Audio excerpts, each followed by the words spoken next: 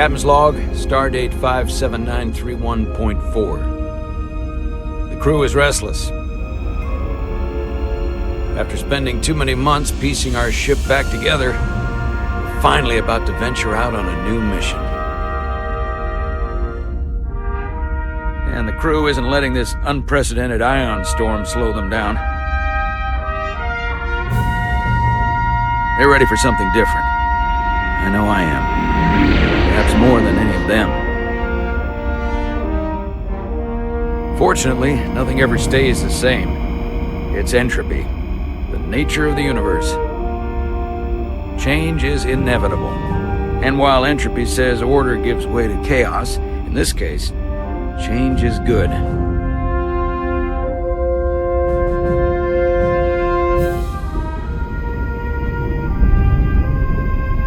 Our new first officer is en route to the Resolute. Jara Rydek. I know she'll bring a welcome dose of new blood to the crew.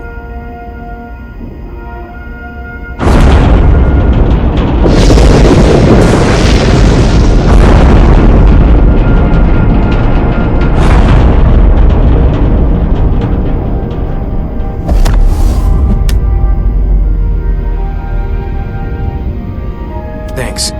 No problem. I'm not great with flying. But these little shuttles are the worst. Here's a tip. Don't close your eyes. You'd think that would make it easier, but it only makes it worse. Look out the window, pick a star, and just focus on that. I'll give it a try.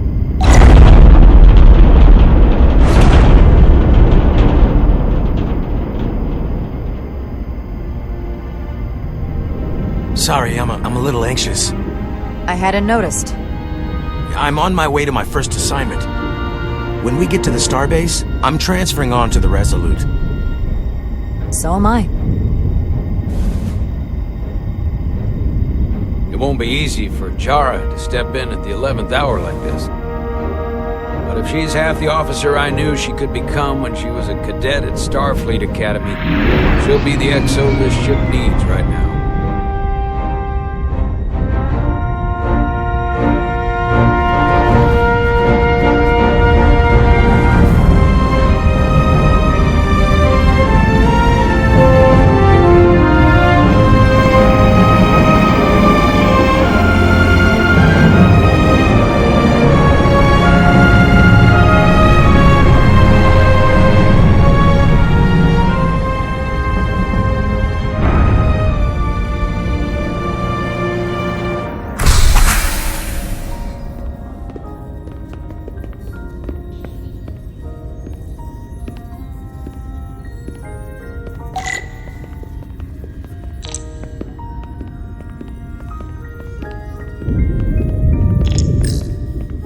A starbase on the very edge of Federation space.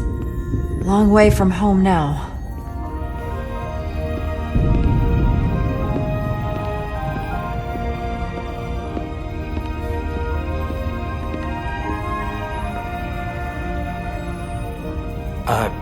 Commander? I'm not usually such a nervous wreck, by the way. I actually did well at the Academy. Oh yeah? Maybe you've heard of the Torvalin test? Sounds familiar. It's a tactical simulator that makes the Kobayashi Maru look like a picnic on Pintaris 5. Anyway, I finished in the top 20. Not just in my class. I mean, all time. In the history of the Academy. So, there's that. Only top 20, huh? So I guess there's room for improvement. Well, it's really, really hard. So I've heard.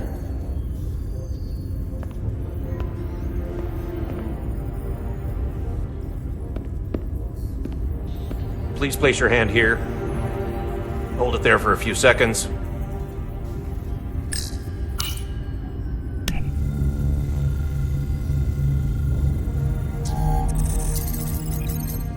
Welcome, Commander Rydek. Wait, you're Jara Rydek? You absolutely crushed the Torvalin test. You finished in what, like the top 3? That would be me. Now I'm really... It's an honor to meet you, Commander. Sorry, I didn't realize before. I just came off the shuttle and was glad to be on solid ground. The pleasure's mine, Ensign. Paul Calloway. Good to meet you. I believe Commander Ermot is expecting you. He's in the concourse just ahead.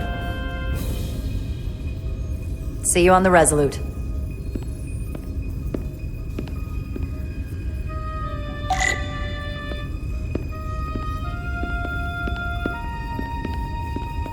Good day, Commander.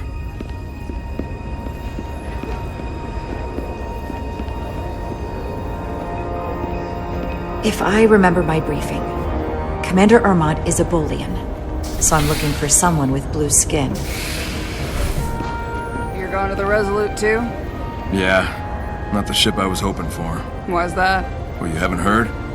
Some kind of accident. Their warp core overloaded. Oh, whoa. That's a big deal. They spent 6 months fixing it up. Is it the captain's fault? That's the rumor, yeah.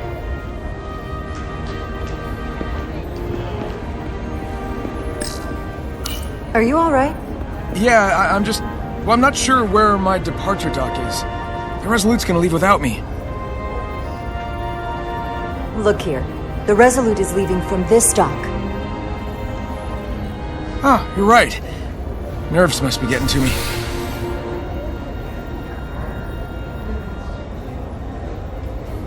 Thanks so much, Commander.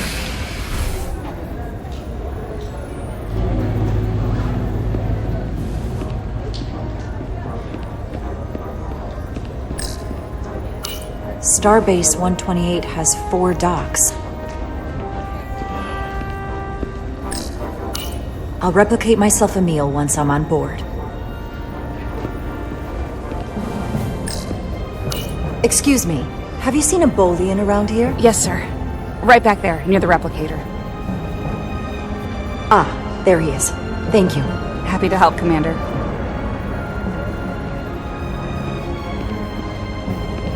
Excuse me.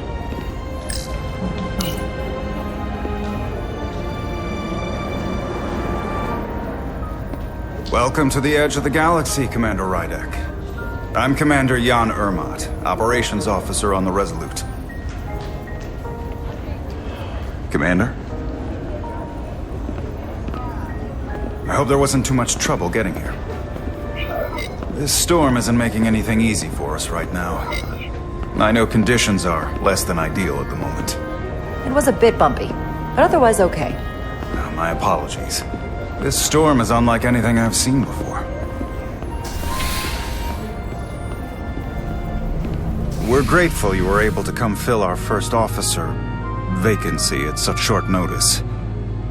From everything I've read and everything I've heard, we're lucky you were available to us. Coming from a premier starship and all. To our local research vessel. I'll do my best to live up to expectations. Oh, I'm sure you'll do just fine. And if I can help in any way, just let me know.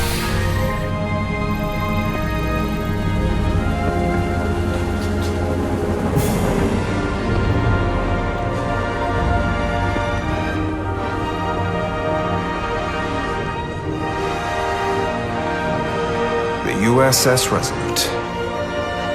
She may not look like much compared to the bigger ships, but as far as science vessels go, she can more than hold her own.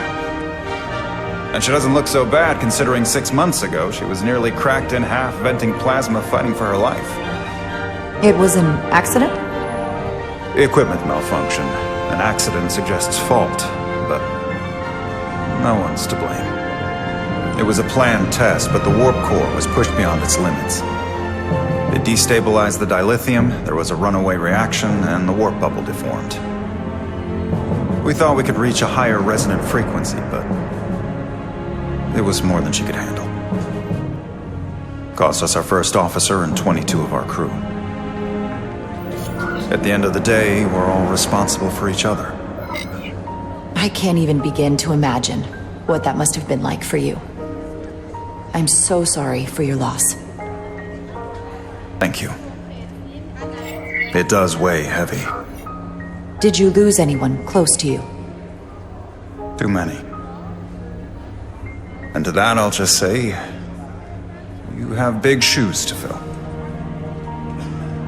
Listen, I realize you've known Captain Solano for quite some time, and I'm glad you're ready to bring your best.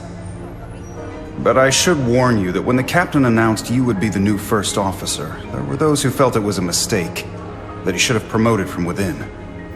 So you might want to tread lightly at first, until they come to value your contributions as much as he does. Thank you. Always good to have a sense for what you're walking into. I just thought you ought to know. I appreciate it.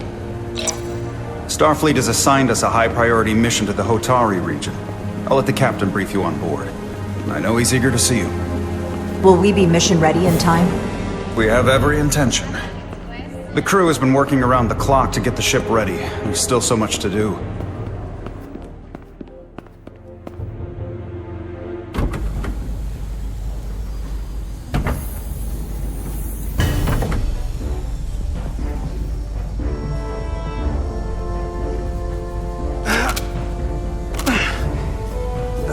Stuck. I got just the thing.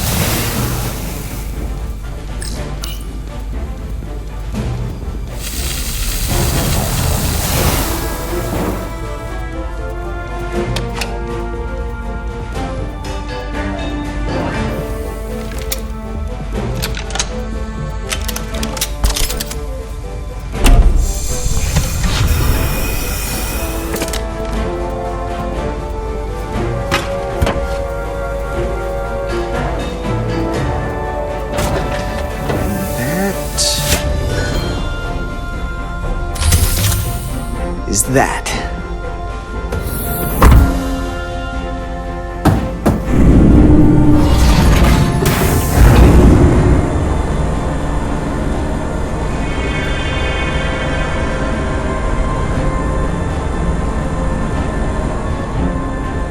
I thought that thing was totally fried.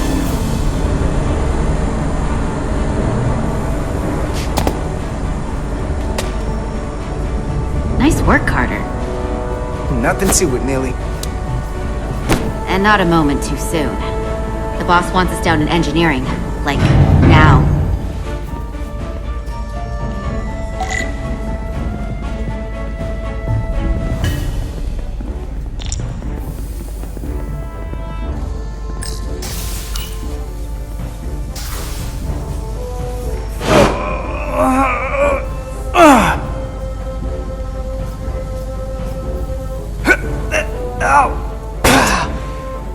Come on!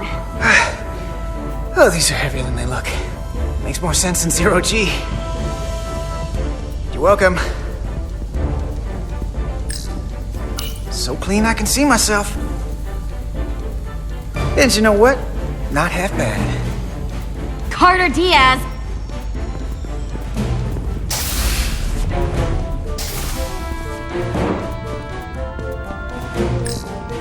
Don't let LT catch you blocking the corridors like this. We'll clear it up once we finish the delicate work. Good looking out, though.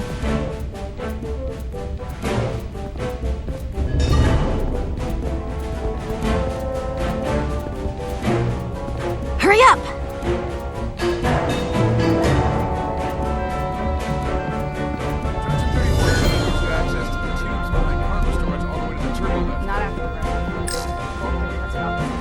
Hey, need any help? Okay, good luck. Take the turbo lift from section 2 to section 3. Well, wait, there's a subfloor crossover around junction 32E. Time's a What wasted. do you have against using the turbo lift? Nothing, I just like being in the tubes. It's my domain.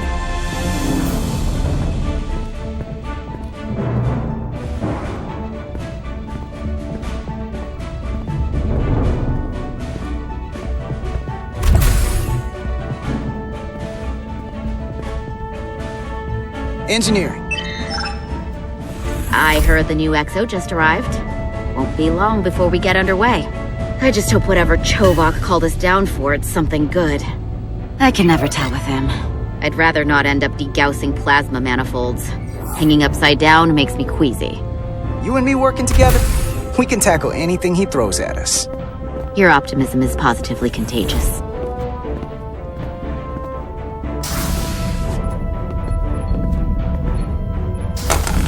Looks like we got here before. Lieutenant Commander Chovak. We were just looking for you, Commander. Petty Officers Ed Salar, Diaz. I was beginning to think you would be late. We are all hands on deck right now, which means if you are not at your post at the appointed time, I do not have someone to replace you. A point I have been forced to make to Petty Officer Edselar on repeated occasions. Apologies for the delay, Commander. I do not want your apologies. Simply see to it that it does not happen again. So, I don't suppose you wanted us down here to check in before we go off duty? Equip yourselves in EV suits to work on the exterior of the hull.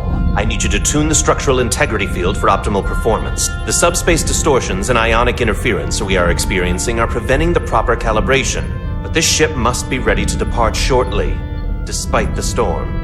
The precise nature of these disturbances are not fully understood. But many systems have been affected by the wide band of emissive activity. Whatever it throws at us, we'll be ready. We've got the best chief engineer in the fleet. I am a Vulcan, Mr. Diaz. Flattery is not necessary. All that I require is that you do your job. Right now, that entails critical preparations, because long-range sensors show that these disturbances will be more severe at our destination, the Hotari system. You have your orders. Do not delay. Yes, Roger Commander that. Chovak. All hands on deck. What's that? All hands on deck. That's what Chovak said. You know what that means? It means this ship isn't ready to go out and the brass know it. So they're throwing every warm body at it. And they're going to leave on schedule. It all comes down to us, Nilly. We're the ones who will get it ready.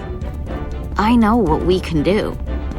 But this isn't just any old refit or any old relaunch. Oh, whoa. Excuse me. A lot of new faces coming on board. It's gotta be tough coming as a replacement. That's for sure. They seem all right. Something that happened 6 months ago while they were off on another ship? Well, that's nothing to hold against them. Yeah, you're right. I guess getting a little new blood on board doesn't hurt. Hold on. Now there's an old face I didn't expect to see again. Hey, Miranda! You weren't gonna leave without me, were you? Miranda, you're here? We thought you were staying on the Adirondack. Transfer came in at the last minute, so I figured I'd slum it on this bucket of bolts. Looks like you got her back together pretty nicely. I wasn't sure what to expect. Don't talk badly about one of the best ships in all of Starfleet. We've rebuilt enough of her by now. She better be one of the best. We'll see about that. But I am glad to be here. He still owes me a bottle of Saurian brandy. Don't think I forgot. Oh yeah, it's coming back to me now. Maybe Carter can rustle up that bottle and we can give you a proper welcome. As soon as we wrap up this quick little spacewalk.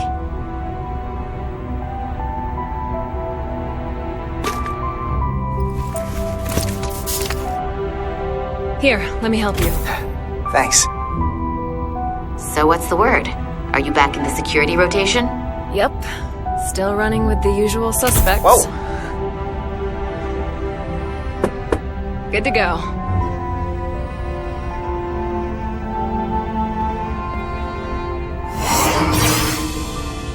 See you on the other side. Activating magnetic souls.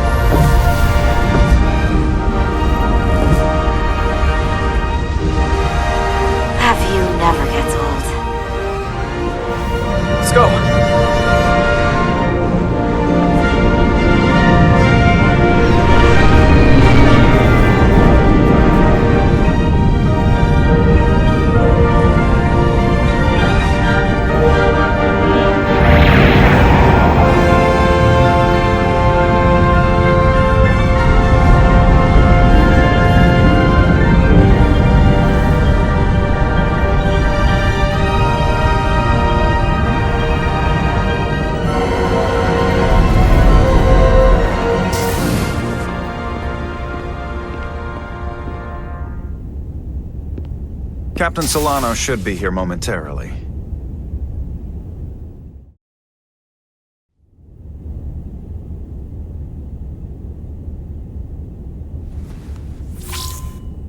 You'll have to forgive me, I don't know much about Kobleods. But my understanding is you need a steady supply of duridium to keep your cell structure stabilized, or bad things start to happen. And we have plenty of duridium in sickbay, so there's no risk of running out. Thank you. Feel free to make yourself at home. And help yourself to whatever you like from the replicator.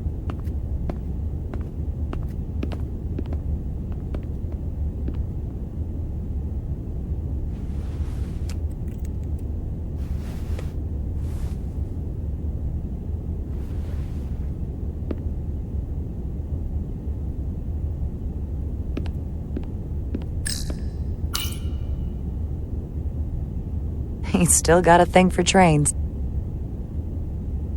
The warp engines of their day, apparently.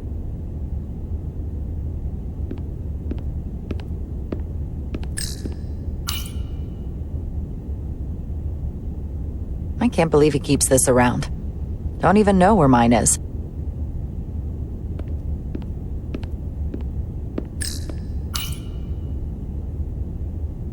The first mineral Captain Solano ever discovered. Always was the nostalgic type.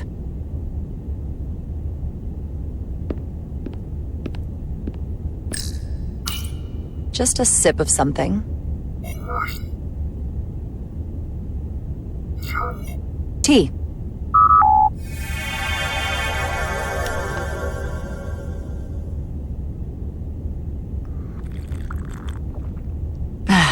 That's lovely.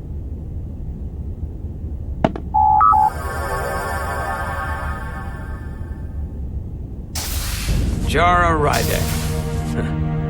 Last time I saw you, it was graduation from the academy. You'd already secured one of the most prestigious assignments possible. And you were burning with enough ambition to fuel 7 trips around the Necrit Expanse. It's good to see you again, Captain. I could not be happier to have you on the Resolute. My only regret is that we couldn't provide you with a warmer welcome. The arrival of a first officer to her new ship deserves a bit of fanfare. But, unfortunately, we've had our hands full with the refit. That would be totally unnecessary. I don't need any pomp and circumstance. You've been here all of 5 minutes, and already you're trying to make us more efficient. I like it. As I'm sure you've heard, we've had a rough go of it these last 6 months. The ship suffered some damage, but not nearly as much as the crew. I assume you mean the accident. That's right. The tragic accident, really. We were on the verge of a major scientific breakthrough. A quantum leap forward in warp core technology. 10,000 teradynes per second. The ability to travel at a sustained rate of speed longer and faster than we ever dreamed. What would have been the crowning achievement of my career. Right there. Within our grasp. Until it all went so horribly wrong. We pushed her too hard, and a warp core malfunction overloaded the system, creating a pressure gradient way beyond what the ship can handle. It was heartbreaking. We lost some of our best people. As captain, I have to take full responsibility. It was my decision to make, and I have to live with the consequences. We all know the risks when we sign up. There are no guarantees. As much as we tell ourselves otherwise. True. But as captain, my job is to mitigate and manage the risks as much as possible.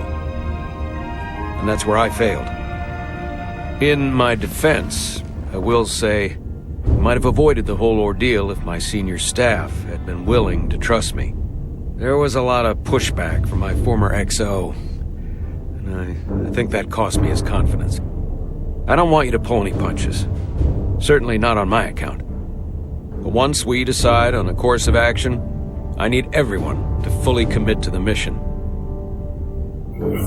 Anything short of that just won't work. And that's when things start to go sideways. Whether I agree or disagree, I can promise that I'll be honest to a fault. Good. That's exactly what I'm looking for. But at the end of the day, it has to be my call. Look, I'll be blunt. We can't afford another mistake. Or at least, I can't. I feel like my career is hanging in the balance here. We need a win. Something to restore the crew's confidence. I understand. On a more positive note, Starfleet has tasked us with what they're calling a mission of the highest priority. Escorting a senior diplomat to Hotari space. Two previously peaceful and otherwise non-aggressive civilizations now find themselves on the brink of all-out war. So it's a peacekeeping mission. I see it as a golden opportunity to not only prove what the Resolute and her crew are truly capable of, but also a mission for which we're uniquely qualified. This ionic storm. Our long-range sensors suggest it's several orders of magnitude stronger than anything on record. A total anomaly like nothing we've seen before. And you'll never guess where it leads. Hotari. Exactly. Very nearly in the precise location where we're headed. Where I imagine the interference will be exponentially greater. But the diplomat will brief us on the details of the rendezvous. So basically, we're being sent into the eye of a storm, more powerful than anything on record. Well, yes.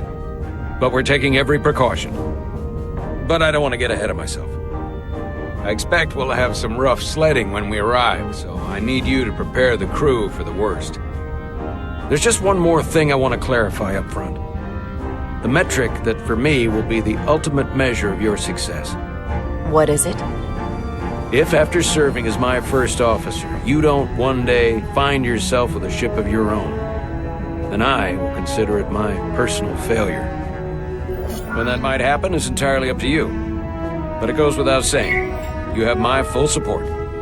It's been a dream of mine since before I can remember. So I would be honored to become a captain someday. As long as you're willing to do the work, you have my promise. I'll do everything in my power to see that it happens. Thank you. Come, let me introduce you to the crew.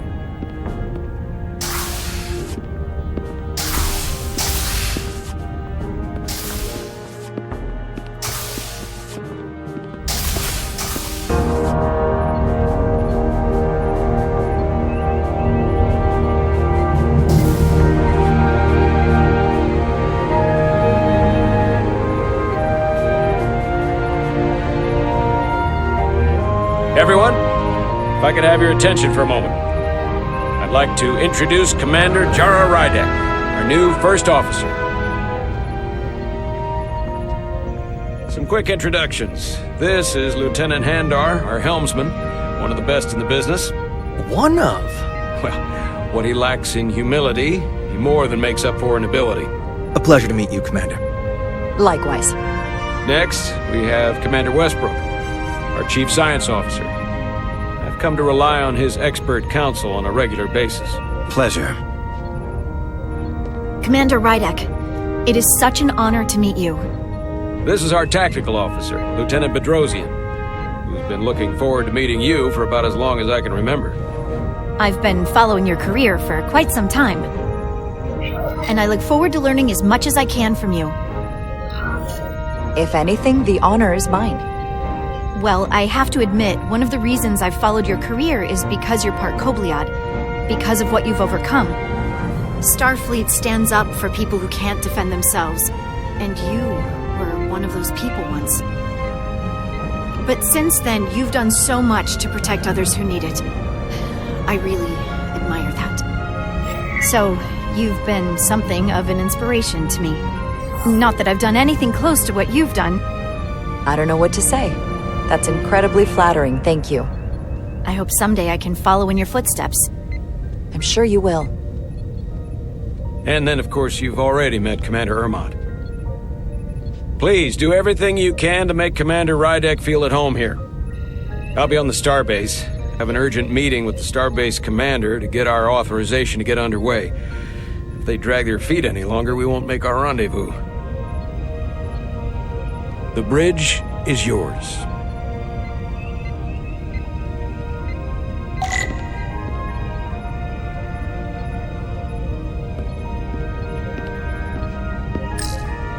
Operations. Staffing, supplies. There's a lot to keep track of on a starship. Good thing we have Commander Ermont.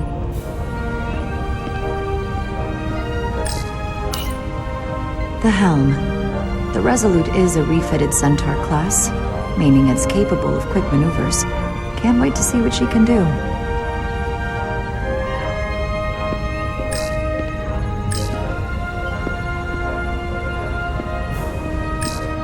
Science station. The Resolute is a science vessel, primarily. Might explain Commander Westbrook's attitude. I'll have to speak with him later.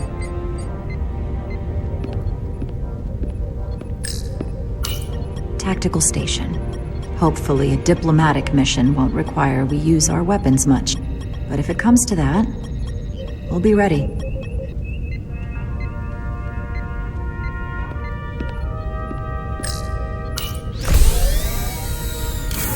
Tactical hollow dais. Just like they've got on the Excelsior.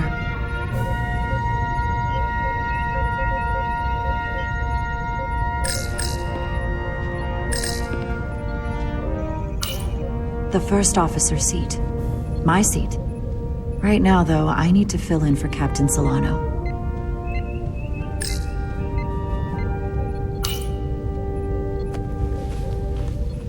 Commander, Chief Engineer Chovak needs to lower the structural integrity field. He's sent a crew out to recalibrate the emitters in response to the danger posed by the storm. We just need your go-ahead. Permission granted. Lowering structural integrity field, now. Entering maintenance mode. Condition blue.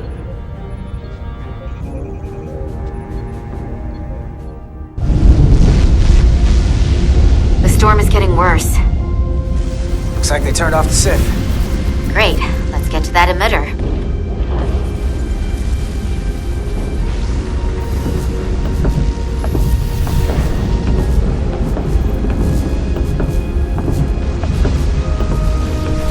Every time we're out here, I half expect to see her in pieces again. She's still got some scars on her. It adds character. When I joined Starfleet, all I wanted was a ride out of town. But this isn't exactly how I pictured it. On the outside of the ship? No. Sometimes it feels like we're just part of the machinery. Don't you want more than that? I mean, Starfleet is noble and all, but it's still a machine. A massive, massive machine. I am more than that. And so are you. You wanted to get away. I enlisted because I didn't want to wait years just to get out and see the galaxy. I wanted to go somewhere, see new worlds, look up at a sky no one's ever seen before. Just because I'm cranking a hyperspanner up in a Jeffries tube today doesn't mean that's all I'll ever be.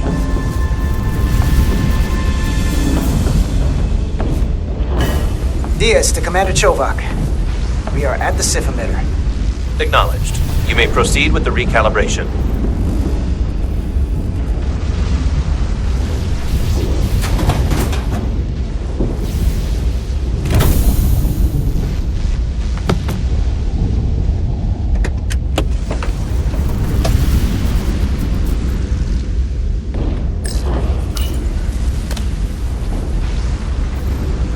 Beginning recalibration.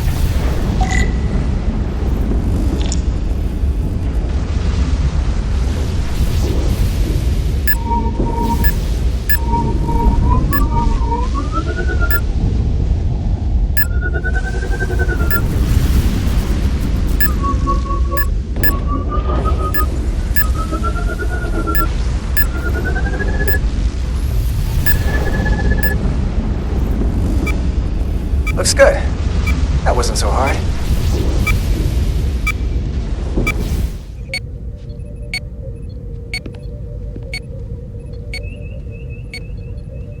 Commander Westbrook, right? Chief Science Officer. You remembered my name and my rank. Impressive. Yes, I'm the Chief Science Officer, and I have the dubious honor of being the most senior officer on this bridge. I know this ship inside and out. Better than just about anyone. You seem to think very highly of yourself. With good reason. I'm curious, though. A Kobliad, or half in your case, is an odd choice for first officer, given your vulnerable condition and all. But if, as an example, we found ourselves in a hostile situation, and you were suddenly incapacitated because you needed an infusion, what would happen then?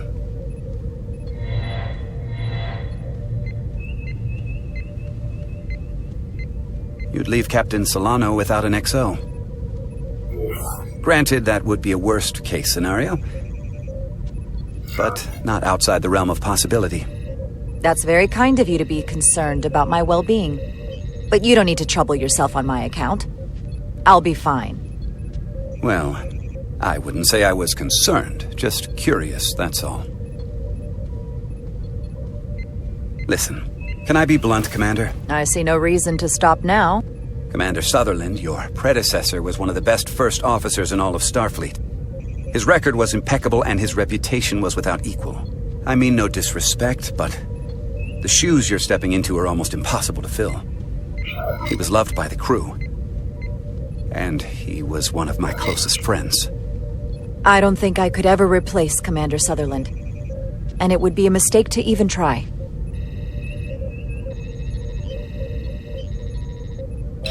Seeing as Captain Solano is on the starbase, let me give you an update on this ion storm we're flying into.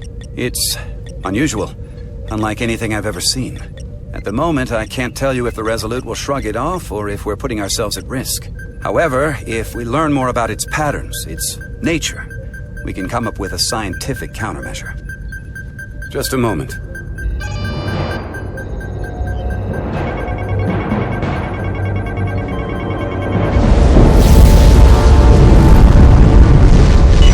We've got a massive energy wave inbound. On screen.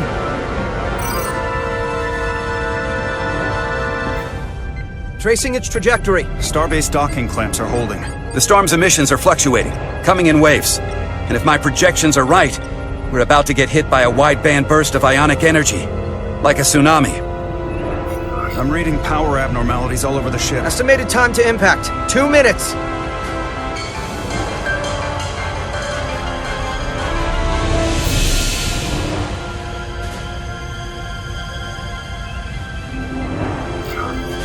Red alert! Aye.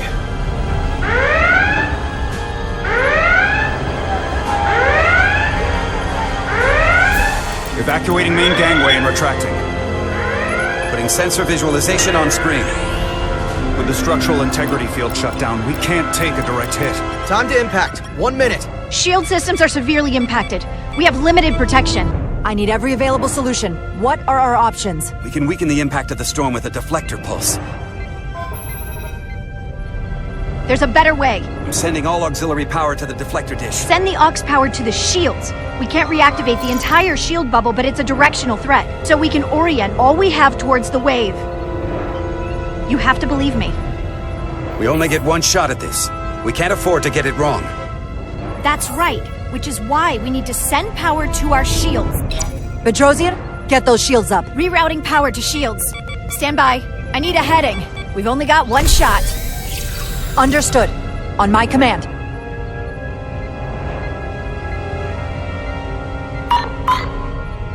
Heading locked. Raise shields.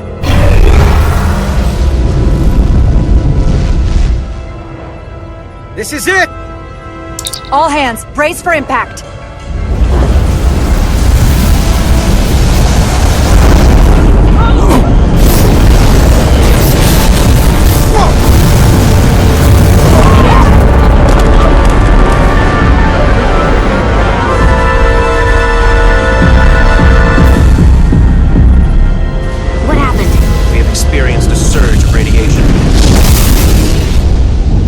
You don't say. This radiation supercharge the plasma, forcing it to backflush through the system and creating a dangerous imbalance. And you blow out every primary system on the ship. Just tell us where you need us. I need you to traverse the hull to the access port to recalibrate the port nacelle plasma regulator.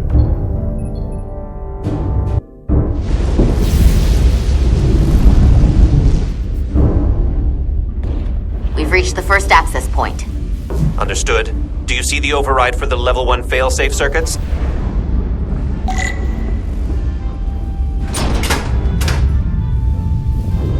Affirmative. Engage the override.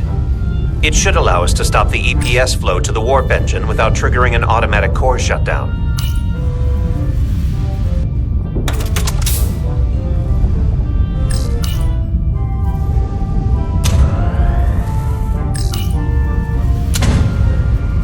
Failsafe override engaged. Are you sure? I am registering some crosstalk in the bypass circuit. We need to route the signals so they don't interfere with each other.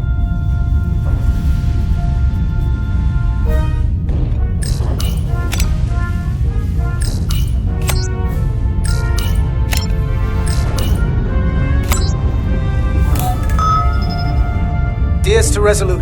The failsafes are temporarily disabled. Moving on to the EPS regulator.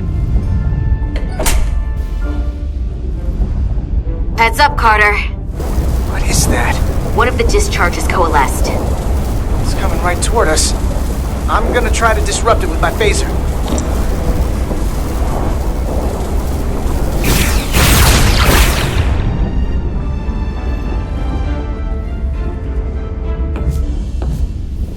So we gotta climb up the pylon. Not that there's really an up, but, you know.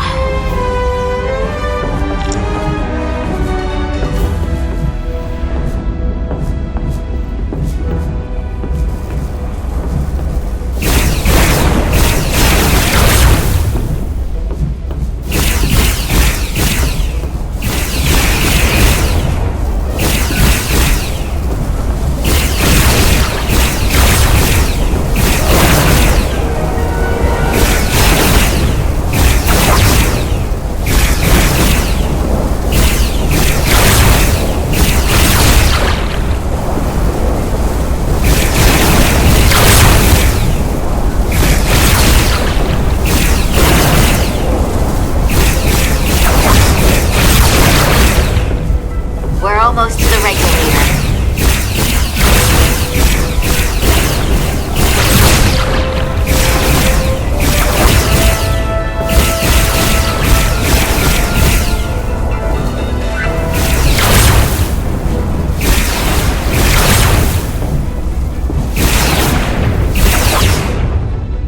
We're at the regulator. Opening the access panel. And now halting the EPS flow to the port nacelle. We have little time before it causes an overload in the engine. You must work efficiently.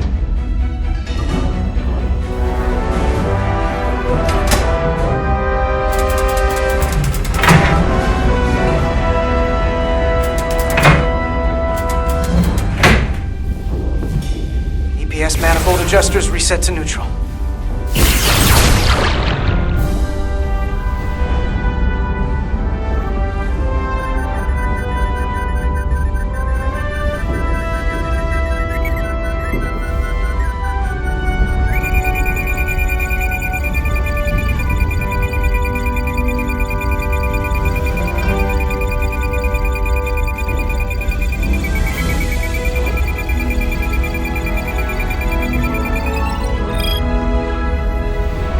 EPS lines to the port warp engine are back in balance.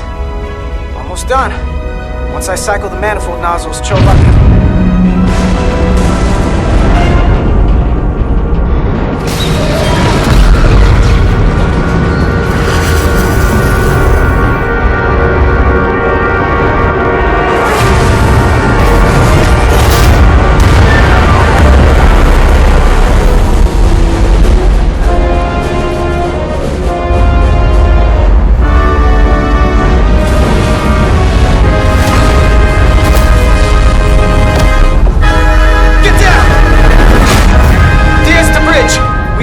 Docking clamp. We've got a lot of debris coming down. Hull vibrations, too. Can't finish the EPS regulation in these conditions. Please advise. We have to release the ship from that other docking clamp or the hull will be ripped apart. There's a problem. The clamps are supposed to disengage automatically in an emergency, but it's not working. Not working?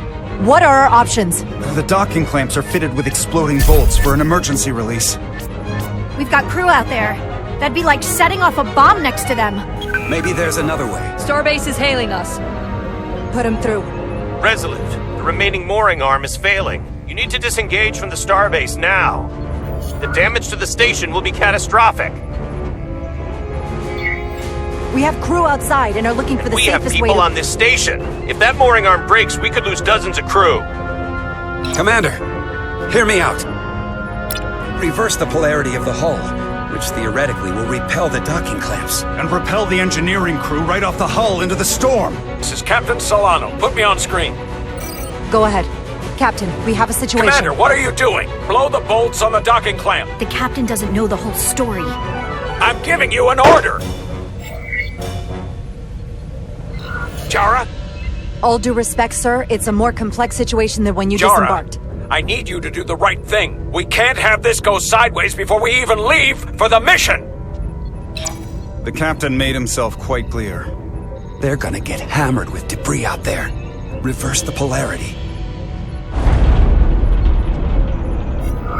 There is protocol. And there are lives. Starbase, stand by. We're gonna flip hull polarity to disengage the clamps. Yes, Commander.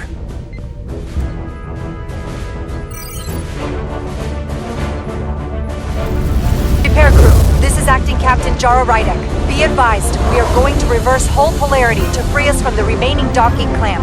Tether yourself and deactivate your boots on my mark. Understood. 8, 7, 6, 5, 4, 3, 2, 1.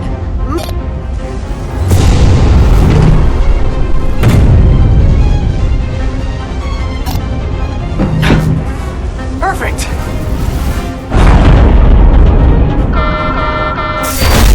Plasma imbalance is reaching critical condition. We are moments from primary system failure. I got it.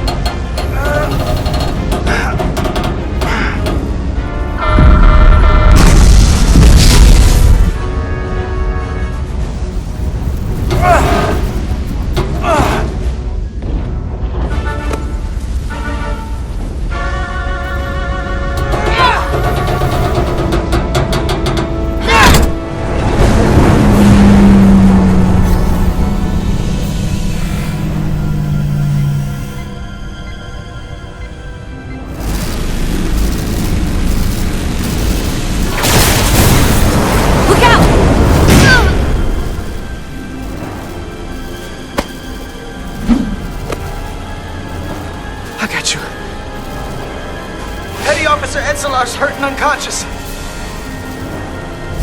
I'm gonna have to tow her back to the airlock. Mr. Diaz, the situation has changed. You are at risk of triggering a substantial electromagnetic arc if you approach the main hull the way you came. But Commander, the way we came is the nearest airlock. There is an auxiliary hatch near you on the far end of the pylon. You must bring Miss Edsolar there to access the interior. Roger that. Going there now.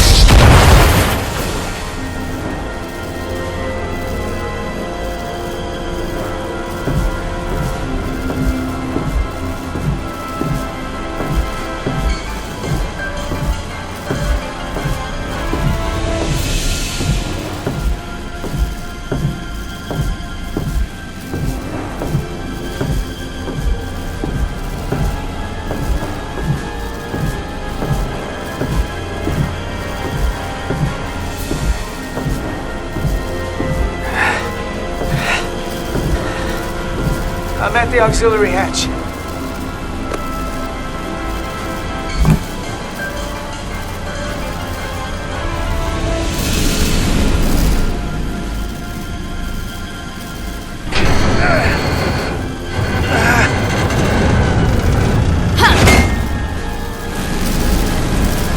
You go first. What? Let me save your neck this time. No time to fight me on this. Get in there! Not on your life. Let's not let it come down to that.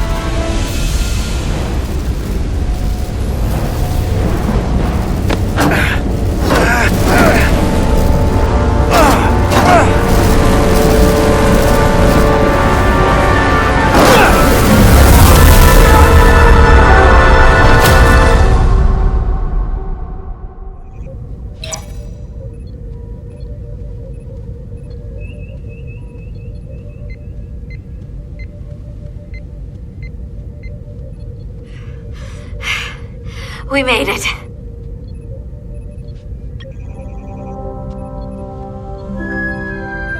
They're safe. Bringing the SIF fully online. Do it.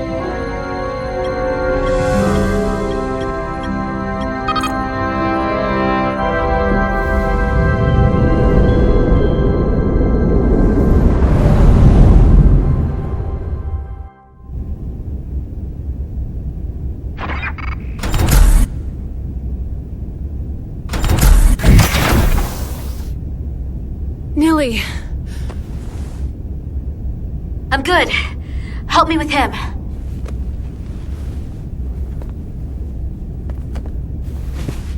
Let's get this off.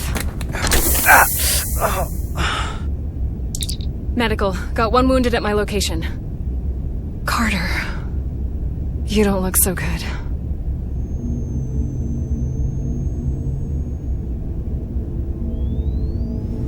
You gotta be more careful.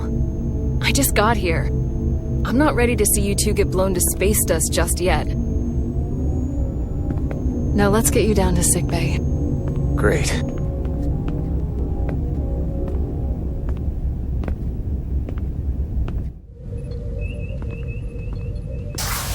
Status report. The repair crew made it inside. EPS flow is back to nominal levels. The SIF is back up. How does this affect mission readiness, Mr. Ermot? Releasing the docking clamps using hull polarity minimized damage to the Resolute.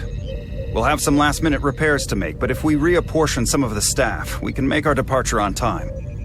As of now, however, we are successfully moored to the station. Good to hear. Send updates to my ready room. Commander Rydek, with me.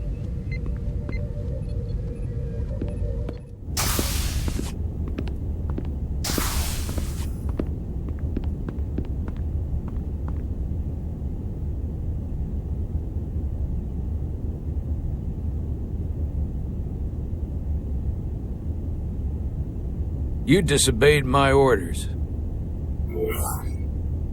Well? I'm sorry for that, Captain. You did what I thought was... disobeyed my orders! And not just in front of the bridge crew, but the Starbase staff as well. That's going to get around. My name's already tarnished around the fleet. But what is it going to do to my credibility on this ship? From the top to the bottom. Bridge to lower decks. Captain, I told you I'd be honest, so here it is. Maybe I shouldn't have disobeyed a direct order, but you were wrong. You weren't on board, and you didn't have all the information. So I made the right decision for the ship. If you're worried about your credibility, put your ego aside and trust your crew. Trust me. You might have won some fans on the bridge with that stunt, but not everyone. Lieutenant Commander Chovak has already bent my ear. I'm sure he doesn't take it personally. He'll get over it in time. Mr. Chovak is more complicated than he would want to admit. I guess we all are. And, if I'm being honest, I'm not sure what I would have done in the moment either.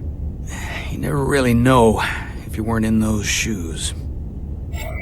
So, let's just boil it down to, you did what you had to. Thank you for understanding, sir. I'm sure no one knows the burden of command as well as you do. I'm sure you will, someday.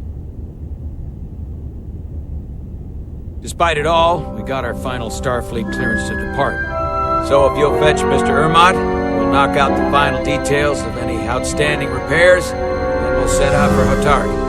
Yes, sir.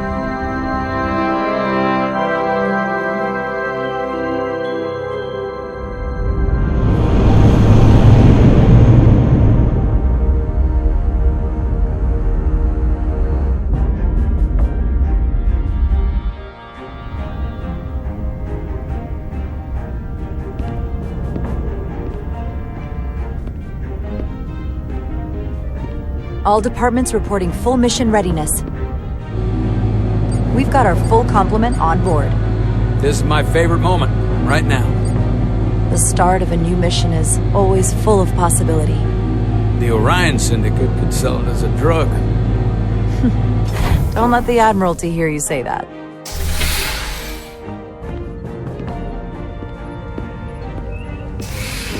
Captain on the bridge. Sit. Sit, everyone. You all know, I'm not big on speeches. We're embarking on the first mission since our refit. Let's make it a good one. Disengage docking clamps.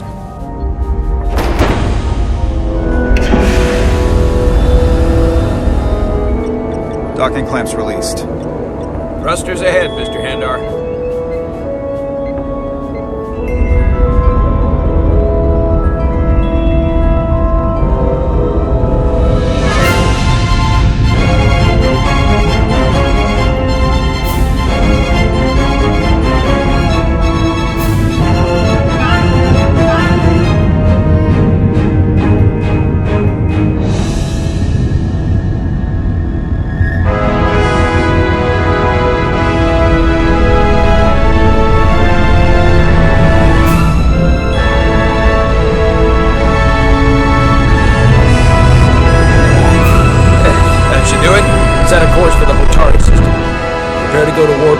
Hi, Captain. You know what? You take this one. Me?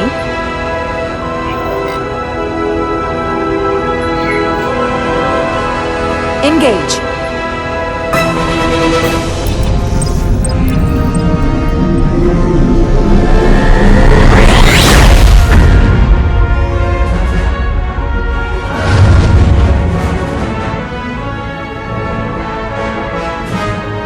Simple, but effective.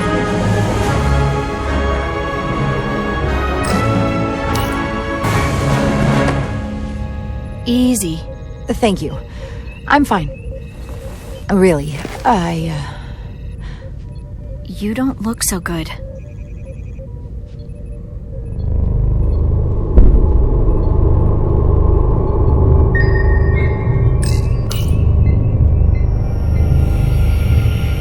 I have to get to sickbay. Go.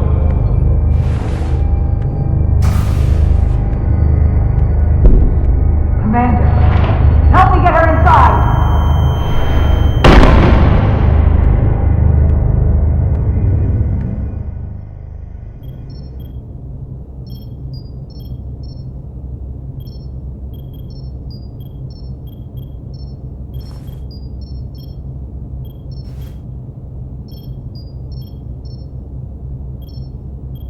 Well, that was quite a scare. A few minutes more and it would have been one of the shortest tenures on record for a first officer. Is that the engineer that was out on the hull? That storm did a real number on him, but he'll live. Just needs rest. You should worry about yourself. Your diridium levels got dangerously low and destabilized your cell structure. This is definitely one of the more memorable first days I can think of. My name is Dr. Aram Duval, Chief Medical Officer. To be honest, I've never met a Kobliad before. You're rare. I know. I was going to say special. Your people's numbers have dwindled, despite the Federation's efforts to find a more readily available alternative to the diridium you need to survive. Yet you joined Starfleet and managed to thrive. I imagine the responsibility must be overwhelming. Maybe even a burden at times. It does make me unique, but it's not a burden at all. I'm honored to be Kobliad, to represent my people. As you should be. And don't worry, I won't treat you like a science experiment. I just do the science and leave the experiments to Solano. You don't agree with his methods? I don't agree with his definition of acceptable risks. Not when the lives of your crew are at stake. My professional opinion is that the accident took a toll. More than he's willing to admit. He's overstressed, operating in the pressure cooker of his own mind. Which is never a good headspace when the lives of your crew are at stake. What concerns me is that now he's even further away from the thing he's been chasing his entire career. Breakthrough discovery.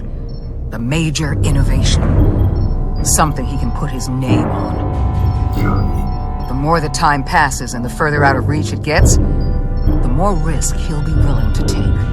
I think after what happened, Captain Solano's learned his lesson. And whatever ambition he once had is on hold for a while. He may say that, but you'll see what happens. And I have to give you credit for what happened on the bridge. It took guts to defy a direct order. Huh. I guess word travels fast around here. It's a small ship, and everyone's curious about the new XO. Fortunately, your cell structure's almost completely stabilized.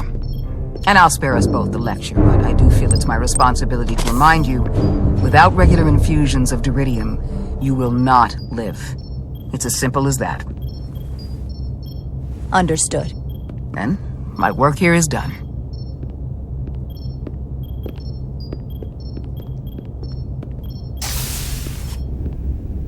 Lieutenant Bedrosian. I came to see if you were okay. We were all pretty worried on the bridge. No one knew what was happening. I'm feeling much better. Thank you. It's just part of who I am. You don't have to explain to me. I understand. I'm just glad you're okay. You trusted me earlier with the shields, and I appreciated that. I want you to know that I have your back. Thank you.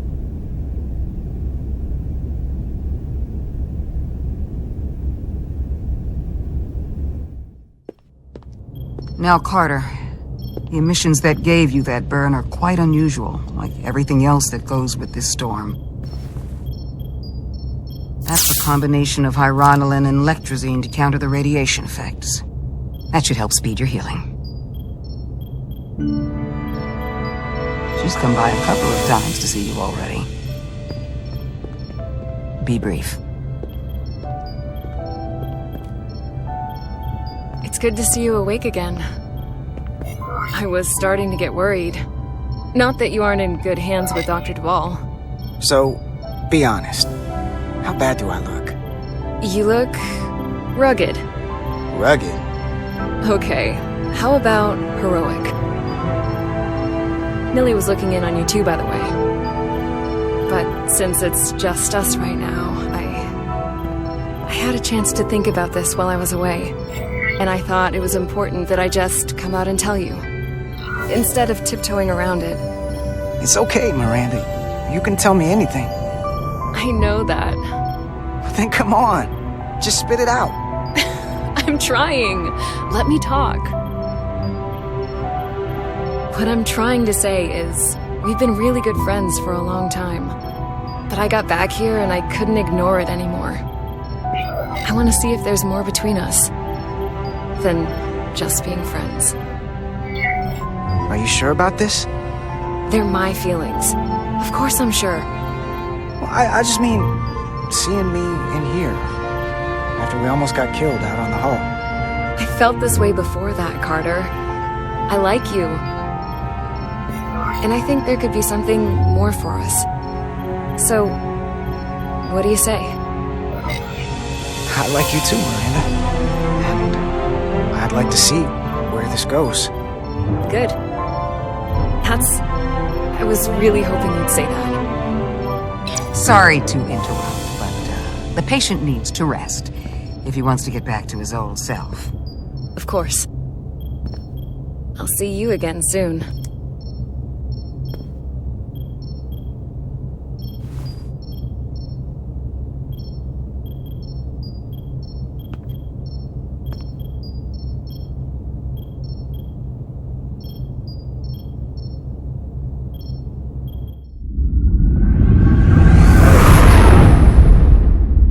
approaching the rendezvous point outside Atari space. Helm, bring us out of warp. Dropping to impulse. Ionic interference surging, Captain.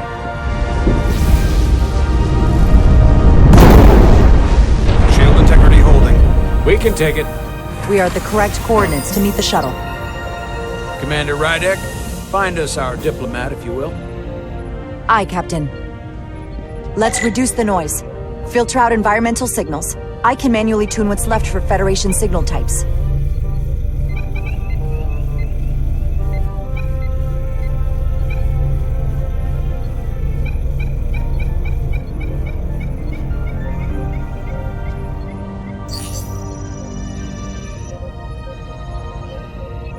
I've located the shuttle. Opening comms. On screen.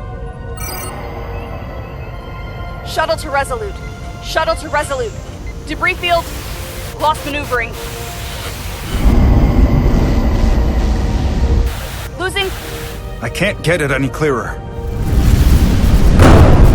We won't get a transporter lock. It's just not happening. Power up the tractor beam. We'll pull them directly into the docking bay.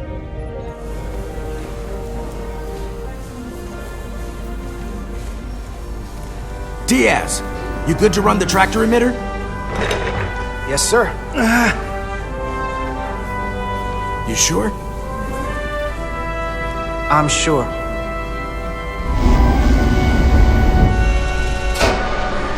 Come on, Diaz. First thing, lock onto the shuttle and stabilize the rotation.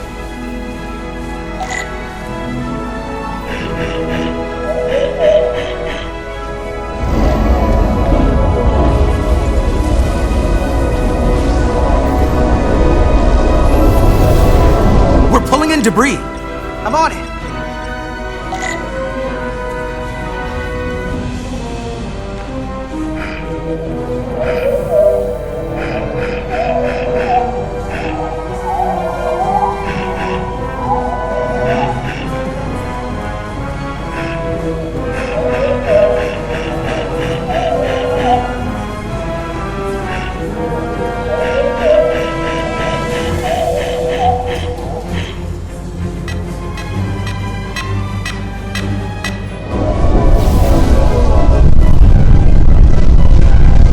That's gonna take out the shuttle.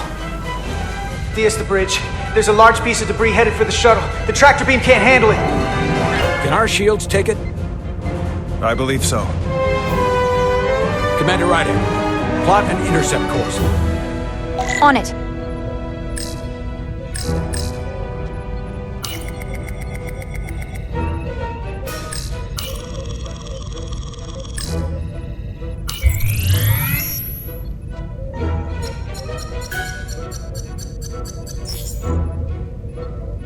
Here we go. Maneuvering thrusters bearing 53 Mark 17, 200 meters on an intercept course. Maneuvering.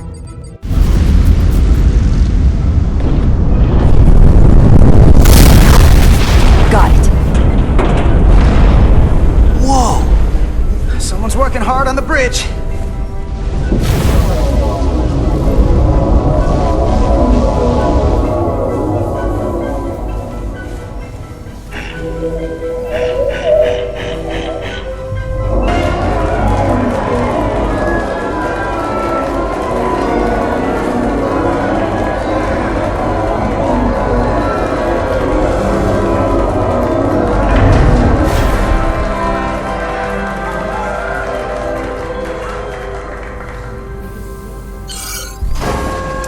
The shuttlecraft on board.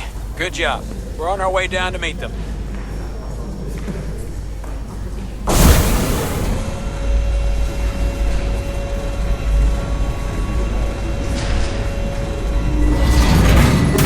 Terra firma, so to speak.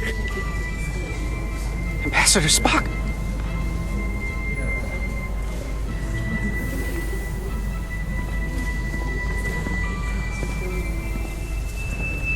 The captain will be right down to meet you, sir. In that case, I will wait for him here.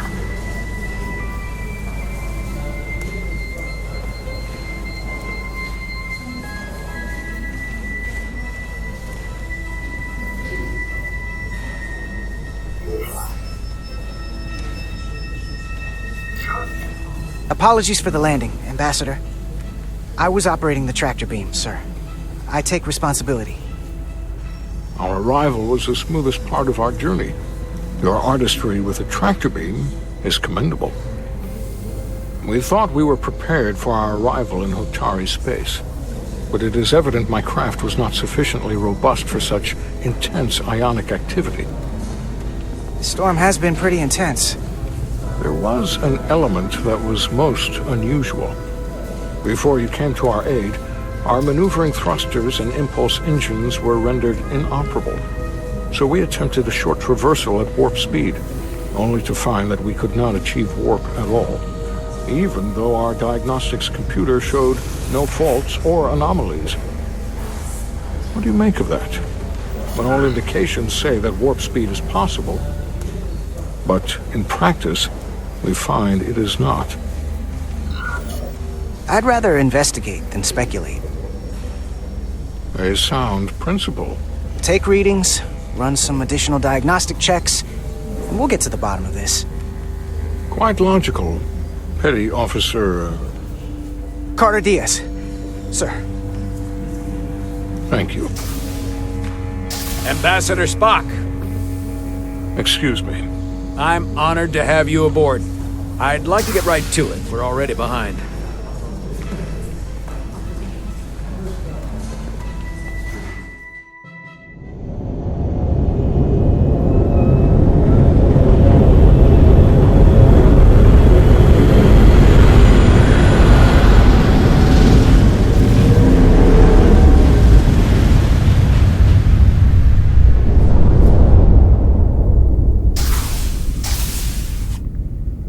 Ambassador Spock, my senior staff.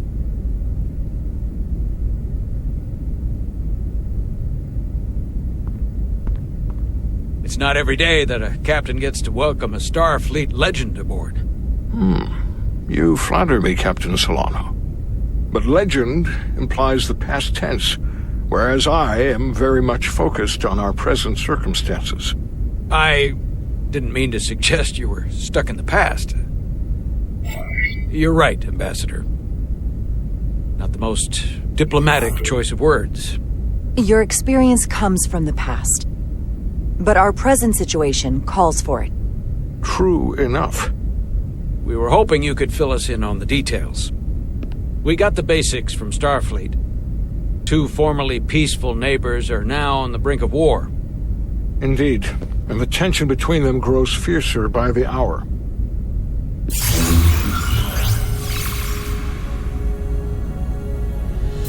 Lydia and Hotari. The Lydians are the more advanced species. They made first contact with the Hotari over a century ago. This is Tau, the Hotari moon. It is rich in dilithium, and for decades, the Hotari and the Lydians have shared a mining operation there. The Lydians provide the technological resources, while the Hotari have served as the labor force. The stability of that arrangement was the source of their peace, until recently. The Hotari have suddenly and forcefully seized control of the mining operations and expelled the Lydians from their system. That is the official story, as told by the Hotari when they requested Federation mediation, but the details remain scant. Communications between all parties have been limited by the ionic interference. Have the Lydians retaliated against the Hotari? Or taken any action against them? Surprisingly, they have not yet responded in kind. They were open to a Federation presence, but it is unlikely the relatively primitive Hotari forces would stand a chance against the Lydian fleet in open war. Left unchecked, this conflict will result in more bloodshed, which is what we are here to prevent. And the dilithium trade hangs in the balance. Clearly the Hotari have been exploited in this relationship. Maybe we can persuade them peace is the more profitable alternative for everyone. They both profited from the mines. And for the Hotari, something is better than nothing. Peace is our objective, after all. That is correct.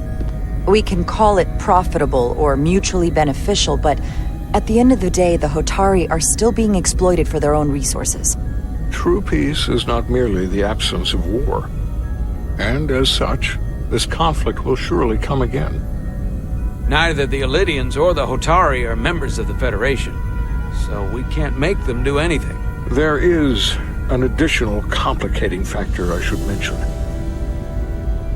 In the past, the Federation has relied on the Elydians as a source of dilithium. That certainly changes things. The Federation sources its dilithium from a lot of places. Yeah, and this is one of them. That means the Hotari have no reason to trust us. I wouldn't go that far, Commander. We are completely neutral in this matter, on neither one side nor the other. Any suggestion otherwise would compromise our position. Given the Federation's involvement in the Elydian dilithium trade, Captain Solano and I must make every effort to appear neutral in these negotiations. What worries me is if this whole thing unravels, and we're at the mercy of the storm at less than full strength. We can't let it come to that. Considering what the ion storm has done to our ship, and the Ambassador's shuttle, we have to assume the Elydian fleet has had problems with it as well. This recent surge in the energy disturbance temporarily levels the playing field. Commander Westbrook is correct. The energy anomalies around the Hotari systems have been noted in the past. If it's keeping the two sides talking instead of shooting at each other, that actually helps us negotiate a peace. And we'll take advantage of that as long as it works in our favor. And when it doesn't?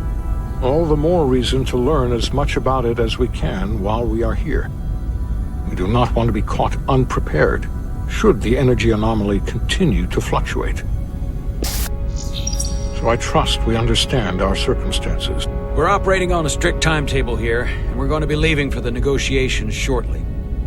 Commander Westbrook, I want you to leverage our systems to investigate the anomaly from here while we're gone. Aye, Captain. Thank you all. Dismissed. I want to speak to both of you privately.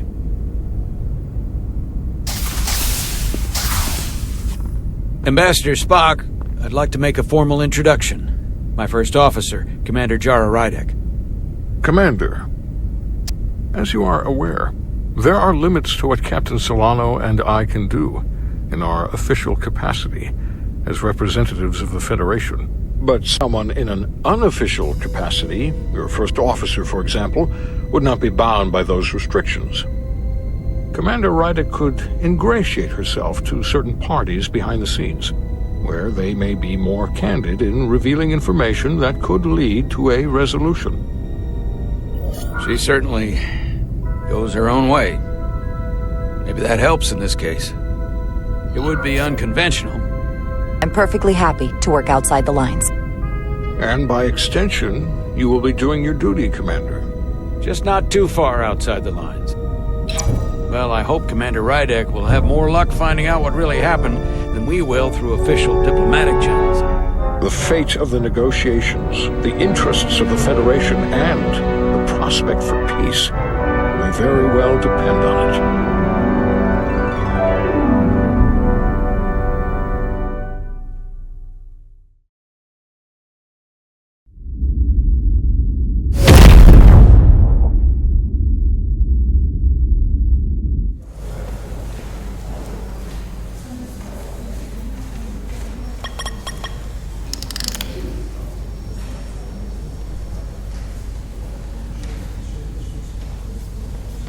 Mr. Diaz, I understand you have already discussed the warp drive failure with Ambassador Spock? I have. It is imperative that the Ambassador's shuttle be flight ready. I need you both to ascertain the root cause of the system failures he encountered. I'm surprised, Commander. I thought you would have wanted to work on Ambassador Spock's shuttle yourself. I respect the Ambassador and his many accomplishments, but I do not derive any satisfaction from interacting with his shuttle as if it were somehow transubstantiated through its association with him. Especially when I have the entirety of this starship to concern myself with. The Ambassador asked me to take a look, and I'm ready to crack this thing open. Good. You could learn from Mr. Diaz's focus. I'll take notes. Then I will leave you to it. Make note of any abnormalities in your report. Carry on. It seems like he's warming up to us. Yeah. Even Chovok has to look at that face and know you've earned some real respect. And I have to admit that I owe you one. You were right to make me go first. I don't know what I was thinking. You've pulled me out of trouble how many times? Call it even. Okay. At the very least, maybe I can track down that bottle of Saurian brandy you're still on the hook for. But first, we have work to do.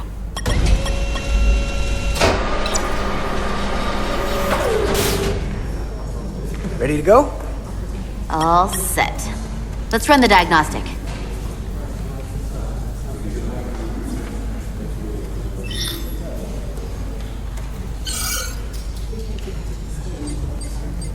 So, I know about your talk with Miranda.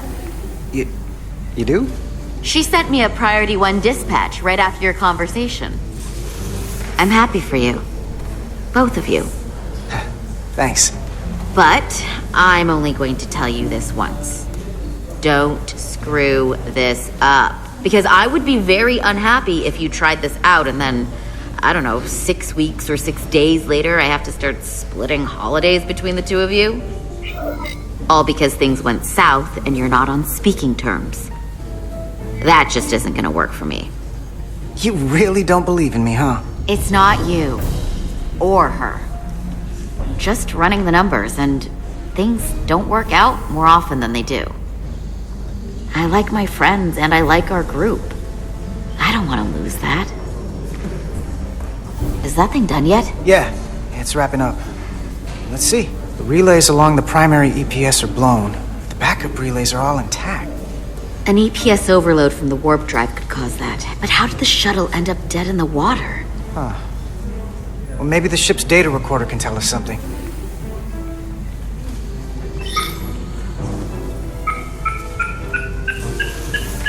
Here. They were only about 8 minutes from their plotted warp point. No faults, just those warnings. What are they?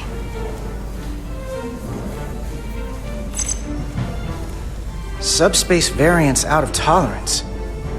What does that mean? It means the main navigation array lost sight of space somehow. Will the array going offline cause that? Yes, but it should have also thrown a fault code. The warp field became inverted suddenly. I've seen this happen when the center warp coil cracks. A cracked warp coil throws a fault code. Still, we should take a look. There was a complete warp cascade failure. Wow. They're lucky the shuttle didn't turn inside out. Makes me think the computer panicked on the warp field equation. Any one of these failures should have thrown a fault. If it was caused by a system failure. None of this caused the relays to blow. Roll forward to when that happened. Yes, ma'am. So here, they take a moment to get their bearings and they attempt to re-engage the warp drive. There. That's the relays blowing. And look, there's another warp system alert. They're all the same. Subspace variance out of tolerance, or warp inversions. Finally, there's a complete warp cascade failure. Then it's one of two things. Either a warp coil is cracked, or the navigation array is offline. That makes sense. Divide and conquer. You want to check the warp coils or the navigation array? I'll check the other. Let's not overcomplicate this. One of these systems is likely broken. I'll check the nacelles for a cracked coil.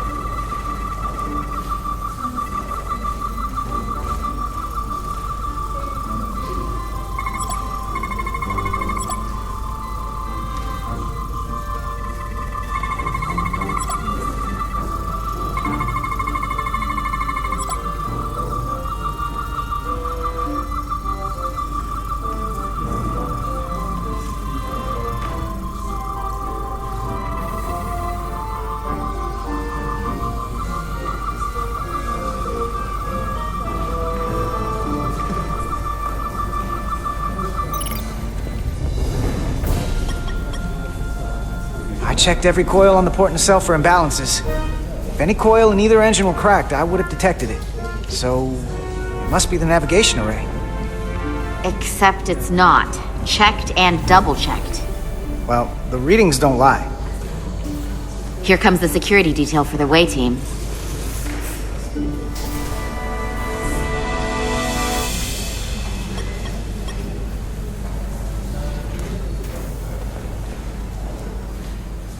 Hey. I'm not here. We're escorting the negotiating team to the surface as soon as they come down from the bridge. I don't want to interrupt some important work. I was just hoping to see you before I go. The captain and the others will be here any minute now. Should be an interesting ride down to the surface. Come on, I'm never too busy to make time for you. That's not true. No. But I am glad you came by. No, that's more accurate. I gotta be precise with you, huh? Hey, Maris. Aren't these those button pushers you're always hanging out with? And you're the phaser jockeys we always beat in Parisi squares, right? All aboard for Hotari. That another one of the captain's railroad things? Gotta be. I just usually zone out by the time he gets to the whole, steam engines were the warp drives of their day part. Catch y'all later. You don't want to miss your train. I do have to go.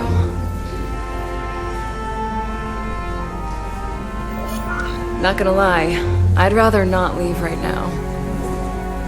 More important things on my mind. Go on, do your job. I'll be right here waiting for you when you get back. You better be.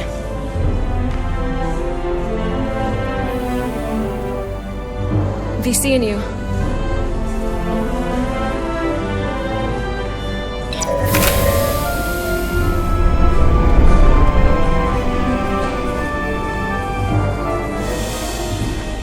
Salar Diaz.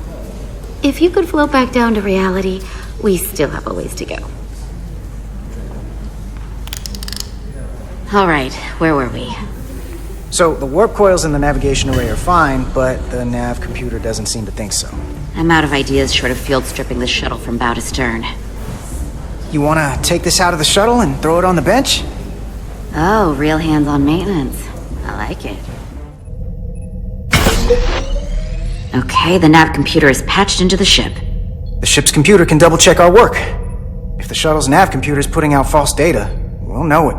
Let's run through the shuttle's logs again. Running now.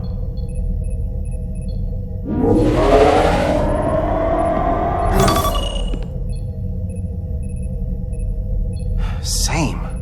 Warp field inversion and a cascade failure. However, the Resolute computer doesn't show the same subspace variance. We're in the same conditions that the shuttle was in when it failed. Why wouldn't the ship's computer get a matching result? What if the subspace variance was a momentary occurrence? That's a possibility, and it would explain why the simulation under our current sensor readings failed to reproduce the issue. But a subspace anomaly strong enough to cause a warp field collapse would leave graviton ripples for days. Let's run with the momentary subspace variance theory for now. Roll forward to the shuttle's attempt to re-engage the warp drive. We need the conditions of space around the shuttle at the moment of warp failure. Resuming simulation.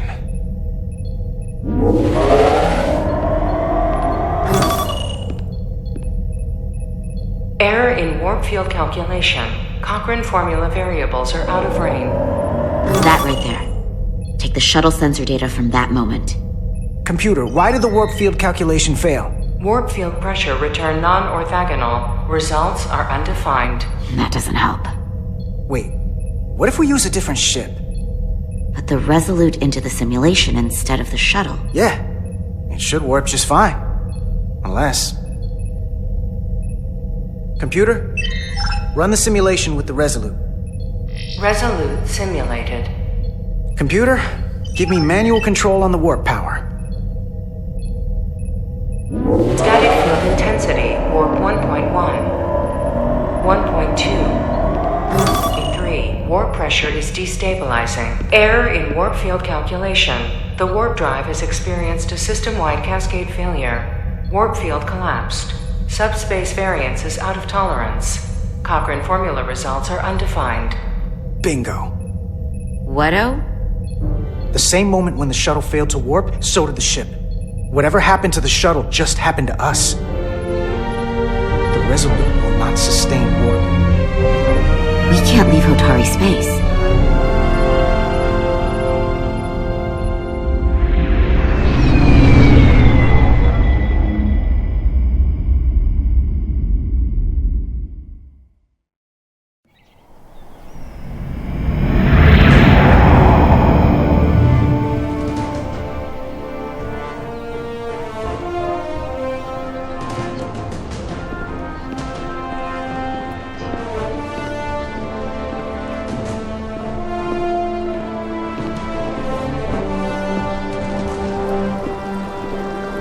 Ambassador Spock, Captain Solano, welcome to Hotari. We are honored you've come. My name is Tyler Saltaris, Minister of Diplomatic Affairs. The honor is ours, and this is Commander Jara Rydick, First Officer aboard the USS Resolute. You'll find she has a keen mind, and unique insight into the dynamics between the Hotari and the Illydians. We are honored to be here, as representatives of the Federation. I'm so glad. These must be the representatives of the mighty Federation. The reigning authority in the galaxy. Or so we've been led to believe. Whether that's true or not remains to be seen. But, either way, we're grateful you've made the time to come to our little corner of the universe. And you are? This is Galvin, and this is Citron, the heroes of the revolt in the mines.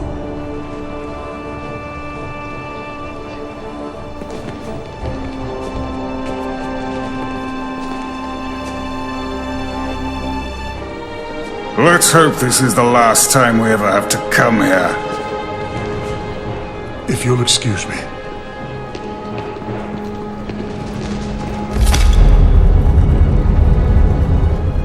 I think we're about to begin. Did you hear the arrogance from that guy?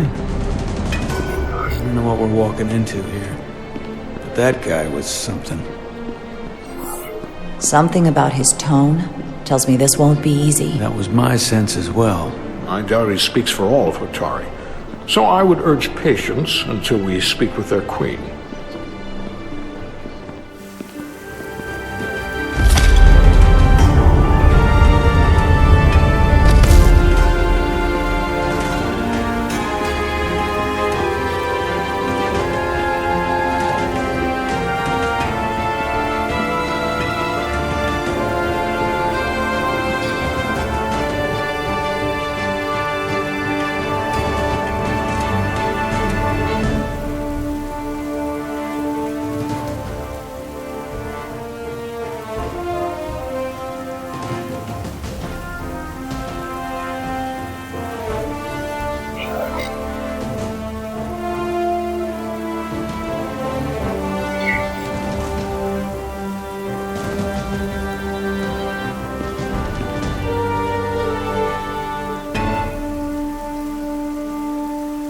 Ambassador Spock, welcome to Hotari Prime. The honor is mine, Your Majesty. That the Federation would send one of their most respected representatives is not only an honor to the Hotari people and their queen, but a recognition of our stature and importance. Let's get on with it, shall we? With all due respect to the Federation and their ambassador, they have no authority here. We are not members of their alliance. We are not subject to their rule, nor yours. We demand the immediate return of all mining operations to Illydian control, as it has been for centuries and will be for centuries more. That has always been our understanding. That understanding has changed. Then you invite war! And if you cannot remain silent, you will be silenced. But his point is well taken. What is the Federation's interest in this matter? Perhaps you would have us trade one oppressor for another? The Federation remains neutral. Our only interest is the peaceful resolution of this conflict. We are here at your request, Your Majesty. For now. Saying this wouldn't be easy was an understatement. I thought they wanted us here. Was there something you wanted to say, Captain? Oh, no. My apologies. And what about the Kobliad? She's not part She of... can speak for herself, can't she?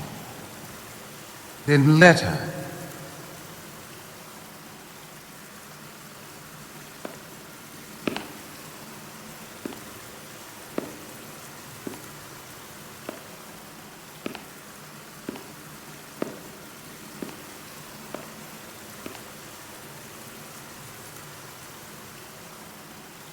Now then, what is your name?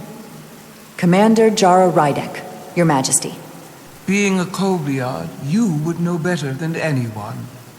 Your people suffered brutal treatment at the hands of the Cardassians. Their injustice towards the Kobliad is as unimaginable as it is unforgivable. Not unlike how we have been treated by the Alidians.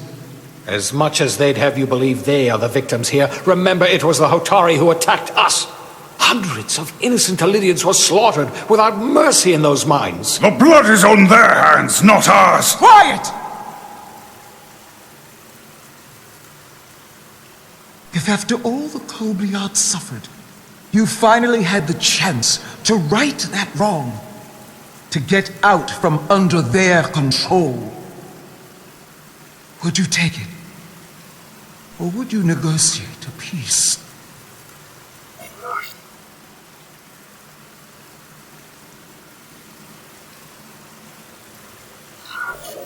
I can't speculate on something that never happened, Your Majesty. Sadly, that opportunity never came for the Kobliad. No, it did not. But we'd be wise to learn from their example, before we too find ourselves facing extinction. The Federation is the most powerful, most advanced alliance in the galaxy. It's widely known we have an abundance of dilithium in our mines, and it's in your interest to secure a steady supply. Your Majesty, if I may. Ambassador Spock would have us believe you're here as a neutral party in the interest of peace. So why are you really here? I want the truth, not your Federation rhetoric. As Ambassador Spock has said, we've come seeking a peaceful resolution to this conflict, and have no interest in your dilithium. I'm not nearly as naive as you must think. The Federation has done business with the Alidians for decades, which makes me question your motives. What they haven't said, but cannot deny, is a simple truth. The dilithium trade would not and will no longer exist without Alidian involvement. We created it for the benefit of everyone, especially the Hotari. We've given them warp technology. We've let them share in the profits. We've made their lives infinitely better than before dilithium was discovered. All of that goes away if the Federation turns a blind eye to their treachery. That is enough of your lies! The Hotari are quite capable of running the mines. We've done so for centuries. Don't tell me, who deserves control of the dilithium trade and the mines on Tau? Who should the Federation recognize? The Hotari or the Alidians? It can only be one or the other, not both. If there can only be one, then it would be in the best interest of all involved if the Alidians resumed operation of the mines. And that is why we should not trust our fate to the Federation. She speaks sense. You do well to listen to her. And you do well to hold your tongue. We will take back our minds by any means necessary. And you will see more blood spilled. I am more than willing to address your concerns, Your Majesty. Yours as well, Representative. But I suggest we could have a more productive conversation with a smaller group. Perhaps only the most essential representatives.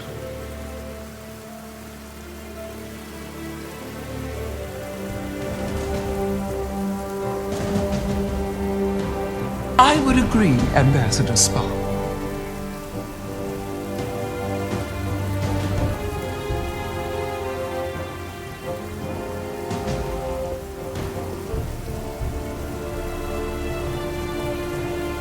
I think this is best left to those of us with more experience in diplomatic matters.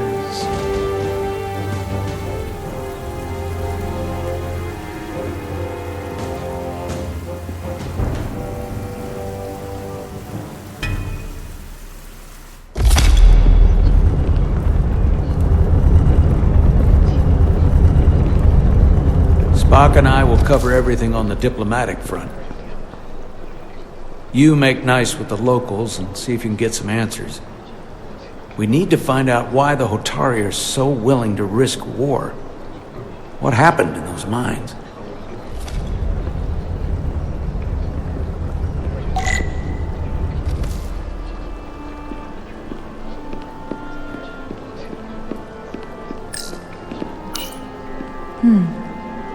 Soothing.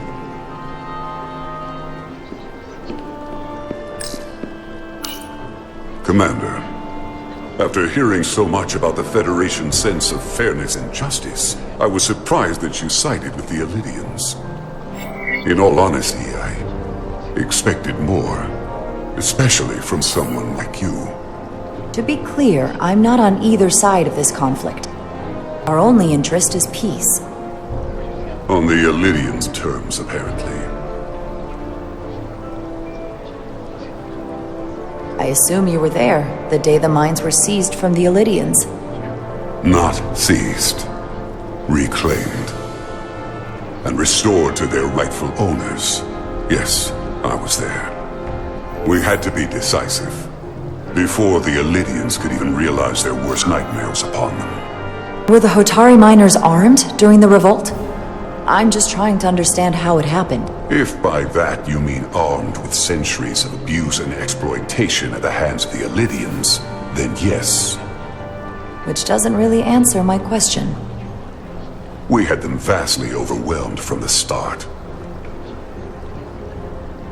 They respect one thing above all else, and that is force. The greater the force, the more certain the outcome. Any talk of making peace is just that, and worth little without the strength to secure it. Which makes me wonder about your ship, the Resolute.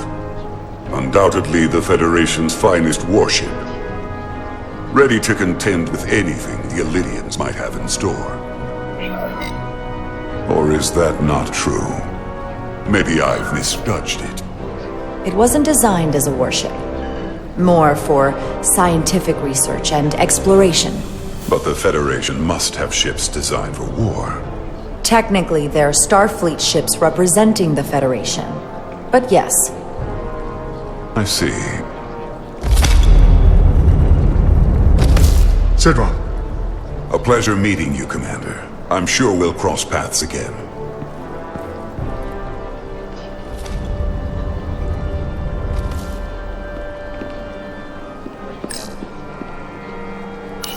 Commander Rydek, I have to admit, I was surprised when you said the Illydians should control the dilithium trade.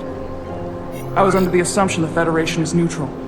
But maybe I was wrong. I can assure you, we aren't on anyone's side. We are and will remain completely neutral. You have my word. I hope that's true. For all of our sakes. I saw you speaking with Sidron, our national hero. I'm curious, what did he say? He seems to be of the opinion that negotiating for peace is a waste of time. Because force is the only blunt instrument he understands. He's a miner, not a diplomat. For the first time in our history, the Hotari have the upper hand. We see ourselves as strong instead of downtrodden. New voices have risen up. Old voices shouted down. Galvin and Sidron have become national heroes. Now, they have the Queen's ear. Better or worse, depending on your perspective. I get the sense you don't exactly trust them. I don't trust their instincts, which are leading us to war. My fear has been that the Illidians will launch an attack and crush us. You've seen their starship, no doubt. They could have retaken the mines whenever they wanted to, but it never happened. And as strange as this may sound, I'd almost say they're afraid. I just don't know what they're afraid of. It's still the same bluster and bravado you would expect from them. But it has no teeth. Like they're afraid of what might happen. Because of what happened in the mines. Is it Galvin they're afraid of? It's entirely possible. But I don't know for sure. Whatever Galvin is doing in those mines is turning everything upside down. But no one knows exactly what's happening.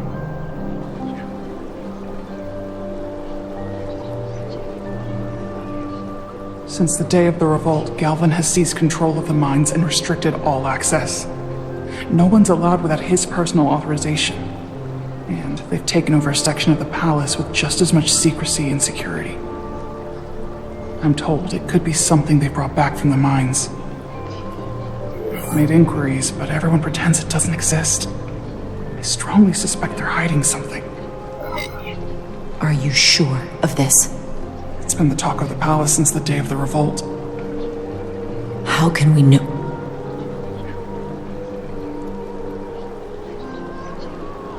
I'd better see what's happening. Do you think you can find out what they're hiding? I need to see proof of something before I can make my case to the Federation. I can try, but even if I found it, I might not know what to make of it. Take this. You can use it to capture whatever you find, and then send it to me.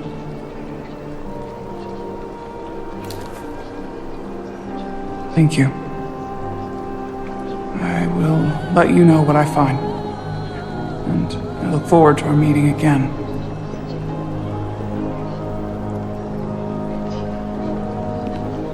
Sorry, I don't mean to bother you, but I couldn't help but notice you were speaking with the Hotari this whole time. I figured it might be useful if I offered another perspective. Of course.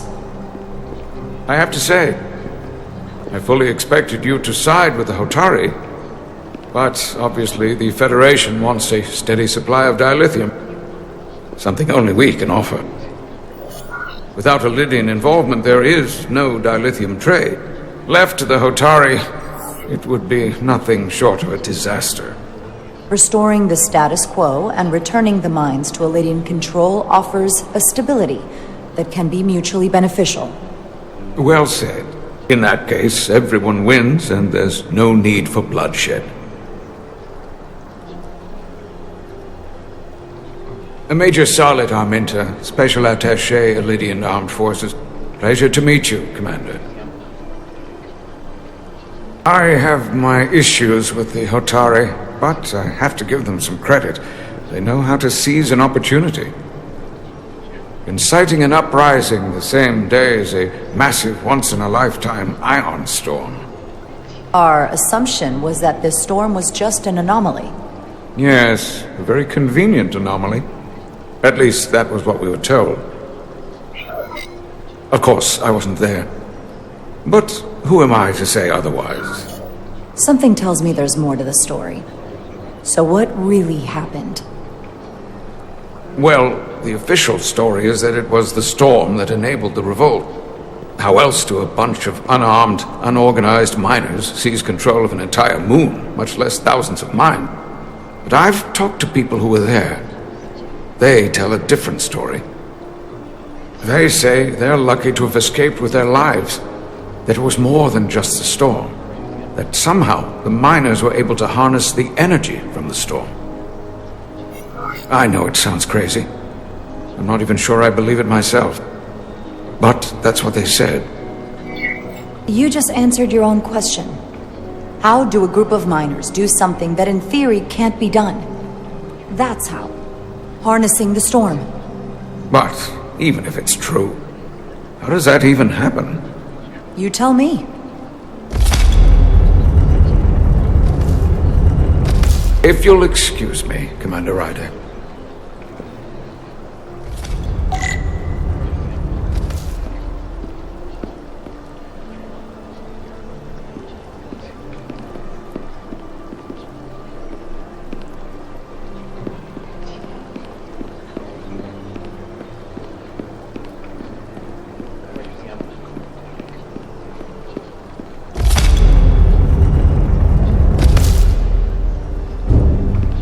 Well, that was a disaster. What happened? The Hotari refused to concede anything, so the Elydians stormed out. The Hotari did not invite us here as peacekeepers. I hope your efforts were more fruitful than ours.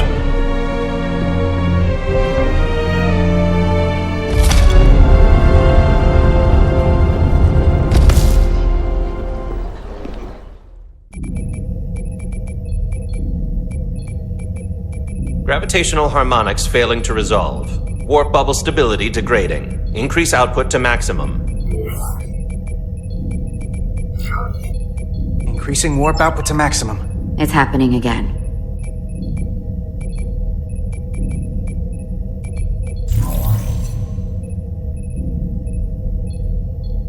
It is evident that presently, the Resolute cannot achieve warp propulsion. Since our diagnostics rule out any problems with our warp systems or anything about the ship, the problem appears to be the fabric of space itself. Space itself? You're saying something about this region of space prevents warp travel? Prevents it, or can't sustain it. However improbable, that appears to be the case. We need to know more. The storm didn't stop us from leaving space dock and traveling here. But could it still be causing this interference with warp travel? We must follow sound investigatory principles. Do not let an assumed conclusion drive your analysis. Sometimes we need a little inspired thinking, Mr. Chovak. Captain Solano is on his way back from the negotiations, and I want to have some answers for him when he gets here. Indeed. Given the facts at hand, we may be able to deploy subspace probes around the ship to construct a clear picture of the phenomenon. Around the ship. I'll prep a shuttle.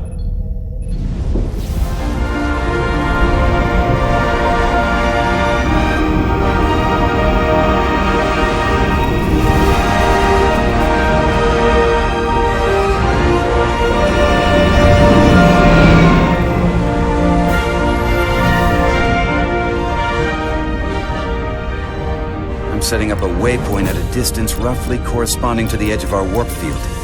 When we get there, I'll deploy the first probe.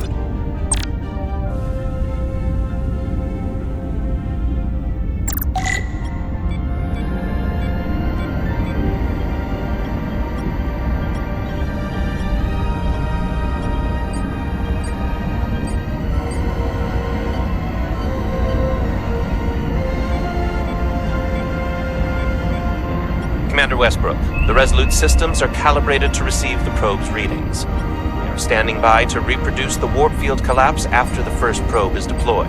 Thank you, Mr. Chovak. We'll be in position shortly. And, Mr. Diaz, do take care in piloting the shuttlecraft. Now is not the time to indulge in the human penchant for joyriding. Chovak probably isn't such a fun guy to work for, huh?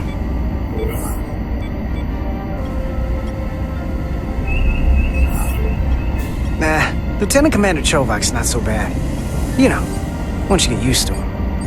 And, I've learned a lot working under him. I have a feeling I'm going to have to work harder to be a political animal like you, with this new first officer coming aboard.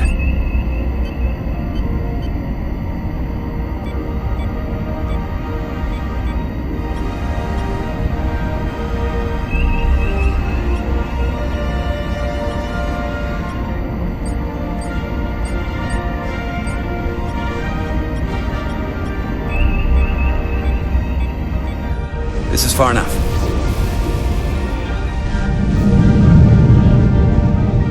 Transporting the first probe into position.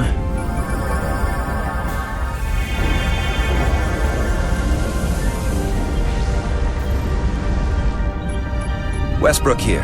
The first probe is deployed. Understood. We are reading it. We are about to replay the simulation.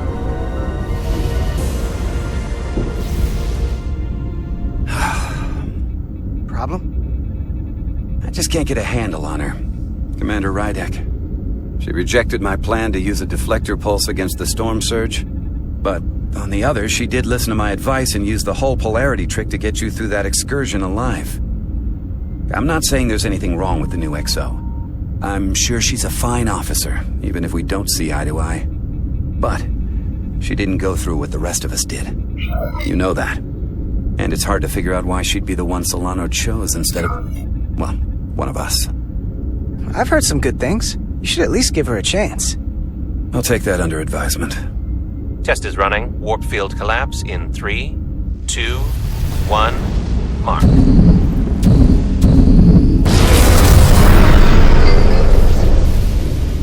Whoa. All right, that is definitely a problem with the fabric of space. We need to get another probe out there.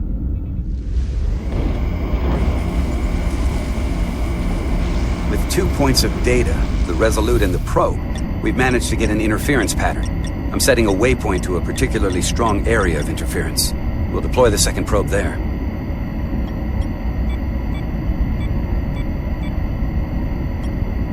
Listen, I'm gonna give you a piece of advice I wish someone had given me. Make sure you're never just one thing.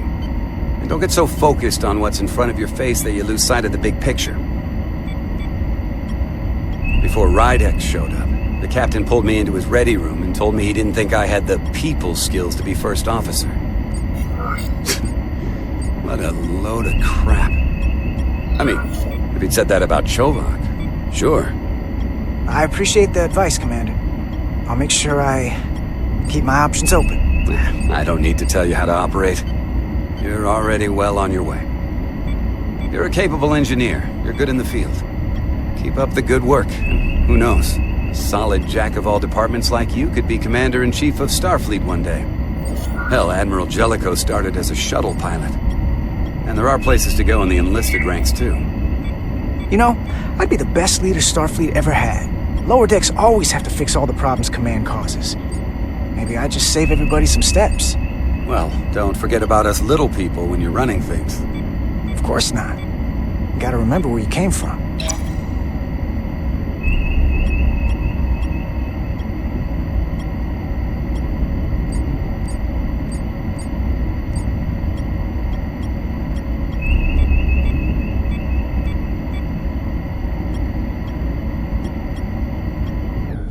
Here. This is close enough. Stop the engines. Deploying the probe. Westbrook to Commander Chovak. We're ready for another sampling of data. Very good. Running the simulation again. Warp field collapse in 3, 2, 1, mark. There it is again. I saw it. It seems to be directional. Well, what about the scans? Anything?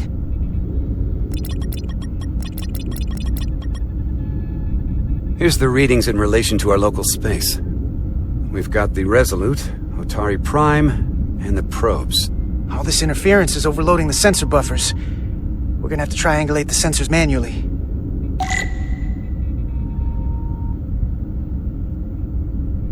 We got something. These markers indicate peaks in the gravimetric interference patterns.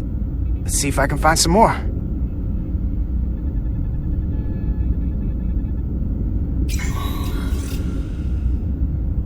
Hold up. This is coming from the moon. A beam that blocks warp travel. Aimed right at us. Someone is doing this intentionally. I don't know how they're doing it. This is like nothing I've ever seen. Why would they be doing this? We came here to help these people. And now we're getting hit by some warp-killing weapon? Now, look here. It's our current readings of the ion storm. These concentrations. They line up with the interference pattern. The storm. And this beam. They're coming from the same place. Carter, whatever petty local conflict brought us here, it's just a small part of something much bigger.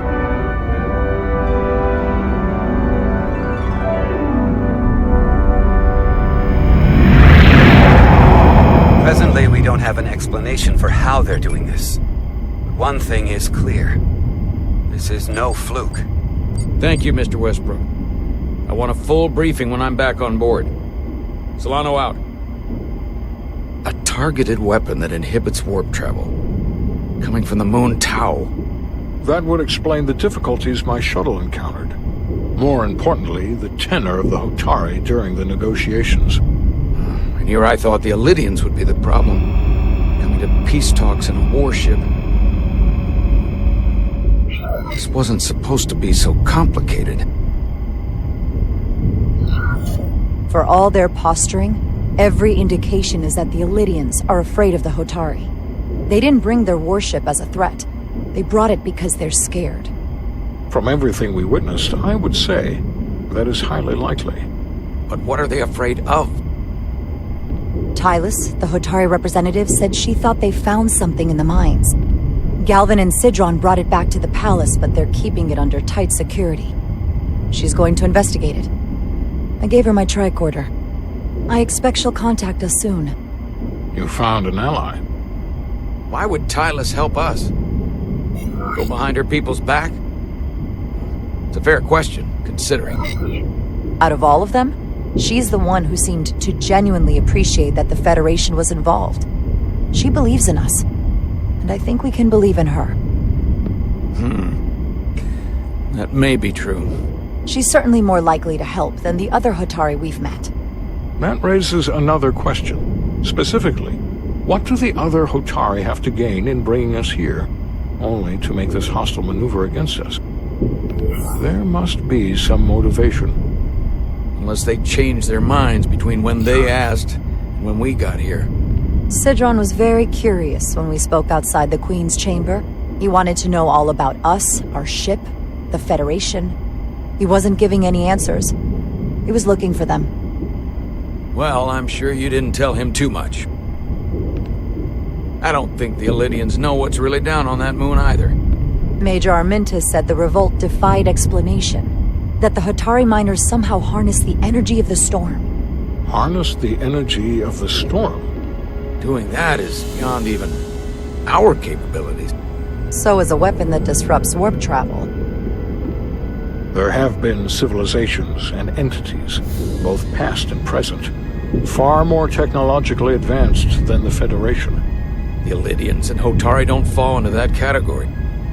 But that is all the more reason to investigate further. Commander Rydek, sorry to interrupt. We've received an urgent call from Hotari. The Queen's advisor, Tylus, has asked to speak with you. Put her through.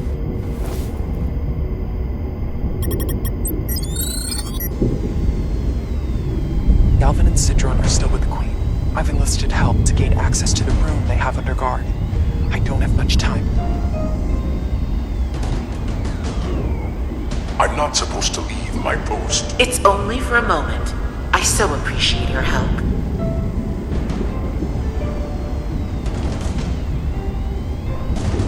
I found something. I'm sending you a scan.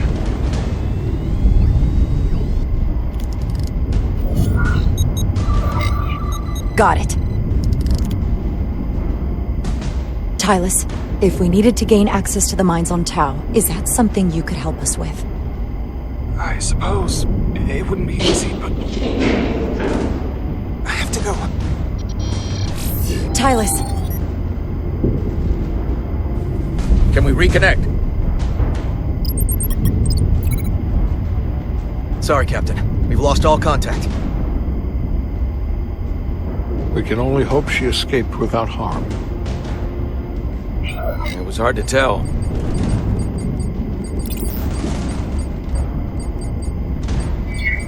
Tylus wouldn't have offered to help if she didn't know what she was doing.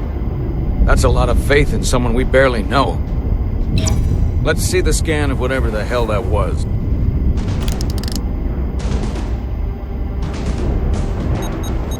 Tylus suspects this came from the mines on Tau. It appears to be of ancient origin, but the markings are unfamiliar. We can run a full analysis when we get back to the Resolute. But if this came from the mines, then it might be the key to how they got the upper hand against the Elydians. Then we have to go into the mines. The Federation would not allow that. We're, after all, sent here to be a neutral party in a peace negotiation. However, we could demonstrate that the Hotari have acted in bad faith, which would enable us to investigate the mines on Tau with full justification. But of course, we would need conclusive proof before taking action.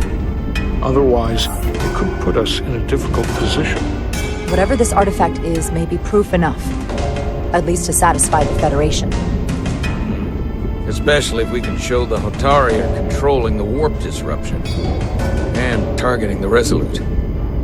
We may have a better understanding once we analyze the device. But a mission to the mines, covert or otherwise, is not out of the question. And I will handle the Federation.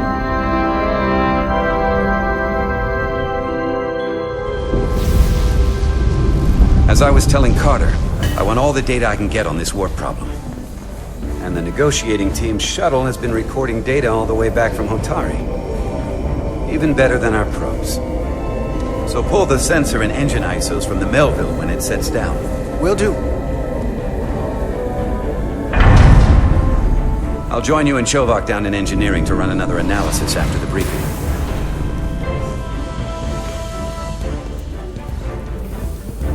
I didn't like this warp problem when we thought it was some astronomical anomaly. And I like it a hell of a lot less now that we know someone is doing it to us. How does it work? What do we even do about it? What do you say we pull these chips and find out? Took some damage on the way.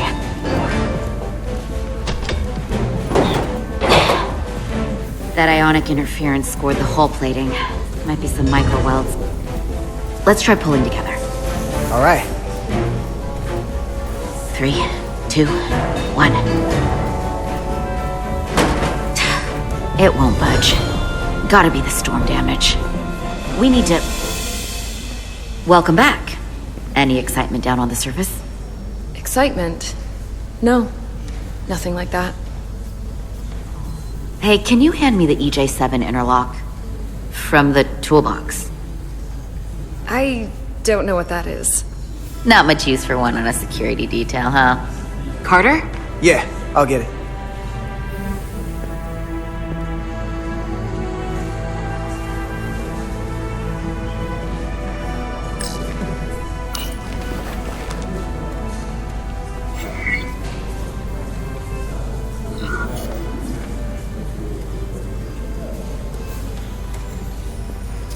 Okay, I'll apply pressure while you decouple the panel.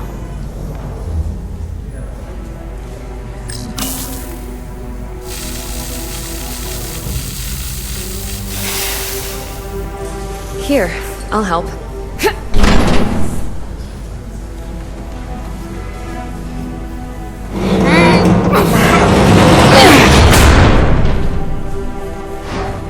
We've got this. Open up and say ah. Thanks for the hand. We have to get these isolinear chips down to engineering. No problem. You really know everything about these ships, don't you? The tools, the systems. Like a walking Starfleet technical manual. Well, what can I say?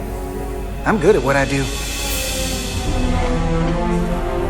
I can see that. Come on, start pulling chips.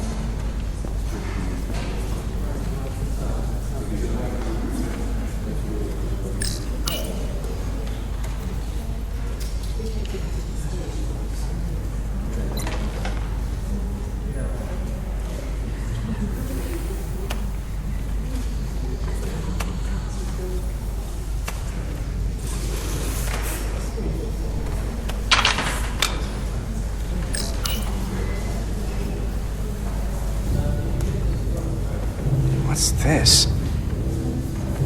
Some kind of crystal formation?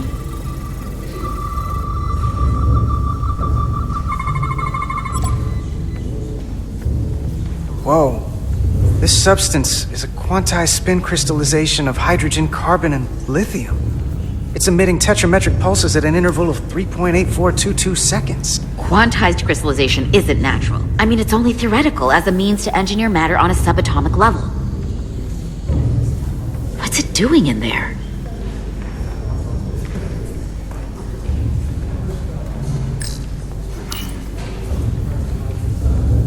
Wait. Regulation 364, subsection 9. What? Regulation 364, subsection 9 orders that in the case of an unknown foreign substance infiltrating a sealed system, it will be placed in secure confinement before further examination. Retrieve a containment module. Don't you think we're more equipped to deal with whatever this is? No. Before anything else, this is a security issue. You don't even know what this is. Which is why we need to study it. Once it's contained. This is another piece of the puzzle we're trying to put together. We should be investigating it. And you can. In the containment lab. But protocol is protocol. I can't make an exception just for you. I'm still going to report these crystals to Commander Westbrook when we send the shuttle data. And I will inform my superiors. I'm taking this just as seriously as you are. But I overheard talk about the warp disruption on the shuttle. Now these crystals? Maybe this situation is more than we can handle with just a science vessel. We could trigger a distress call, get Starfleet to send more ships. Or I could send a message to my old CO on the Adirondack. Get some combat-tested vessels. That wouldn't be a bad idea. If you think you could do it without getting in trouble. I'll find a way. Be very careful. Okay, stand back.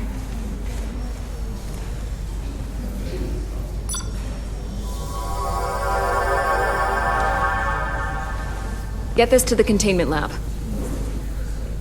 We'll get it set up for you. I'll let you know when it's safely confined. Oh, we'll be there. Last thing you want is to study this down in main engineering and have it explode next to the warp core.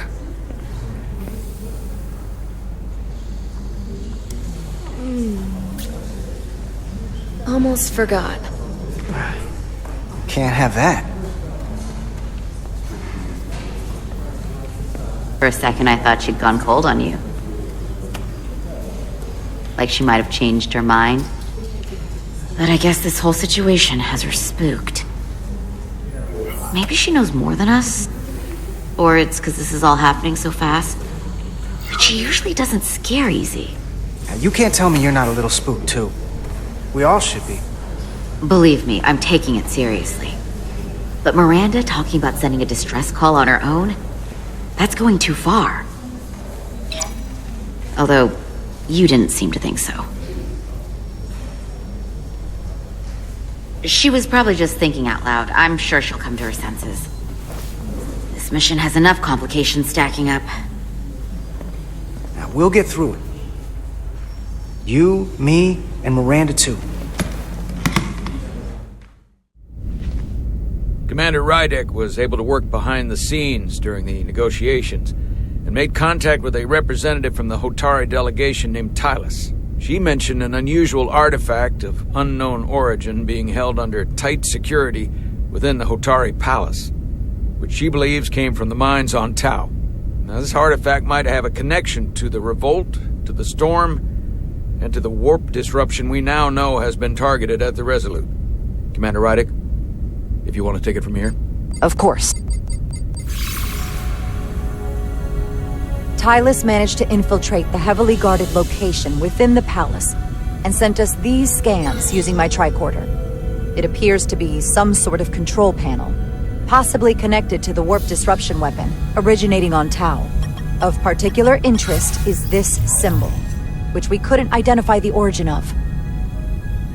The Federation database has records from a vast number of civilizations. If anyone from Starfleet has come across this before, the system should recognize it. Cross-referencing with Federation records. Displaying symbols from Federation database with a 90% probability of match or higher. Select a symbol to further analyze.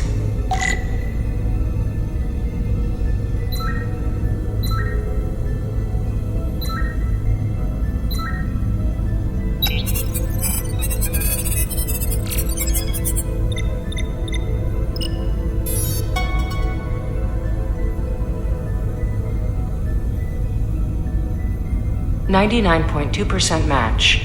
Got it.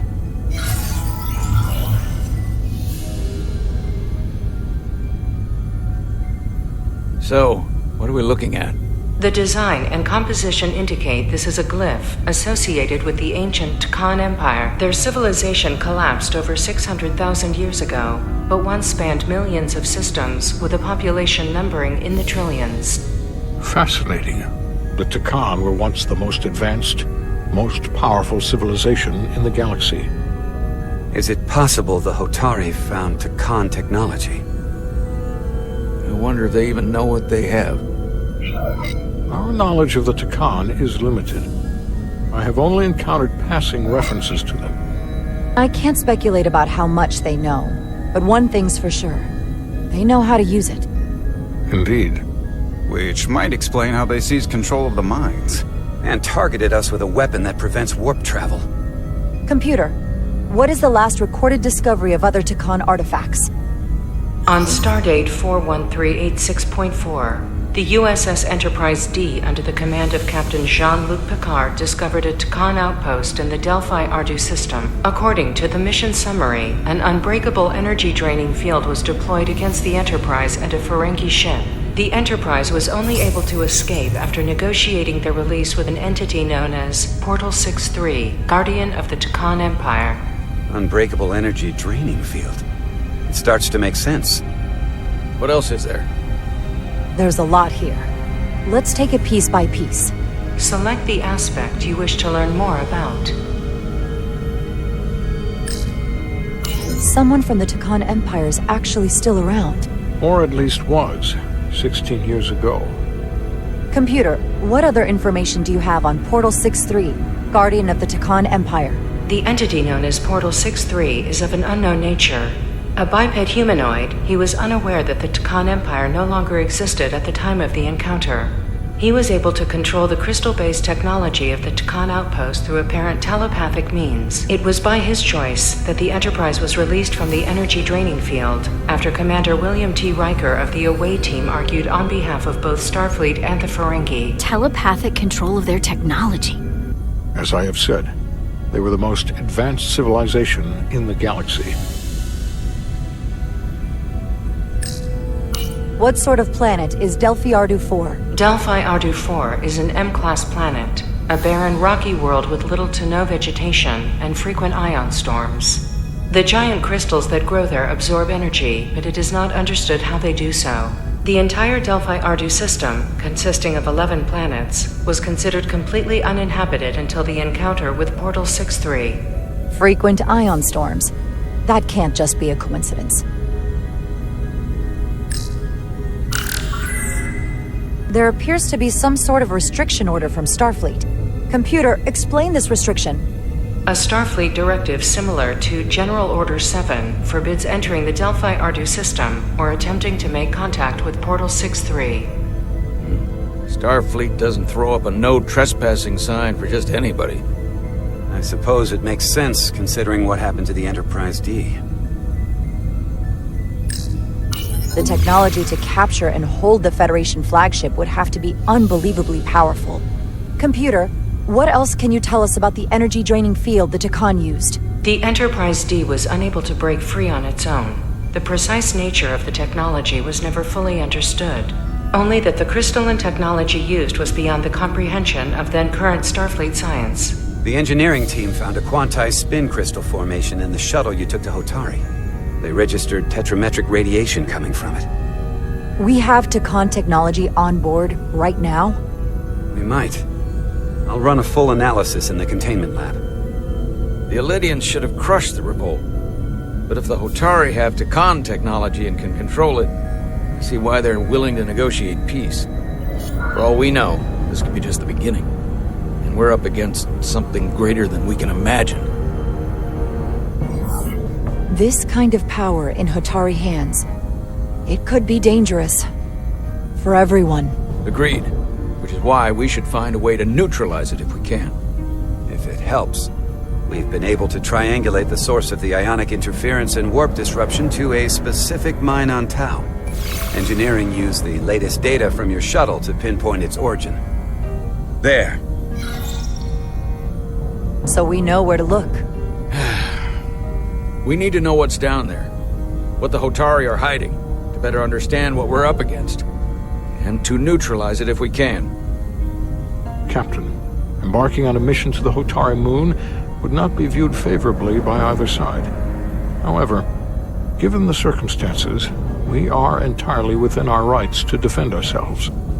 I just want to make sure this doesn't blow up in our faces, which is why I'm thinking of sending Commander Rydek on a covert mission to Tau. Assuming you're up to the task. It would require absolute secrecy. And obviously, it's not without risk. I'm ready for action, Captain. Just say the word and I'll be there. I'll admit, I wish I could go myself. I'm hoping Tylus can accompany you. The priority is to avoid detection. It's a calculated risk. The last thing we need is to get caught and then blamed for violating our neutrality and aggravating an already tense situation. We can't afford any mistakes, which is why I've chosen you. It's a risk we have to take. We need to know what we're up against. Agreed. And of course you'll have the full support of the Resolute throughout. We must take every precaution. Get in touch with Tylus and make the necessary arrangements as discreetly as possible. Bridge to Captain Solano. The Illydians have moved additional ships to the edge of the Hotari system. Current heading is straight for the homeworld. Understood. It would seem we no longer have the luxury of waiting. In that case, may I suggest you and I return to Hotari Prime. Doing so will provide Commander Rydek as much time as possible to complete her mission. Agreed. We'll hail the Queen's delegation from my ready room. We all know what we need to do. Dismissed.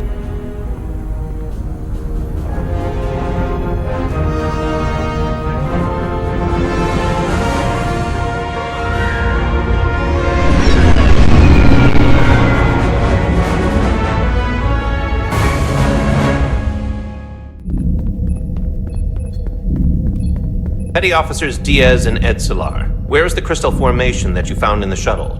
I have tasked Ensign Calloway with performing a full analysis of the tetrametric pulses. Security brought it to the containment lab. I was just there. They don't know anything about it. Security never checked it in. Miranda never got there? She's the one that had the crystal formation? Yeah, her and the rest of the security detail from the negotiations. Diaz, Tamaris. Try her again. Commander Westbrook to Petty Officer Miranda Maris. Respond. Something's not right. She's still on the ship. She has to be. Computer, locate Petty Officer Miranda Maris. Petty Officer Miranda Maris is in the isolinear storage array on Deck 5. I'll go find her. Good. I am sure Mr. Diaz can attend to this on his own.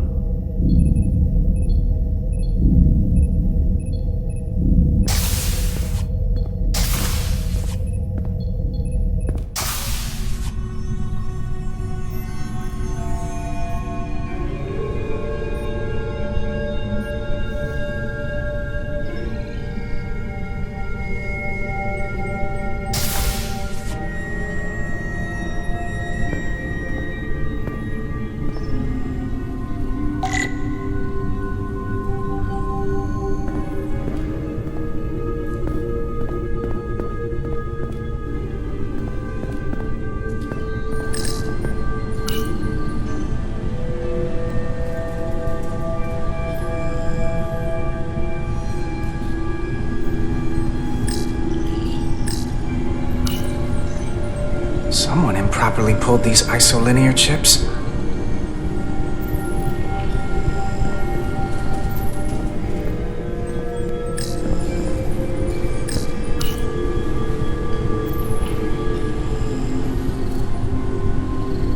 Who did this?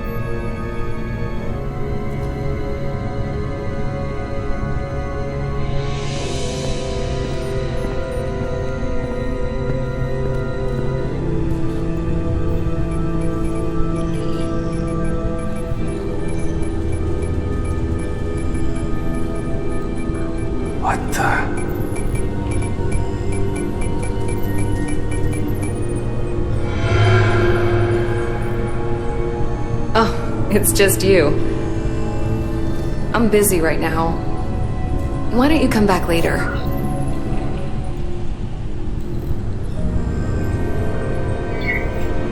I'm glad I found you. I was worried. We tried you on the comm badge and you didn't answer. Oh, I guess I was just caught up in my work. But I'm through here, so I can't stay and chat. I have other things to do. Sorry you came all this way for nothing. Was someone else messing around in here? There were a bunch of ISOs pulled out on the lower level, and these here. Or was that you? I didn't see anyone, but I'll report it. A team will come to investigate. Look, I appreciate that you came to check on me, but I'm fine. You worry too much. We're on a starship. Nothing's gonna happen to me here. It's not the only reason I'm here. That crystal formation you took never made it to the containment lab. Westbrook sent me to find you. To find out what happened. Will you drop it? I don't like being interrogated, Carter. Hey! Wait up!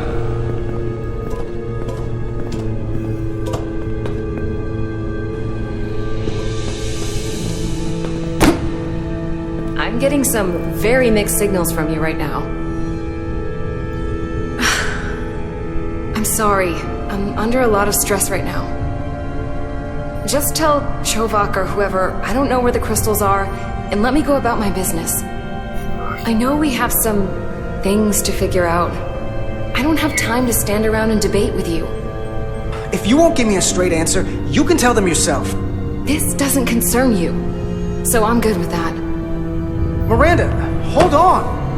No. Get out of my way.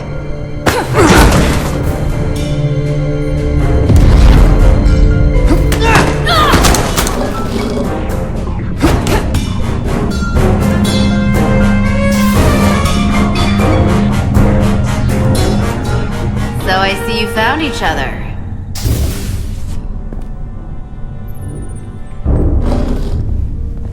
You were taking so long, the commander sent us to see what the problem was. Diaz, you were sent here with specific orders, and fighting your crewmate wasn't one of them.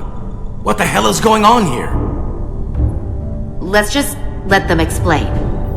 I'd like to hear that, because I know what it looks like. There's something seriously wrong with her. She's not herself, I'm telling you. What does that mean? It doesn't mean anything. Well, for one, she was copying data onto this.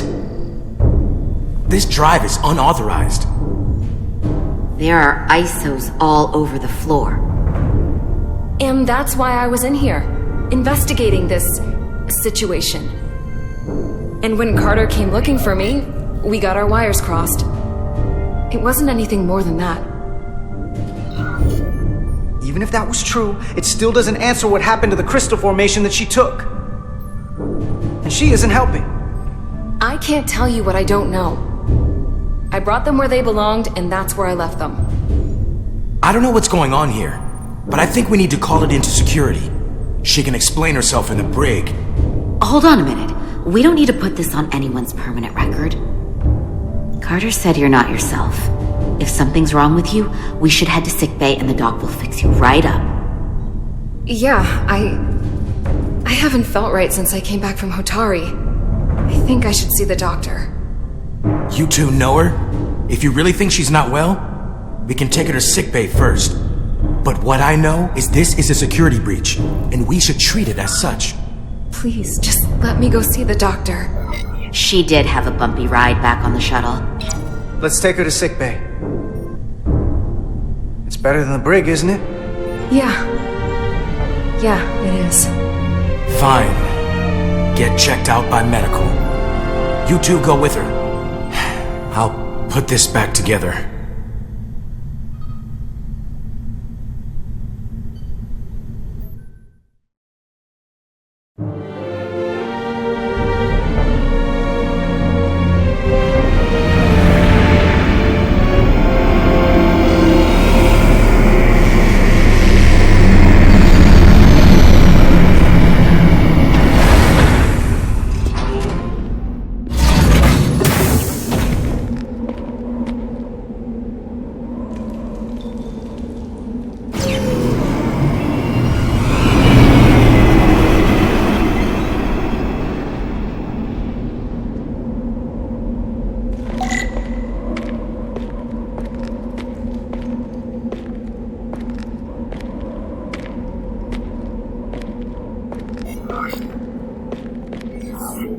Rydick here.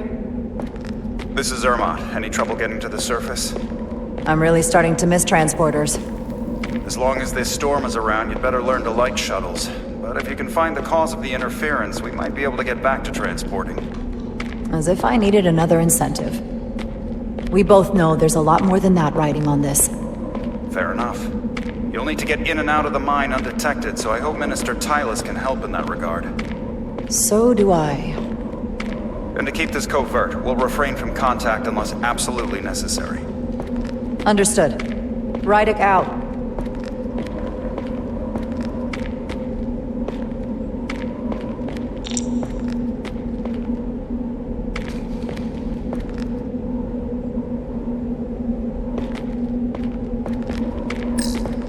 The ionic interference is coming from underground. I should find a safer way down there.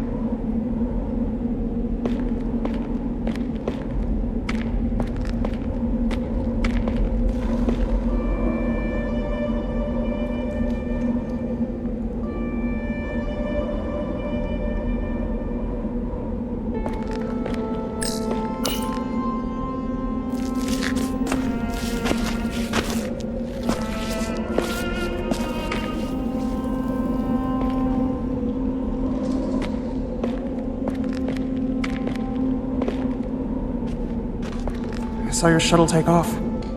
Hopefully no one else did. It's good to see you.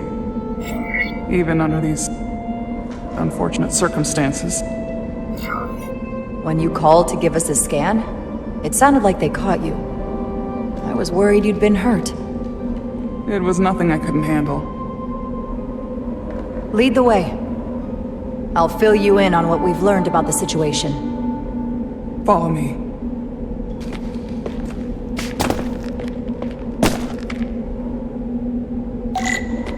The device Galvin and Sidron brought back from the mines is being used to control some sort of warp disruption weapon that has the Resolute trapped in Hotari space. According to our readings, the power source for that device is on this moon, at the specific coordinates I sent you. That sounds impossible. But explains the rumors of the Hotari controlling the ionic storm. We strongly suspect the device was created by an ancient empire known as the Takan. The Takan? Once the most powerful civilization in the galaxy, but they've been gone for over 600,000 years. It's hard to believe there's something like that on Tau. Which is why I need proof. If we find hard evidence that Galvin and his allies are hiding dangerous Takan technology, I can convince the Federation to let us intervene. Understood. We're almost there.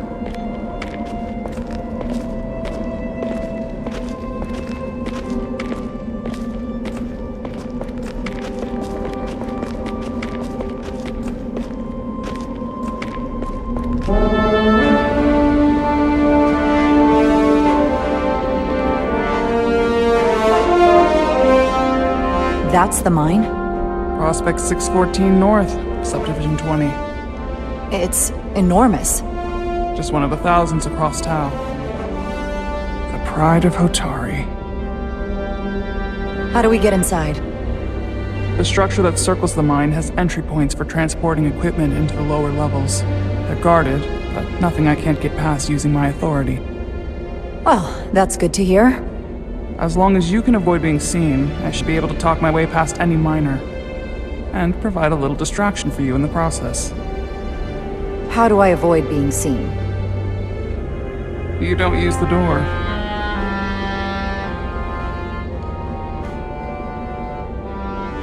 How dare you! Don't you know who I am? I am Tylus Altaris, Minister of Diplomatic Affairs. That's not... The Queen would be furious to hear you tried to deny me entry. The Queen?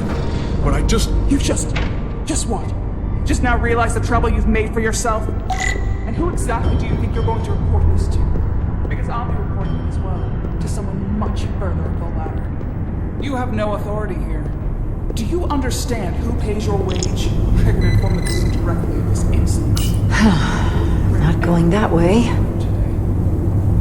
You should have opened the doors the second I appeared before you. Force field. Looks like it was installed recently. No safe way around it. Processed and permanently marked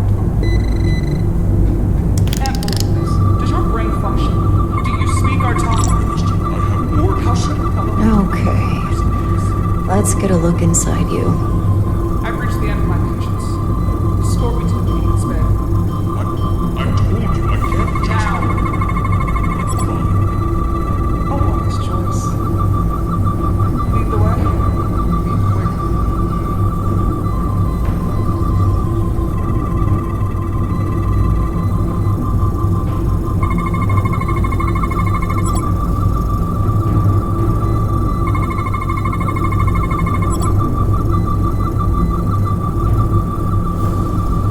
Full system access. Let's see if I can just... Bingo.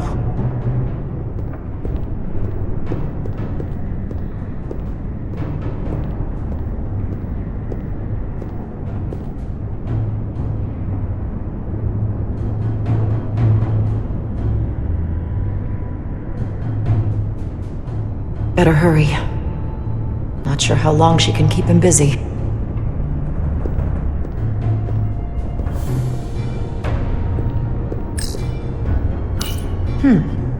Might be rigged to only open for registered users. No control panel here.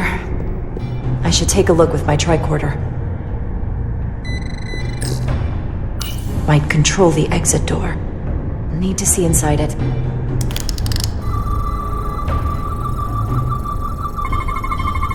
Something in here is keeping that door closed.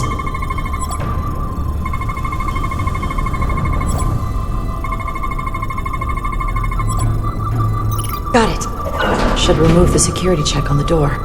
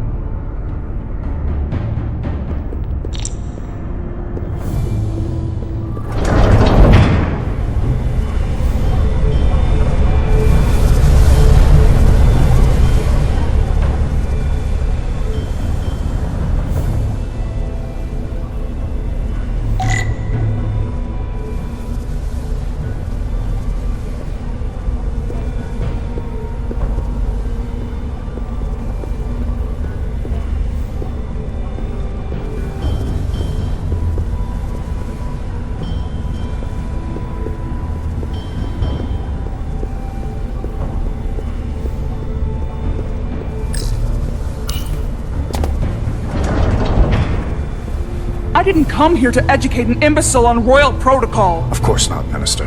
So I will be about my business here, and you will take yourself out of my sight.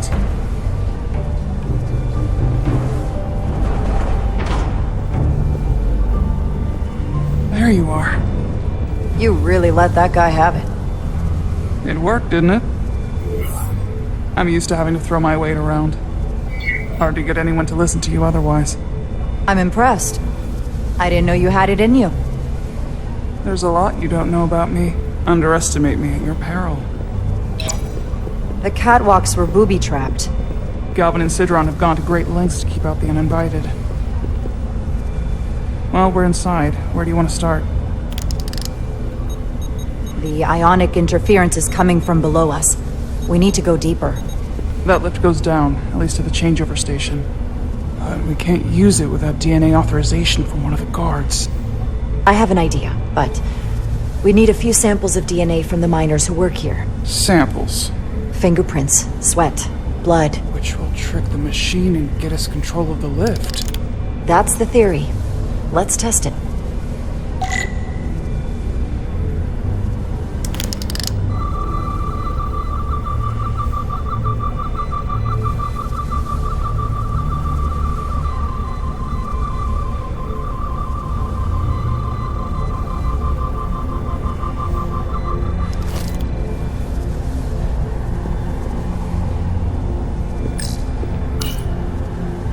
No luck. Unless this console thinks I'm a Hotari guard, it won't work. The guards work out of that building back there. Might have some DNA.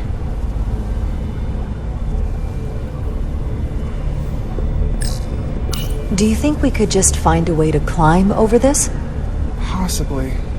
But the console on the lift itself is locked by the same system that locks this ramp. No shortcuts then. I'm sure you can figure something out. An Illydian console. All the managerial technology in the mines is Illydian. So they can keep an eye on their investment. That's how it is.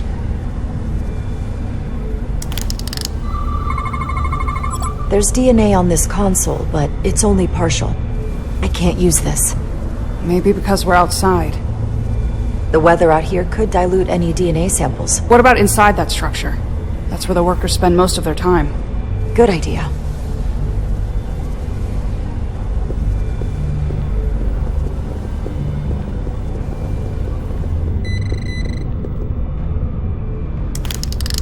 Wow, that is a lot of DNA. I should look for the most concentrated spots.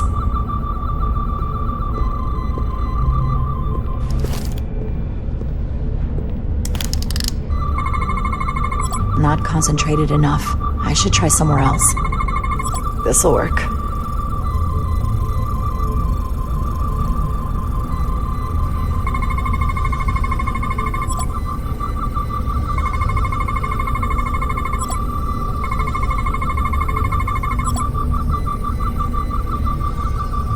That's a stable DNA sample. It's only partial, but a few more should do it.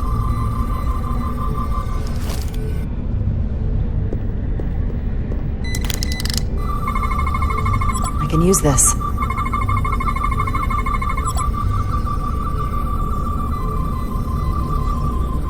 Good. That's another I can use. Just need one more sample.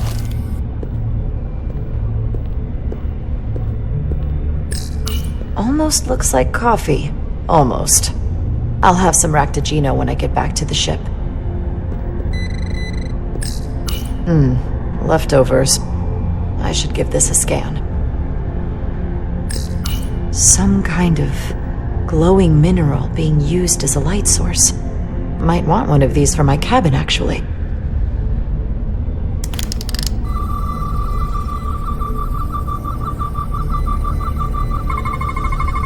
There's gotta be stable DNA here.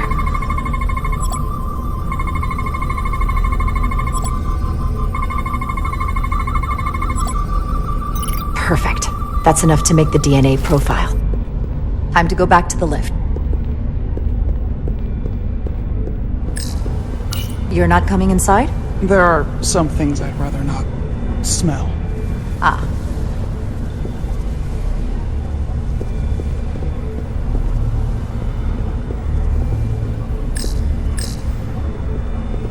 What's in all these containers? These contain mining supplies, tools, energy packs for machinery. Shouldn't mining supplies be inside the mines? It is troubling. If the workers here aren't mining...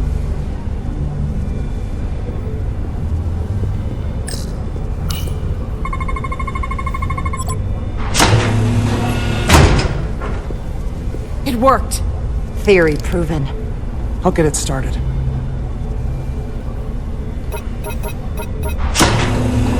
Ready?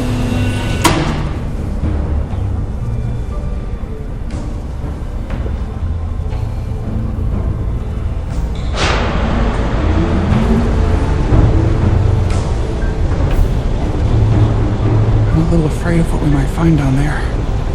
We'll be okay. I've survived worse than this. Well, I haven't. But I'll put my faith in you. For now.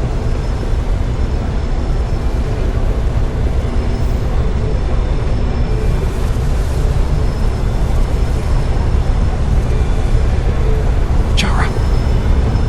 No, stay back. There's a guard at the station. You'll have to hide.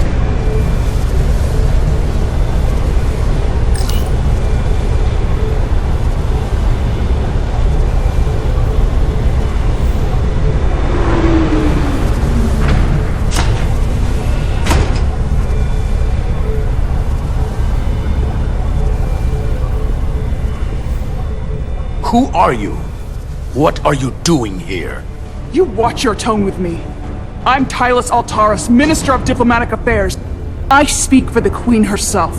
This is a restricted area. No one gains access without the approval of Galvin or Sidron. Wait. US Gawad.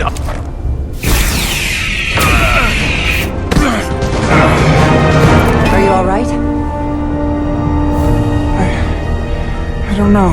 Are you injured? No, I thought if I could talk my way through like always, I'd be fine, but... I'm a diplomat. This isn't what I do. I've never even fired a weapon. This is just... It's real now. I wasn't ready for this. Hey, I'll keep you safe. Can you? I was a tactical officer before I was posted to the Resolute. I know my way around a phaser. You saw how I handled our large friend here.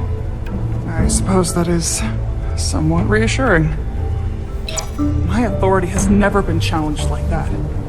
It meant nothing to him. So we should assume any Hatari we encounter from here on can't be reasoned with. Agreed. The only loyalty they have down here is to Galvin and Sidron. Can you switch over the lift? Guard should have a scan card that will allow us to operate the switch.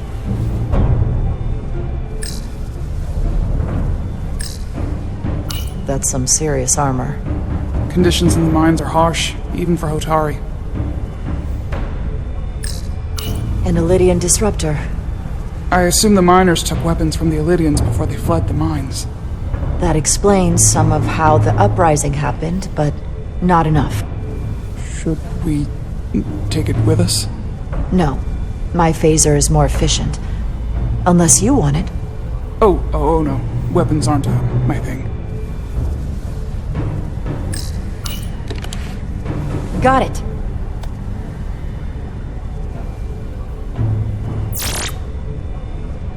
He's not dead, is he? He's still one of my people, and I didn't come here to take Hotari lives. My phaser's set to stun. He'll be perfectly fine, just unconscious for a while. I see. We don't have that sort of technology on our weapons. Good to know.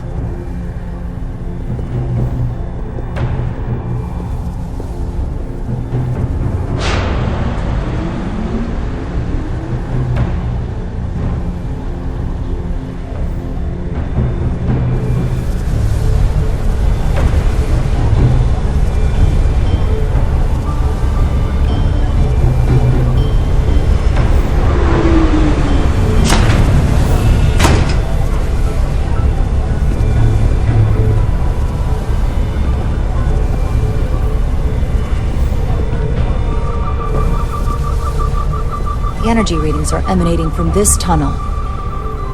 It's sure to be guarded in there. Stay low and follow my lead.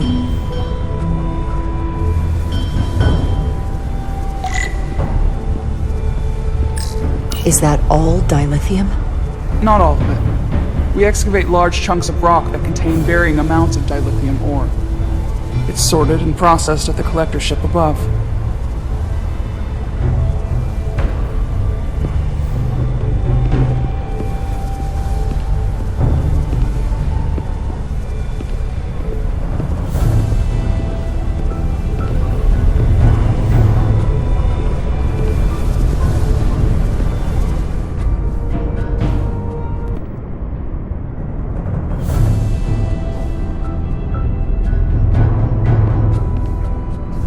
More guards. I take that as a sign we're getting close. I'll get a closer look.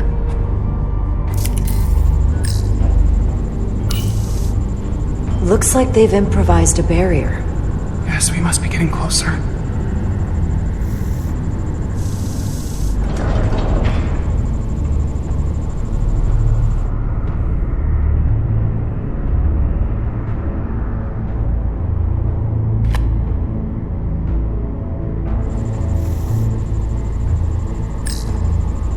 We need that particular card, don't we? I'm afraid so. We don't have time to wait for them to finish whatever they're doing. We'll have to try to keep low and sneak past them. I'm starting to see the utility of a phaser. I wouldn't stand a chance against all three of them.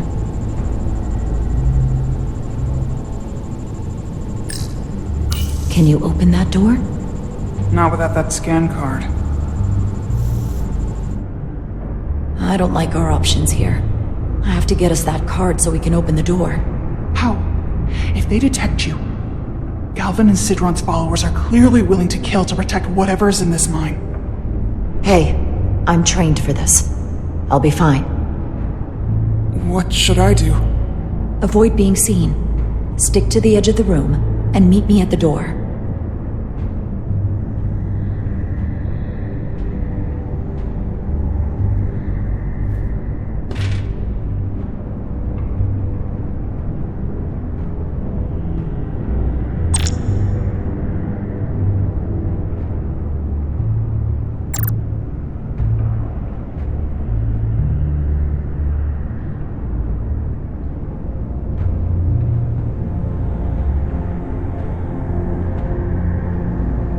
Almost done here.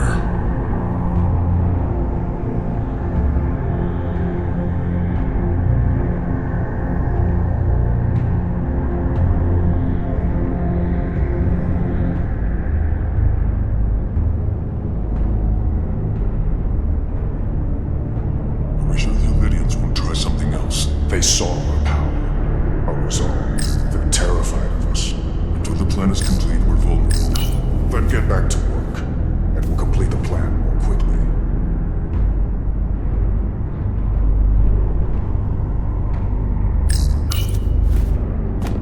Processing.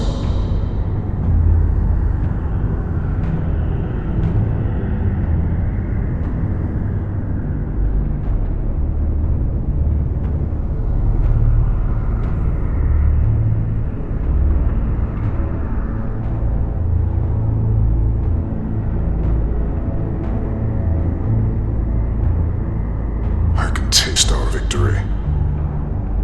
Almost complete.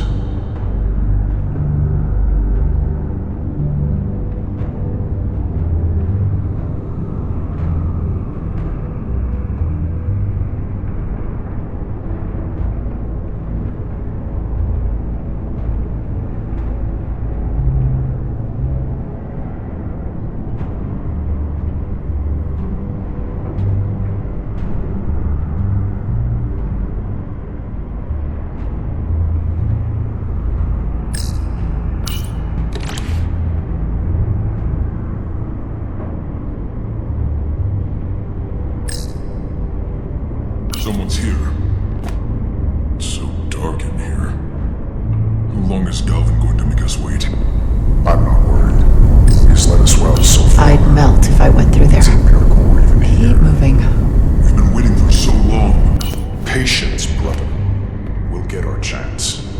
It's inevitable after all. That it is. I get all the groundwork.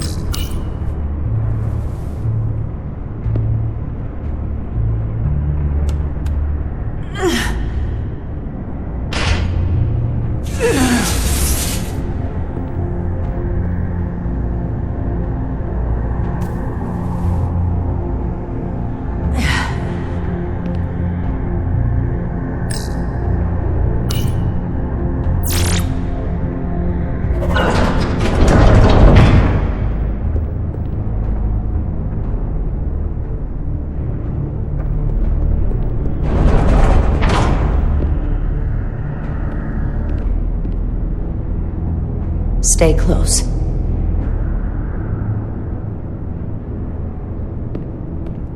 Stop! What? Motion sensors. They'll trigger an alarm. We'll be found. Invisible to the naked eye. They could be anywhere.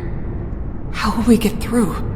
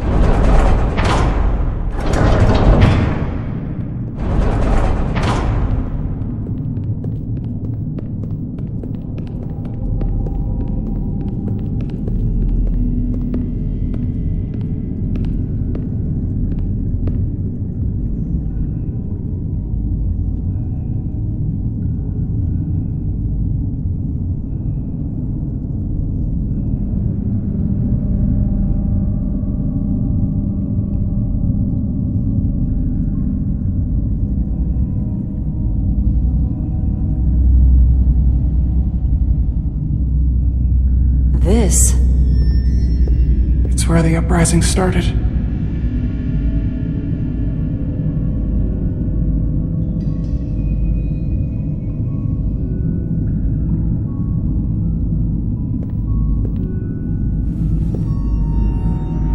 Hotari don't do this. We defend ourselves, but we don't kill on this scale, this level of savagery. There's no such thing as a bloodless rebellion. I don't know if we should keep going. So much death. I don't want to end up like them. We'll make sure they didn't die for nothing. What we learn here could save the rest of your people. Okay. Okay. Whatever happened here, it made the Illydians abandon the mines. Let's find out what they're so scared of. Hotari and Illydian, both sides took a beating.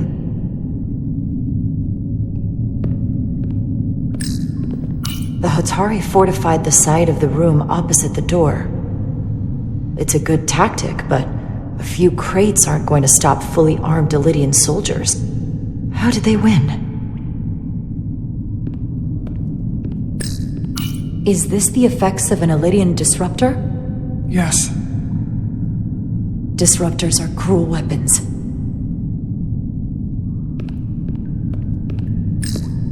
These crystalline particles, they're not dilithium. Are they common in the mines? Not that I've ever seen. From the blast marks, it looks like the Illydians had far greater firepower. Footprints. Illydian boots. Running back the way we came.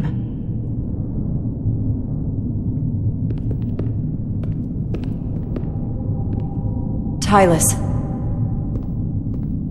What? What kind of weapon did this?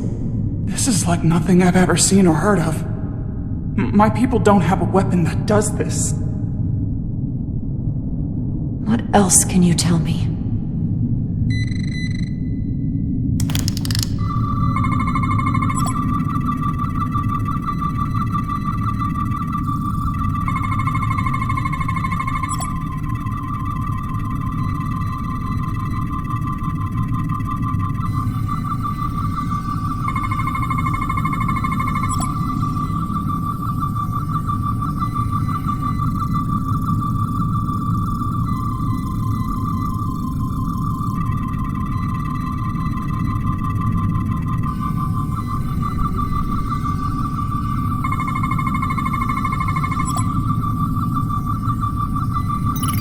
What an awful way to die.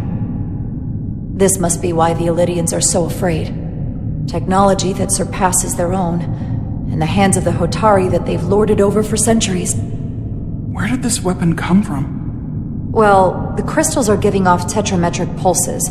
If I set my tricorder to search for that frequency, it'll lead us right to the source.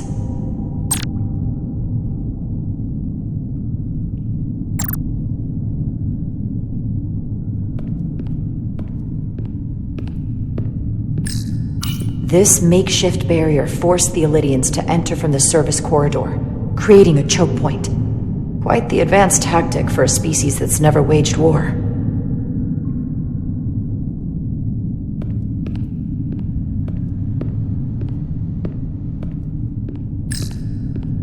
This Illydian tried to run. They didn't let him.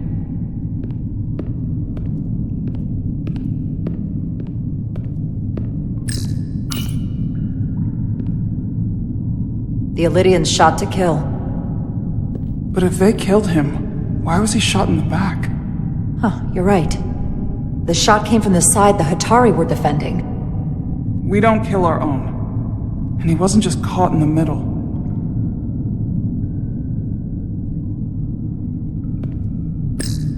Killed by the same crystallization as the Illydian. Whose side was the killer on?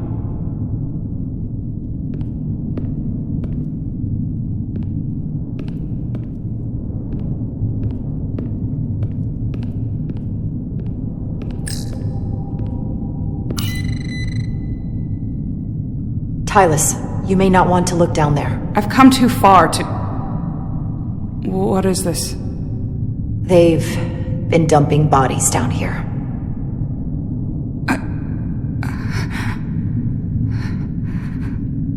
Unforgivable. Galvin and Sidron will be made to answer for this.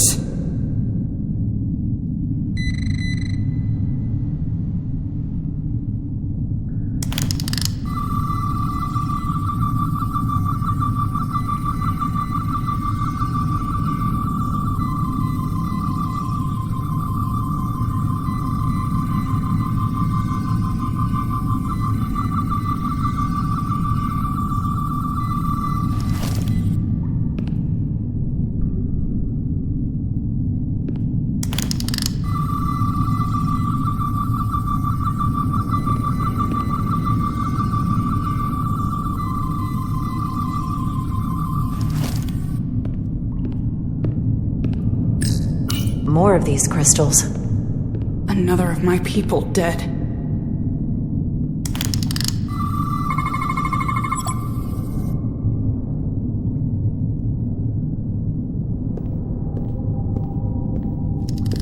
Think they parked this here on purpose? One way to find out.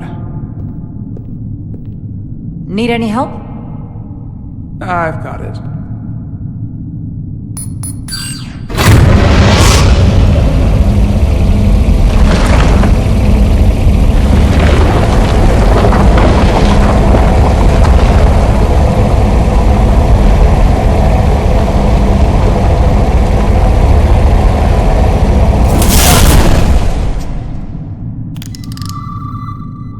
This concentration of tetrametric radiation has never been recorded. Whatever they're hiding, it's right through here.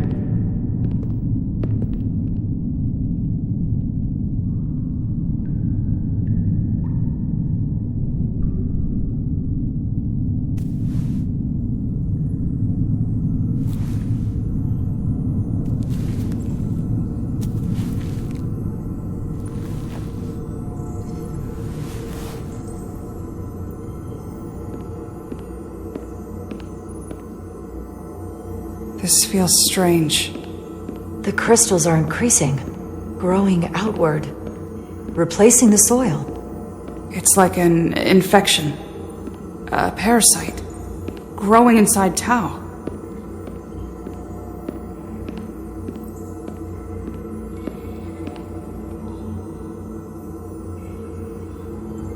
Incredible. This is definitely not Hotari.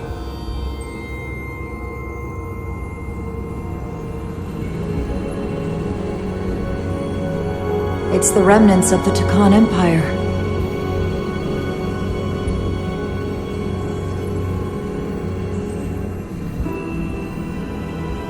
I don't think we should be here. This is exactly where we should be. Every strange thing we've seen in this system, it might all come from this room. We need to learn everything we can.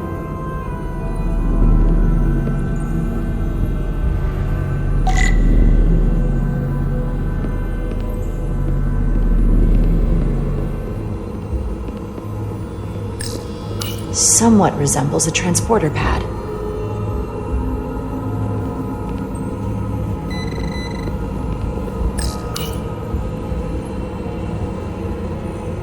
Look familiar? It's almost identical to the console Galvin has hidden in the palace. It looks like a control surface.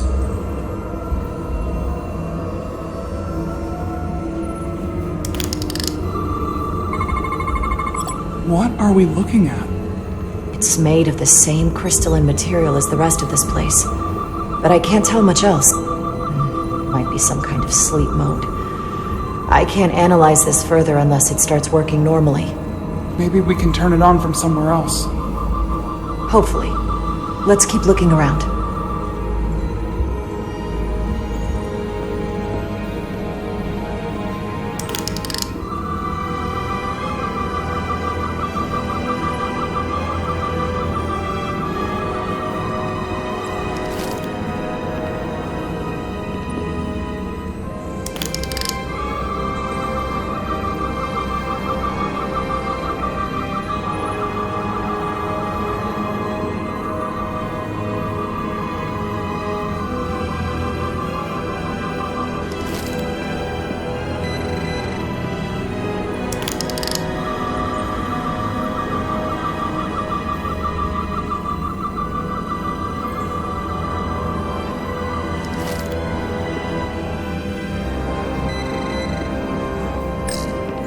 How are you holding up?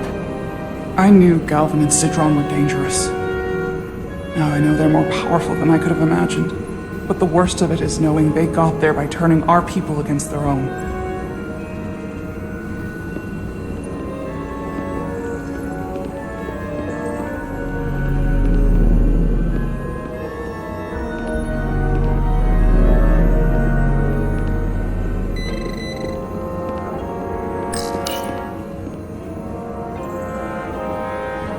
Looks like some sort of replicator.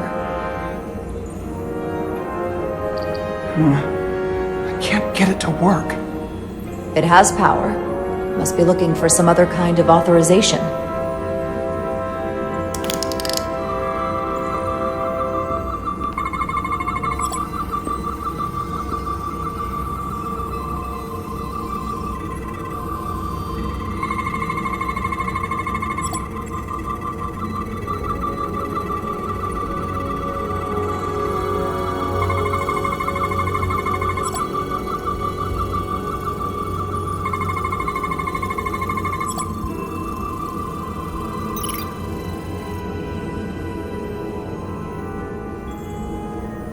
What is it? The device's primary function is to transmute lithium into this quantized crystalline compound. Possibly for the creation of weapons. Do you think one of these was used on that Elydian in the tunnels? Such a cruel weapon.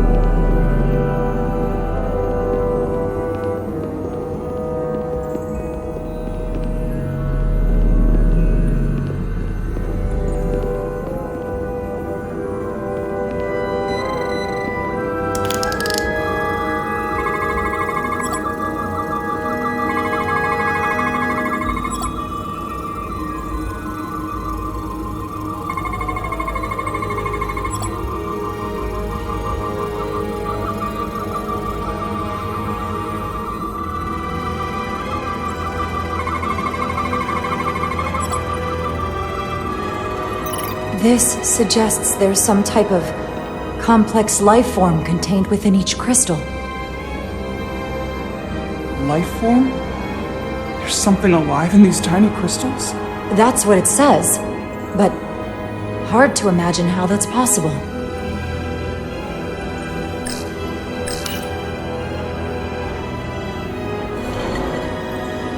Our science division will have a field day with this. We need to study it on the ship. This place feels wrong. I'll get what I need, and we can get out of here. Thank you.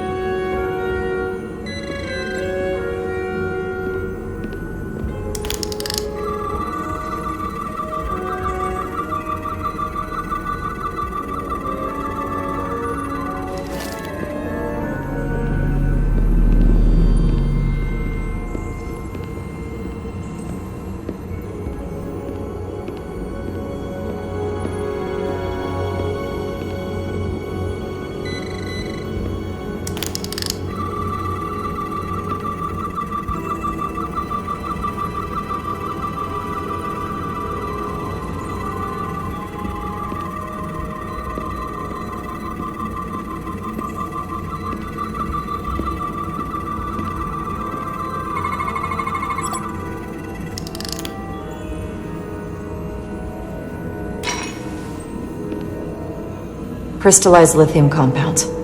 Its internal structure is extremely ordered. In fact, the states of these crystals on a subatomic level suggests a storage device of some kind. Energy levels are both stable and ordered, like information. Some of them appear to be depleted. What kind of information would you deplete?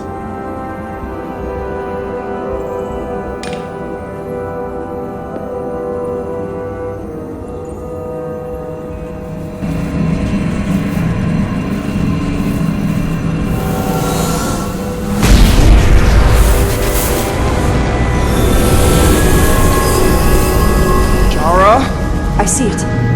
What's happening? Someone turned it on. There's no one here. But maybe the device I saw in the palace can send a signal? If that's the case, we may not be alone for long. Let's hurry.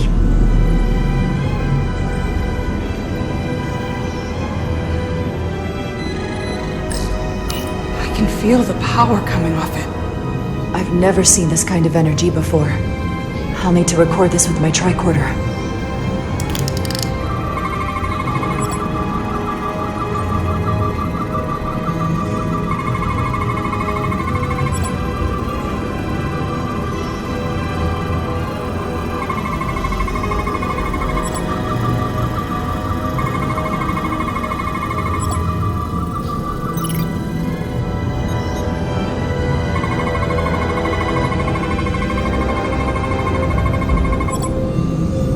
This can't be right. It's putting out almost 50 zettajoules of energy. I assume that's a lot? Enough to power this entire quadrant. This amount of power, the kind of radiation it's putting out, it's the cause of the storm. The warp disrupting beam, all of it.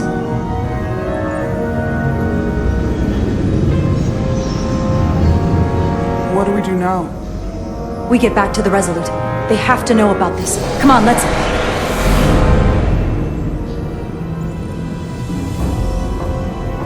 Quickly. We have to hide.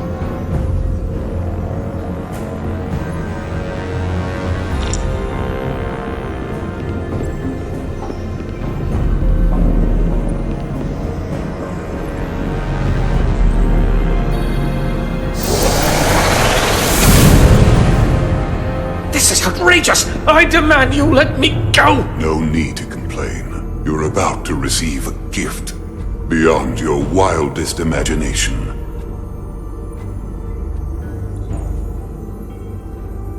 If anything, I consider it an honor.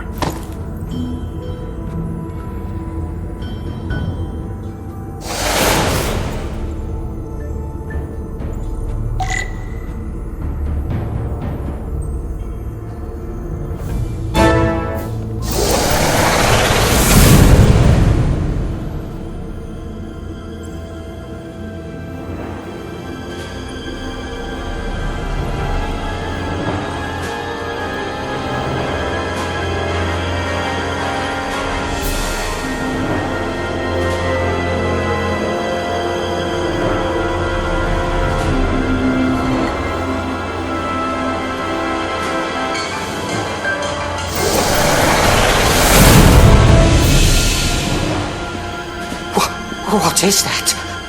What are you doing? You'll see soon enough. I can influence the course of the negotiation. I can make sure the Hotari get the better end of the bargain. So can I.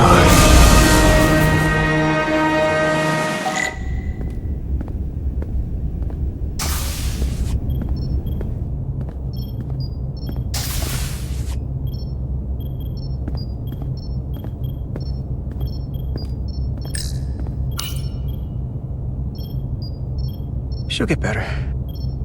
She has to.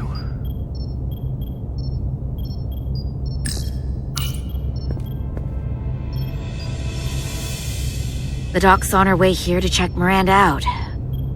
We did the right thing, bringing her here. She was off, from as soon as she came off the shuttle. Talking about a distress call? I just want to make sure she's okay. This isn't like her. We'll get her fixed up. You should talk to her. Keep her spirits up.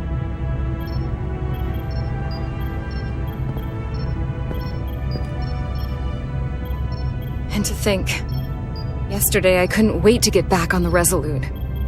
To get back to see you. You can't imagine how stupid I feel right now. I can't even believe it myself. I wonder what they're up to on the Adirondack right now. Well, there's no going back. What's done is done. Now we need to figure out what's going on with you so we can get you help. What if I don't want to know? I'm scared, Carter. I don't want to find out that there's something really wrong with me. Something they can't fix, or even explain. Look, ignorance is never the answer. We need to go after this as aggressively as a breach in the warp core.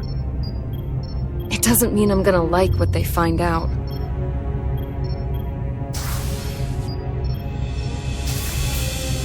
There she is.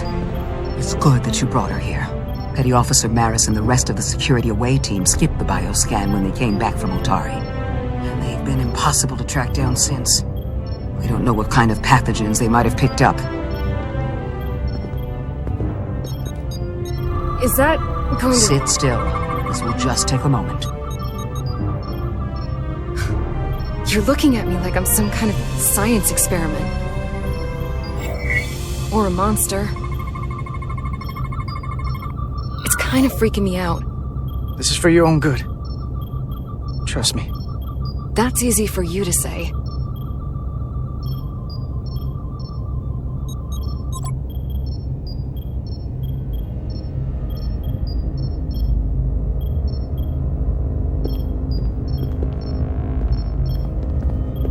What is it? A pathogen? No. That's not Petty Officer Miranda Maris.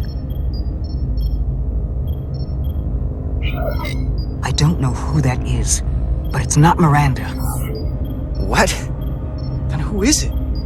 I couldn't begin to say right now, but comparing the baseline readings I'm getting here with the DNA and brainwave records in Miranda's 15501, well, I'm seeing impossible variations. I guess you could call the process bioforming. This body is Miranda's, but her DNA is changing into something else. But what's more troubling is there appears to be another mind layered on top of her baseline brain scans. Miranda isn't in control. Someone else is. That explains a lot. But it's not the explanation I wanted to hear. There's no sugarcoating in my sick bay. But the real Miranda's still in there. It's on top of her personality, but she's not completely gone. The new brain patterns have overwhelmed her baselines. If her engrams are still there, it's at the level of background noise right now. I want to take some functional readings. Take this and get her talking while it scans her. I'm sure you don't want to speculate, Doc.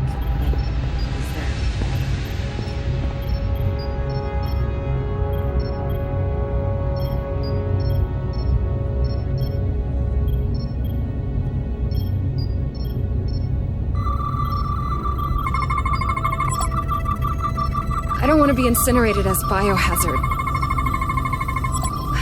I don't know why I did it. Any of it.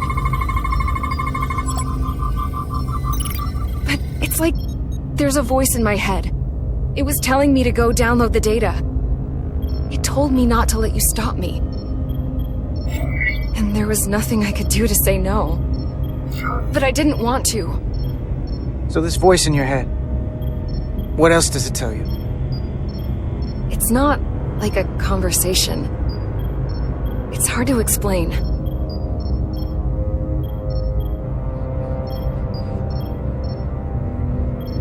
While I still can, I just want to say, Carter, I'm sorry.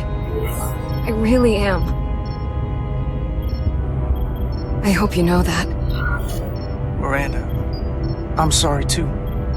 I wanted to trust you. I didn't give you much reason to.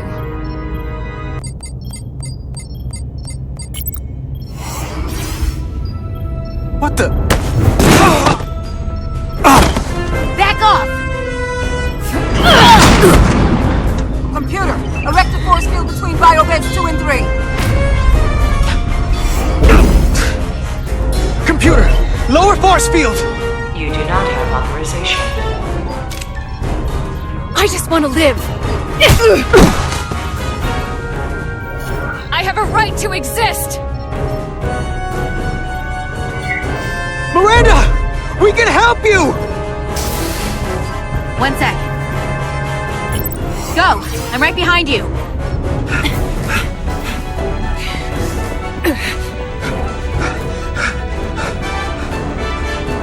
Osmia Kellam Kalujo. Weches I go notice texta. What the hell are they saying? It's not in the universal translator.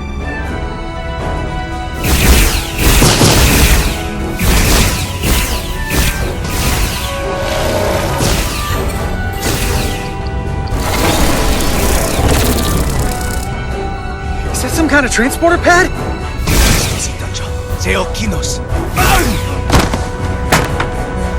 The drive!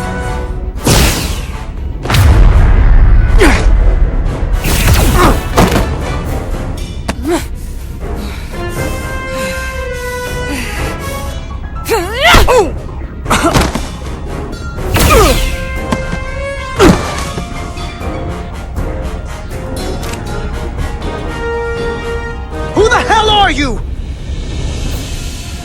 We are Scions of the Flame. They can't get away with that. You have to shoot Miranda.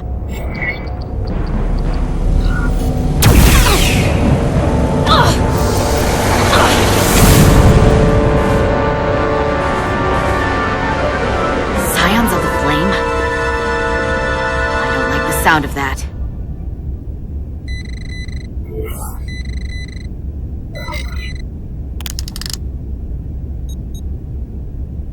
You're never gonna believe this. The reason the Universal Translator didn't recognize that language is because it's only ever been read. It's the Takan language.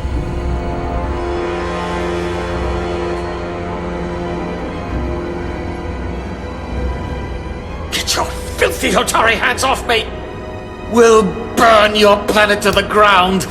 Animals! Wait. No!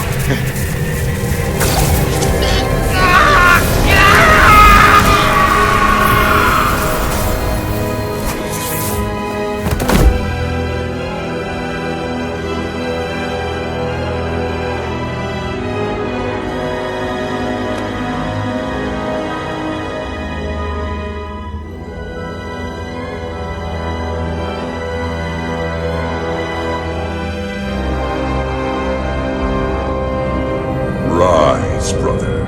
Rejoin the flame.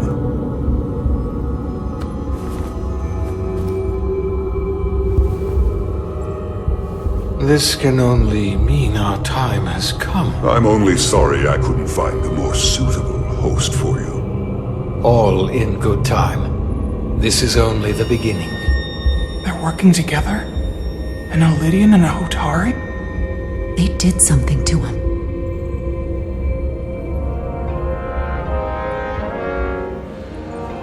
Secure the Cartabula. Cartabula? It's the energy source.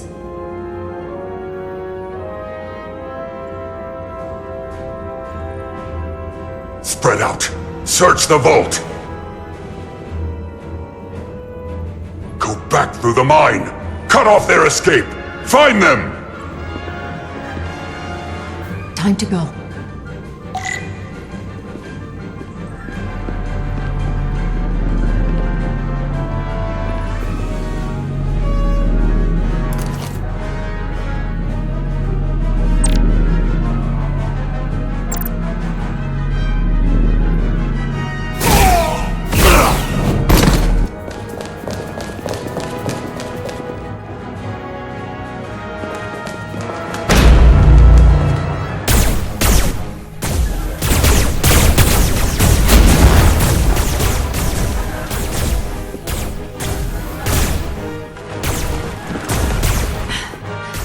We're trapped. They're blocking the only exit.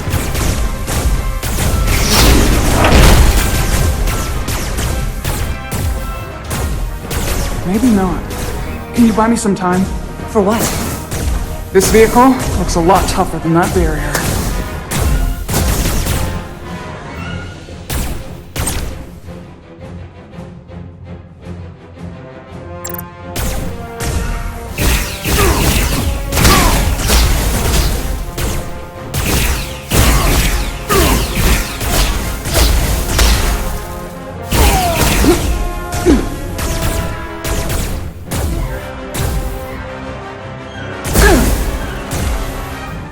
a Hotari woman!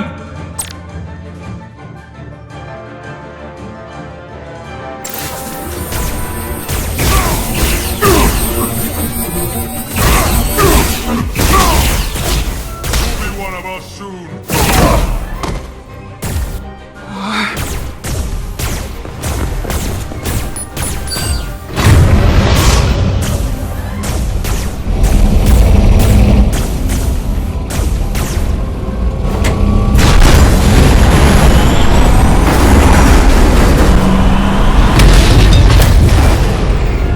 Jara!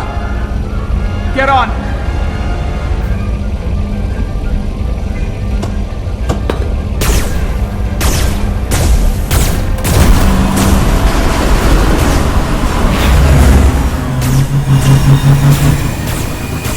Hold on to something!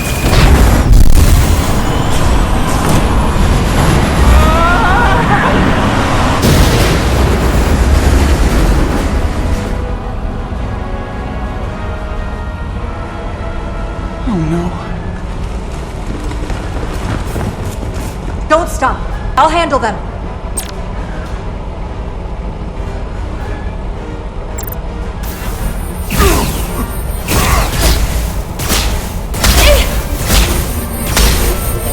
Shoot the one driving the machine!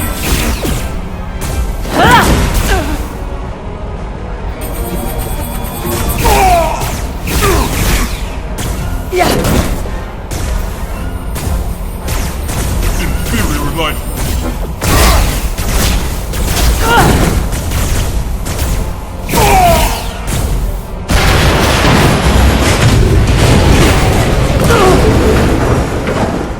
Tylus! We're surrounded. I'll get it working. I just need some time.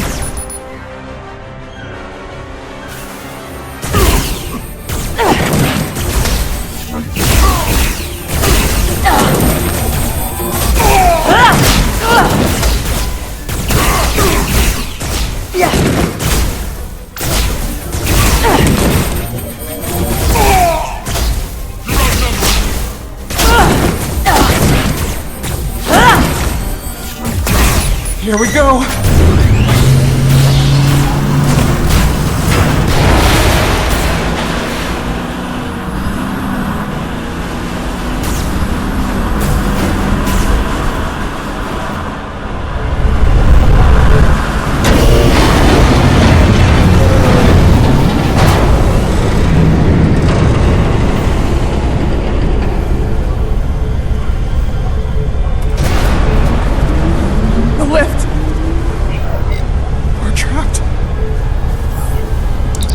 Resolute, 2 to beam up immediately.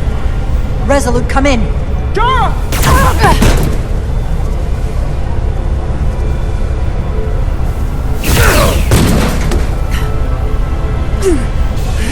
Are you alright? I think so. It hurts.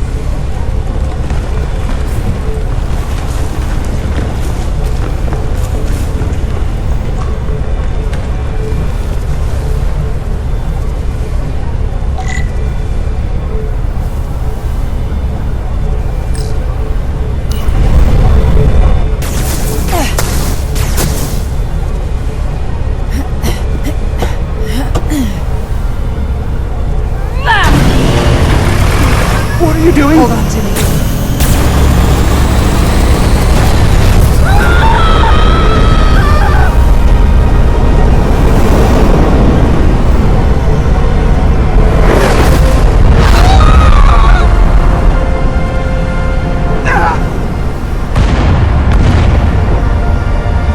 Commander, we read you, but there's too much interference. Transporters still can't get a lock.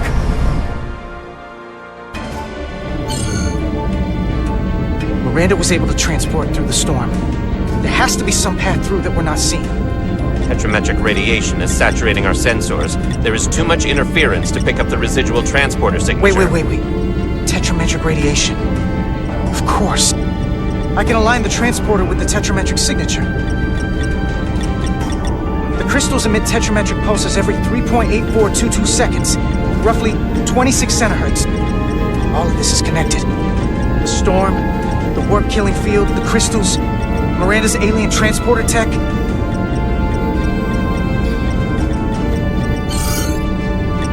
Okay, I've got the transporter in calibration. There are a lot of biosigns in that mine, all stacked on top of each other. I need something to identify the commander signal. Something loud, energetic. Understood. Commander Rydek, we have penetrated the storm's interference, but we are unable to pinpoint your signature. We need you to generate a high-energy event to help us... High-energy event. Got it. Tylus, are you still with me? I am. Good. I'm going to shoot my phaser at some dilithium to cause a piezoelectric rupture. What? Why? Signal flare.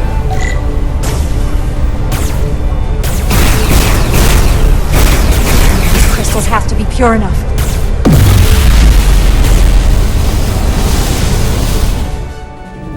Whoa! Dilithium explosion! Is that energetic enough? More than enough. I can lock onto their biosigns now.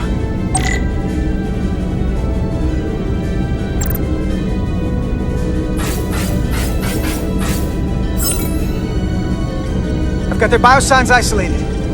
Commander, we have your signal. I'm gonna tunnel a path through the ionic interference.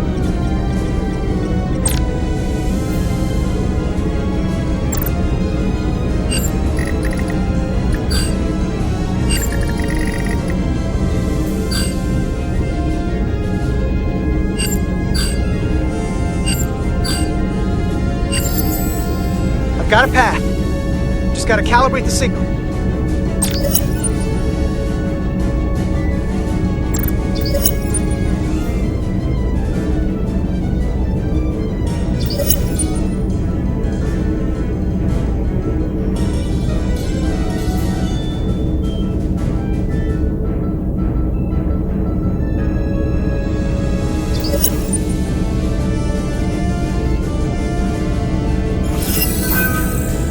Got a lock. Energize.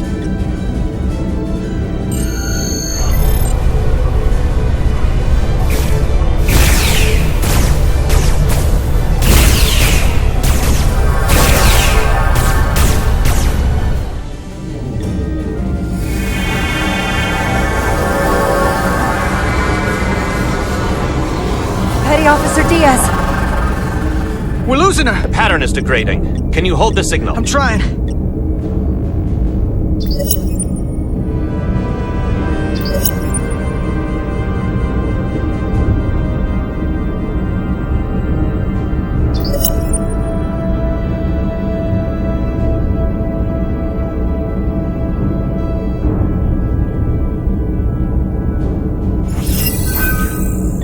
Got it. Oh, come on, come on.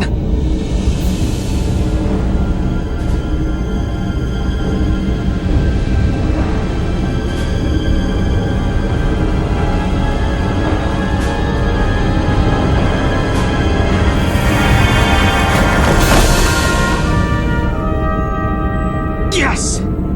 Get her to sickbay.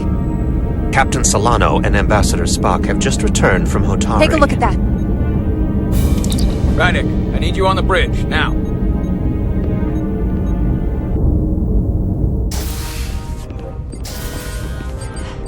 I'm here. The Elydians are preparing to attack Hotari. Status report. Your systems are now fully powered. All torpedo tubes open. They're preparing to fire! We should hail the Elydian flagship, Captain. Readying phasers if you want them. Stand by. Await my order. Recommendation, Commander? We need to act quickly. Hail the Elydians. Maybe we could talk some sense into them.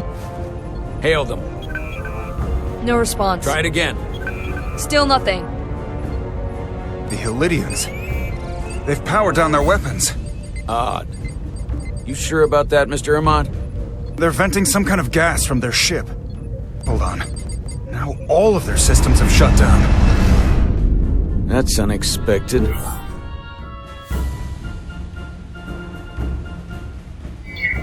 Commander Ermont, scan them again. We have to be sure. No mistaking it. They're dead in the water.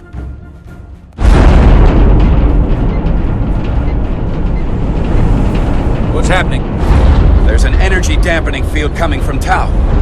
Take us out of range. Aye, Captain.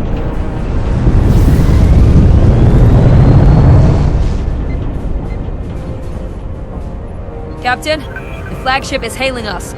On screen. Zeldy to the starship Resolute. Our main power cores are completely disabled. The more power we give, the more it takes. Running off batteries. Life support systems have failed. Unable to ventilate. Contaminated atmosphere. Admiral, you are about to launch an attack on a defenseless planet. Kobliat, you supported us in the negotiations. We need your help again now. Please, I beg of you. You must render assistance. System failures are compounding around my ship. We'll help you. Yes, we will. Thank you.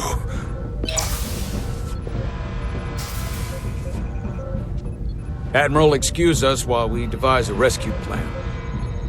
By my estimate, the crew only have 23 minutes before their atmospheric mix becomes lethal. While we may not be able to transport the Illydians directly, if we were to transport them from their ship to a nearby shuttlecraft, it should be possible to amplify the transporter signal there and reroute it to the Resolute. The Ambassador's plan is incomplete. An away team will have to beam aboard the Zeldy and set up pattern enhancers for a stable enough signal out of the dampening field. Thank you for identifying my deficiency, Commander Chovak. Jara, I need a senior officer in command of this. Take Chovak and Bedrosian in the shuttle and get it done. Petty Officers Diaz and Edselar, you will be part of the rescue mission, as will I. We will bring the shuttle within transporter range of the Zeldy, then beam you both aboard. Beam us on board. Why? The pattern enhancers must be placed on the Zeldy to make it possible to beam the Illydians back to the Resolute. Gather the pattern enhancers and get to the docking bay.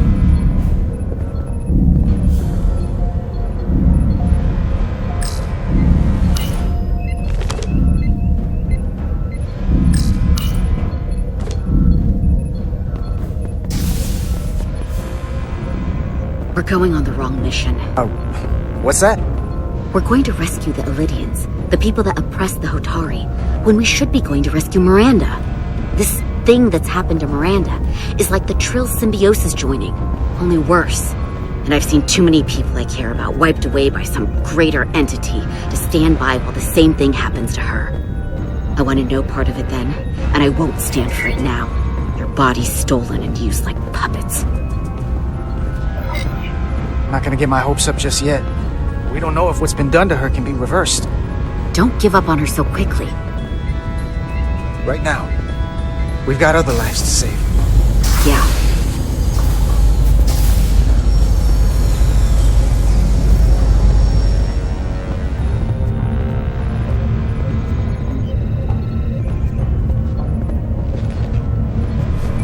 The away team is ready.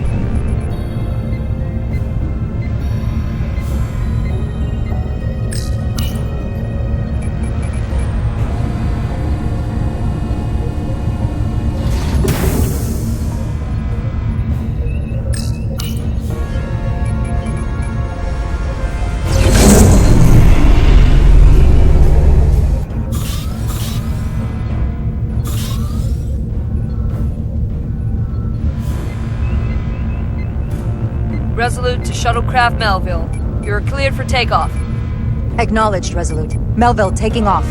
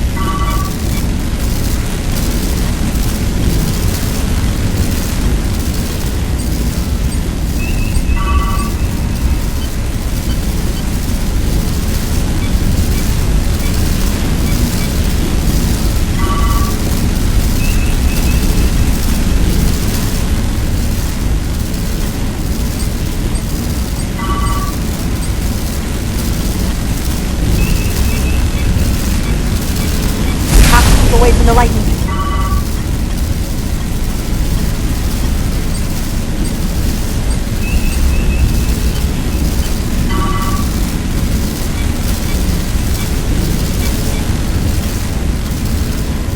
We are within range. Any closer will put the shuttlecraft at risk.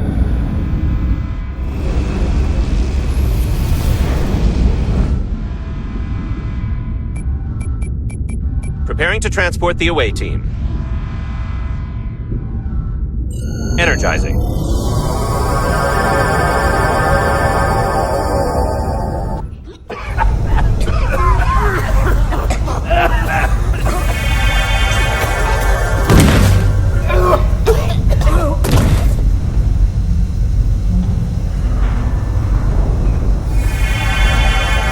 The ship's life support. It's almost completely drained. And the other systems, too. Oh no. We gotta get to their transporter room.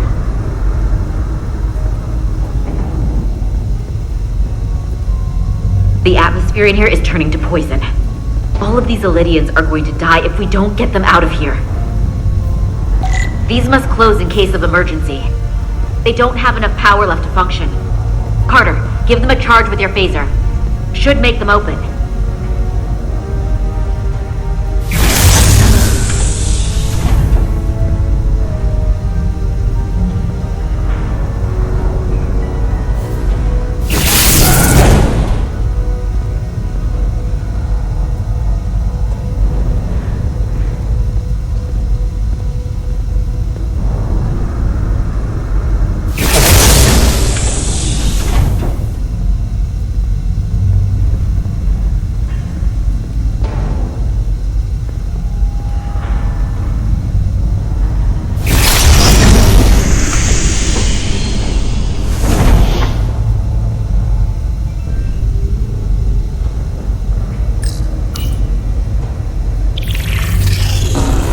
It's not working.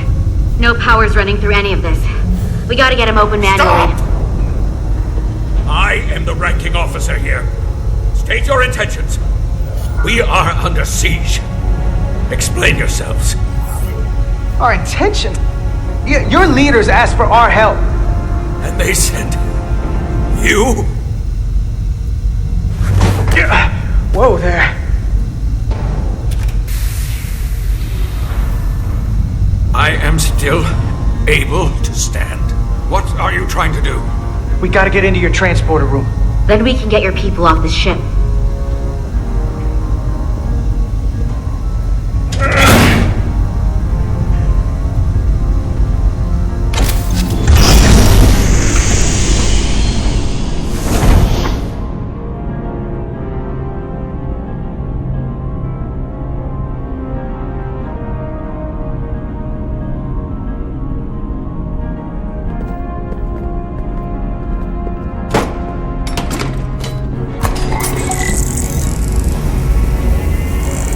Make sure they're evenly spaced.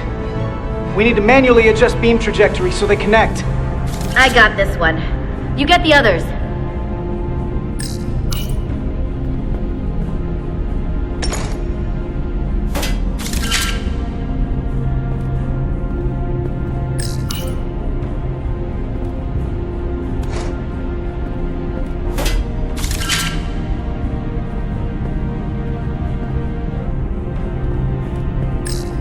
I can handle this one. Make sure the others are lined up.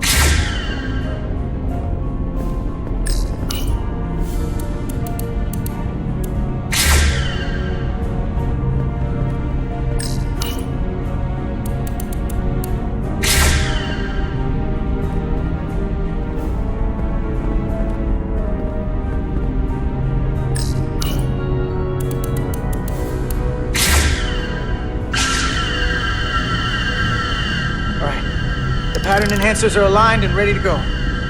Let's round them up. These will boost the signal so we can transport through the storm.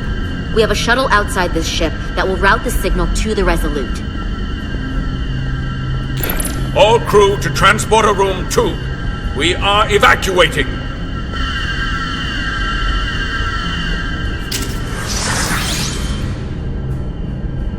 We're live.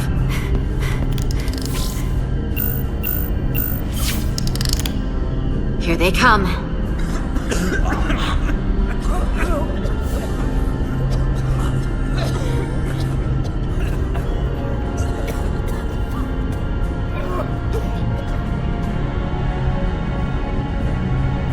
Okay, coordinates. Beam status. Energizing controls. Please step on the platform so we can evacuate you, Admiral. The crew goes first, Hunter. Sir. I mean it. You! Get on the platform already! Okay, the interface is in Elydian, but the layout is the same as a Starfleet transporter. I just gotta do what I did before. Select the people to transport.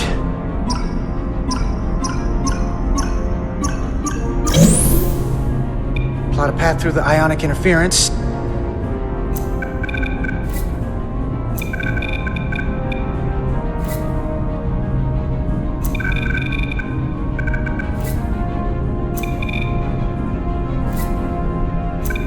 Okay, just have to calibrate the signal gain to get the highest possible output.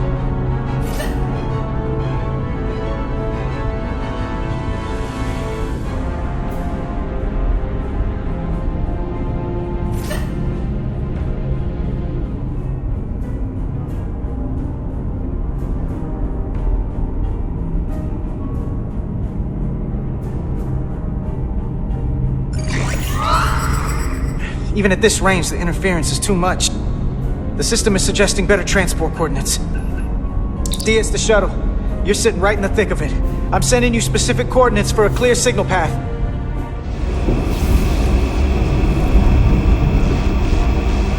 Waypoint's been added to the navigational computer. There, Commander. Give or take 50 meters.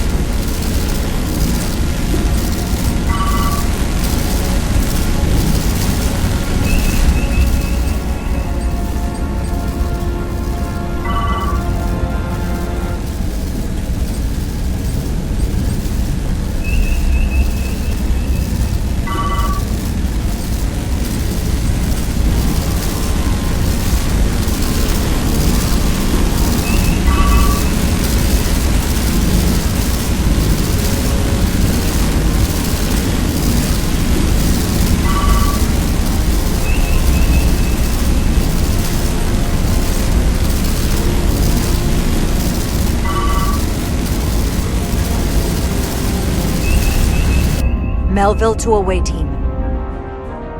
Energize.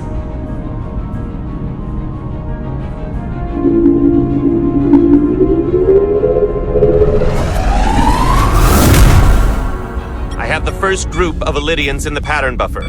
Redirecting and transmitting to the Resolute now.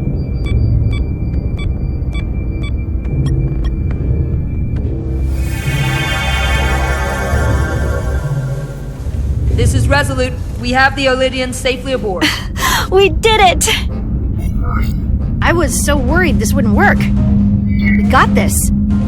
Good work. Keep it up. Yes, Commander. This is Commander Rydick. We're holding steady. Signal is good. Keep them coming.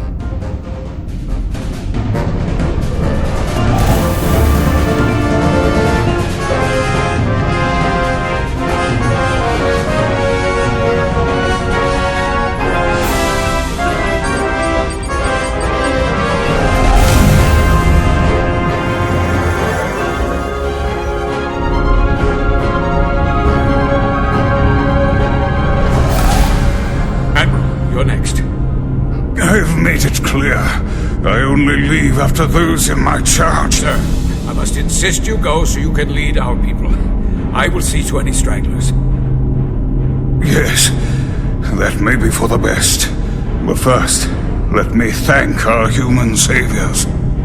I'll pin medals on your uniforms when this is over. For all your brave work. You're very welcome, Admiral. Does Starfleet let you wear another fleet's medal? We will find out. We're ready for transport. Get the Admiral to safety. Energize.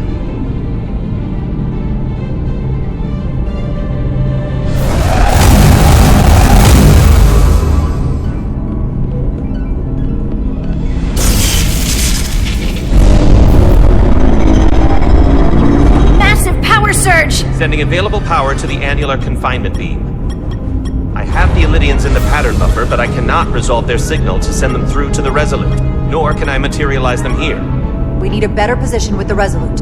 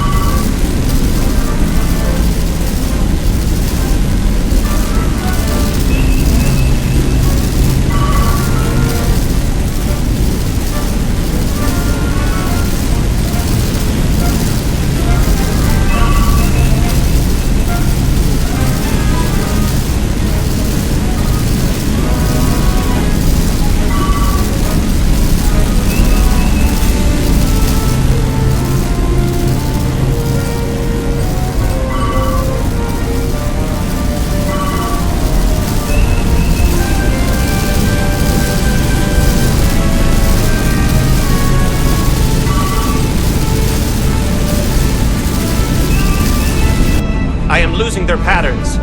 I need more power, but internal relays are not functioning. I'll do it manually. Do it! I am trying. I will lose the transport if I do not have more time. The signal is resolving. Please!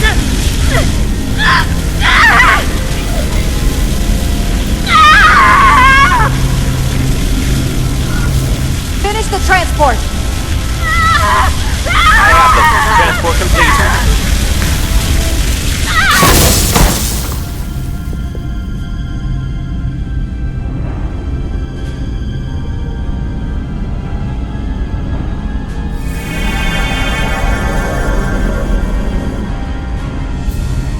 She is injured. Lieutenant Bedrosian has been injured, but the last transport was successful. Oh, thanks, B. Unfortunately, our shuttle systems were damaged by the power surge. We can no longer serve as the transporter node. Carter, these readings are off the charts. The source of the storm is on this ship. That must have been the power surge when it came on board. You're right. The Takan energy source. If they call it the Cartabula, it's here. The intruders are preparing to bring the Zeldi to war. And we're about to be stuck on it. There is an old Illydian saying about leaping off the hot skillet and falling to the flame below. Yeah, we got that one too. This is an opportunity for us. We're on this ship. We can stay in the shadows. See where they're taking the Cartabula. And do something to stop them. You always wanted the chance to do something big. That's all well and good. But if we're not getting off this ship, we're really backed into a corner here. We can't get off this ship. But maybe I could target somewhere on the ship. We are reading the warp engines powering up. Yeah, we picked up on that. We do not have a way to evacuate you from the Zeldi. The shuttlecraft is too heavily damaged. We're gonna stay alive. Just do me a favor and try to track us down. I can assure you, I will make every effort, Mr. Diaz. Live long and prosper. I hear voices down the corridor. It will be here soon. I'll guard the door. You just get us out of here, Diaz. Hey, Stretch. Help us with this map. Find somewhere as remote as you can. They're almost here.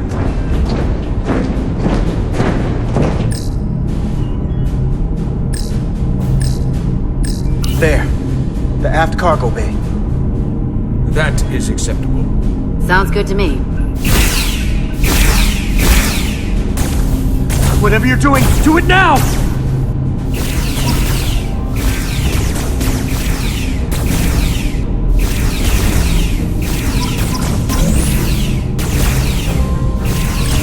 We're locked in.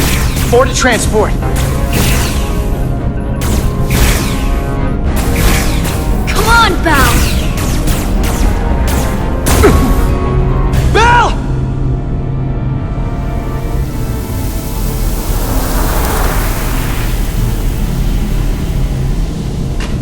It's too late for him. Carter! 3 to transport.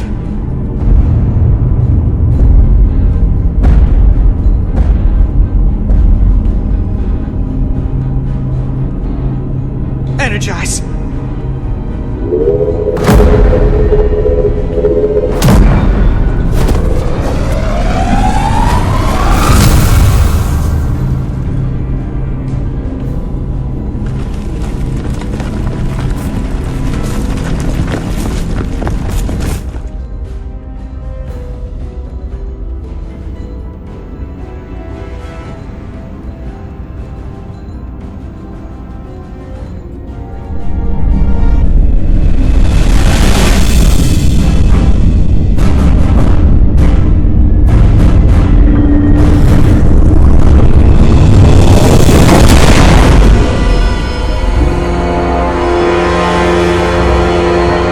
Does not appear to have left any warp signature at all. We cannot track its trajectory. Our duty often calls for sacrifice. She knows it, and our people on the Zeldi know it. Contact the Resolute, Mr. Chovak.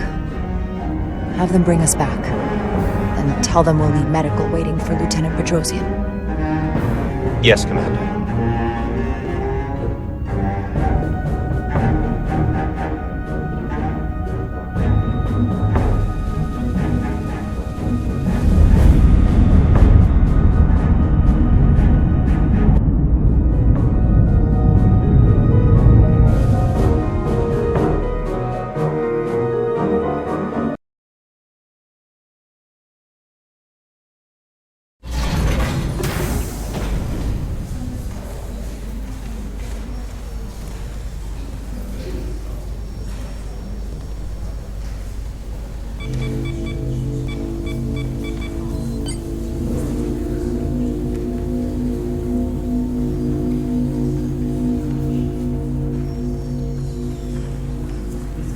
Through your efforts, we were able to save almost 100 Elydians from certain death.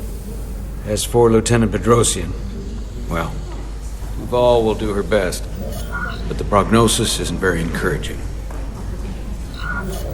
Lieutenant Bedrosian went above and beyond her duty. She deserves a commendation. I'll see what I can do. Commander Rydek, I heard what you did. The sacrifice you made for our sake. You saved not only my life, but the lives of my crew. An incredibly heroic deed. All of Elydia is in your debt. We cannot thank you enough.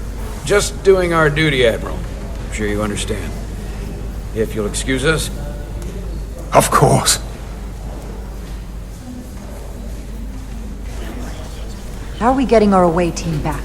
Ambassador Spock and the rest of the senior staff are waiting for us in the briefing room to discuss just that. I wanted a chance for you and I to speak first, given the circumstances.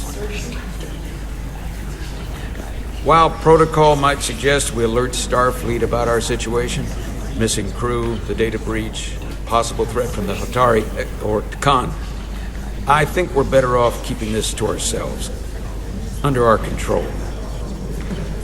You know what's at stake for me here, and what is at stake for you, too. I can't afford another mission gone wrong, and I'm really counting on your support. I don't want to raise a false alarm just yet. And I have every confidence we can wrap this up before it gets any worse than it already is. I'll follow your lead. We can keep this under wraps for now.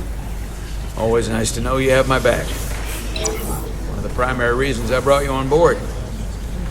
I made the right decision. Let's just get this resolved and behind us. And the sooner the better. I couldn't agree more. And we will. We're ready in the briefing room, Captain. On our way. Is there any update on our efforts to trace the Zeldy's warp signature? Unfortunately, no. Somehow they were able to mask the signature and block our ability to track their trajectory. I'm also concerned about what went with them. A Tkonian energy source. Sidron referred to it as the Cartabula. Yes, I've been analyzing your tricorder scans. This Cartabula is more powerful than any energy source on record. It disabled our ability to warp and likely created the ion storm. We have to find that ship. It could be anywhere by now. Literally anywhere. I have faith in our away team. They won't give up easily, and if they can somehow manage to stay alive, then maybe they could get word to us about their location. That'd be a hell of a lucky break. Right now, we need all the luck we can get. The Tkon also compromised our systems when Petty Officer Mera stole data from our computer core. We're assessing what was lost as we speak. It's just too soon to say exactly what they had access to. Starfleet needs to know about this. We're not contacting Starfleet until we fully understand the situation. There are too many unknowns. They stole our data. That's reason enough to warn Starfleet. But the captain does have a point. It might be better to wait until we know more. We either sound the alarm prematurely and look bad if nothing comes of it, or we keep this to ourselves and take the blame when it blows up in our face. Either way, we can't afford to get this wrong. Indecision is not without its own consequences. I want to speak with the Hotari and get to the bottom of this before we get Starfleet involved. I expect we'll meet resistance. The Hotari think we violated our neutrality by entering their minds. Assuming the negotiations are off, we no longer have an official role here. We still have a responsibility to the Hotari and the Elydians. The Tkon are a threat to both their civilizations. No. They're a threat to us all. The device Commander Rydek found in the Tkonian vault is an advanced delivery mechanism for a complex biogenetic transformation process. Meaning what, exactly? Not only are they bioforming innocent hosts, transforming them into Tkon, they're taking the DNA and engrammatic data of a specific Tkonian and displacing that of its host. It's a hostile takeover on a cellular level, bringing individual Tkon back to life, one by one. The bioforming process itself. From what I witnessed, it seemed to be almost instantaneous. This is strictly an educated guess at this point based on my research, but the transformation does appear to happen immediately. The Tkonian seizes control of the host, and then the displacement begins. Petty Officer Maris called herself a scion of the flame, but the computer had no information about it. She also shot the hell out of my ship as she escaped and nearly killed a few of our crew. So we know this about those scions. They're dangerous. The Tkon have crossed a line. That much is certain. However, meeting with the Hotari could offer insight into their true intentions, under the pretense of an apology for betraying their trust and trespassing on their territory. What if there are no Hotari left? If Galvin and Sidron were Tkon, who else? The Queen? I think we would know if that were the case. We'll take every precaution. With the Cartabula gone, I can confirm we have regained warp capability, and the use of our transporters. Excellent. Commander Ermot, see if we can arrange a meeting on Hotari as soon as possible. As Ambassador Spock suggested, under the pretense of an apology. Aye, Captain. Nice work, everyone.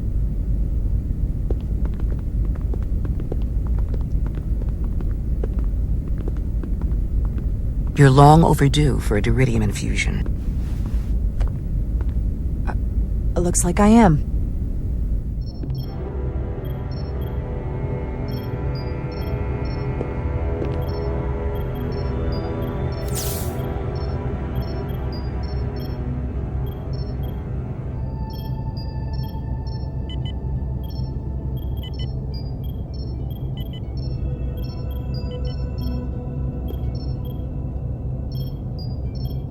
I'll give you two a moment, but she needs her rest. I understand. Commander Rydek? Is that you? I thought I heard your voice. How are you feeling? Better, I guess. But my head's still ringing.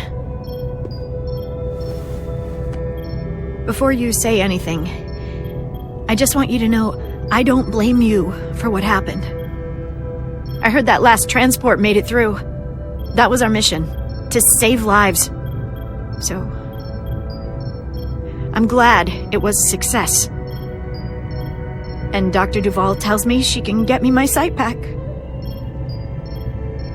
Eventually.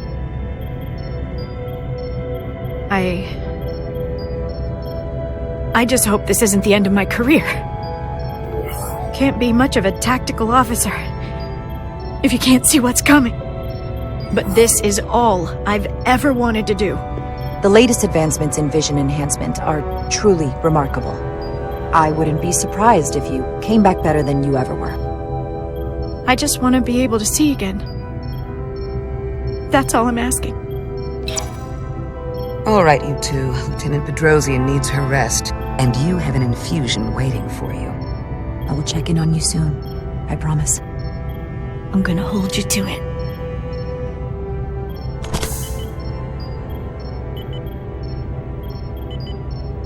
Aside from almost running out of duridium, you're in good health. Nice to get some positive news for a change. You I don't worry about. The captain, however...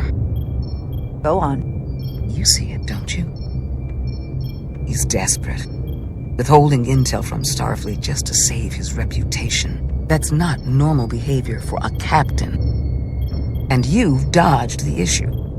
We can't make mistakes. Might go down as the most obvious thing a first officer ever said. You've spent enough time with him now. Seen enough of how he runs the ship. If there's something wrong, as the ship's doctor, I need to know. Don't sugarcoat it. You know I wouldn't. To be honest, I'm worried about him.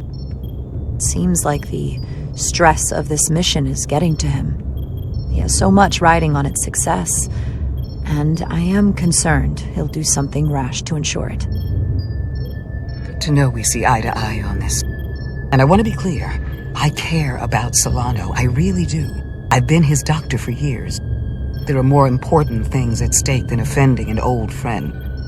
If it gets any worse, you know where to find me. Jara. Monitor your duridium levels. I'll be right back. How's your wound? Like it was never there.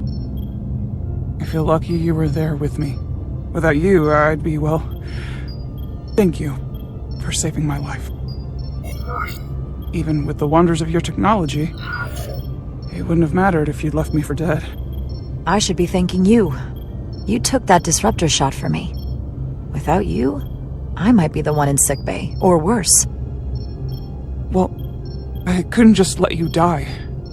Not after all you did to help. I won't forget it.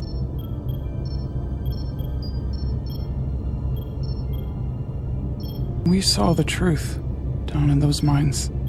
What Sidron and Galvin really are, who they've become, the lengths they're willing to go to. What they did to that Lydian. It's hard to accept that everything I thought I knew, so much was a lie. The horror of that underneath our feet the entire time. What we learned down there will help us win this fight. Truth is power, and we'll use that to stop Galvin and Sidron. If you're right, then it was worth it. I truly hope you're right.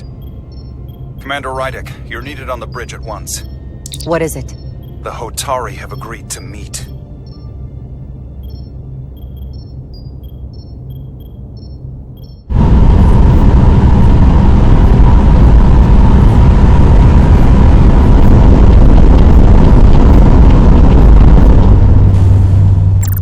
They haven't found us yet.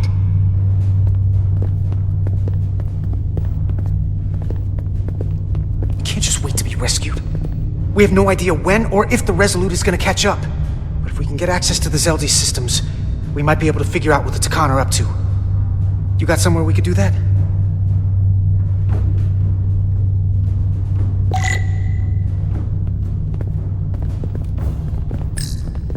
For how uptight the Lydians are, that cargo bay is kind of a mess. Come on, Carter. We need to stick with the tall guy. Huh. The Lydian consoles still have mechanical keyboards as a backup.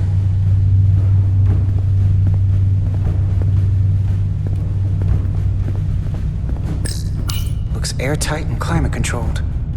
Must be where they put the precious cargo.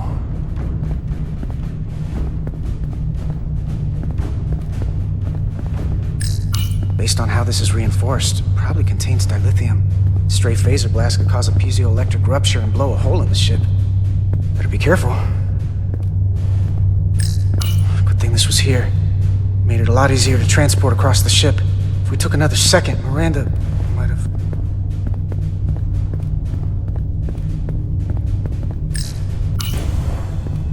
Up there?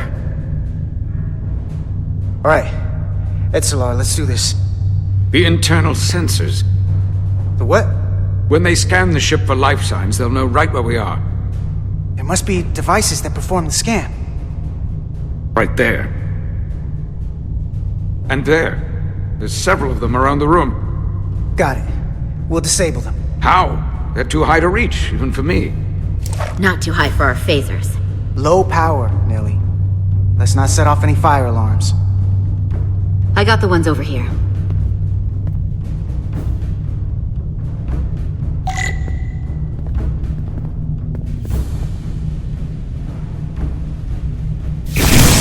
Got one. Another down.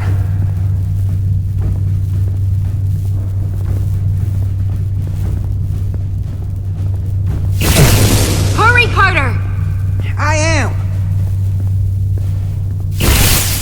Only one left.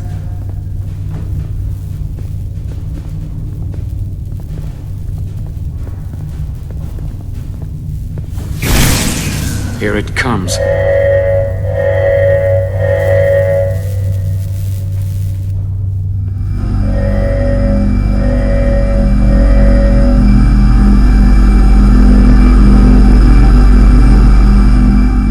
It worked. They won't be able to detect us. That buys us some time. Now that the Zeldi has its power again, I might be able to access some of the ship's systems from here. I'll take care not to give away our position. The Takan might not even know we're still on board this ship. Miranda only saw us transport away. She probably thinks we're back on the Resolute. Miranda. Don't give up on her yet, Carter. She had you in her sights, and she didn't shoot. That means the real Miranda is still in there. The Takan don't have her. Not completely, at least. She must still feel something. She disintegrated crewman Bell. If Miranda's personality still exists, she can't help us. We don't know how this works, and I'm not giving up on her. I know she played us, used our sympathies, your relationship to break out of sickbay. But maybe there's a way to turn her back and Miranda could help us stop the Takan. Here, on the ship.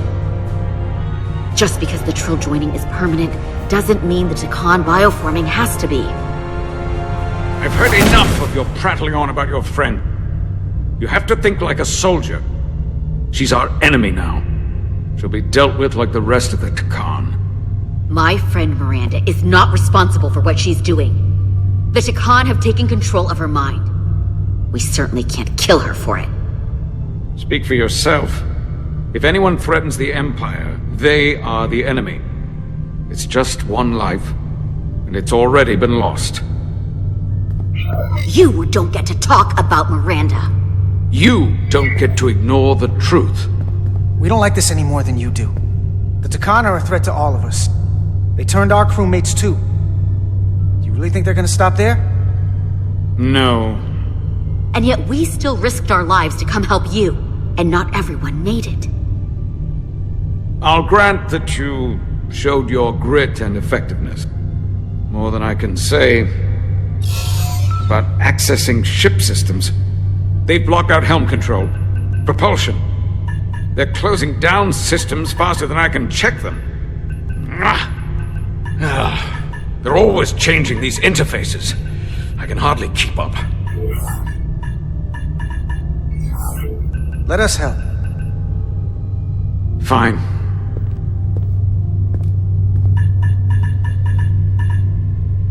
They're using a senior officer's access code to lock down our systems from the bridge. The Takan must have turned someone in command. Here's something. I can see the course they have plotted in. The Lydian fleet has explored a lot of systems, but it's all in the opposite direction of where we're going. We're headed to the edge of the galaxy. Nothing but uninhabited systems along the way. And if we keep going, we'll leave charted space. A lot sooner than I like to think about, too. That can't happen. We need to take control and turn this ship around. Get back to the front lines of the battle for Elydia. We are on the front lines.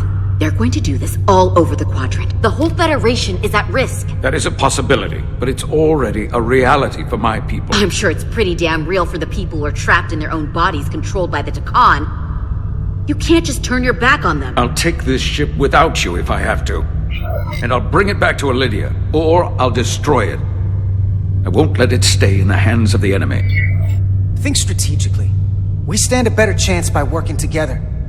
You're right to be angry, but it doesn't do any good to turn it on us. Fair enough. The most important thing is that we get control of this ship, so that we don't end up so far away that the Resolute can't ever catch up to us. And if we control the Zeldi, that also means they can't use that Cartabula thing. I'm not sure we can do much more from here. What's this? It's a data stream. It looks to be a two-way communication. Let me see if I could put it through a demultiplexing processor. Can you get that clearer? I'm trying.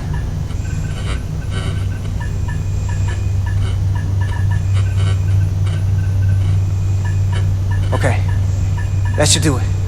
Hello? Can you read me? Itasca, is that you? Major! It's my lieutenant. Where are you? I'm here with some of the others. We're trapped in the ATP. Our artillery targeting platform. The bulkheads are sealed, and ruptured power conduits on the other side are discharging at high voltage. Major, we've seen Sidron and the other Hatari, and if we can get free, I think we'll be able to overpower them and take back the ship. Itasca, are you still there? Itasca, are you still there? You shouldn't trust anyone else you meet. The Hatari have been transforming people on this ship. We've seen it happen. Bioforming. It's only a matter of time before any remaining crew are turned against us. You have to come and help us. I gotta ask, are you sure that's really your comrade? It's Itasca. You're going to have to trust me. I know Lieutenant Itasca well. That's her. Clear and not under duress beyond our current circumstances. I'm sure of it. Trust goes both ways. We trust you. You trust us. I'll go with that. Until you give me reason not to. Back at you, Stretch. We'll make it to you undetected, and we'll free you from the ATP. We'll be ready and waiting, sir. I may not know the computers very well, but I know every inch of this ship. I can get us there, safely, through the back routes.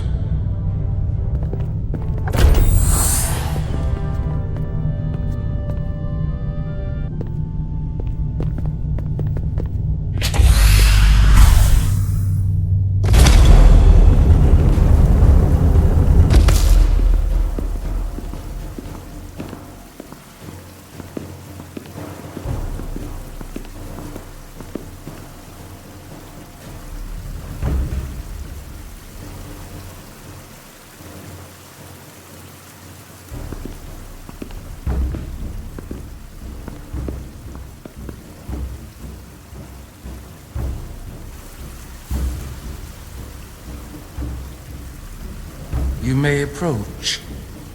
Your Majesty, an apology is in order. The Federation... Spare us your apologies, your excuses, your pathetic explanations. You said you were here under the pretense of peace, yet you trespassed into our minds. I should have known you were lying when you said the Hotari should have control of the mines. Just a ruse to conceal your true intentions. We knew you were hiding something. We had to find the truth. I hope you were satisfied with what you found. Your Majesty, if I may. Her actions nearly caused a war. I was addressing the Queen. Galvin speaks for the Hotari now. Fortunately, we were able to resolve this ourselves despite your interference. The Illidians have agreed the mines will remain under Hotari control. We now recognize the Hotari as the sole authority in this region. Your presence here is no longer necessary. So you can consider the matter resolved. They never wanted the Federation involved. This was all just a ploy from the start. We never needed the Federation involved. But we're so thankful that you've come. That being said, the sooner you leave, the better. The hell we will. What about my crew trapped aboard that ship? Or what you did to my security team? The data you stole? I want to make one thing clear. No one is to leave Hotari space without Federation approval. No one. You think you have that power, when in fact you have none. You came here under the presumption you would be the ultimate authority. That you would show up and render judgment in this petty dispute over precious resources between lesser people. But instead, your arrogance and self-interest was your undoing. Blinding you to the real power at work here. Something far beyond your feeble imagination. We came at your request. To help solve the problem, not create one. You came because I wanted to see the mighty Federation for myself. The greatest power in the galaxy. Needless to say, I was disappointed. They never wanted our help. They were setting us up from the start. Commander Rydek saw what you did in those mines. How you bioformed innocent people against their will and turned them into Takan.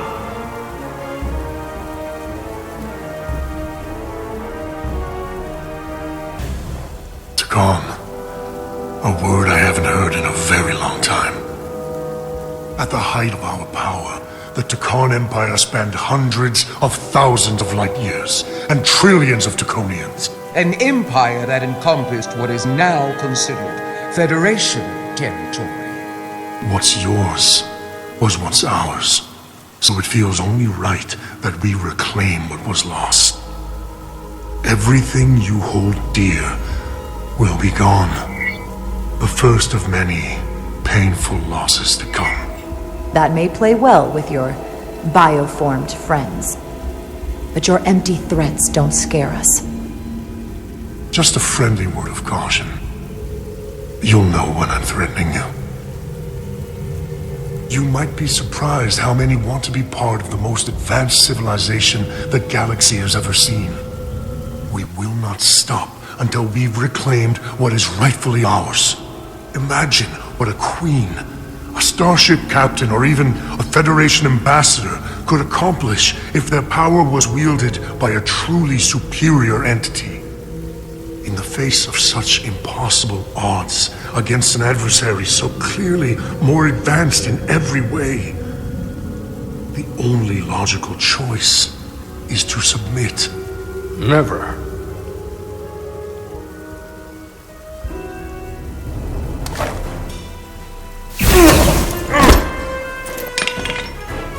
Seize them. Get us out of here, now!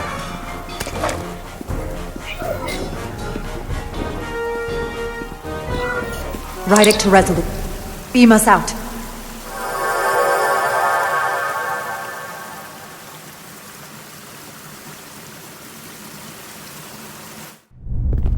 You ever done something like this before? Close quarters combat? Infiltrating an enemy stronghold? Something like that. I once spent 6 days crawling through sewers during the siege of Tofar Ket to retake the citadel there. That's just one of many campaigns I've served in. My dress uniform is well decorated. I'm glad we're here with you. We need your kind of experience. I should say you do. And I'll be glad to have Lieutenant Itasca with us. She fought shoulder to shoulder with me in that siege. So you're pretty close, huh? She's like a daughter to me. She's saved my life more than once. She's more than just a comrade in arms. That must mean she's a good soldier. The very best. We saved your life. What does that make us? We aren't out of danger yet. But once we have my comrades, proper soldiers, we'll be able to retake the bridge. Then, our fleets will catch up to us. The ATP is just down that corridor.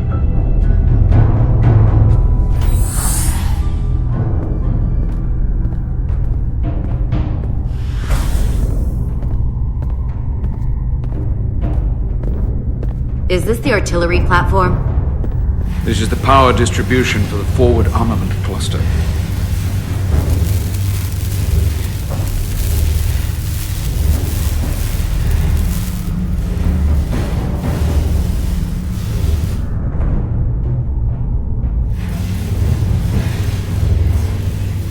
There was combat here. Disruptor burns on the walls. Signs of a grenade detonation. If there was a fight, the Takan might still be nearby. Maybe my people killed them. Or they could be waiting for us. And that's a problem for when we meet them. The distribution conduits have been knocked loose. The currents in those lines would be lethal. Is there any way to power those down? Each circuit has a control panel that regulates power to the magnetobanks. I can track connections between the power lines and the control panels. I should be able to clear a safe path to your crew. We'll get the door open here.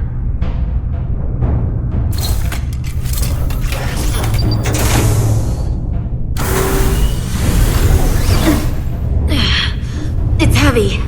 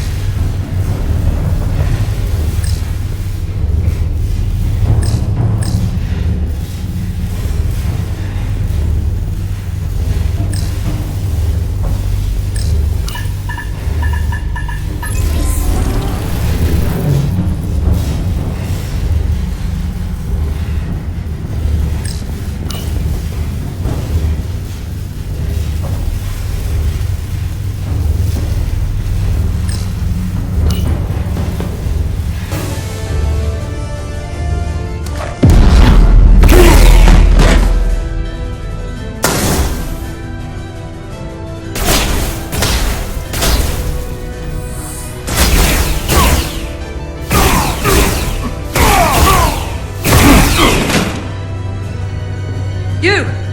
Federation, you made it. Barely.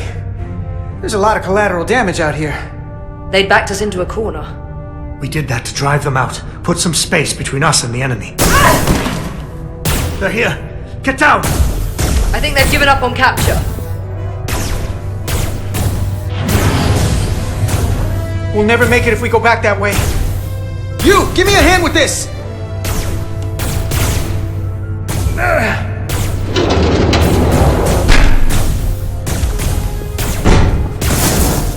Go! Go! Behind us!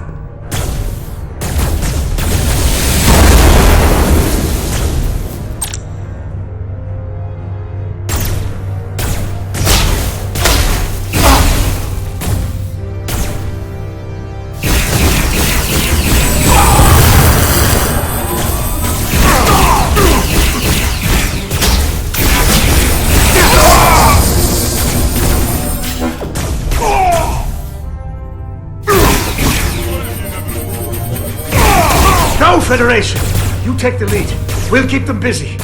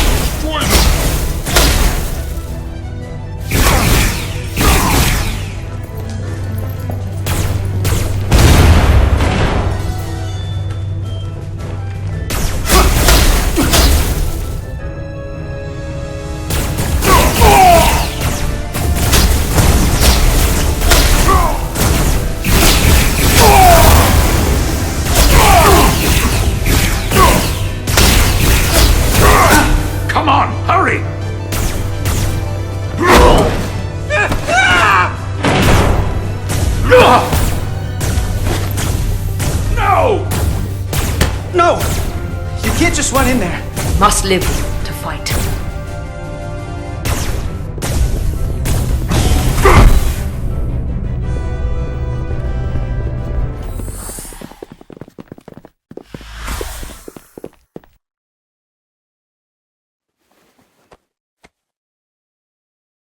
We let the enemy take them.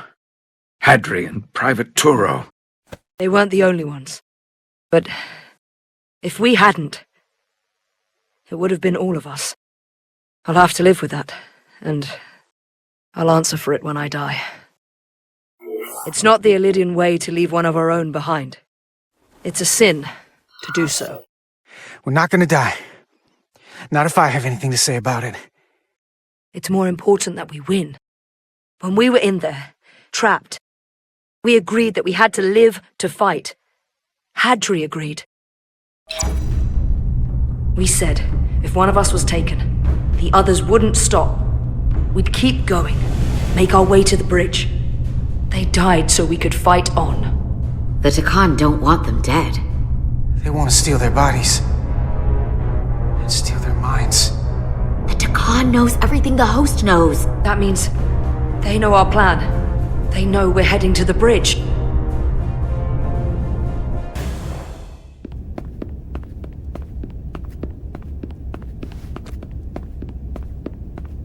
Tyler, you should be in sickbay. I'll finish this. I couldn't just lie there knowing the entire fate of Hotari hangs in the balance. How did it go?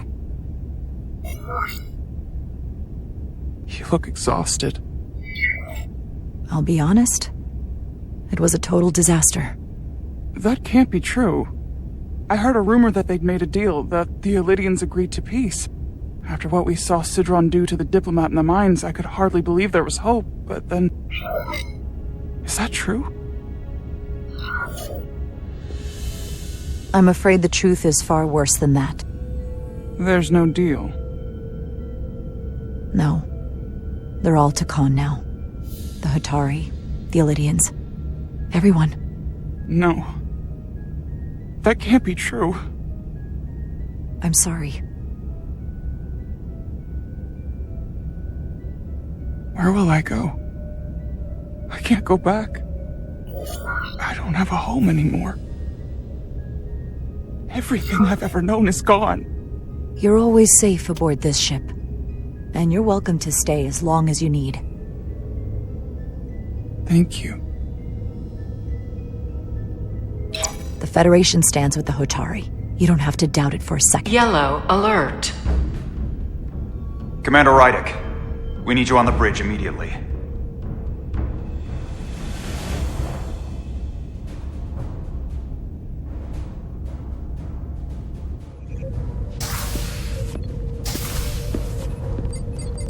Commander.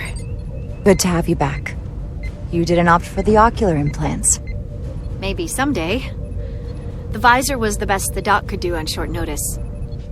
We've got an Elydian ship, the Veskar, rapidly bearing down on our position. Or what was the Veskar. Now I'm not so sure. Bring it up on the view screen.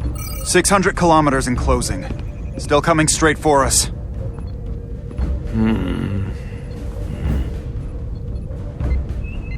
Commander?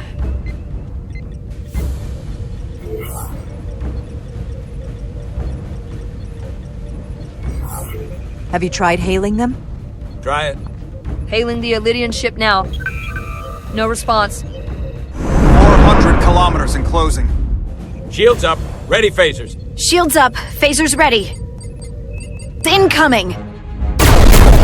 Lock phasers and open fire. Heavy damage. But deflectors still at full power? That bypassed our shields entirely. That's impossible. God damn it, return fire. Everything we've got. Rydick, modulate the shield frequencies. See if we can get us any cover. Commander, I've got this. Just keep firing.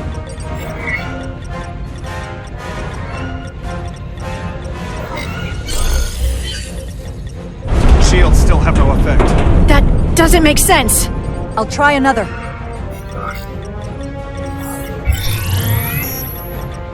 There! We've got incoming! How do they keep matching our shield frequency? They couldn't. Unless...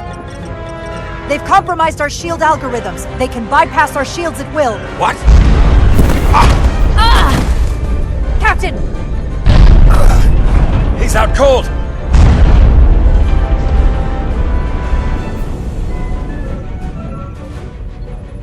Why'd they stop?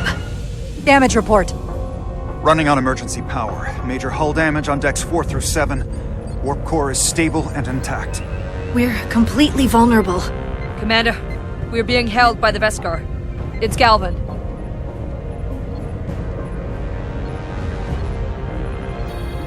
On screen.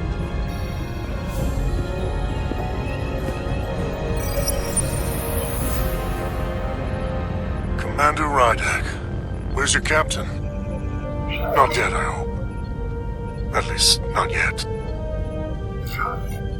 You're dealing with me. Is that a problem? One inferior life form is as good as another. I have to give you credit, Commander. You survived longer than I thought you would.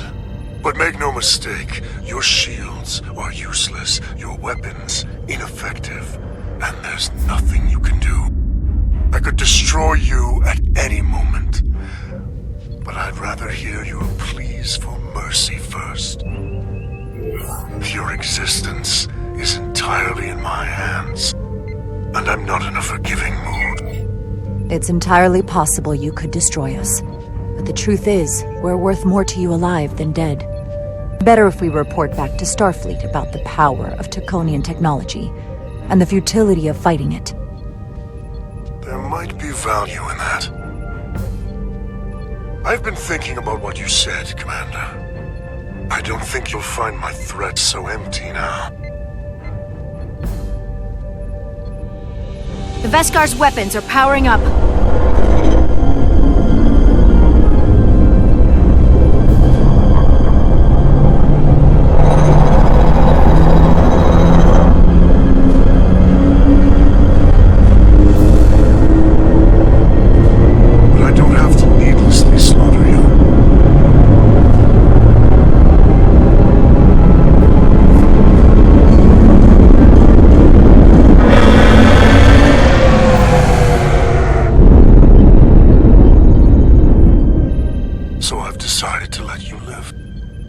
There's merit to the idea you're worth more to me alive. Tell your Federation that Takan are as merciful as they are powerful. That you were fortunate to escape with your lives. And one day you'll be the one begging us for mercy. I doubt that.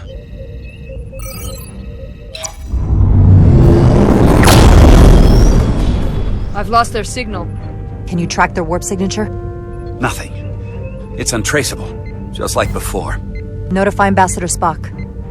I want everyone in the briefing room to discuss our options. What's the status of the repairs?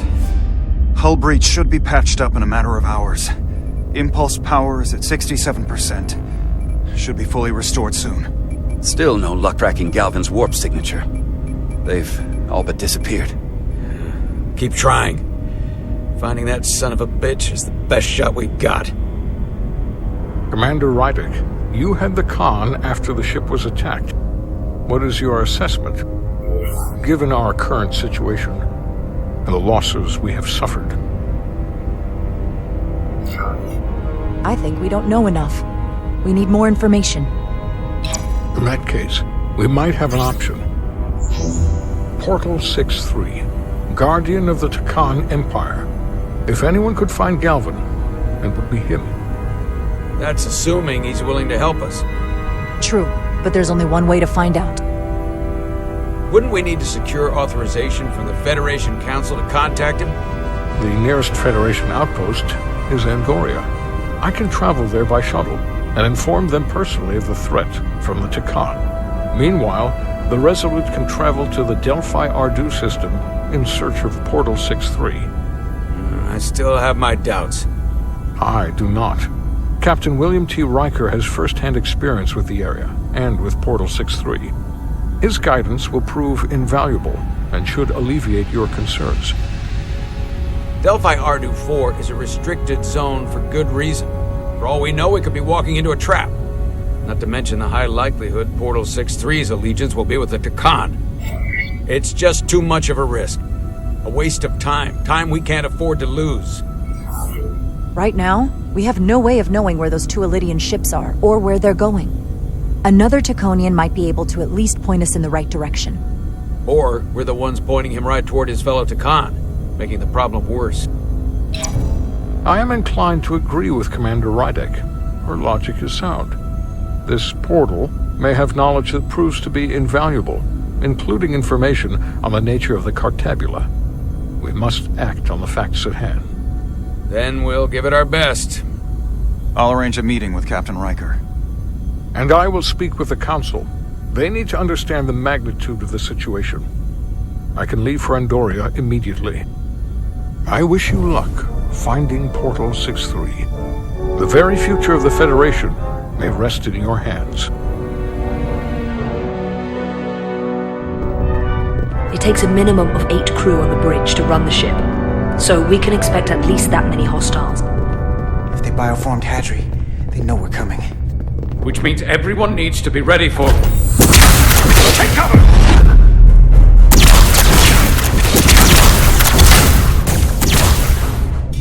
Now what? We need that door sealed. We can handle that. Where do you need us? There's an access panel there. You should be able to patch into the local systems. We'll be shot getting there. I'll cover you. On my signal. Now!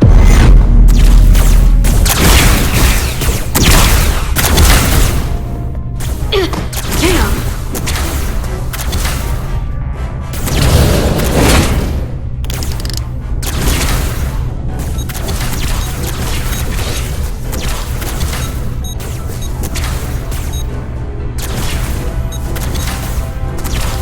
Looking for the bridge doors. Wait, what's this? Got something? Gravity. If I invert the artificial gravity inside the bridge, that'll throw anyone on the bridge right up into the seal. He'll never see it coming. Itasca, get ready to charge! Charge? For some gravity polarity. Now!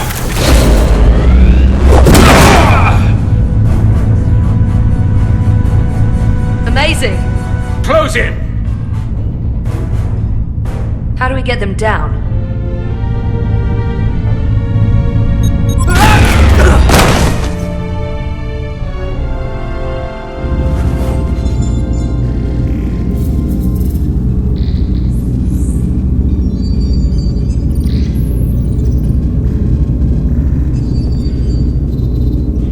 What are we gonna do with them? We don't have time to take prisoners. So you're just gonna shoot them? I haven't decided yet. It's not just up to you. I'm the ranking officer. And we're not in your army. These prisoners could be useful to us. But if you kill them, we'll never know. I can live with that. Well, I can't. You're an engineer, not a soldier. This is clearly my territory. You think you have enemy combatants here? This is a hostage situation. Each one of them has an innocent life inside. I'll keep watch on them. As will I. We can't let our guard down around the enemy. Petty Officer Diaz and I will figure out how to stop the ship. Let's hurry. The rest of the Takan could show up any minute. Crystals. They're all over this place.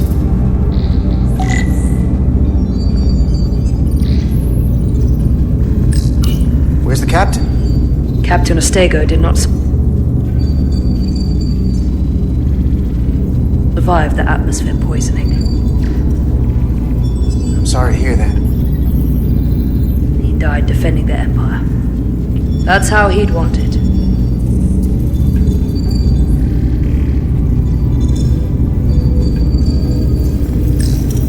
Look here. It's navigational data. We saw that already. Headed to the edge of the galaxy. It's only a display. We couldn't use it to change course or alter speed.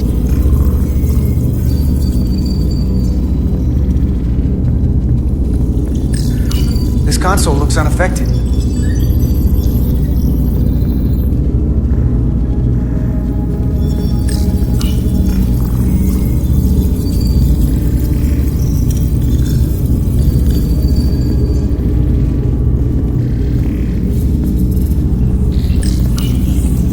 Interfaces on top of each other. This is not Lydian programming.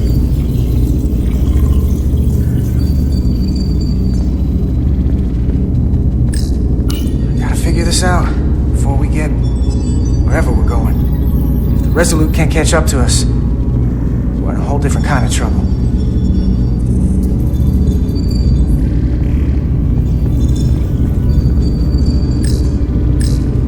Any trouble? Don't worry about me. Worry about Stretch over there. Why? He's looking for any excuse to vaporize the prisoners. But I'll make sure he doesn't. Even if they're the enemy, it's not right.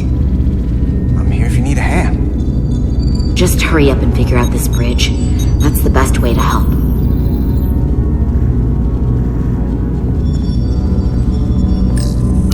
Everything under control? Yes. These Takan haven't made a move. Yet. And what you're doing is working. There's plenty more I can do. But it doesn't have to be that way. As long as they behave.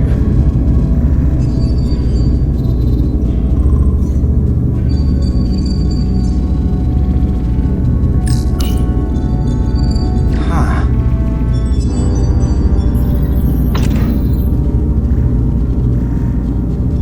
Careful where you point that thing. It's not active. I can't see any way this would work as a weapon. It's dead. Out of ammo? I'm not sure.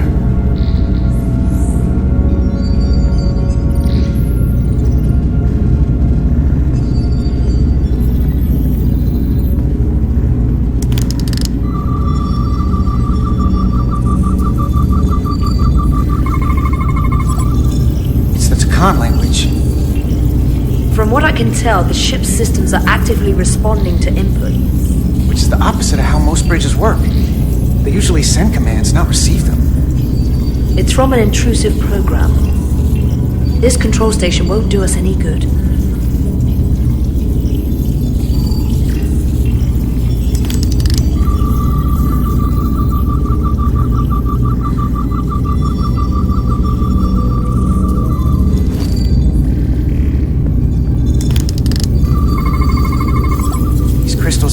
Technology. They seem to be active, just like the rest of their tech. Tetrametric pulses. Tetrametric? It's the energy signature of Takan technology. Everything they make gives off this type of radiation. They're blocking the inputs. It's not responding at all. Everything I try, it just ignores me. If we're careful, maybe we can blast the crystals off with our phasers. All right. Just use caution.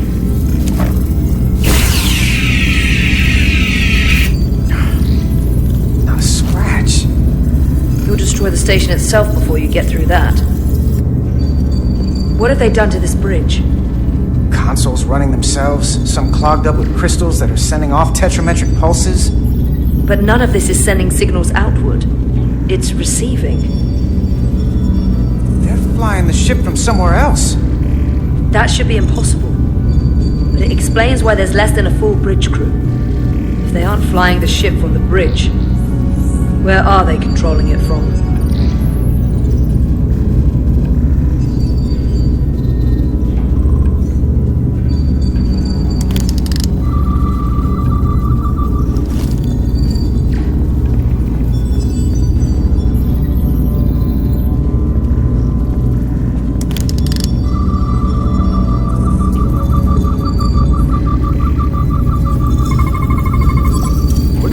Less than an hour.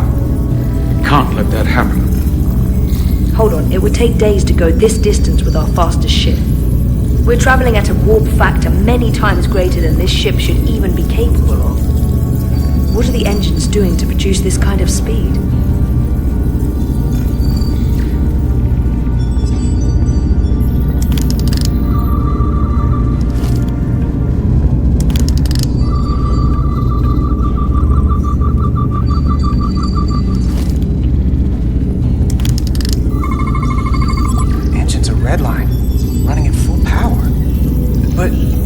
Main drive manifold is spiking way over nominal levels. Very dangerous. Even at 100% output, the warp cores wouldn't push this much plasma to the drive section. The reactor output matches the high speed, doesn't it? Whether it's these crystals, or the power from the Cartabula, the Takan have found a way to increase the engine output and top speed. We have to find a way to hit the brakes before we outrun anyone who could help us. We stop it. So they can't get this ship where they're going, and enact the next phase of their plan. That is, if they don't destroy us all first. I would have thought this ship would disintegrate going this speed. But somehow, that hasn't happened yet. That's just two sides of the same coin. It's what? Either way, we both want to stop the Zeldi.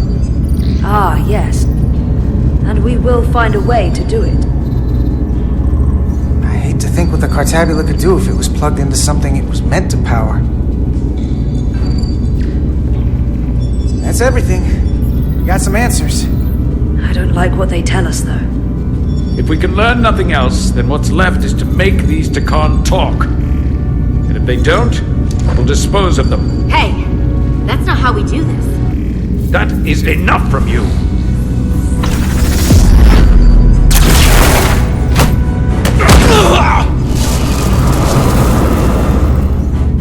I thought that thing was useless. It was. No power. Until he touched it. The weapons must be bio-coded. Our technology will only work for one of our kind. I can assure you, this weapon works just fine for me. Slow down, Arminta. You can't control the ship with a disruptor. But I can use it to control you. Ah!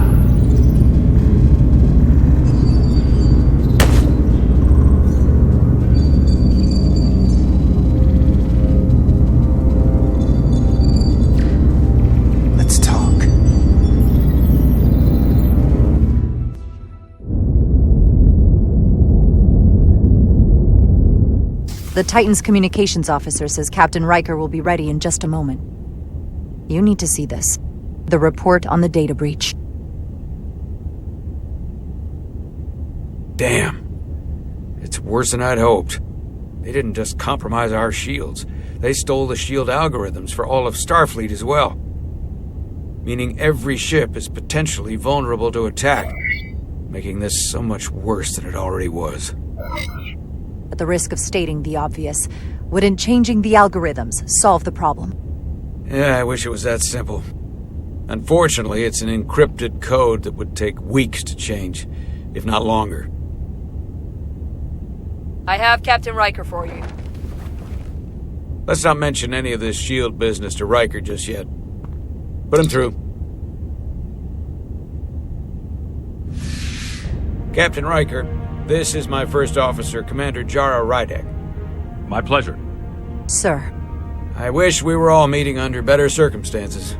So do I, although you and I have actually met before. We have? I was a young lieutenant on the Potemkin. You were first officer on the Tuckerman. I piloted you and our science officer in a shuttle to survey quantum resonance in the planetary rings of Residius 6. Ah, yes. Now I remember. You know, he gave me some good advice that day about a very difficult job. Yours. Well, I'm not one to turn down some words of wisdom, sir. Then let me ask, as first officer on a starship, where does your responsibility lie, first and foremost? To the captain, the crew, or the ship itself? Oh, this old chestnut. I am curious to hear what she says, though. Ultimately, my responsibility is to the crew at large. The needs of the many. You have been hanging around Ambassador Spock. But the truth is, it's a trick question. Every situation is different, and there are no easy answers. And in some cases, it might not be any of those three. It could be the prime directive. Or the mission. Yes, so perhaps we should get to the matter at hand. When you were with the Enterprise, you encountered a Takan entity known as Portal 6-3. The Enterprise was held captive in orbit until you were able to convince him to let the ship go. All of which is detailed in the mission report. What we want from you is what we can't get from the report. What can we use to get Portal 6-3 to help us? I've often thought about that over the years. How a small difference in the encounter could have led to disaster. The most important thing is, don't let him push you around. He can appear as a man or as a godlike projection. He'll test you, but don't be overwhelmed by the pageantry and theatrics. Are you sure about that? I don't want to anger him. No, you certainly do not. With a wave of his hand, he could clip your wings and cripple the Resolute. Portal is full of bluster and bravado, but he can be reasoned with. And that's my other piece of advice. You want to appeal to him rationally. You don't want him thinking you're acting out of fear. But we are afraid of the Takan, and with good reason. He's not the sort to suffer fools. And he'll lose interest if he feels his time is being wasted. I suppose that's one thing we have in common.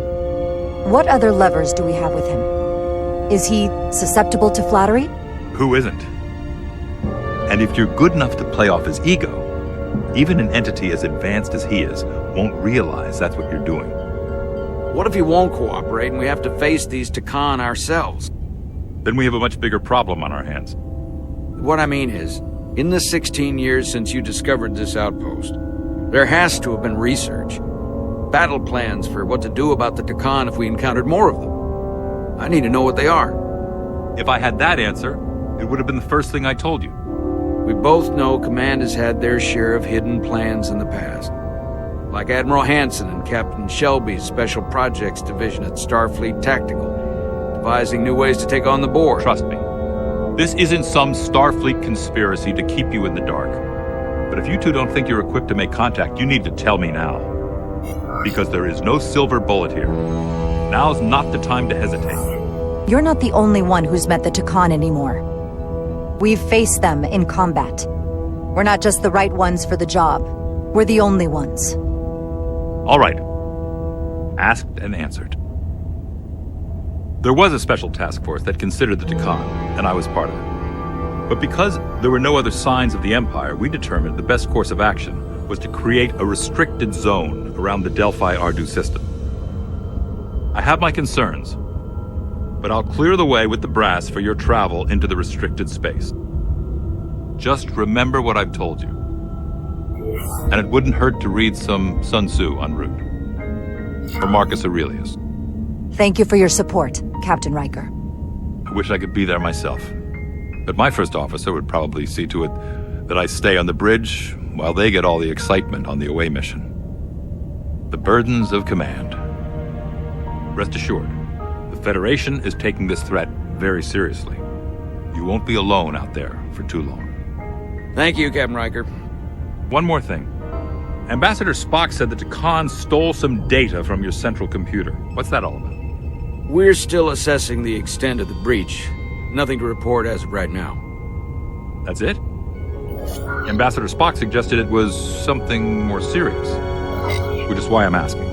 There was a lot of data stolen. A lot to sift through. Yes, we're still making sure our assessment is accurate. We don't want to raise alarms unnecessarily. I'd raise that alarm pretty loudly if I were you. There's a lot riding on this. And if it comes to it, the Titan and I will be ready to personally lend a hand in this fight. Let's hope it doesn't get that far. Riker out. Thank you for not getting too specific with Riker about the data breach. Better we handle this ourselves, without all of Starfleet hearing about it. What I don't understand is why you'd keep it from him. If you're going to tell Ambassador Spock, what's the difference?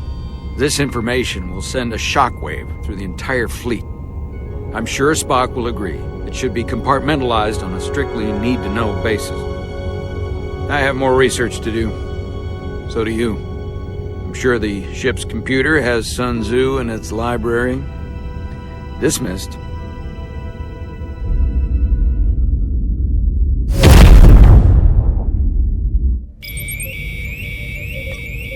It's the automated Federation warning buoy. Transmitting the disable code Captain Riker provided.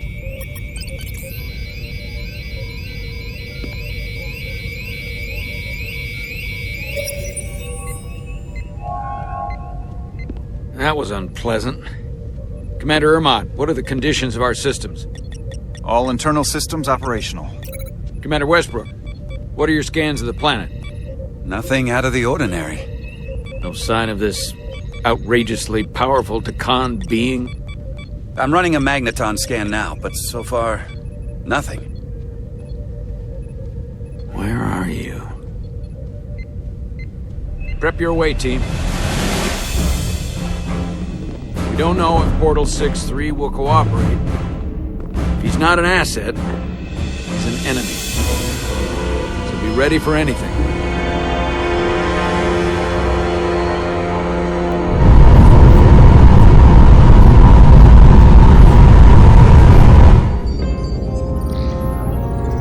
Prove you're worth keeping alive for a little while longer. I cannot stop this ship any more than you could stop the tides. Not good enough. The impotent threats of a lower life form do not sway me. I will not bend to you. I was born 600,000 years ago. But a new age dawns today. Are you the scion of the flame? My name is Zan Utlosa. I was born in the final days of the age of Makto. And we are all scions of the flame. Every one of us who have traveled across the bridge of time to be here for the Great Awakening. We have all sworn ourselves to the cause. Eventually, one of you will break. You don't understand how overmatched you truly are. This craft was nothing before we imbued it with the speed required by our mission. And the Cartapia that produces enough energy to drive an entire fleet of ships like this one. But when we wake the Aphelion, we won't need a fleet. The Aphelion? Only then will you understand the might of the Takan Empire. Reborn in this time. And when you wake the Aphelion, what are you going to do with it? Anything we want. Come on! This goes from bad to worse unless you do what they say.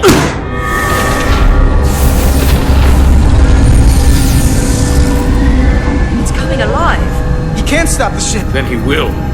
Or we cut off his hands and use them ourselves. The moment I reduce speed or change our heading, the others will know. First, they'll just resume course from elsewhere. Trivial matter. And then, they will come here. For you, this is a dead end. But wouldn't you want that? You take the ship off course, your friends come here to your rescue. So why are you warning us? Because I value my own life. When my fellow Scions come, and they will come, I expect you'll all act like the savages you are, and a battle will ensue. We've all died once. I don't intend to do so again. I won't touch those controls. If you want to get us killed, do it yourselves. You fear death. There's a way to stop this ship for good, and he knows how. He just needs more pressure. What kind of pressure? We hurt him, he'll talk. Trust me. That's against Starfleet protocol. You're not on a Starfleet ship. Your protocol does not apply. We take the action that will lead to our victory. Don't assume your moral code takes precedence above all others. I get the impression you know how to make people talk. Think you can break his arm? No, don't!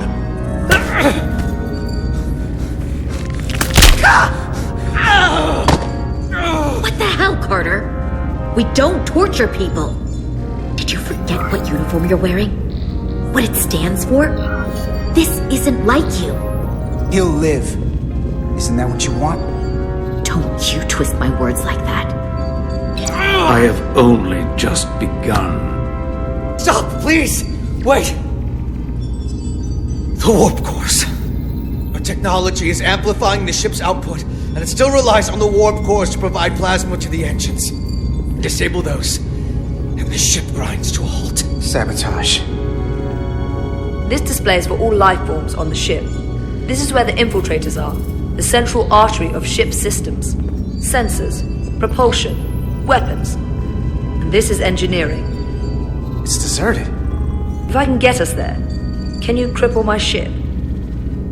Not something I'd normally ask, but I'm coming around to it. I got this. I'm an engineer. This is my territory. Then we'll follow your lead. This plan of yours has one problem. It strands us. Left out of the fight when there is a war going on. Our fight is here, now. This is how we do the most good. For the Empire. For the Empire. So, Carter, you didn't beam out after all. I thought you'd escaped when we boarded. I'd almost hoped you'd made it off. And Millie's there with you too, right? It's good you two are together. I know you're here, Carter. Your technology is so simple to us. You're not a fighter. I know it. You know it. That's why you're hiding. Somewhere on this ship. But the Takan Empire has so much to offer you. Think of all the knowledge lost for 500,000 years that you'd have access to. I know you want more from life, and I want to show you what you could be a part of. Not just the wonders you've already seen from us. In our time, we had the power to move stars. Carter, you have a thirst for discovery. And a part of you would remain to experience the things I can show you.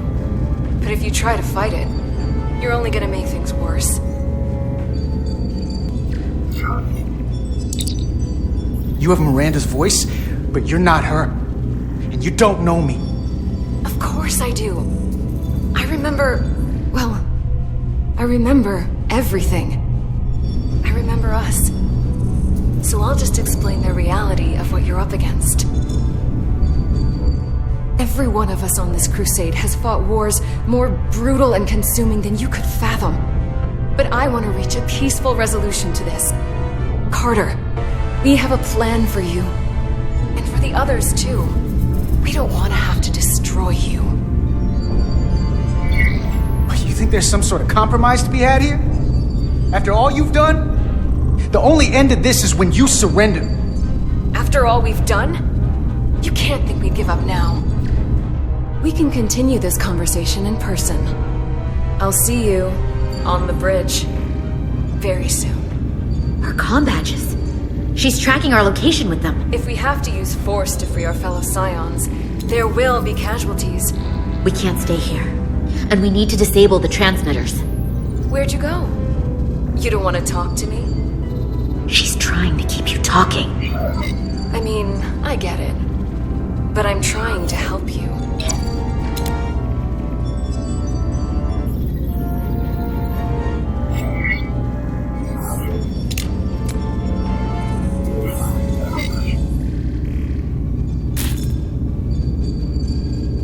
Got it. Mine's done too. Time to hit the road. You've forgotten something. They know where we're going.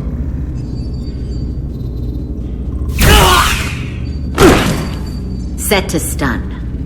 You're not going to shoot a guy who's unconscious, are you? You keep getting in my way. You already broke his arm. What more do you want to do? I want to eliminate loose ends. And I did that for you. You two forget you're on the same side? Come on!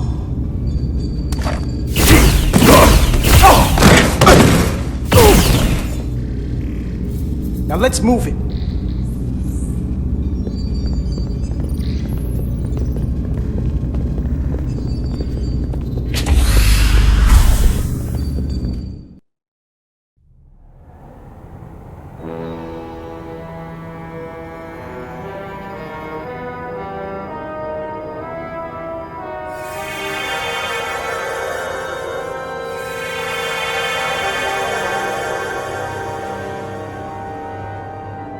Our coordinates match the exact location where Riker met Portal 6-3.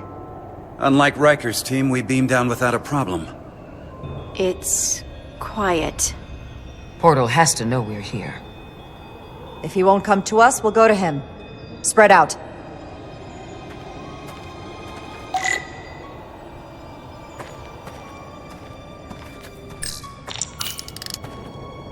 Already gave it a scan. Dead. Whole planet feels like it's been turned to stone.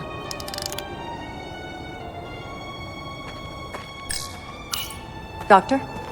Commander? Keeping an eye on those duridium levels? Good. Last thing we need are your cells destabilizing on a hostile alien planet.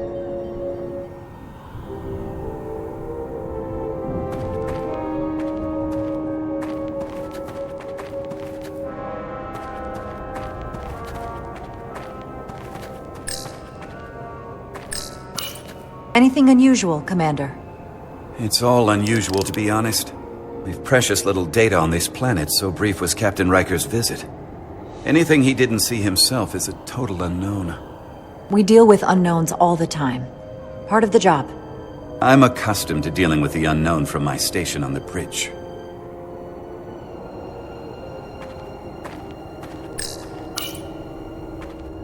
If I recall right, Geordi LaForge transported in here, hanging upside down. I guess we're lucky we were spared the indignity.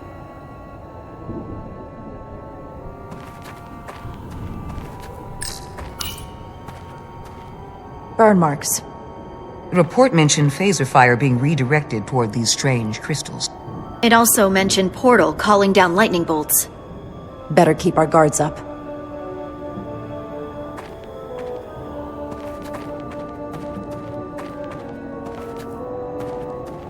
This is where Portal 6-3 projected his image. He was guarding this bridge. That has to mean something. We'll move forward when you're ready, Commander.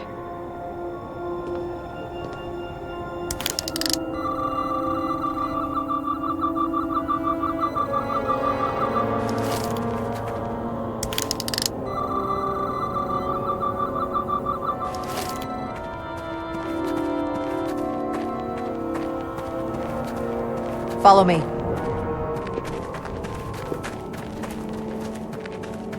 ends here.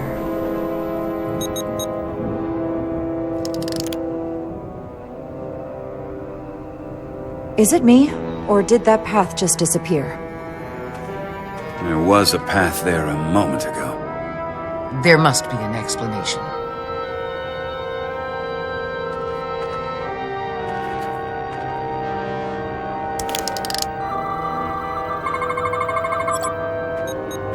Tetrametric pulses. Same energy as the other Takan technology. Most of the crystals appear dormant. What's different about this one? Readings indicate there's a cavity in the rock right behind it. We could try melting a hole through the wall with our phasers. Worth a try.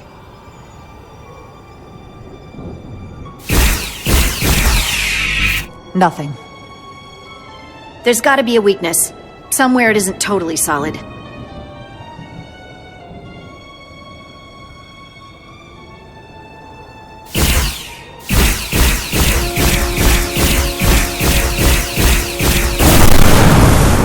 Whoa! An illusion. I'm sure that wall was as real as the rest of them. I felt it. It's almost like our holodeck technology, but far more advanced. The crystals must be absorbing the energy from our phasers. I'm picking up something. A biosignature. It's faint, but it's there. With me.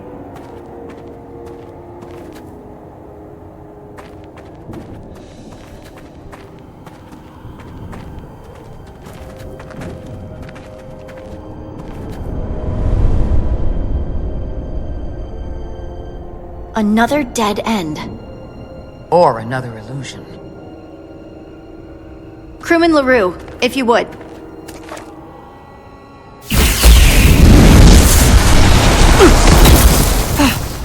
Duval to Resolute. Beam Crewman LaRue directly to medical. Is he okay? He'll live. Not all crystals work the same, it seems. Don't fire your phasers at any crystals unless we're sure they're putting out the same pulses as before. Commander, I may be able to speed up the process. I can now detect many different wavelengths of radiation simply by looking. The Takan radiation is unusual, so I can't quite clear it all up, but I was able to eliminate many of the non-tetrametric crystals. Your tricorder should warn you. That's an enormous help. Thank you, Lieutenant. It's my honor.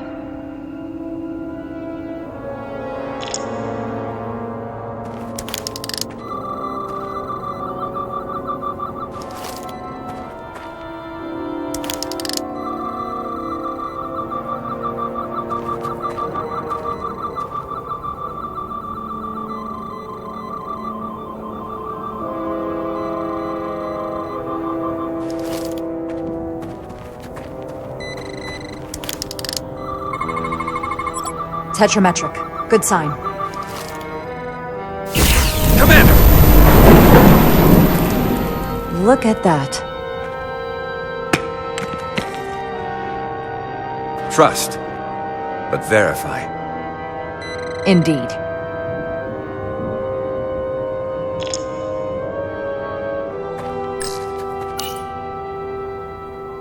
We don't have any data about what's below the surface on Delphi Ardu 4. And I don't feel a particularly strong urge to find out. Then that makes two of us. More crystals. Need a way across.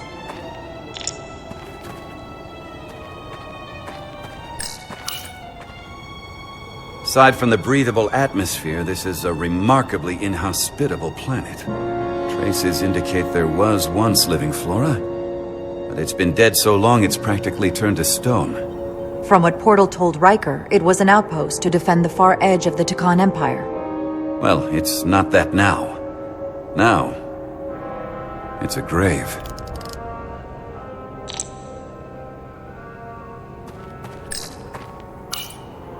I wonder if this place was always so lifeless.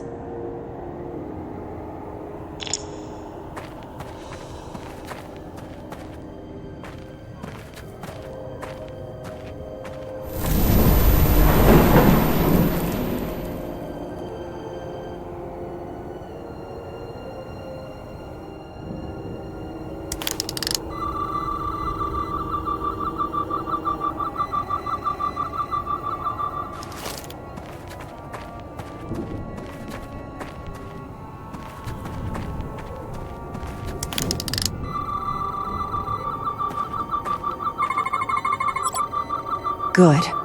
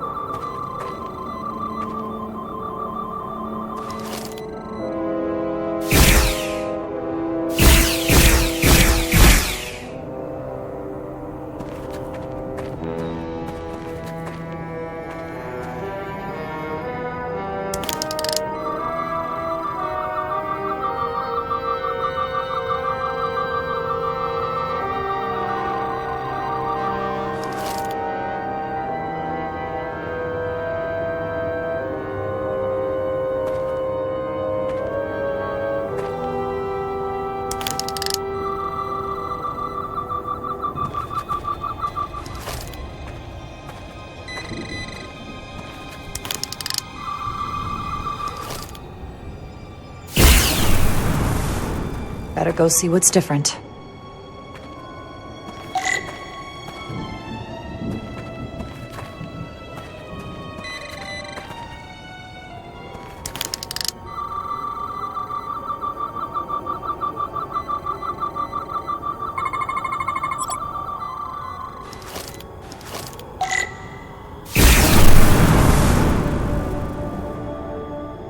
The way's clear. Good work, Commander. We'll make sure it's safe.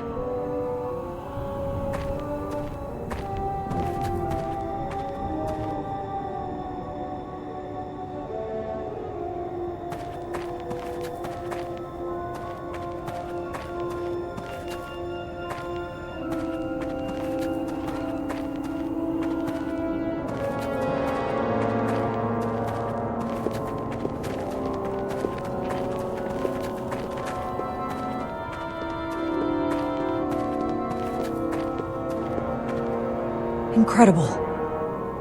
The plants here are actually alive. Is this the biosignature you detected, Doctor? No. Not a match.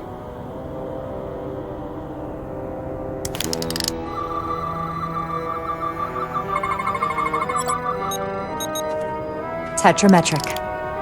Then it's creating an illusion as well. Based on the data we have so far. Only one thing left to do. Doctor, be ready to beam us out if it turns out we're wrong. Duval to Resolute. Lock transporter on away team.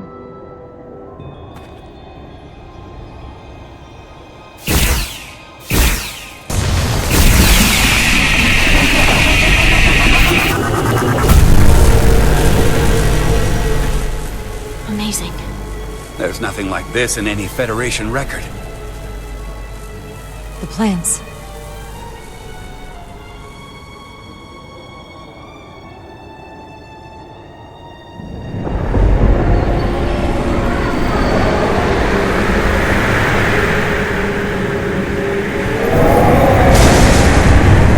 Barbarians. It's him. How dare you disturb me?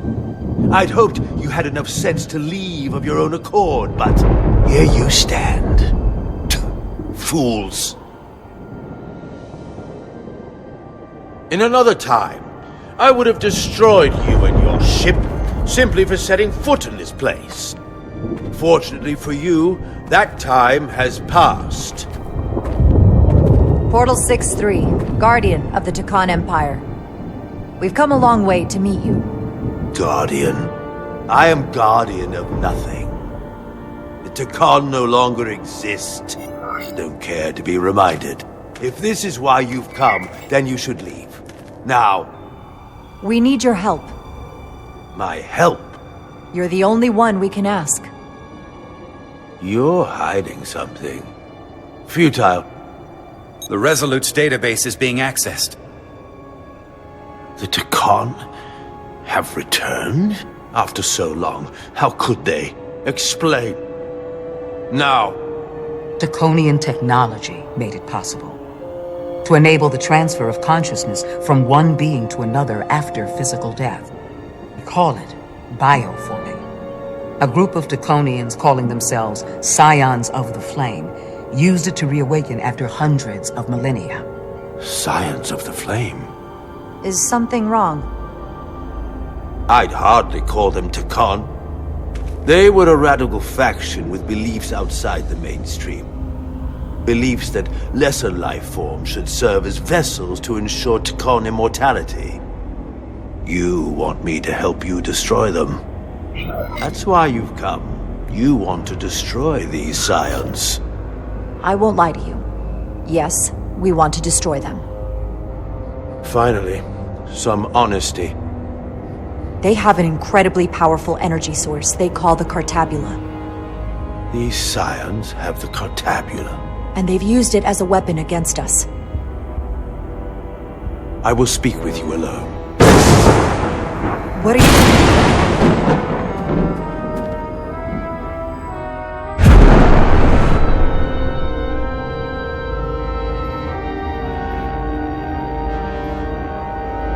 Where are we? Where's my team?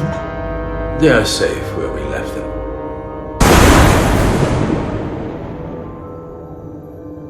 That the Scions have stolen the Cartabula is deeply concerning. And to be honest, I'd rather speak with you alone, John Rydick.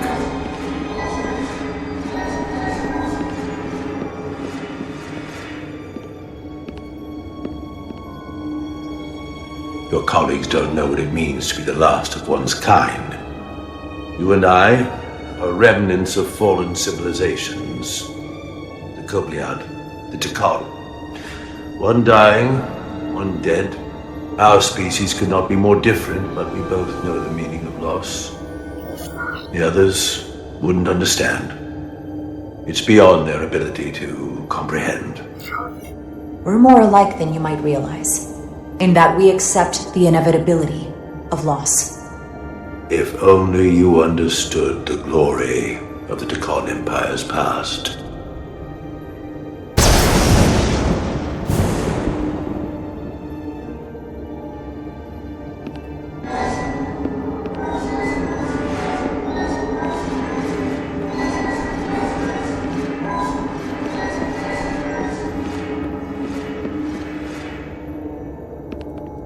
Tell me, why spend your days away from your own people when so few of them are left? Why live your life working for this federation to which the Kobliad do not even belong? And submit yourself to their authority? It makes no sense. Not by my logic. It's true, the Kobliad chose not to join the Federation when the offer was made. And I could have chosen to stay on my home planet, waiting for the next shipment of Diridium to arrive, biding my time and fearing for the worst. Instead, I chose to embrace the future, not fear it. Joining Starfleet gave me the opportunity not just to help my own people, but countless more. You told Riker you'd wait until you were needed. You're needed now. We need you. As much as it pains me to learn the Cartabula has fallen into the hands of the Scions, my services are not up for offer.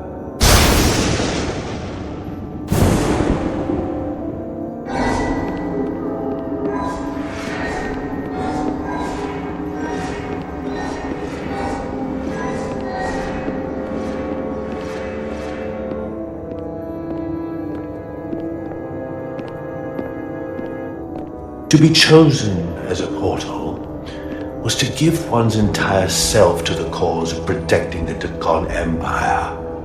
I left behind everything I know, and now you want me to turn against my own people.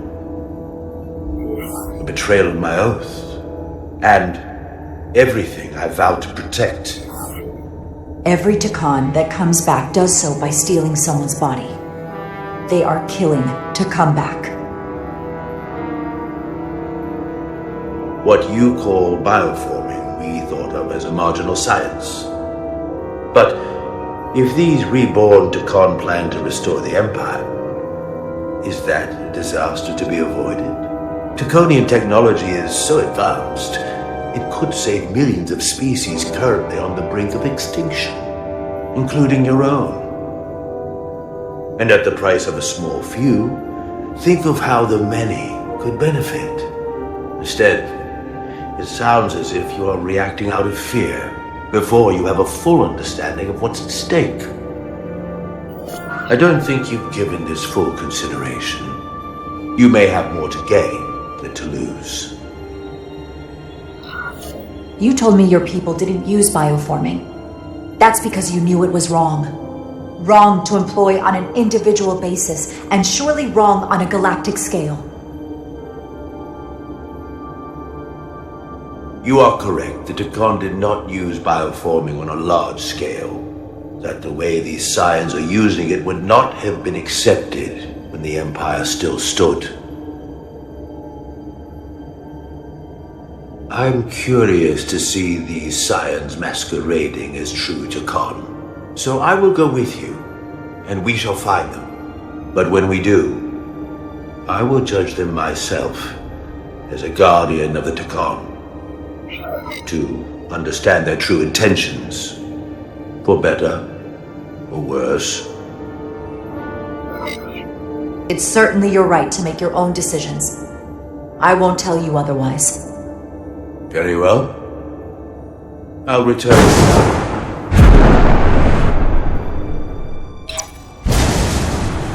Commander! Hold your fire. I'm all right. He's coming with us. We assumed the worst. She's perfectly fine. Now then, shall we? All right. We can beam up your... Do you have any equipment or tools?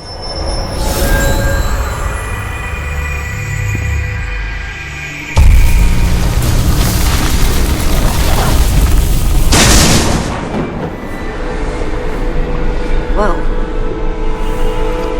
This is all I need. Away team +1, ready to beam up.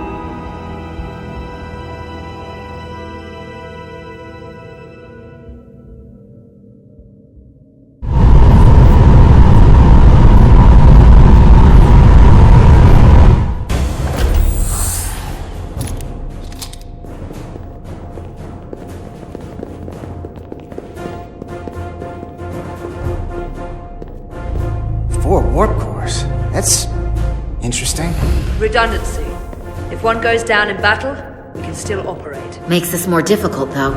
This ship can maintain warp with half the cores offline. We'll need to disable 3 of them. Where are the engine schematics? Power flow routing charts. We're soldiers, not engineers. I thought you would know what to do.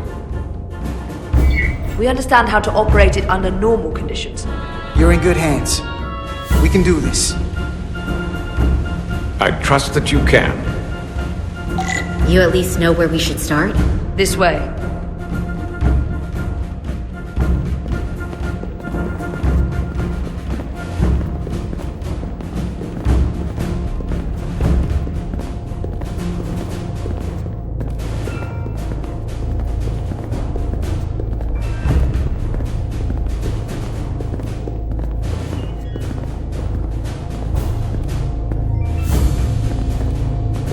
What are we dealing with?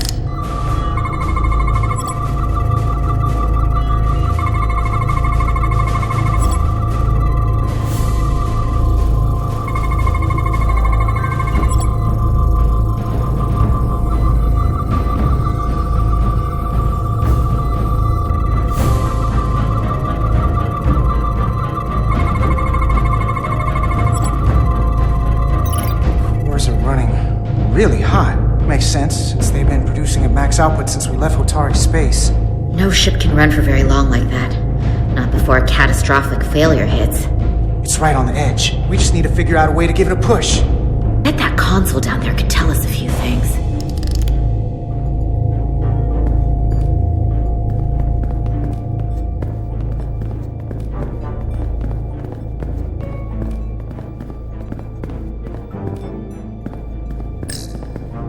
Whatever we do, we need to make sure the Takan can't undo it. So we need a way to permanently disable the reactors that won't destroy the ship and kill us all in the process. You thinking what I'm thinking? Warp core ejection. So the question is, how do we make it happen?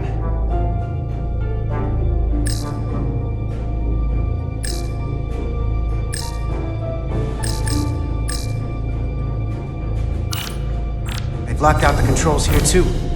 No surprise there.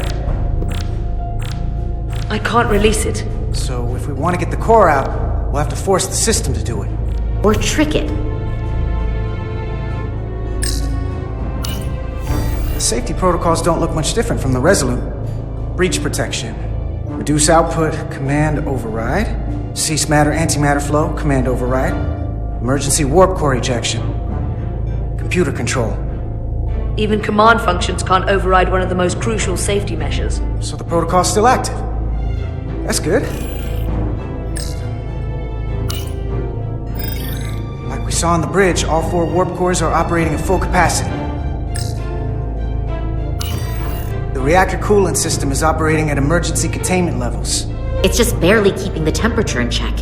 Maybe we can use that. If it gets this high, their system considers a reactor breach imminent.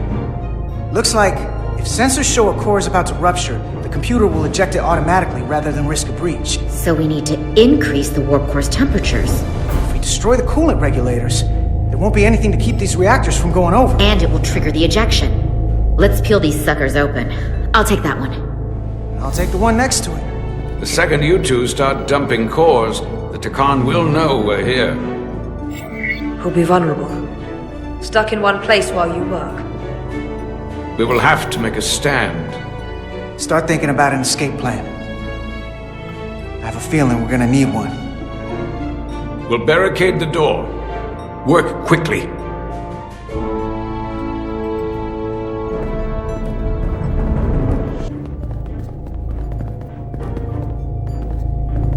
We might not have our tools, but our phasers can do this in a pinch.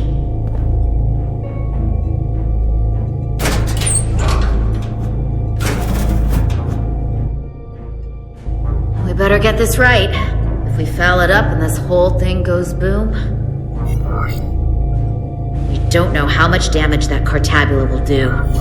Listen, the best way to make sure something goes wrong is to stress. Keep your mind on the job. We'll be okay. Yeah, we will.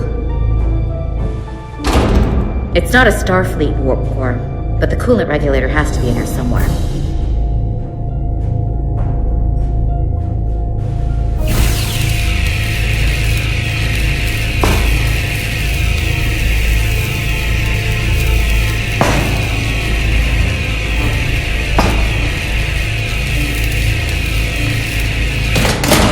There you are. Time to heat things up.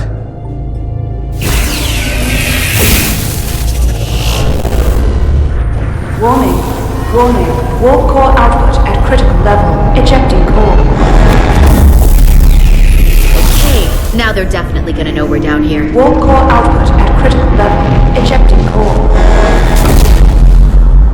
Just one more to go. They're here! They're cutting through the door. We don't have much time.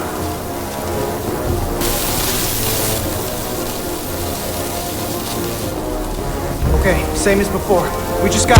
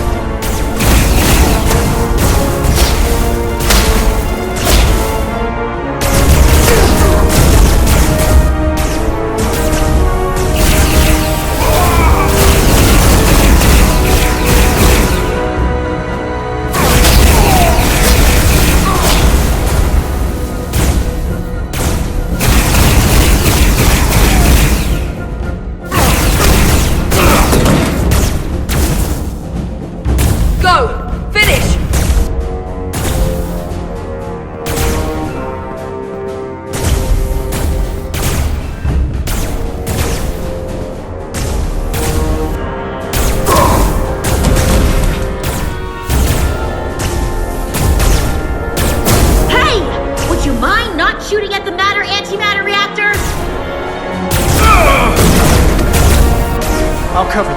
What? No! Get the rope, Carter. We're all dead.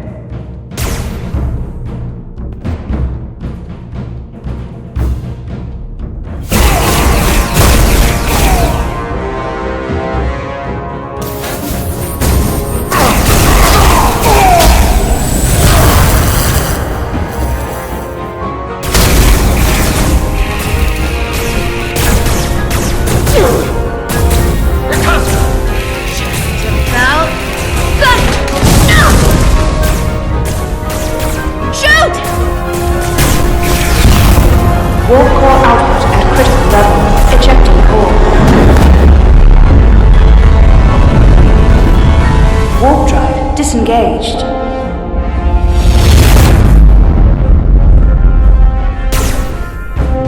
You did it!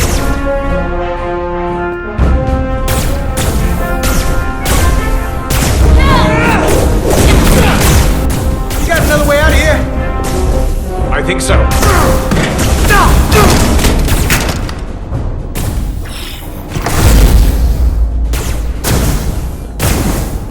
Tosca, can you climb?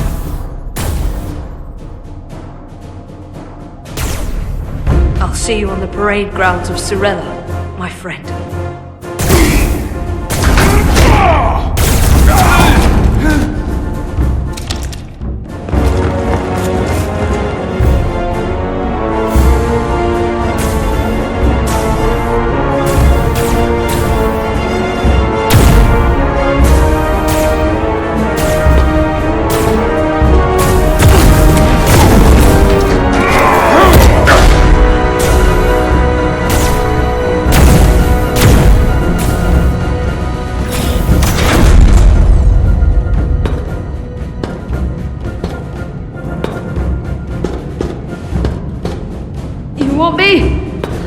I'm right here.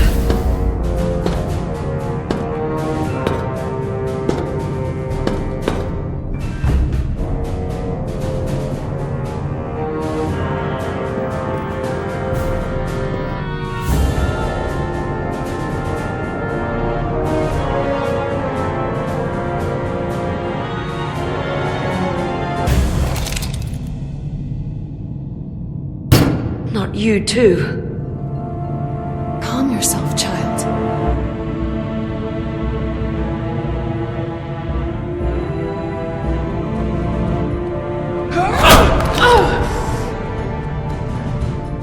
It will all be better soon.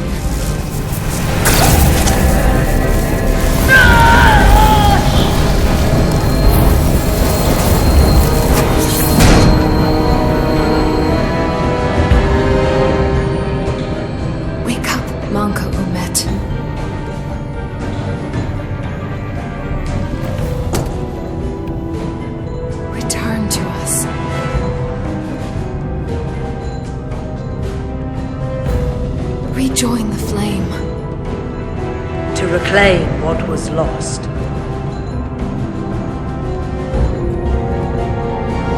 We don't need to watch this. I do. I want to remember every moment when I make them pay. But this isn't the end. I will avenge you, Tosca. Swear to me, you will join me in this. How about we try to save her? That's a dream. We have a mission. We have to stay on track because this is bigger than all of us. They defile my poor Itasca with every moment they take breath in her body. I will not let that stand.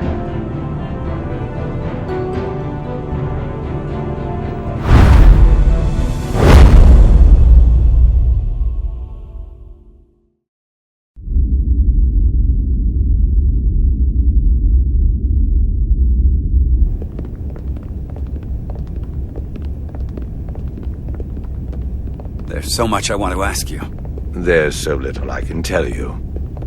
I'm a portal, not a scientist, but I'll certainly do my best. I can only assume this is one of your older starships. One would think, given the importance of your mission, they might send a ship of a more recent vintage. The Resolute is primarily a research vessel, if that's what you mean. Not a warship. Although she has been known to hold her own in a fight. Against what?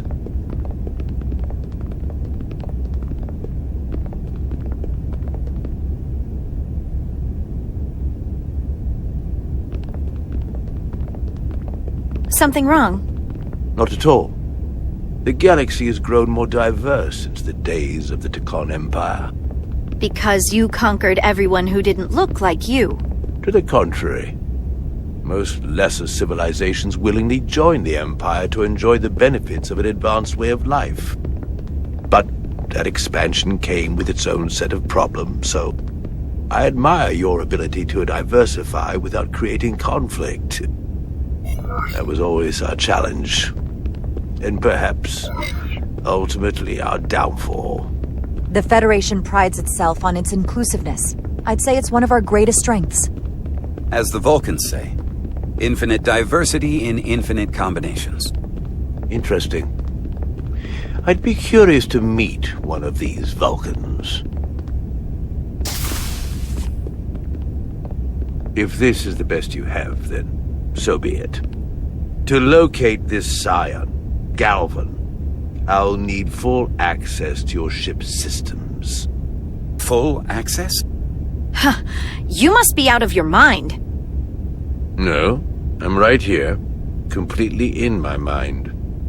Given this is merely a research ship, I won't be able to find him without it. Perhaps I should have made that clear up front. I'll need to make certain modifications. I can't promise anything, but let me see what I can do. Just know, without it, I won't be able to help you. This isn't gonna fly. I'll see you on the bridge. Captain Solano, I'd like to introduce you to Portal 6-3, Guardian of the Tekon Empire. Pleasure to meet you, Captain. Likewise. I can't say I've ever met a portal before. There is no modern equivalent. Not within the Federation, at least. We are incredibly lucky that Portal has agreed to join us. Your first officer makes a very persuasive argument. So I've noticed. You spent 600,000 years at your post. That certainly takes an uncommon level of dedication. We all have our duty. Of course. But I'm curious. You were stationed there in preparation for what, exactly? Any and all threats to the Empire. An empire that no longer exists. Which suggests you weren't very successful. You said you needed my help. I didn't come here to be insulted. Perhaps that was a mistake. I'd be happy to return to Delphi Ardu at any time. You'll have to forgive him. I'm sure he meant nothing by it.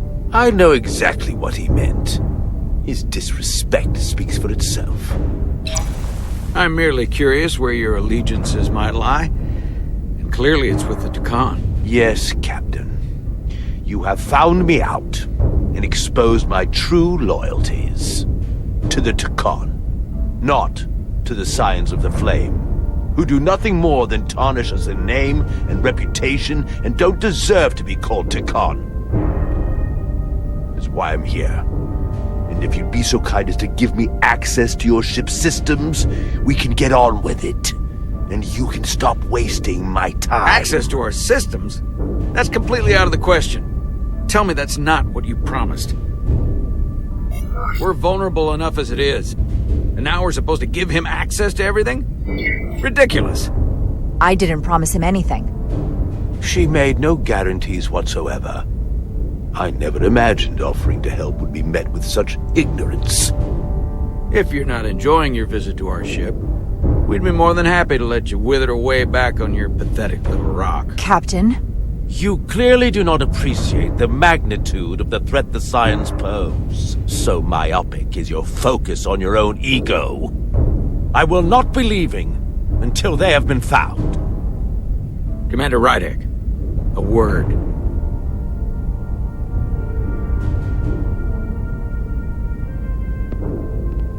And to think, I waited 600,000 years for this. You realize that's supposed to be in an incredibly difficult position. I was against seeking him out from the start. But now, to give him access to our systems? It's insane. And you somehow expect me to believe his allegiance is with us? You heard what he said in there. There's no way we can trust him. It's entirely possible. We don't really know where his loyalties lie, which is why we should proceed with caution. Keep a close eye on his every move. We can't afford to get this wrong. We sought him out for a reason. To help him find our missing crew, Galvin, and those Elydian ships. This is the plan we agreed to with Ambassador Spock. Which I never liked. But here we are. You know what this mission means to us. Not just for the Federation, but for me personally. I can't afford another screw-up. Losing the shield algorithms was bad enough. This could be the end of my career. We'll take every precaution to make sure we get what we need. I'll keep a close eye on him myself. I appreciate that. I'm going to trust your instincts on this one. I just hope you're right. For both of our sakes. Let me know if you find anything. We're good. You may begin. I will, of course, have to make a few modifications. What kind of modifications? To find Taconian technology requires Taconian technology. If this Scion Gallivan modified his ships, then I must do likewise to yours.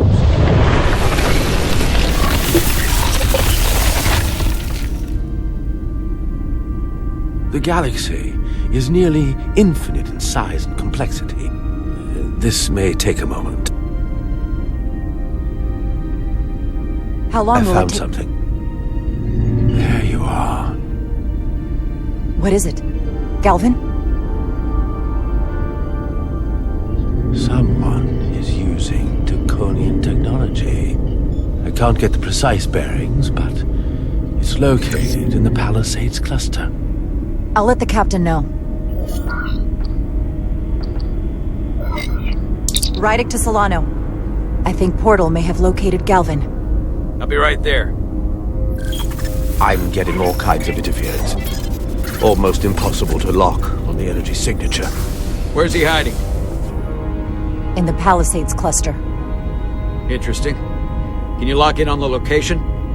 Not until you get me closer. Lieutenant Handar, set a course for the Palisades cluster. Aye, Captain. Well, I suppose I owe you an apology. You were right after all. That's what I get for questioning the advice of my first officer. They say the true measure of a leader is being able to admit your mistakes. So thank you. Next time I'll do a better job of listening. Nice work. Let me know if you find anything more. Will do. What's wrong?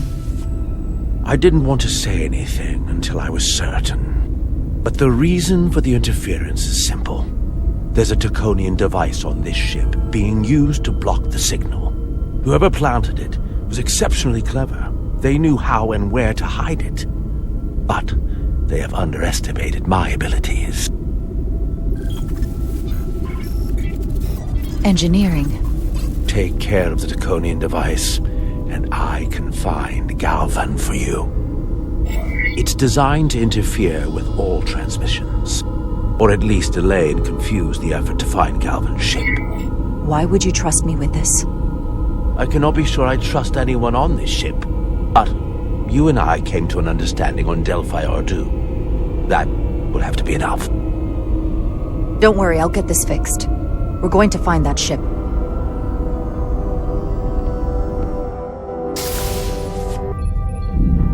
Engineers would have found this device already if it wasn't well hidden. Better to rely on my tricorder. There's a lot of noise in here. I should scan the device putting out the most radiation to filter it out.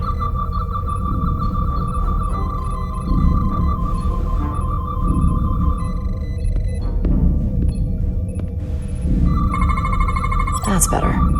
Most other radiation sources in here are well contained. There's definitely tetrametric radiation nearby. But even with the gain boosted, it's getting drowned out by other sources of radiation in here.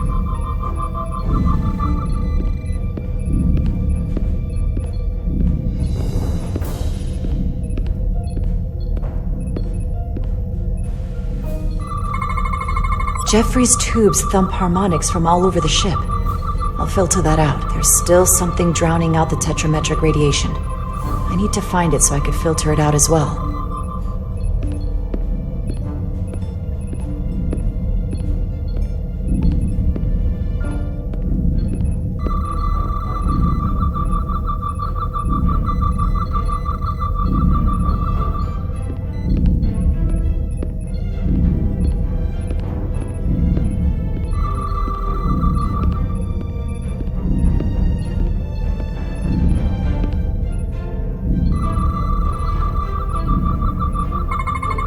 A little bit of harmless radiation leakage here, but enough to mask the tetrametric pulses.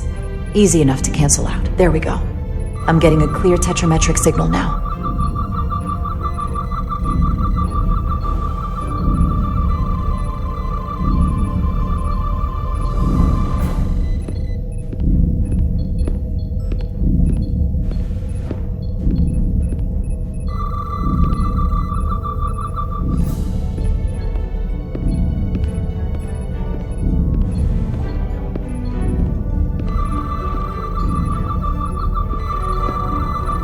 Found it.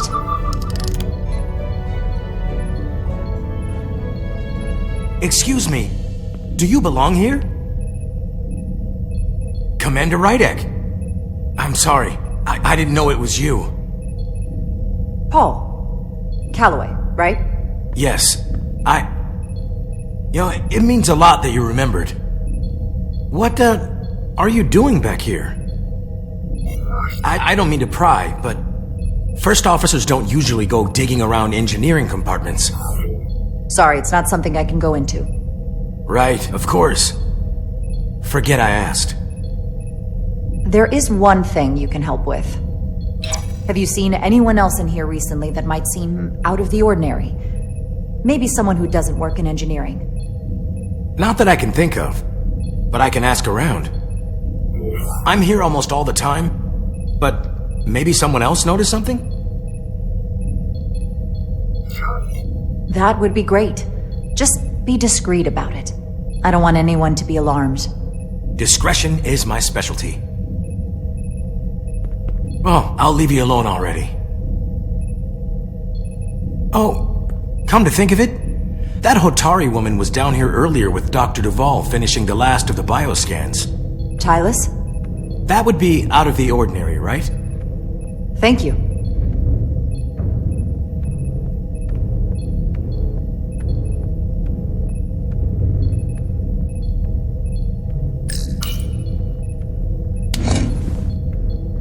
Maybe Tylus saw something.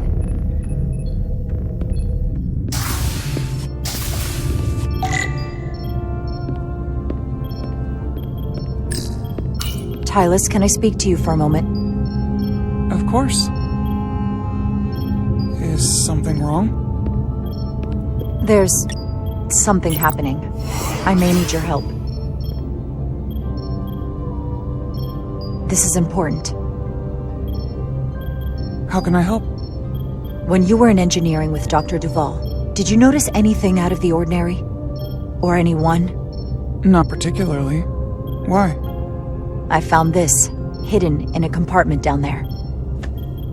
That's Taconian technology. Does that mean there's a scion on board? But Dr. Duvall bioscanned everyone. Every deck, every crew member, I've seen the logs. She couldn't have been more thorough.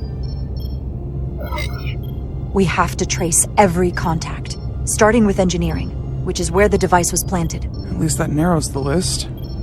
But we still have to go back quite a while. Whatever it takes. It could be anyone. That includes both of us.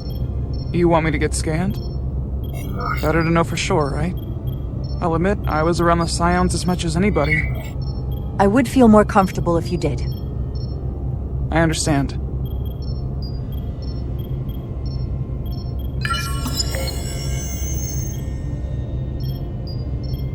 Clear. Now it's your turn. Sure.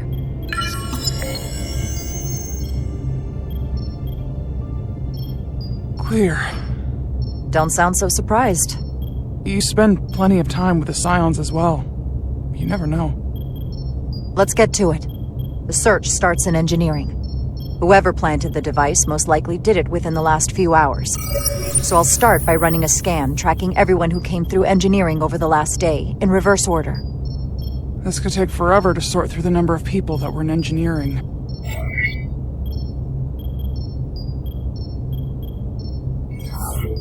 Filtering for outliers. People who don't work in engineering. That helps. I'll filter out the duplicates. Now this is manageable.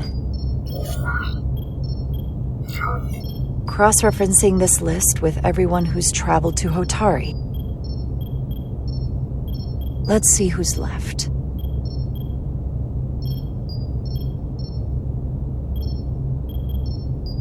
No, this can't be right. What? Of the people that went to Hotari and visited engineering, it could only have been Captain Solano. According to this, he was here while you went down to Delphi Ardu 4. Which would have been the perfect opportunity. And no one would question him. He's the captain. He fits the profile for the kind of people the Takan want to bioform. People with authority that can lead to them gaining more control. Like Galvin? The Queen? The captain of a Federation starship. What happened when Dr. Duval bioscanned Captain Solano? That's just it. She never did. How is that possible? Something more urgent would always come up. There was nothing she could do. But performing a bioscan is the only way to be absolutely sure. That's not going to be easy. First thing I need to do is get this device to Portal. Be careful. And good luck. I'll need it. I've found the device.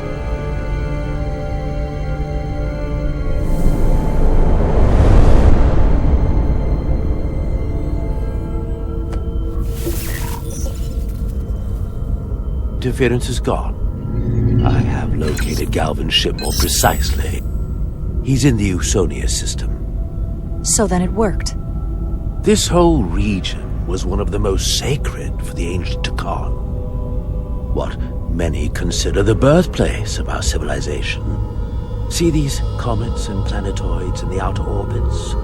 Based on their current trajectory, that's Galvin's destination.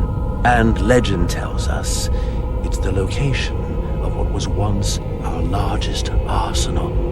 Not that we needed it in the late stages of the Empire, but it was there as a precaution nonetheless. We have to somehow intercept him. How long till he arrives? Oh, he's much too far ahead of us. We'll never arrive before he does. If Galvin and the other Scions secure the arsenal, they will become extremely dangerous. My people had such power at the height of the Empire. The Takan were as gods, keeping absolute control over countless worlds. I must speak with them directly. However, the presence of this device is worrying. It's highly likely it was placed here by a Scion, hidden among your crew, and it is unlikely this interference device was the Scion saboteur's only trap. If we reach Galvin and the saboteur cripples your ship, we will be at their mercy. Even my powers will not be able to protect us. Do you know who it is? They may well do more damage if left alone. Time is not on your side. I don't know for sure. We're still investigating. And we're losing valuable time. Bioforming was so rare in the time of the Empire that I am not able to detect if it has taken place. Whoever you suspect, proof is something you will have to provide on your own. I'll have it, once I've bioscanned the person I suspect. I just need to visit Dr. Duval. That's quite the claim. You told me you were worried about him. But I never imagined this was what was wrong. I wouldn't be asking you if there was any other possibility. That would explain why Solano has been too busy for a bioscan lately. As the ship's doctor, you have the authority to declare him unfit to serve. If you're right, this is the worst-case scenario. Challenging your own captain is a tall order. Are you sure you're prepared for this? If you fail, that's it. The end of your career. I don't know if I would be on my own. But with your support, I'm sure we can do it. That smooth talking may come in handy. I'm in. But we can't pull this off with just the two of us. I technically have the authority to make Solano undergo a scan, but in reality, he can and will refuse to do it. We need at least another member of the senior staff to support your claim, or this could all blow up in our faces. You better think long and hard about who you can trust.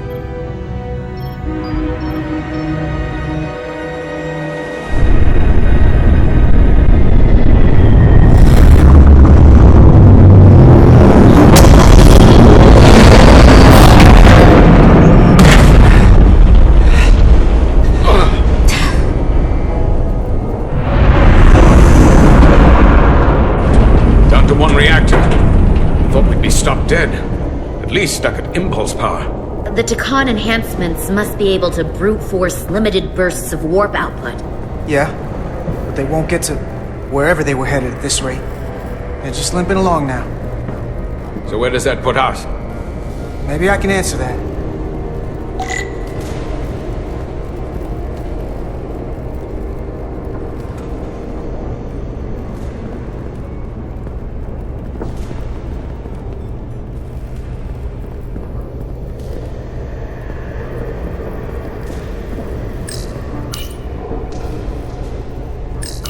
I got the ship's heading.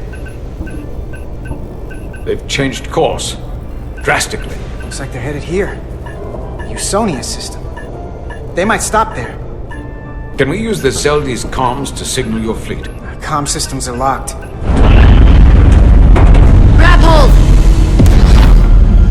Oh!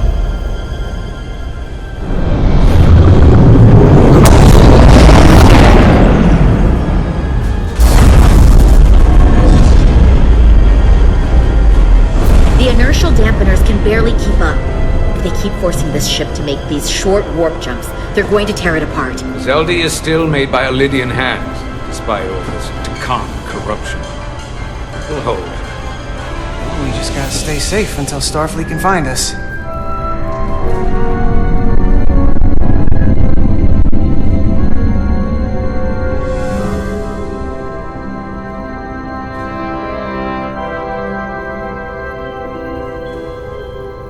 Your people, is there somewhere you go when you die?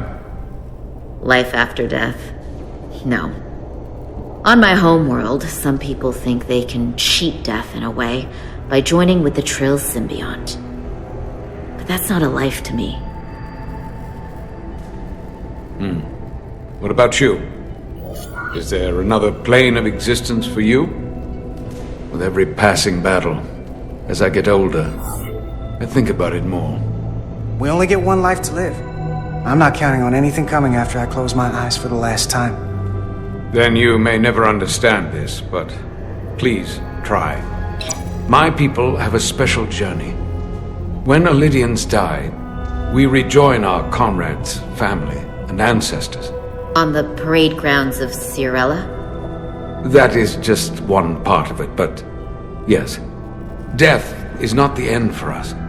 So, even if some part of Itasca remains, by letting the Takan use her body, at best we are delaying the inevitable next step for her. At worst, we are leaving her as a prisoner in her own mind. You want to save the transformed. So do I. Now that I've seen it happen, does it make me a hypocrite to say he has a point? What if we can't get them back? We can't leave them like that, right? I think Itasca would want to be released. To think of what she could be going through right now. It's a torturous idea. I know it's awful to think about, but if they're still alive, we can still try to help them. We lose that option once they're dead. I had a sister, a twin. It's very rare among the Trill. You never told me that. She was one of the youngest hosts to ever join with the symbiont. A sentient creature that lives in our body. It's considered a great honor.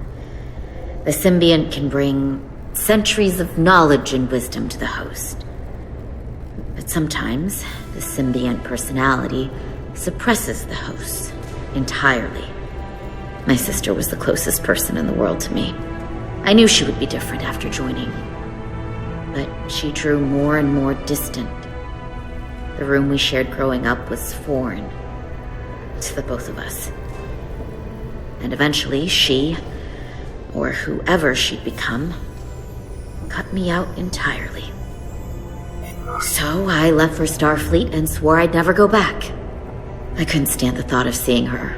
Someone who looked like my sister. Sounded like her. It's okay to walk away from someone when there isn't anything left to stay for. Nothing lasts forever. Tell that to the Takan Empire. You remind me of Itasca. I do. Bonds are not made by what runs through your veins, but the blood you spilled together. Itasca was my family in that way. I want you to know there is nothing I won't sacrifice to win this fight. But if we're lucky enough to survive, I'd be honored if you'd count me as one of your tribe. As Itasca was. Even a couple of engineers like us? You are many things. I don't need to wait that long. We've bled together. No one else will know what we've been through. That makes us a tribe. Right here. I'll take that.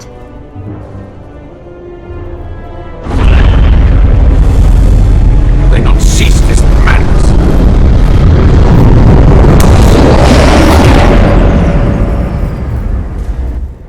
What is this place? Is that the Veskar? Another one of yours? Not anymore. They've corrupted it. Just like the Zeldi. Now there are 2 ships. Did this just get better? Or worse? It certainly doesn't bode well for the crew of the Veskar. So many lives stolen. It's worse. This is definitely worse. Thanks. That really helps. This doesn't look like the Aphelion. What are they doing here? You don't think they're just meeting their buddies? Maybe, but then why are their buddies here? Prepare for transfer. The storm! It's back!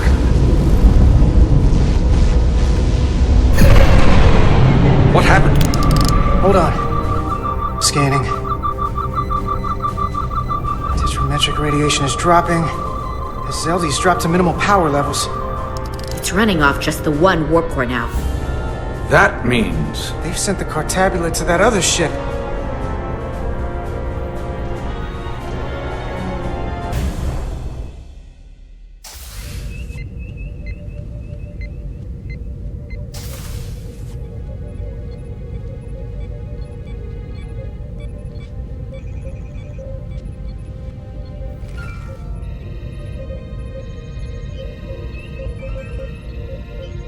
Something wrong, Captain?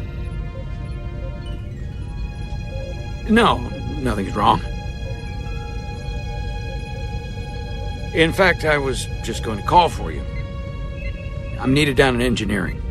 The bridge is yours.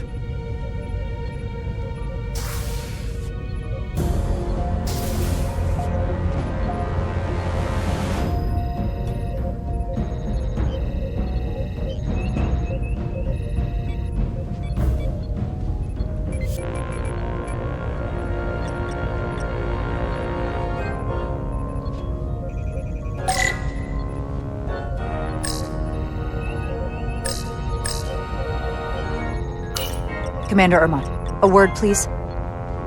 Of course, Commander.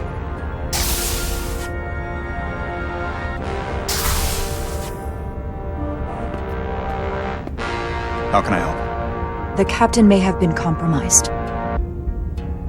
I have reason to believe he's been bioformed, and is now actively working against us. Based on what? Someone is sabotaging the mission. They planted a Taconian device in engineering.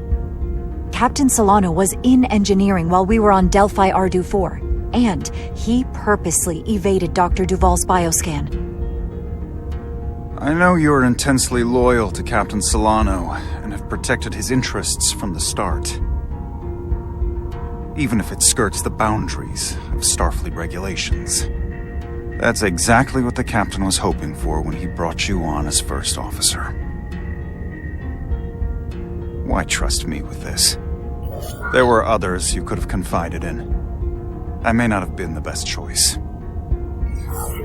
In our every interaction, you've been level-headed and kind. Something this sensitive? There was no one else I could turn to. I would be flattered, were the situation not so dire. When we first met on the starbase, I told you about the accident that took so many of our crew. You said you were sorry for my loss. The captain being bioformed. That's our loss now. We will survive this. I have Dr. Duvall's support for relieving him of command. Once we get a bioscan of Captain Solano, we'll have the proof to make that happen. He'll never agree to it. He'll have to, if we confront him publicly. On the bridge. I need you to back me when he tries to refuse it. You realize this will make you captain, don't you? Are you prepared for that? Especially under these circumstances. In this way. I hoped I would be captain someday, but I didn't want it to happen like this. Sometimes greatness is thrust upon you, as they say. You have my support.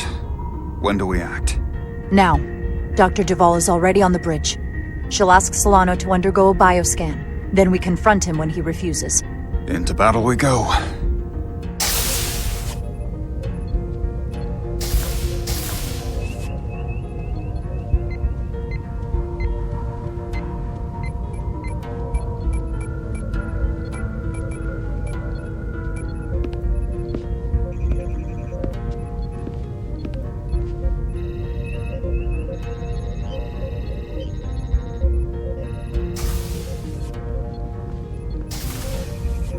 Now or never.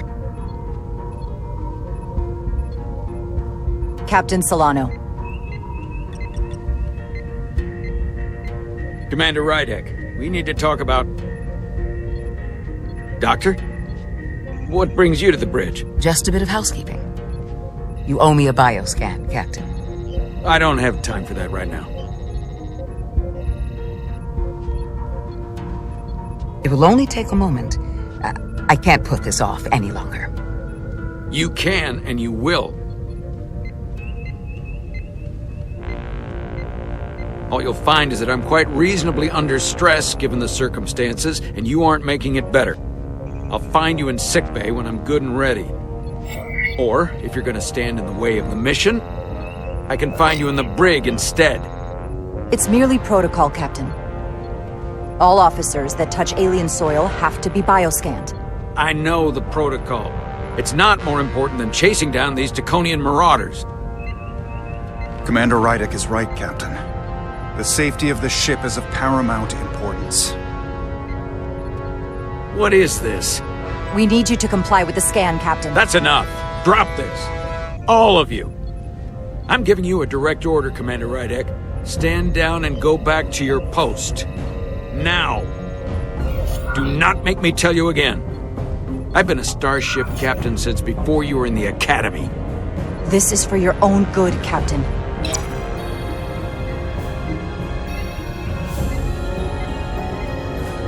This is for your own good as well.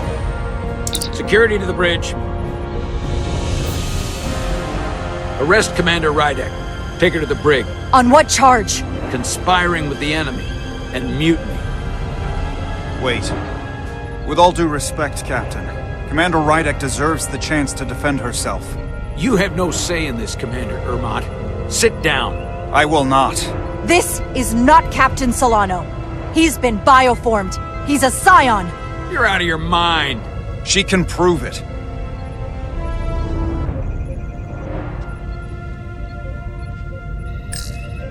He sabotaged our efforts to track Galvin with this.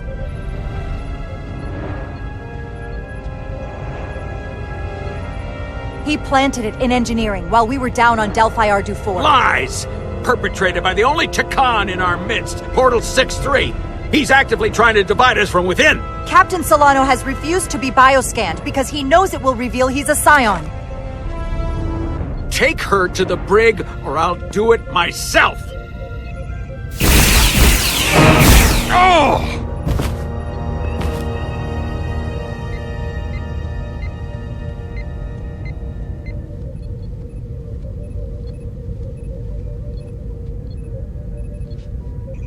Wait! Stand down! That's an order!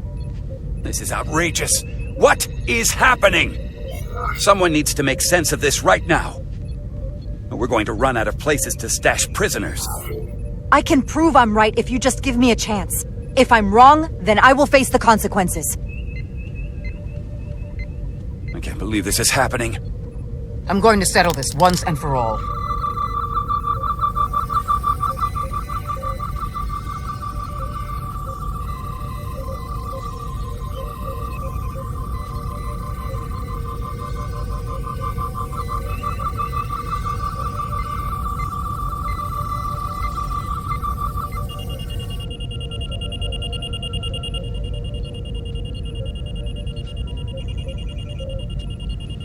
Commander Rydek was right.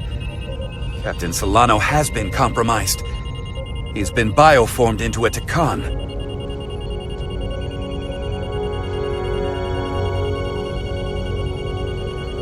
As the Chief Medical Officer of the USS Resolute, I am relieving Captain Zachary Solano of command. Take him to the brig.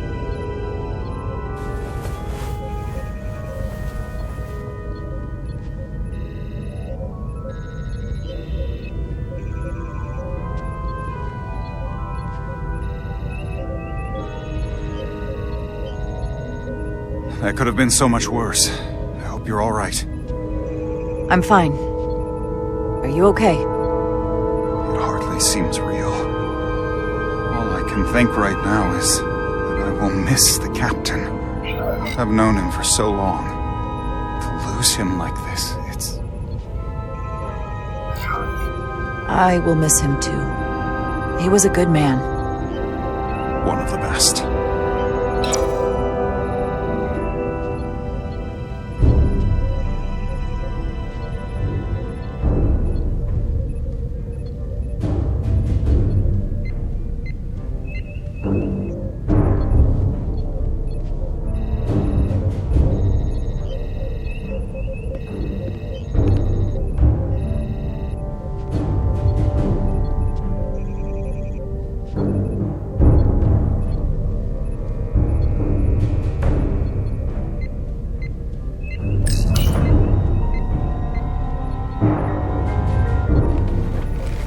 Set course for the Usonia system.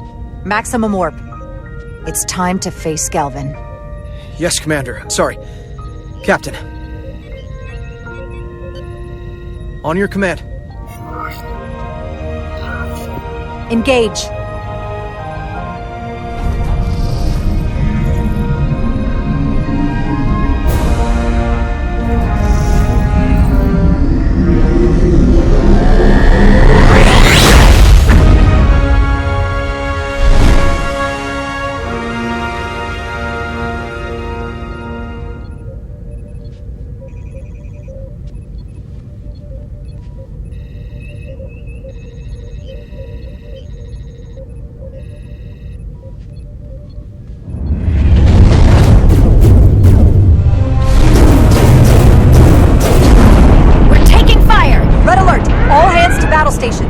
Shield status. Set to maximum, but with the algorithms compromised, they may not do much. Captain, that other Elydian ship is here. The Zeldi?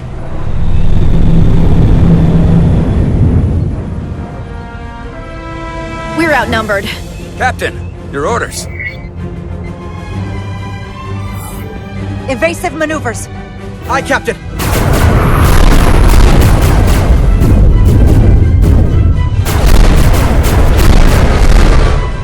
The Veskar's warp engines are powering up.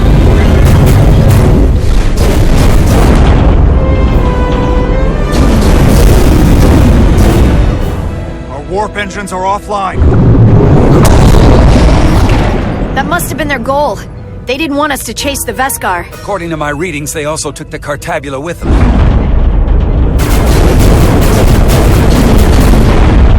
They're not breaking off. We have to destroy the Zeldi before it destroys us. Diaz and Edsalar still over there? They'll need to evacuate.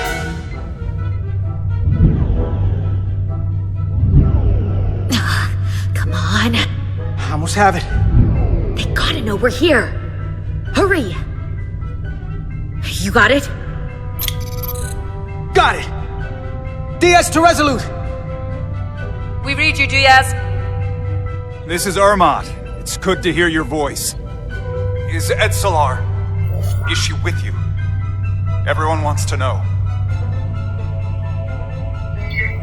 She's right here. She can tell you herself. I'm not dead yet. Very good, Petty Officer. Can you get us out of here? I can't transport you out while the Zeldi's shields are up. Our phaser fire won't even get through. Is there another way off that ship? We'll find a way. Whatever you do, you'll have to be quick about it, because we can't give you much more time. We can't evade the Zeldi forever. Understood. Diaz out. We're gonna have to get out of here the old-fashioned way. Lydian ships have no escape pods. We can leave out that cargo bay we transported to before. But then there's the vacuum of space to contend with. Those freight containers. Maybe we could use those to make an escape pod? Is that even possible? We're gonna make it possible. Unless you have a better idea. Let's go. I've polarized the hull plating. That should allow us to take a few more hits. Enemy phaser impact dissipated. Heading, Captain?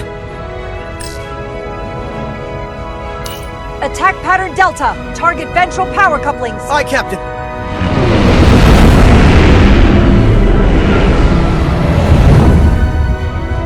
Zeldi, in range. Fire!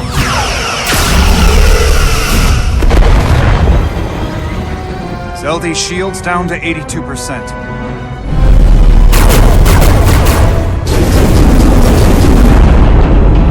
We're doing damage, but they're hitting us right back. We'll run out of hull before we penetrate their shields. Perhaps I can be of assistance. I can modify your impulse engines to amplify their meager output and avoid more of their attacks. But I will need full access to your propulsion systems. That goes against dozens of Starfleet regulations. Not a security risk if the alternative is destruction. To me, it's simple. You can take this beating and hope you can weather it. Or will you put your trust in me? I've left everything behind for you. The least you can do is put your faith in me. It's not about trust. Keep up the fire on the Zeldi. Helm, come about for another pass. Coming about. Phaser banks at full.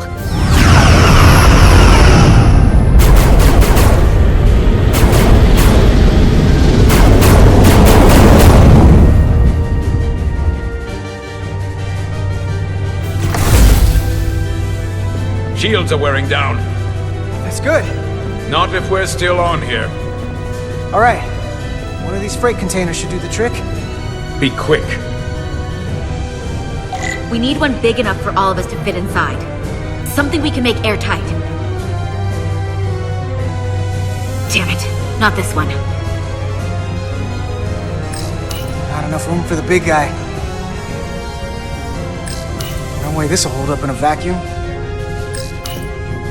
Here we go. This'll work. That's great, but it's not airtight yet. No problem. We'll just seal it up. This container is extremely heavy. Even with the containment field open, it won't leave the bay quickly. I'll find something to accelerate our exit.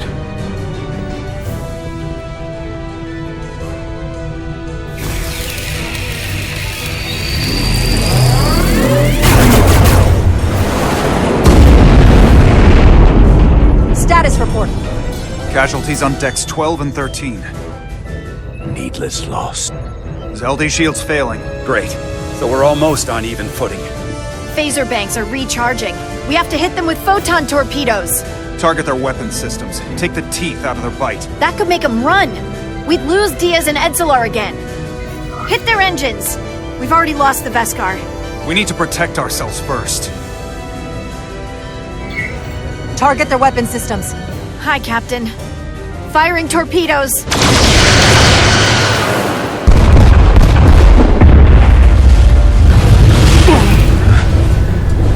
Whoa. We gotta move it now. These will give us the push we need. Those are explosives. We'll ride the blast right out of here. All set. I'll set the containment field to deactivate, and then run back. We can detonate by remote.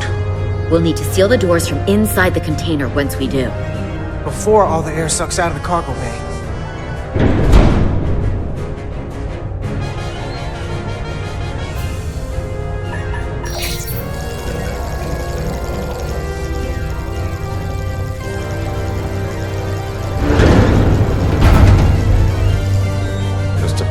More moments.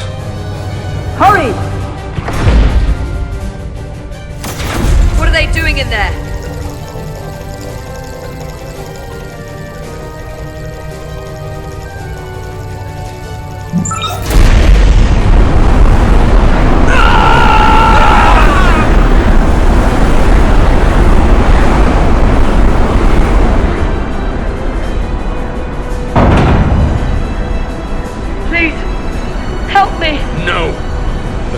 Get what they deserve. Don't leave me to die. I don't know. Can we really leave her?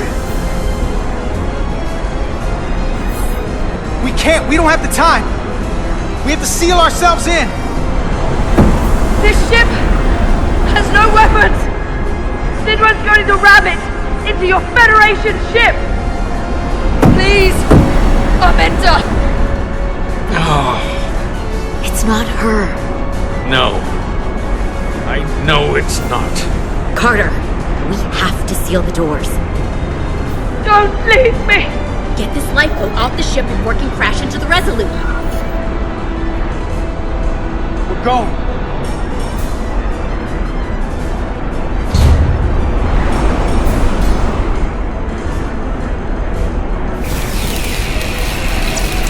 Head to Resolute. I have the away team. Go ahead. We're about to exit. We see the cargo bay containment field is deactivated. Get that tractor beam ready. Zeldy's coming about. They're going to charge the Resolute. Direct collision would be catastrophic. We can't wait any longer. We have to fire. Captain, they're almost out of there. We need to act fast.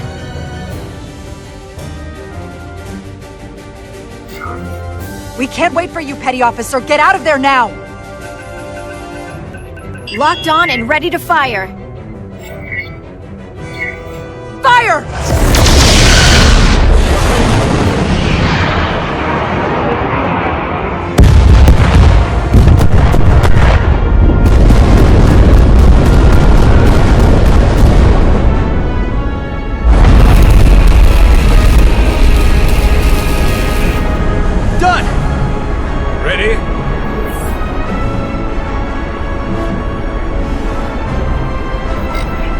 Detonate!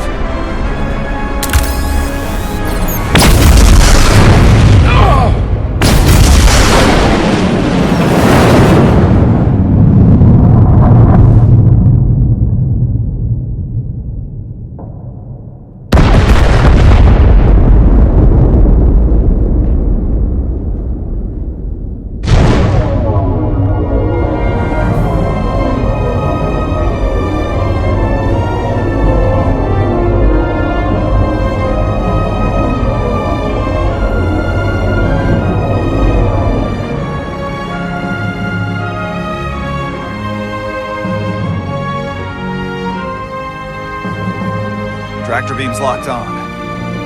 We have them. They'll be pulled into the docking bay shortly. There's something else. I tracked a transporter signal to the planetoid moments before the Zeldy detonated. Sidron.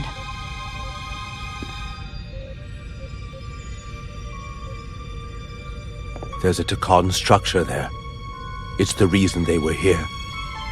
It's the reason we are here. Now,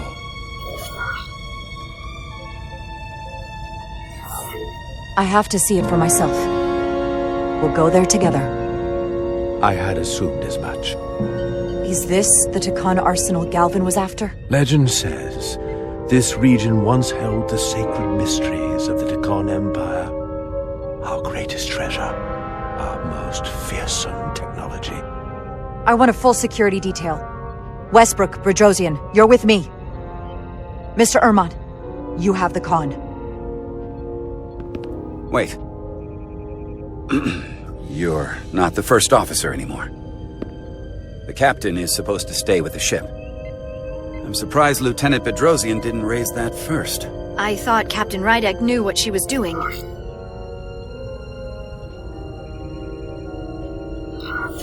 You're right. But this is too important for me to sit out. You'll just have to make sure nothing happens to me down there. Of course, Captain.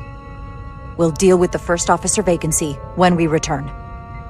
Until then, Mr. Ermont? Yes, Captain.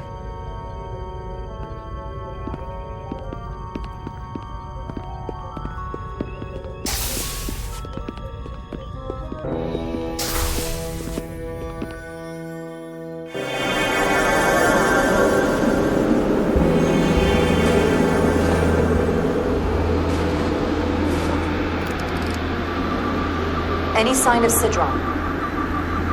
Not that I can see.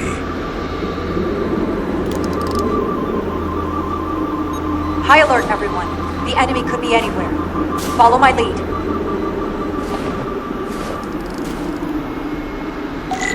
Let's make this a short mission, all right? That's the plan.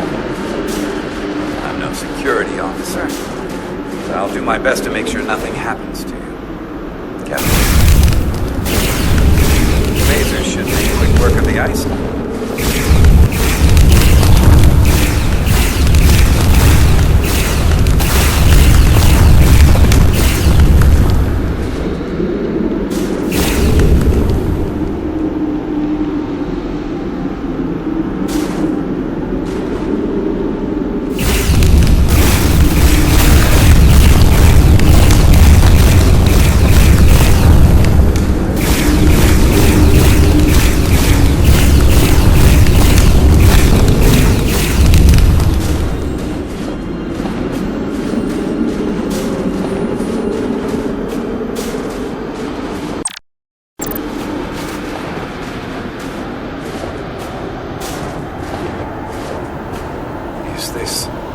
Another Takan vault.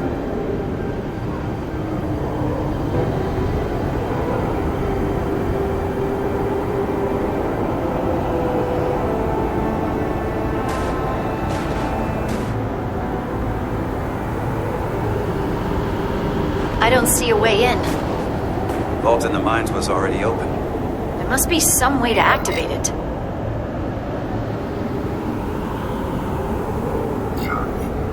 Portal, can you open it? It is a Taconian vault. I thought you'd never ask.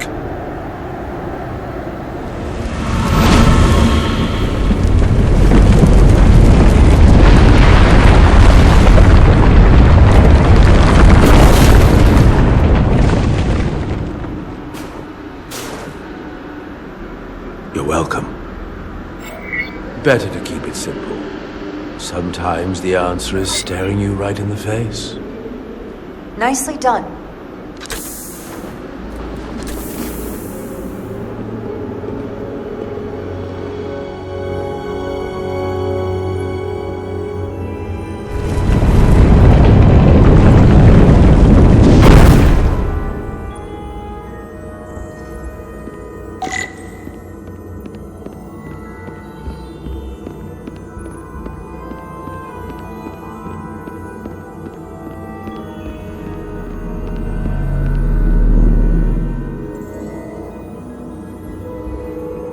Spread out. Let's see what we can find. And stay on high alert. We don't know where the Takan that beamed down here could be.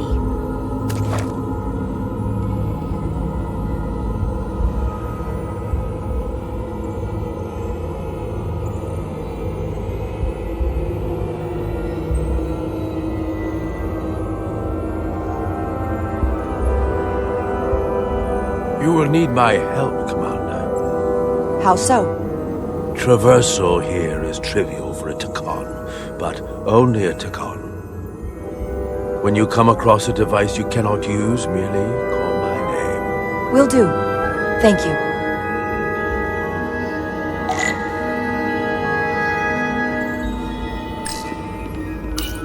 Do you know what this place was used for? It feels familiar, but I'm not certain. The Empire was vast. I did not know every corner of it, and much was built after I became a portal.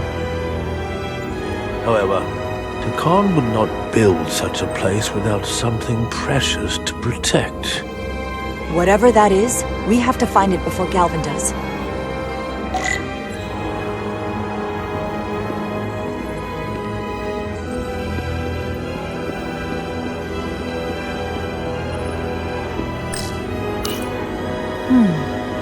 This pattern resembles the transporter device Petty Officer Maris used to escape the Resolute.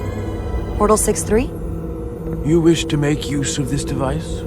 It's a transporter of some kind?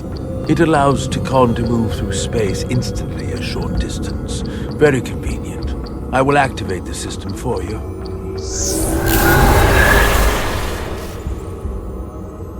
Where does it go? I'm not sure. The markings here must be from after my time. Well, only one way to find out.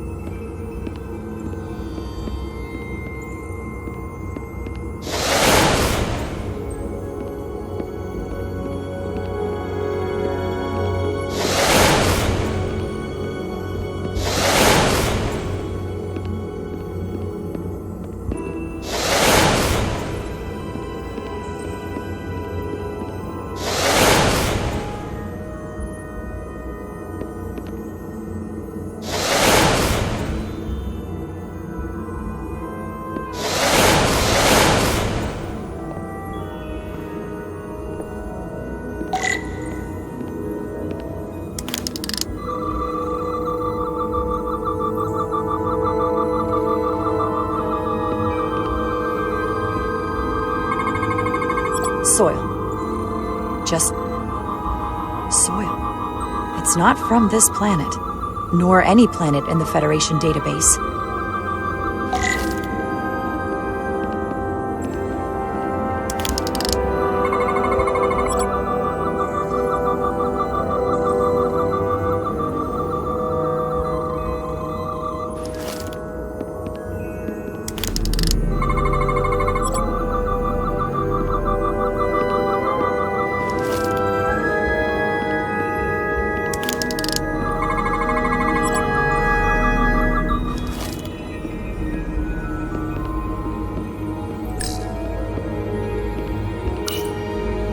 Why is this here?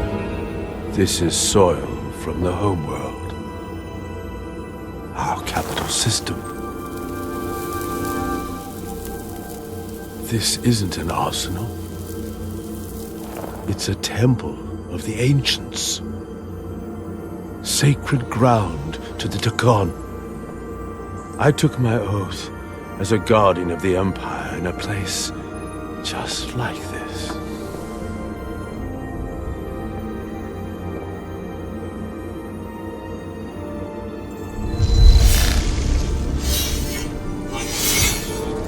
I cannot imagine the look of pride in my parents' eyes as they said goodbye. Forever.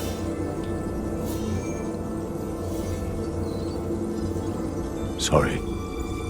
This is the first I've seen of anything new from the Takan Empire in a very long time. I'm sure you're familiar with the feeling, that sense of loss. thought I was ready for it. But it cuts to the core of your being. I totally understand that feeling. It's unavoidable and inescapable no matter what you do.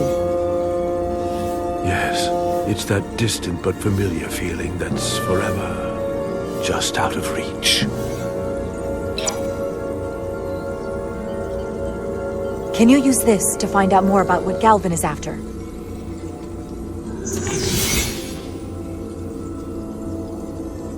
The information's encrypted. I can only discern that it's a warship. No. It's the Aphelion. Perhaps the most powerful Taconian ship ever built. I can't access the full file, but looking through the ship's schematics, it appears to be equipped with some sort of experimental, highly advanced transporter technology. Transporter technology? For what? Captain, you better come see this.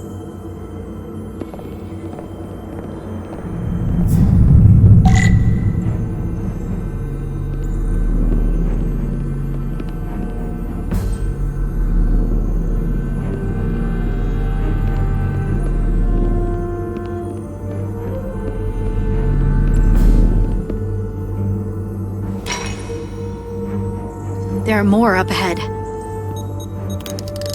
From the looks of it, I'd say someone left in a hurry.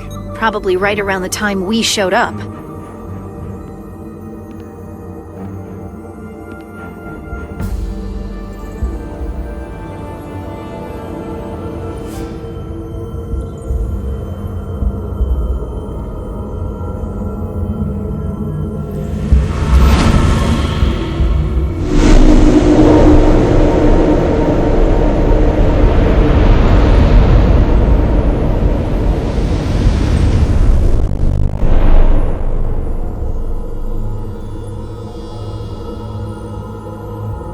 I've seen these before, in the other vault. And if all of those are the same as this, then there must be hundreds of millions, if not billions, all that remains of the Tacon civilization. A distinct person, encapsulated in crystalline form, preserved for all eternity. I doubt Galvin would willingly leave these behind, so odds are he'll be back. Unless this is why he sent Sidron here.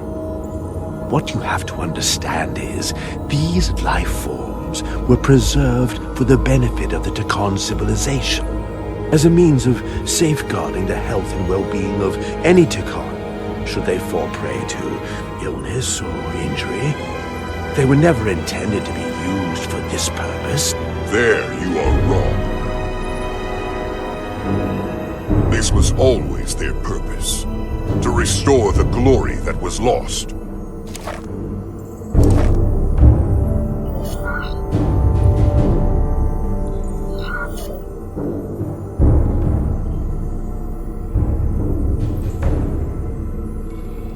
Congratulations on your first victory in battle, Captain Rydek. You killed a great many of my compatriots, some that I've known for millennia.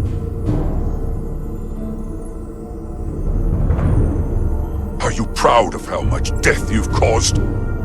Each Tacon life is precious, irreplaceable. Centuries of knowledge and culture, lost with each one you murdered. Your friends died because of you. If you hadn't attacked us, there could have been a peaceful solution. I've seen the kind of results diplomacy gets in this era. You can hardly blame me for wanting a quicker result. Thankfully, I don't have to convince you of anything. We'll all be on the same side soon enough. You can't just bioform whoever you want. Not without a fight. Ah, but that's just it. There won't be a fight. In fact, most won't even know what's happened. 1 minute you're standing there as you. The next, you're standing here as one of us. He's talking about mass transformation.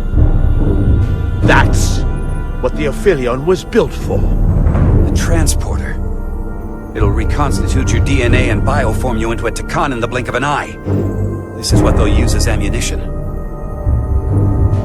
In a manner of speaking, yes.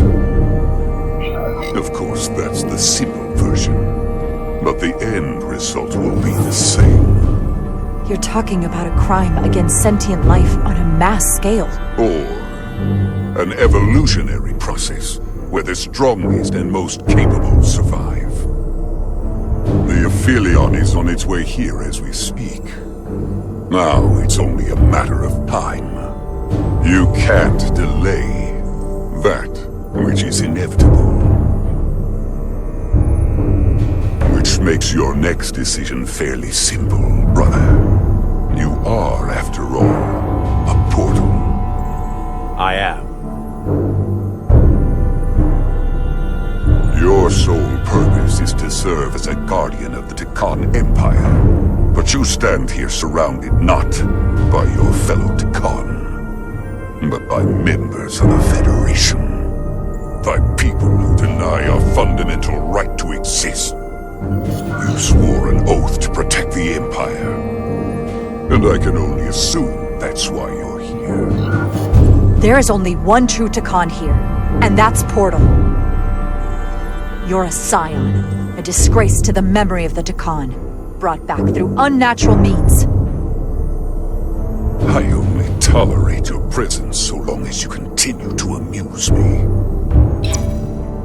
Which side are you on?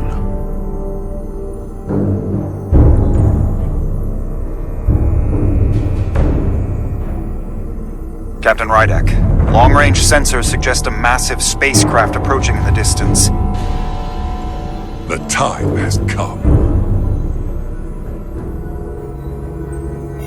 I hope we speak again, brother.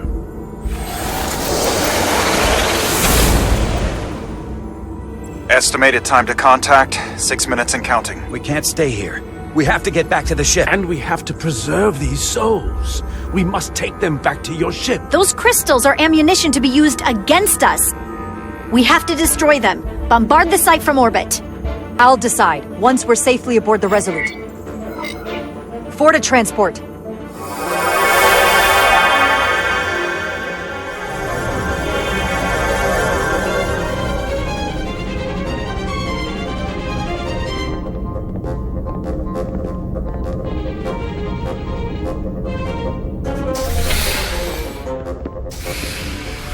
You have to hear me out, Captain. I lost my eyes because of you. And still, I've always stood by you.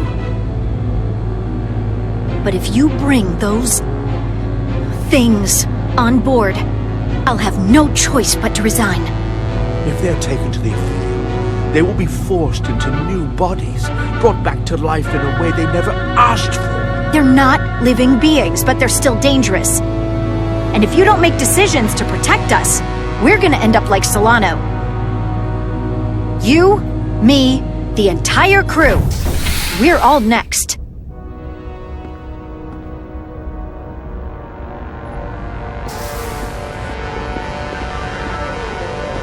Two minutes and counting. It's headed straight toward the vault. The Aphelion is coming into view now, Captain. On screen.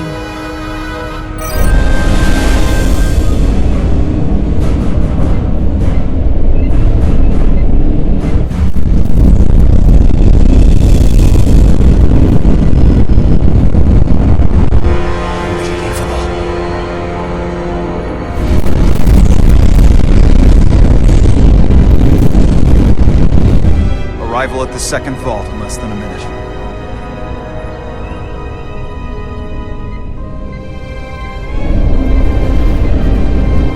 I would remind you, those life forms are Takan, not science. Takan. They're not your enemy. Right or wrong, history will judge you for this moment.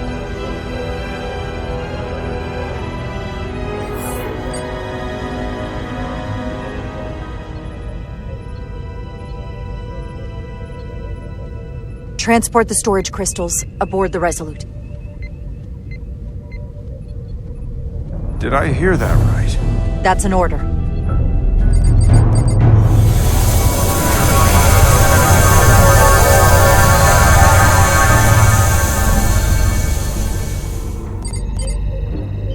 The storage crystals are on board in our cargo bay. Thank you. I won't forget this. I hope you realize what you've done. We don't need another captain who's gonna risk our lives just to feed their ego. This ship and this crew come first. Lieutenant. She has to hear it. We need Portal on our side. I'm not going to jeopardize that when I don't have to. So you jeopardize the rest of us. And to think, I used to look up to you. The Aphelion is targeting us, approaching rapidly. They hit us with that bioforming ray and it's over. Maximum warp, get us out of here. Where, Captain? Anywhere but here. Now!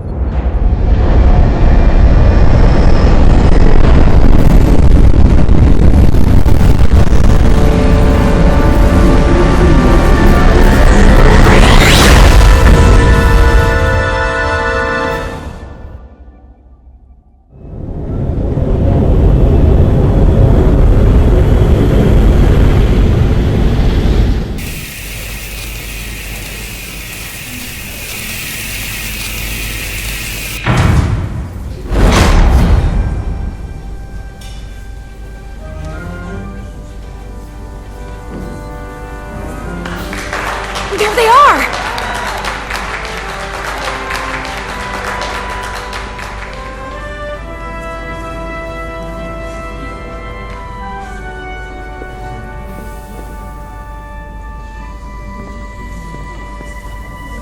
You did what had to be done with the Tasker. I know you held out hope, but it's what she would have wanted. The Tasker can rest now. Even if I wavered in the moment. It wasn't a question of time. I'm sorry you lost your friend. In her final moments, I'm sure she counted you as a friend as well.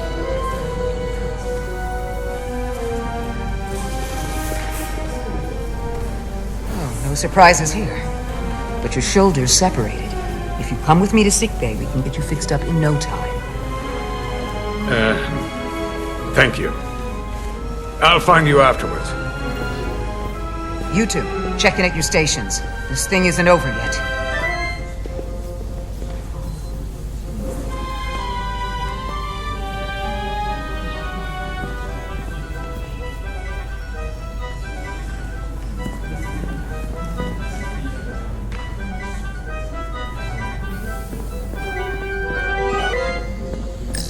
You're really making us proud out there, Diaz. The lower decks don't get a lot of glory. I'm just getting started.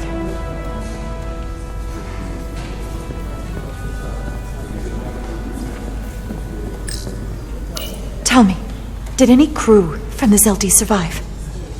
Well, since the Lydian ships have no escape pods, I think it was just us. I see. I thought so. I had a partner on board. After this mission, she and I were meant to.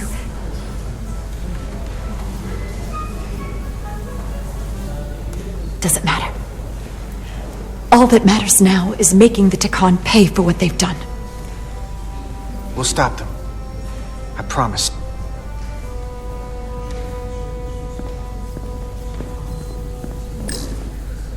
Hey, Diaz. Yeah? Did you see our people over there? Miranda? Kapoor, Hauser? We saw Miranda and Kapoor, but they're bioform. And as far as I know, there's no way to undo it. That means they're not our friends anymore. If they attack us? We'll have to stop them. No matter what it takes. Yeah. I guess we have to be ready for that.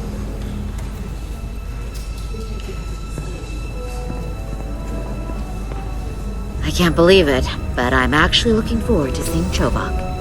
Not that I'd expect this kind of welcome from him, but I can just imagine the look on his face. Oh, come on, he's got to give us some credit for all we've done. We'll see. Then again, if he doesn't, that's just Chovok being Chovok.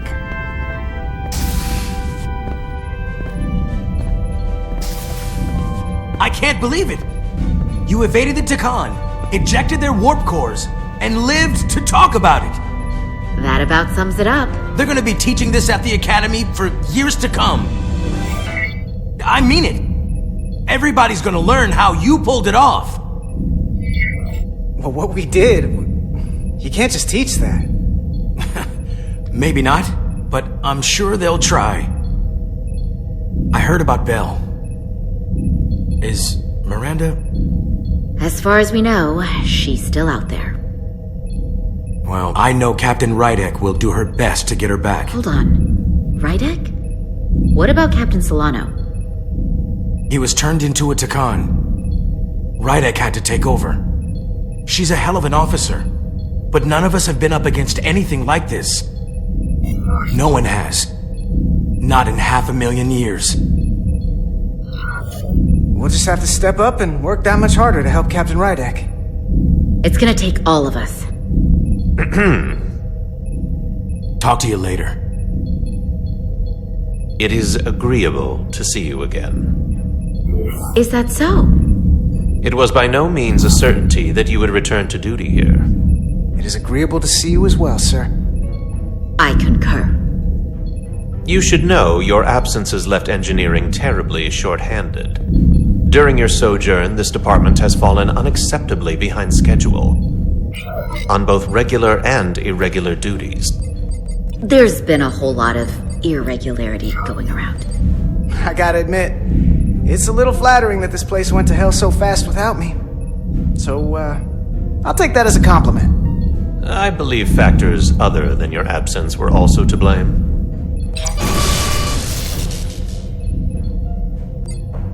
Normally, I would assign you to one of the many pressing repair tasks. But, given your experience on board the Zeldi, I have suggested you join the senior staff briefing as we determine our next course of action. You can commence your maintenance shift afterwards.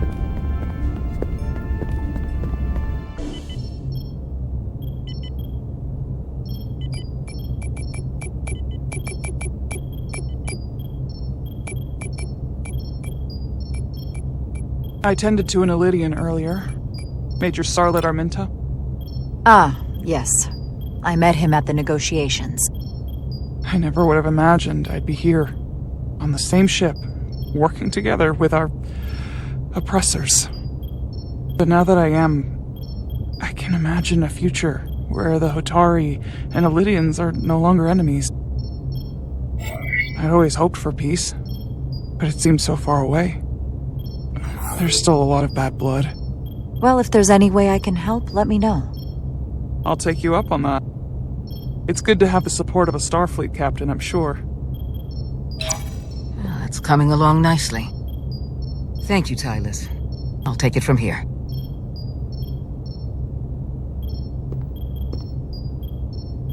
We're almost done. I have to brief Ambassador Spock in a few minutes. Ambassador Spock can wait. You have some fences to mend.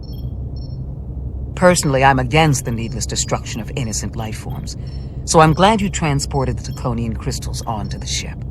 But Lieutenant Bedrosian obviously feels otherwise.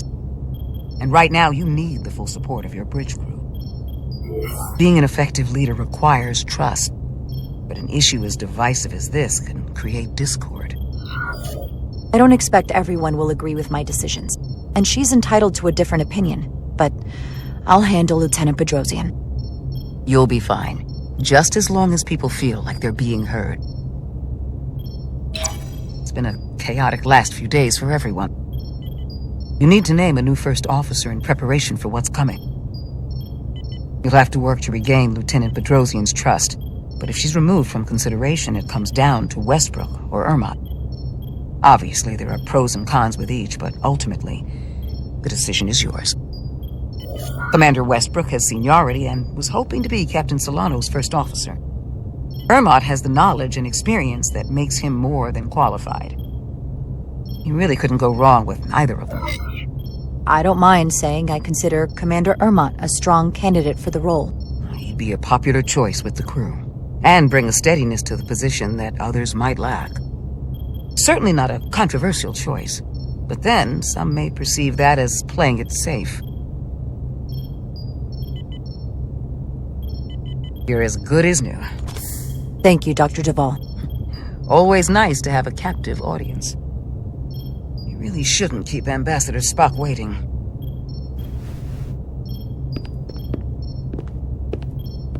Captain. I'll meet you inside. I'm here to officially tender my resignation from the crew of the USS Resolute. I cannot in good conscience continue to serve aboard this ship, not while the interests of the enemy take precedent over the safety of the crew. Lieutenant, we both know how much we need your help and expertise for the coming conflict. I have no one to replace you. I understand, Captain, and I apologize, but my heart is not in it any longer, and to stay would be a disservice to us both. My door is always open if you change your mind. I appreciate that.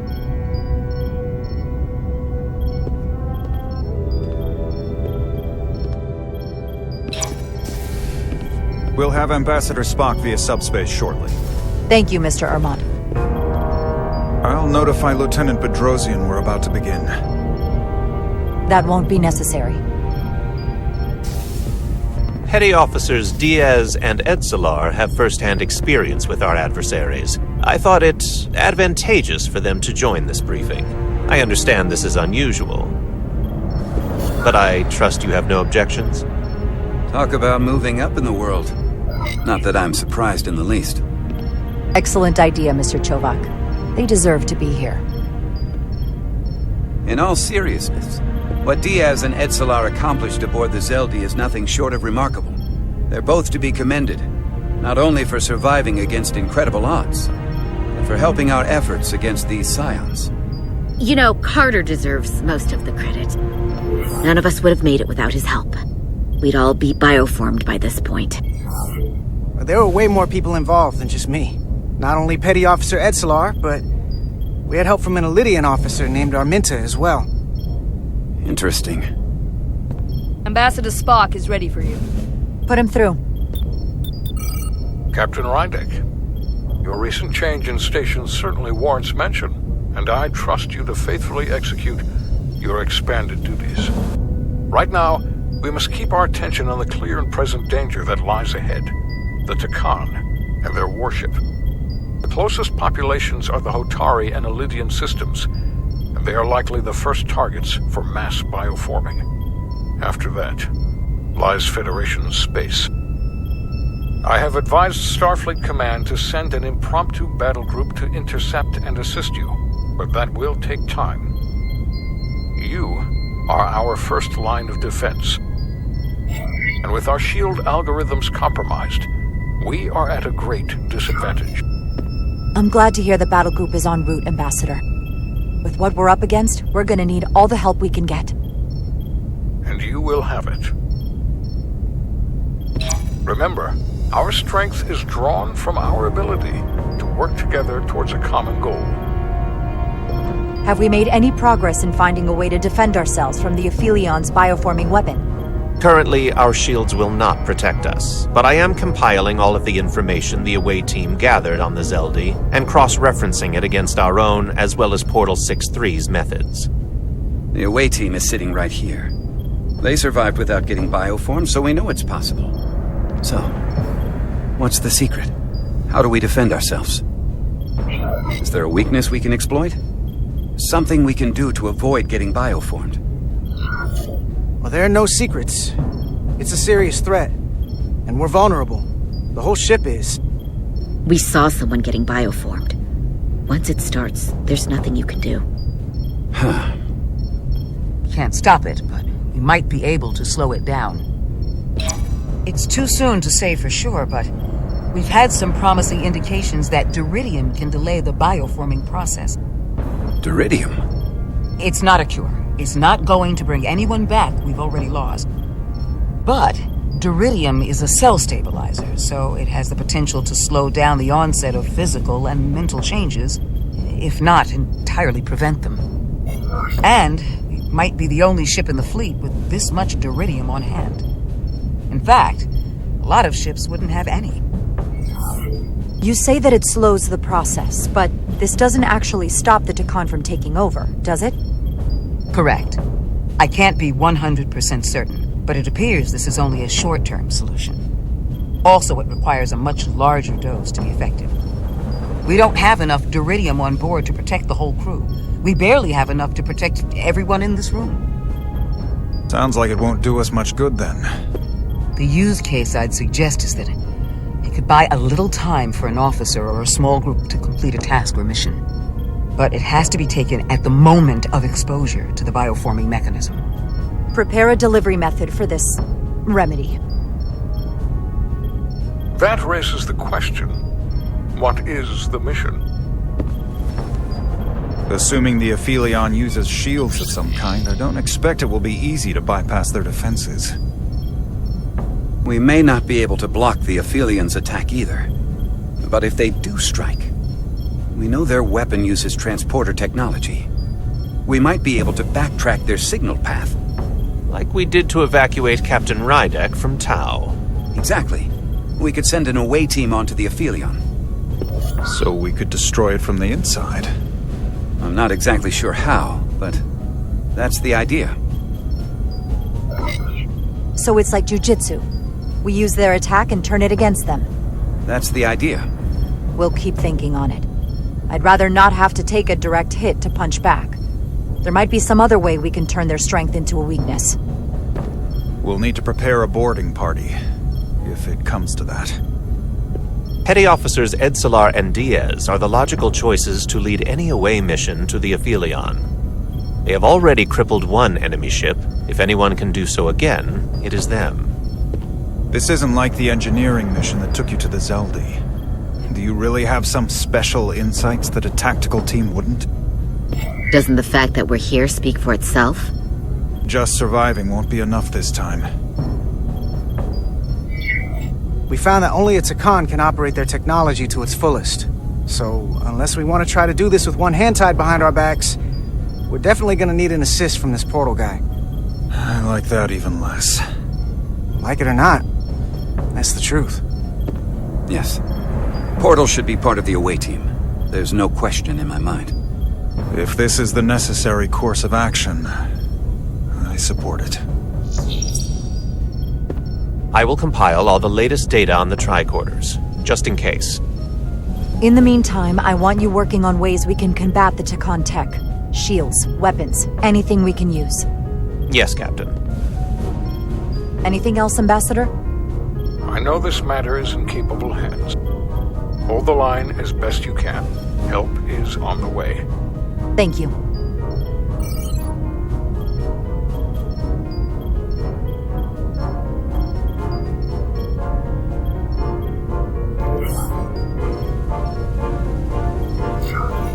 I have faith in all of you to meet this moment with the urgency it requires. I expect all of us to give it everything we've got.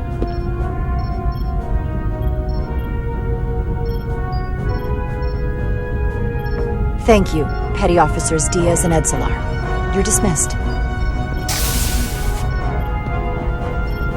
While we have a quorum of senior staff, there is a procedural element we need to take care of. The Resolute command codes must be transferred to Captain Rydek for control of the ship.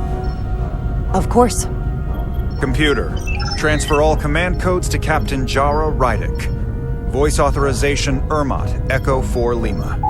Voice authorization Duval, Beta 2, Yankee.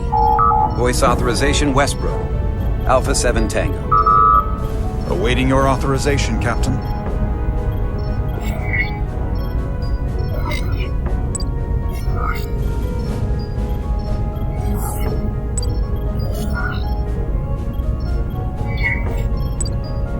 Voice authorization, Rydek.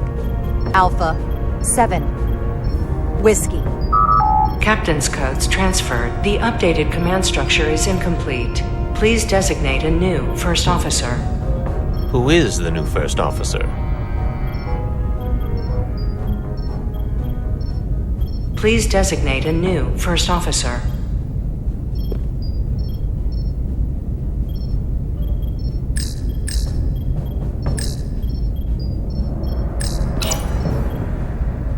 It is an honor and a pleasure to name Commander Westbrook as my new first officer.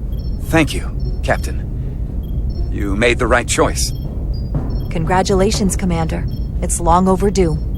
I know we've had our differences, but I can't tell you how much I appreciate this. Computer, Commander Westbrook is the new first officer of the USS Resolute. Awaiting voice authorization. Voice authorization Westbrook. Alpha 7 Tango. Authorization is now complete. Now, if you'll excuse me, there's work to be done. Nicely done. I think that went well. Captain, could I have a word with you? Give me a minute. Look, I respect your decision, Captain. Commander Westbrook has seniority, and I can understand why you might have felt pressure to promote him. But what I can't understand is why you would choose someone so clearly unsuited for the position. It's the very reason why Captain Solano chose you over him. Because he knew Westbrook as first officer would be disastrous. I won't argue with you about it. You very well might be right. But I had to trust my instincts, and that's what led me to Commander Westbrook. He may have been the expected choice, but that doesn't make him the best. Maybe I've had it wrong this whole time. I thought we've had an excellent working relationship almost from the moment you first arrived. You trusted me with the information about Captain Solano being compromised, and I trusted you in return. In fact, I've always supported you, which is certainly more than you can say about Westbrook. He was always against you, especially with regard to Captain Solano. But I guess loyalty counts for nothing with you. Look, I'll be honest. I can't do this without your help. You're one of the best officers we've got, and I need you by my side. Otherwise, we don't have a chance against Galvin. It's as simple as that. And I'll be there when you need me. Just like I always have.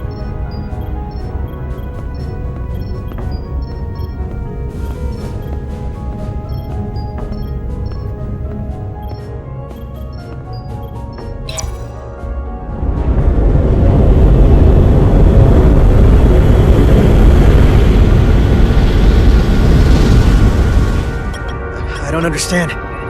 Giving it everything she's got, but it doesn't make a difference. Something is actively slowing us down. Keep trying. What's the situation in engineering? I can't raise them. Internal comms are down. It's the ionic interference. It's spiking again. If we reinitialize the central communications trunk, it should compensate. If I may, Captain. Communications are critical to ship operations, and I should go take care of this. Go.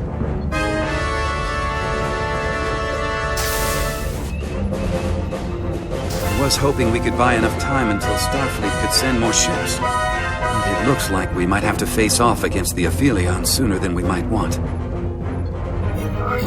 If it's just us, I don't like our chances. I'll consider any suggestions from my first officer.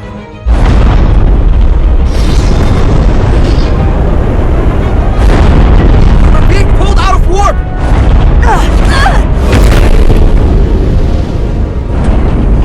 The Aphelion is closing on us, and fast.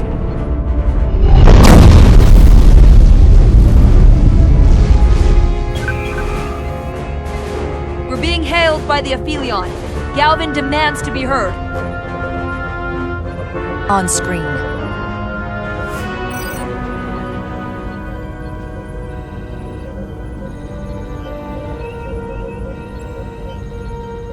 You thought you could run? That I would let you escape so easily after taking what's mine? How pathetic and predictable. At least you can take solace knowing you'll be a far braver Takan than you were as a cowardly Koblian. Is it any wonder your people perished? If your every instinct is to run from a fight.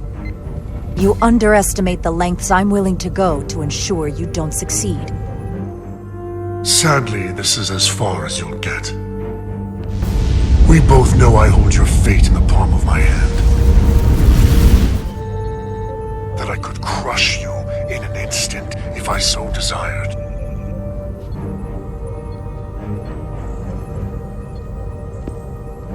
And as much as I'd like to, you have another purpose to serve. As one of us.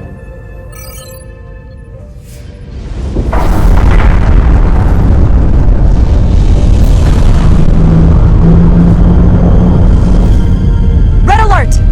Handar, get us out of here!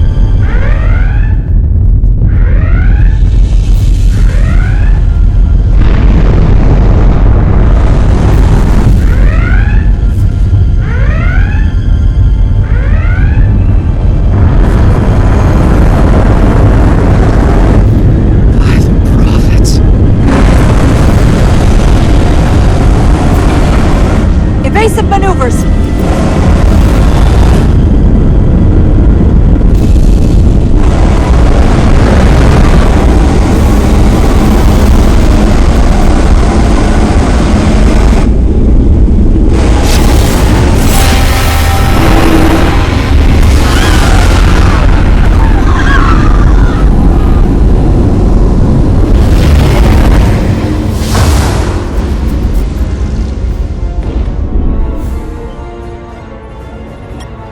Engineering section. No systems or structural damage, though.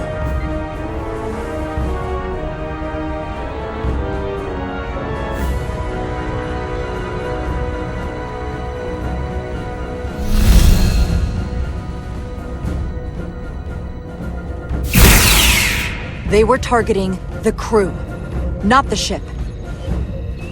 Captain, we have to respond. Hit him in the mouth. What are your orders? Fire photon torpedoes! Target the source of the beam! The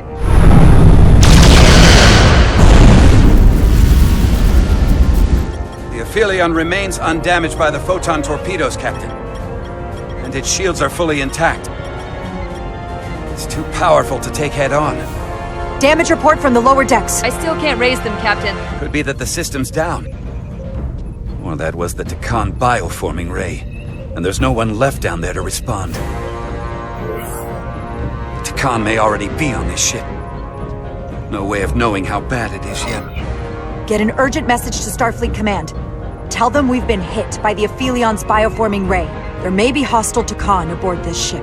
I'll notify them at once. Here are your new tricorders.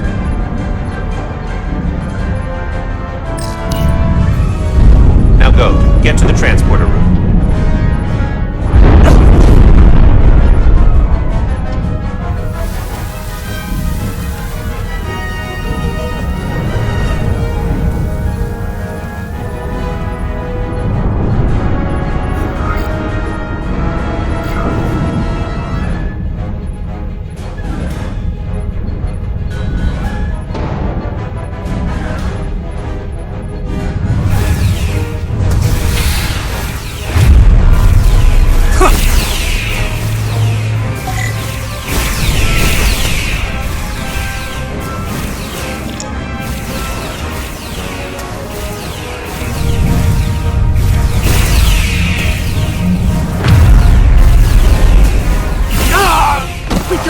On what side, Carter? Come on!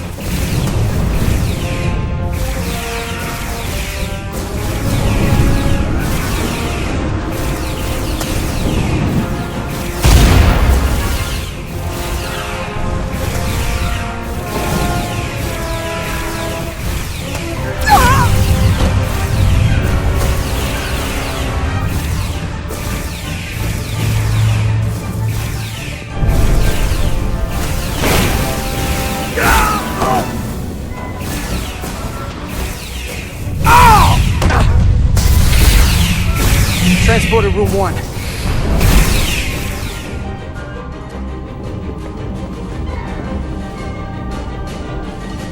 You're coming with us? A security officer told me your funeral, which I gladly accepted.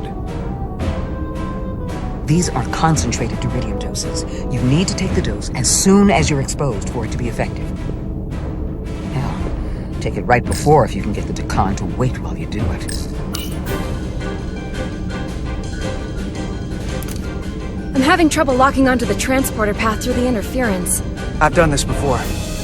I have to align the transporter with the tetrametric signature.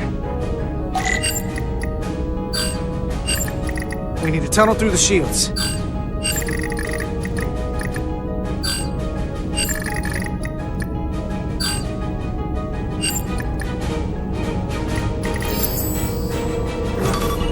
There's a problem. We don't have enough power to make the jump. I might be able to divert power from— Stand aside. The signal is now resolved. I couldn't let you fumble about any longer. Time is running short. Thanks for that. No need. We must be on our way. I am Portal 63, Guardian of the Deccan Empire. Nice to meet you, Portal. We're right behind you. Do us proud over there. Ready to transport. Energize.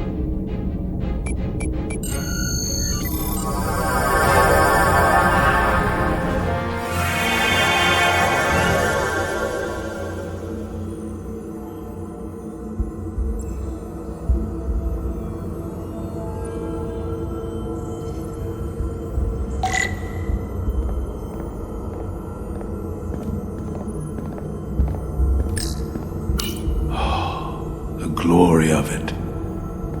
This ship is a marvel. Even to me, it's almost a shame we have to scuttle it. The galaxy has never seen a ship like this. It is beautiful. I'll give you that. Resolute, come in! We're losing cohesion. I'm gonna try to use my tricorder, the pattern enhancer.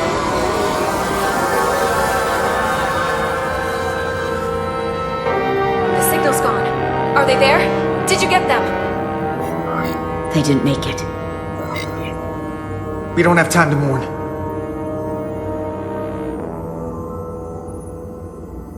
We have to get to the Cartabula and disable it. Hopefully before the battle group shows up. Get served up for the Aphelions' next meal.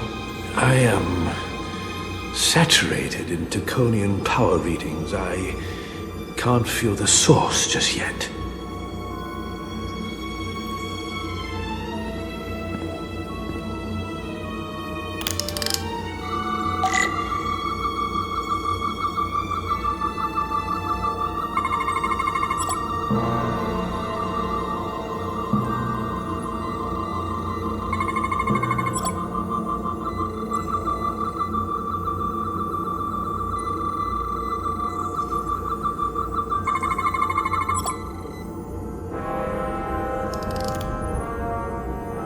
This way.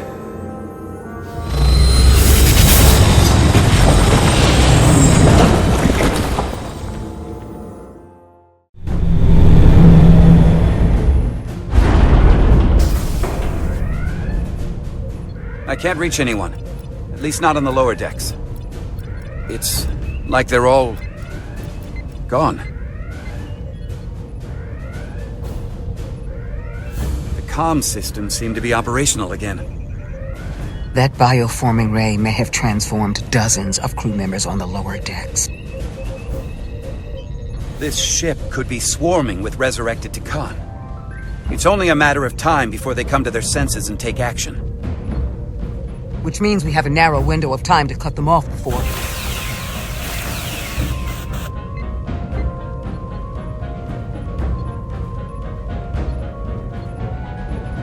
Captain! We're holding them off as best we can on Deck 9, but...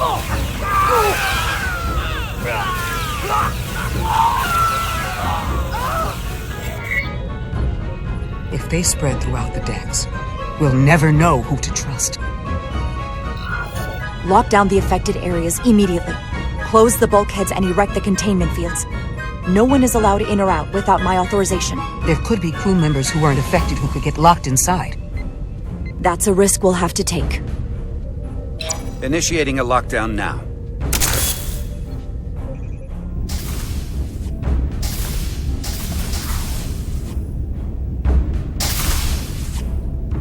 And what happens if some of the bioformed manage to escape? How should the crew engage them? Or should they? We don't want suspicion to run rampant. We should be cautious. If a situation arises, I want phasers set to stun. Of course. I'll let the crew know to proceed with caution. Have we heard anything from Commander Ermot?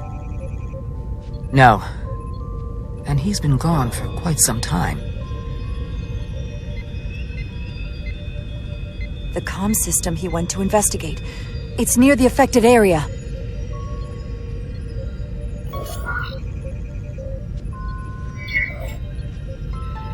Commander Ermot. Commander Ermot, can you hear me?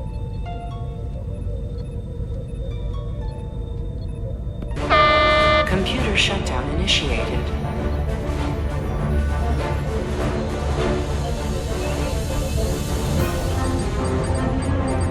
According to this, it was initiated by Commander Ermot. What? The central computer core will shut down in 10 minutes. We'll lose all critical ship functions. It can only be overridden by the captain at the core itself. With me.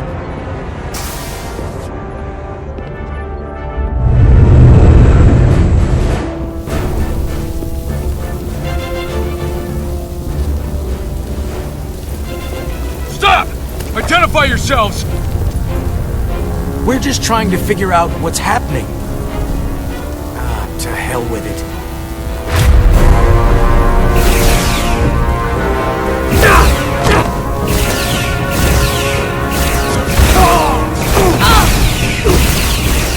You have to get to the computer core! Go!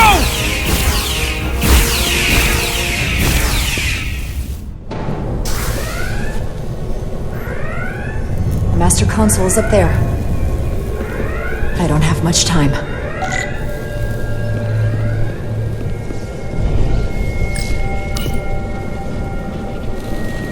Captain Rydick, it's me, Commander Ermot. First Officer Westbrook insisted I find you immediately. Let me get this door open. I think I remember the code. I hope you haven't been hurt, Captain. It's not safe here. I'll get you somewhere more secure. Tell me, where were you when the bioforming ray hit the ship? Where was I? I was on my way to help resolve the problem with the comm system. On Deck 9. Now, Captain. Still getting used to these Federation weapons.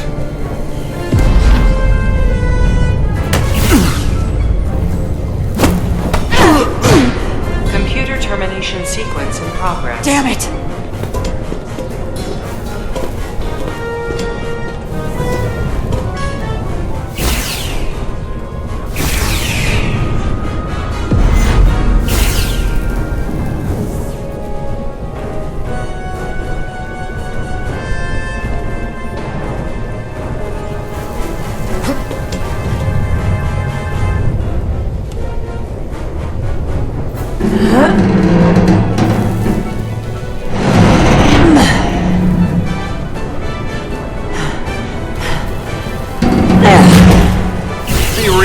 Captain.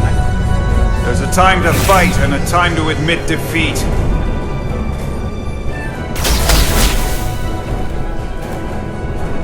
Computer termination sequence in progress. Awaiting Captain's authorization.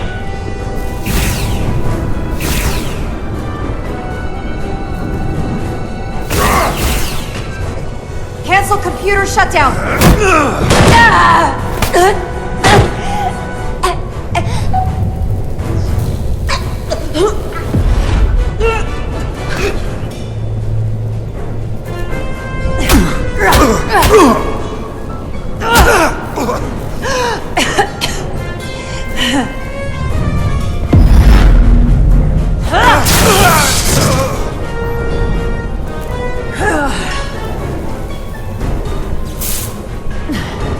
Okay, wait. Just hear me out. Listen to reason. There's no need to do anything impulsive. You just tried to kill me. I was only acting on orders. I didn't mean any harm. You know we'd rather have you with us. We can make a deal, right? Come to terms.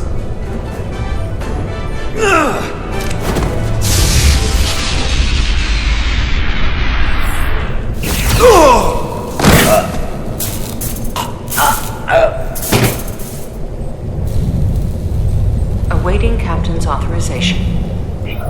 Awaiting Captain's authorization. Cancel computer shutdown. Voice authorization, Rydick. Alpha 7 Whiskey.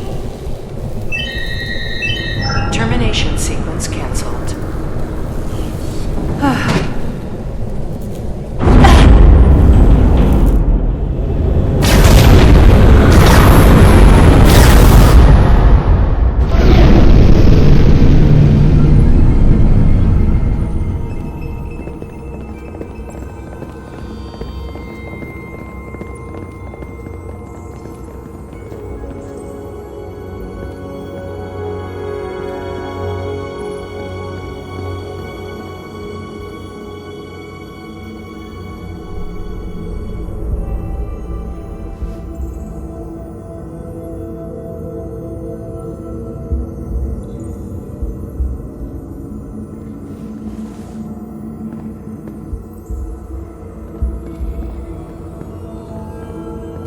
These are the arteries of power coming from the cortabula at the heart of the Aphelion.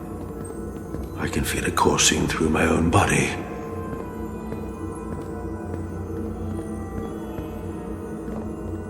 Look there. I cannot move as freely inside this ship. Those emitters are why. If they were deactivated, I could travel past this chamber without setting foot in it. Only Takan can use Takan technology. How do I turn them off? Place these on the emitters. It will suppress their effect. The guards none the wiser. Got it. I'm coming too. If we both get caught, it's over.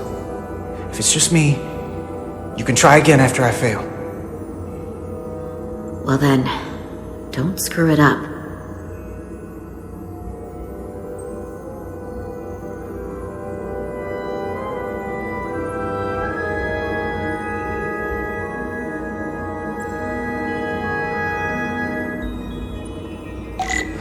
Or any of the guards. It'll alert every Takan in here. Almost got it.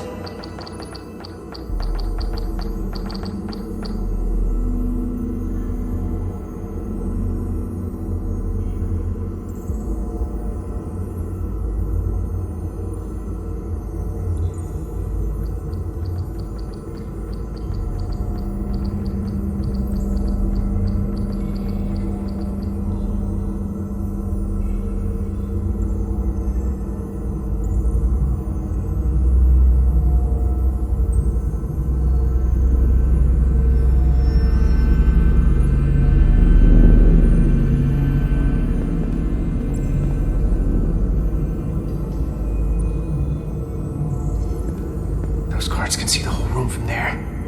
How am I gonna get past them? Maybe the crystals portal gave me will get a reaction out of these consoles.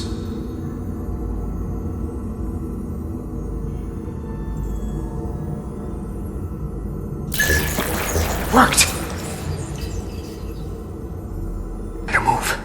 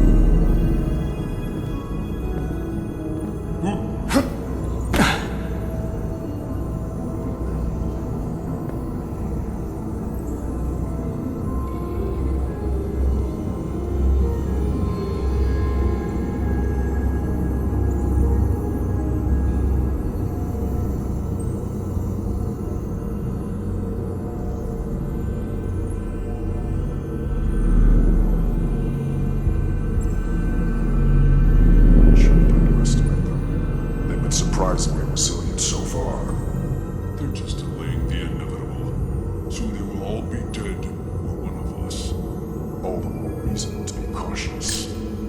Galvin should destroy them and be done with it. There are many more worlds to bio for. We do not need this pathetic illegible rig.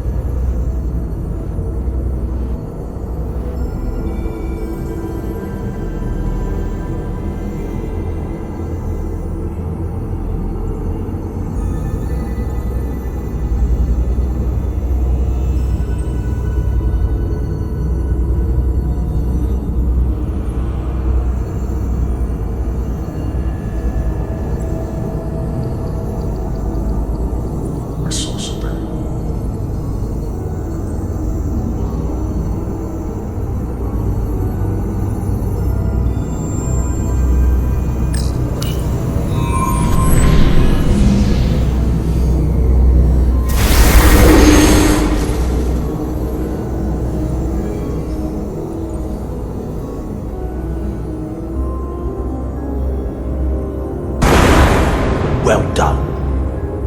Let's get out of here.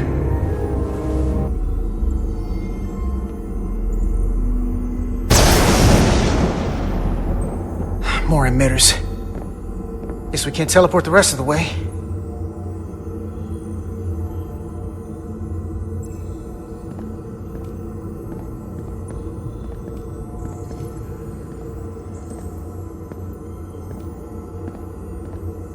That craft can take us to the main power chamber. No way we can make that jump. When I was younger, maybe.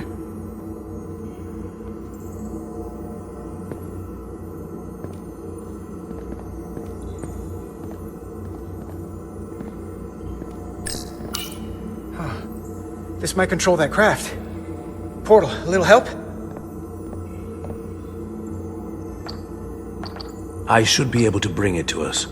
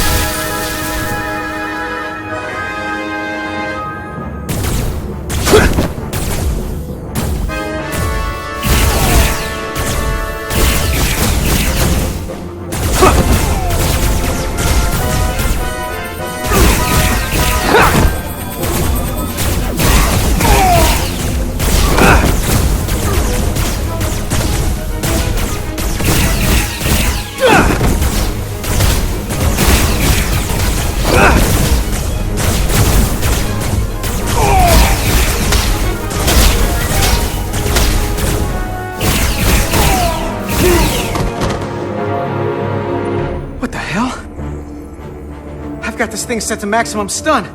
How are they getting up? Something's different about the Takan here. Stunning isn't an option. Get in!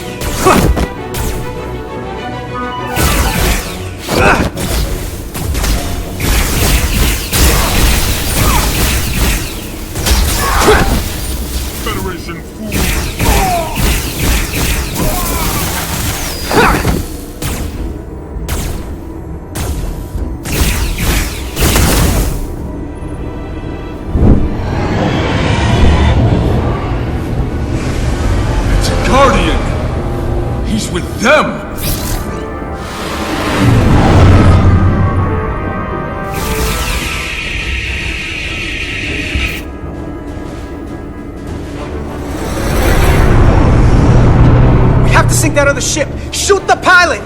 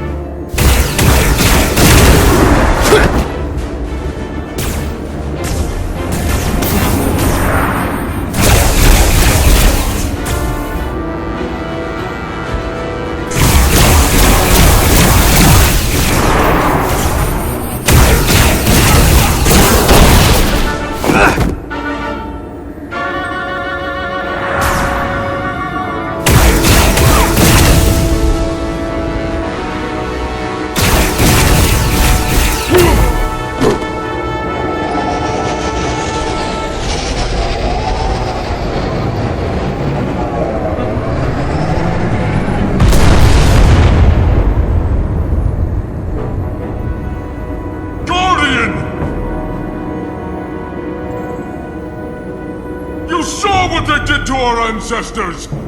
How do you stand with them?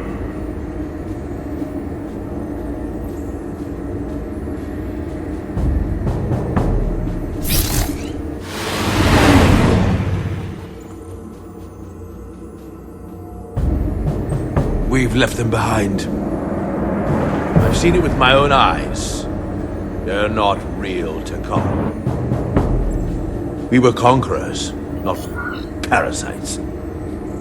The souls I pushed your captain to spare will not be used for this end. You are the last real Takan. Don't let them tarnish that with what they're doing. Because if we don't stop the Scions of the Flame, they will be the legacy of your people. Never. That's the attitude.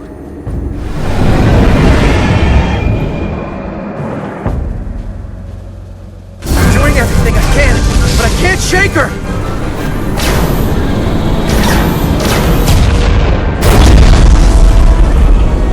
I figured without me you didn't stand a chance. I'm here for the ship and the crew, not for you. I couldn't just sit in my quarters, waiting to get turned into a Takan. Your timing's perfect. We need your help now more than ever. Clearly.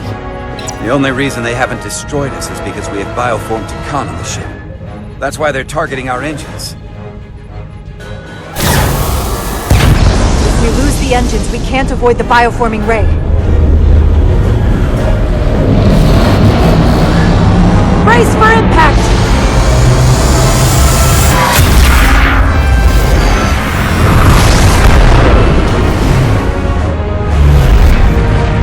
They're here!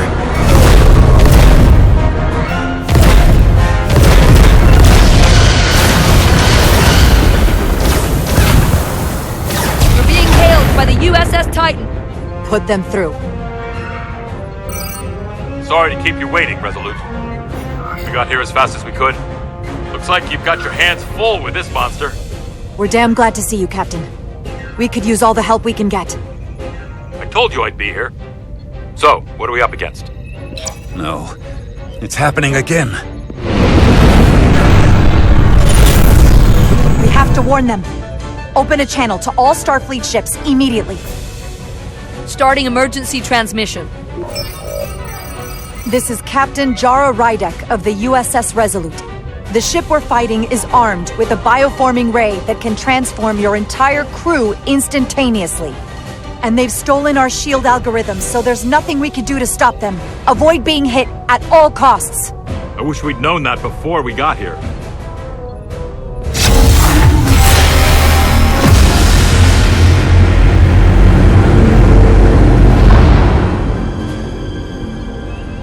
They're gone. Just like that. We have to destroy that ship. Otherwise, it won't be long before they're coming after us. They could all be declined. Or none of them. We can't assume anything yet. Hail them. See if we get a response. Hailing the Pawtucket now, Captain. Hold on. Full impulse power. Take us in for a closer look. Aye, Captain.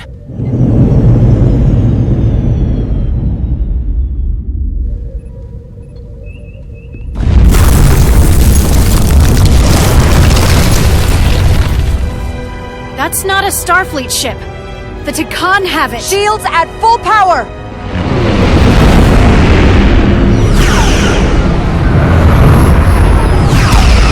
Shields are holding up against their attacks. But they won't for very long. Fire phasers! Firing.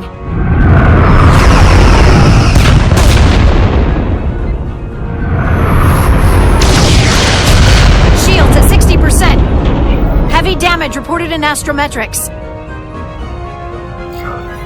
Hit them with everything we've got! Aye, Captain.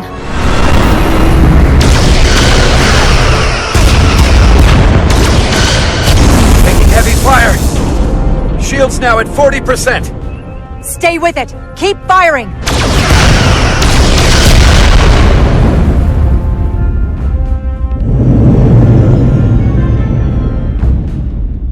Their weapon systems are offline. Now's our chance. Finish it. We can send Galvin a message. Let him know exactly what he's up against. And that we're willing to fight to the very end. Take out their engines.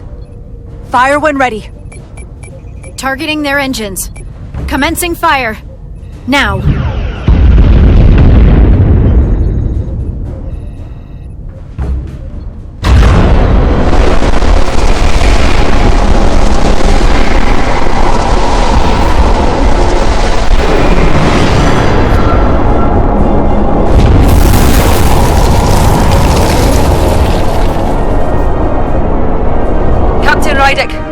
The Aphelion is too much for any one of us to take on alone.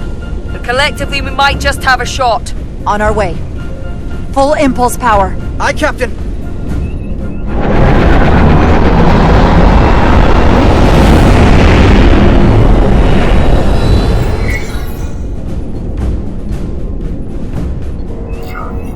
Target the bioforming ray. Fire photon torpedoes. Firing photon torpedoes.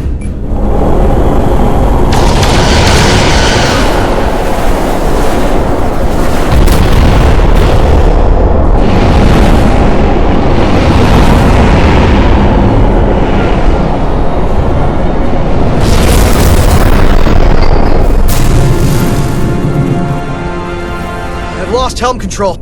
Trying to re-establish. Power levels are dropping all over the ship, but our engines are still running strong. This is what happened to the Enterprise. They're draining our energy. We're caught in it too. I hope the away team is having more success than we are.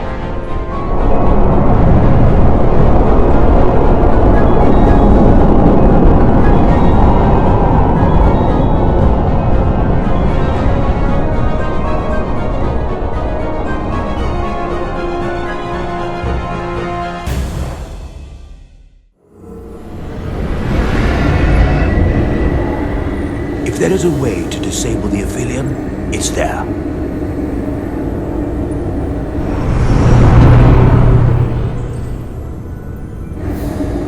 We strike at the heart.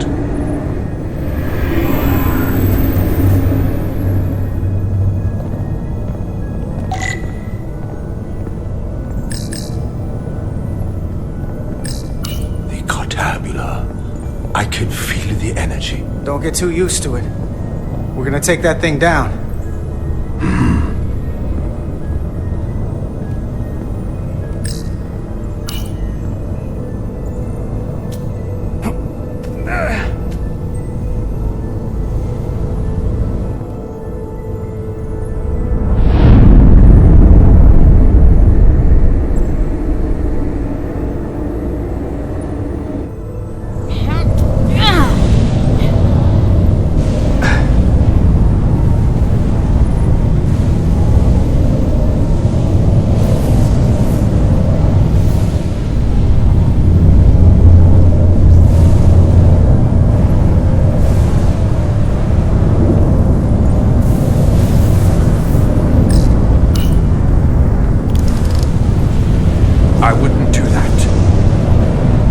turn off this energy field to enter.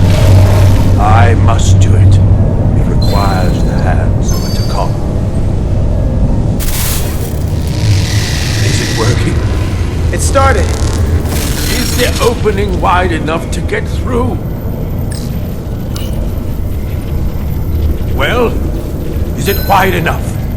No, but I can see the cartabula. What about now?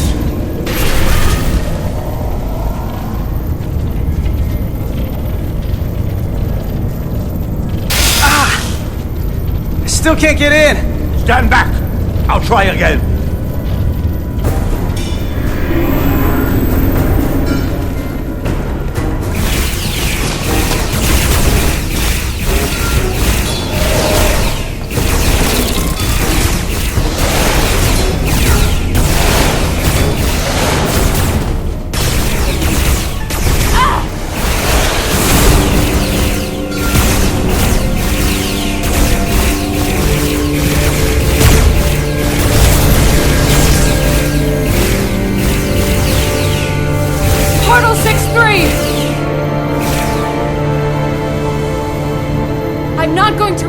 You of the oath you took.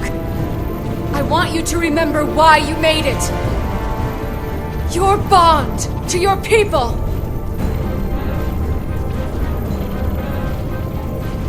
You can bring your empire back, and all you have to do is nothing. Stand back, and we will handle them.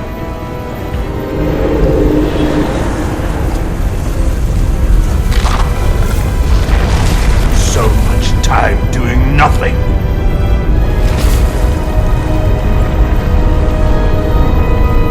Now, I will take action.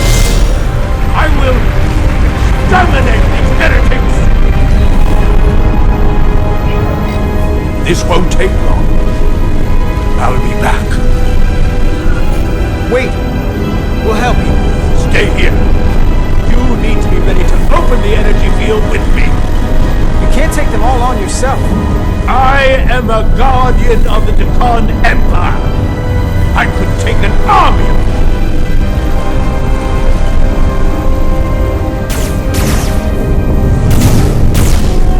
If you can get to the cartabula, don't wait for me. We'll hold the line.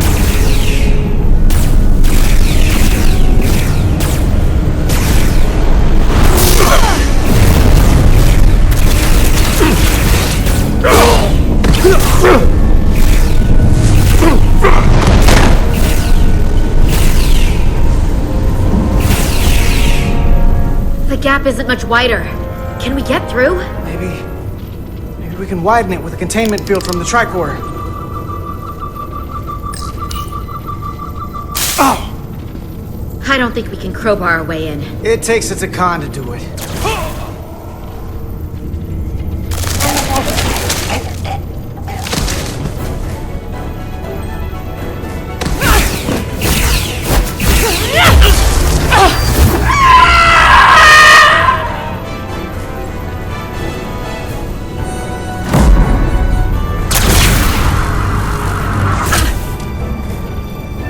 That's far enough.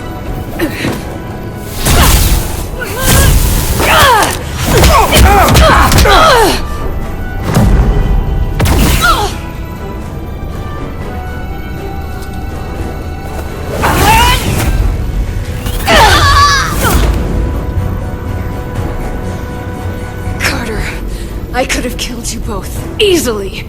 But the part of me that is still Miranda won't let me. She compels me to bring you into the fold. I will make you one of us.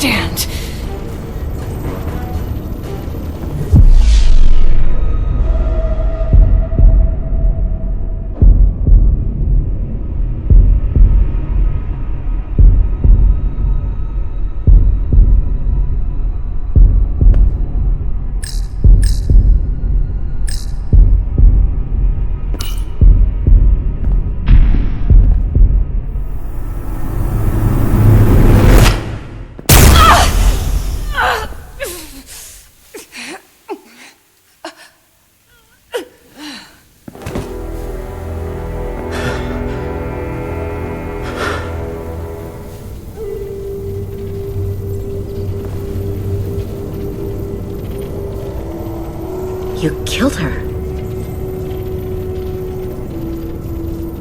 I had to. If you hadn't, I would have.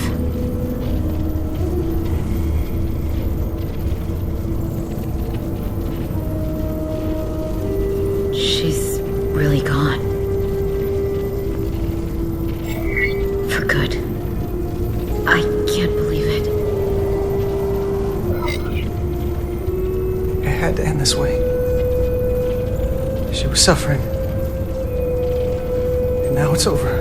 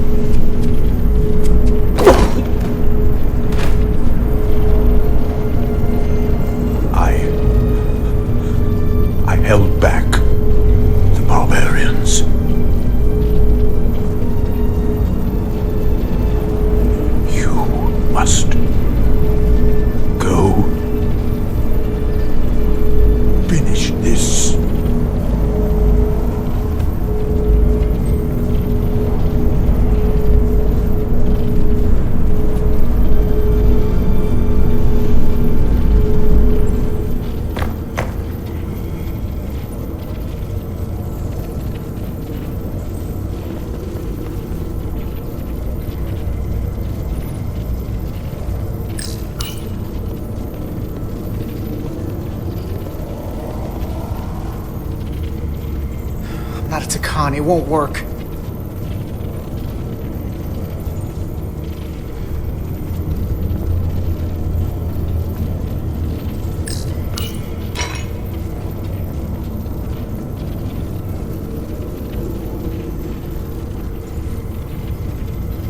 It's the only way.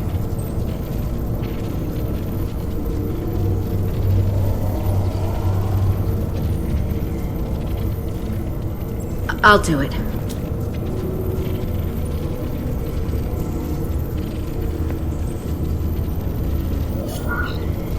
We don't have time to stand around to try to figure another way. No. I'll take it. I know you don't want that thing inside of you.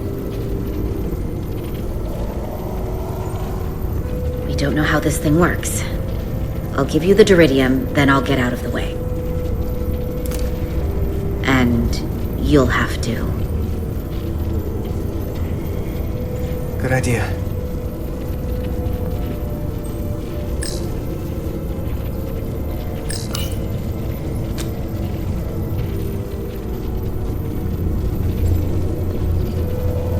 Ready?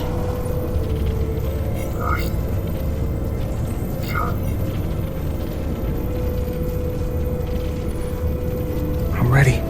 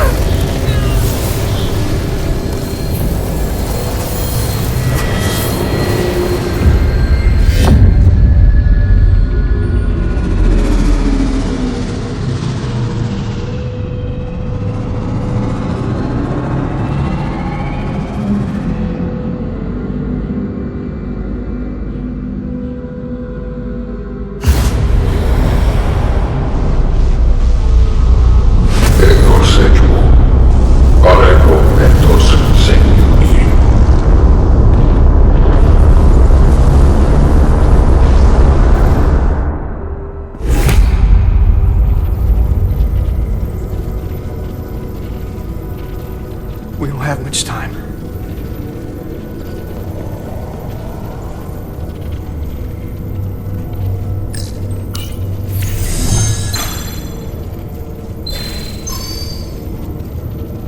I can read it.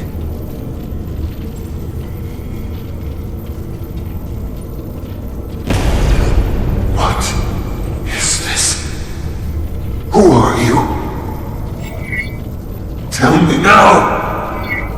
You're talking to the guy that's in charge. Pipe down while I work. Carter, you're kind of scaring me. It's okay. I'm still in control.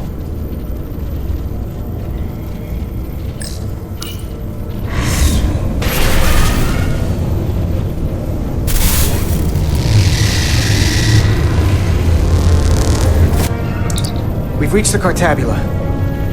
That's great. Are you all okay? Yeah, we're inside. That's what matters.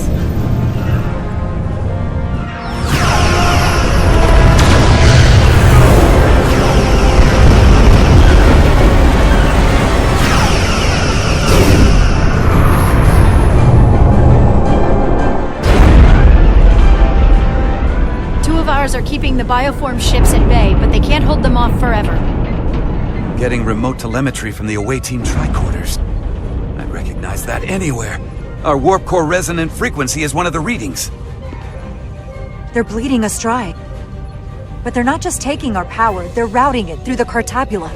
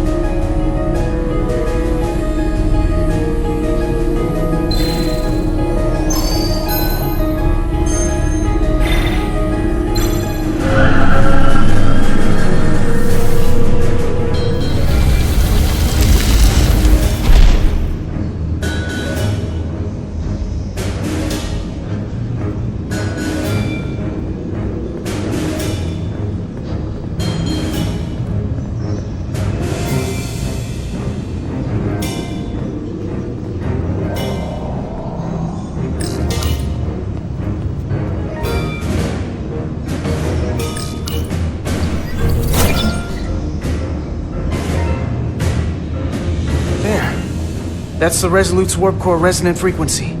And these others?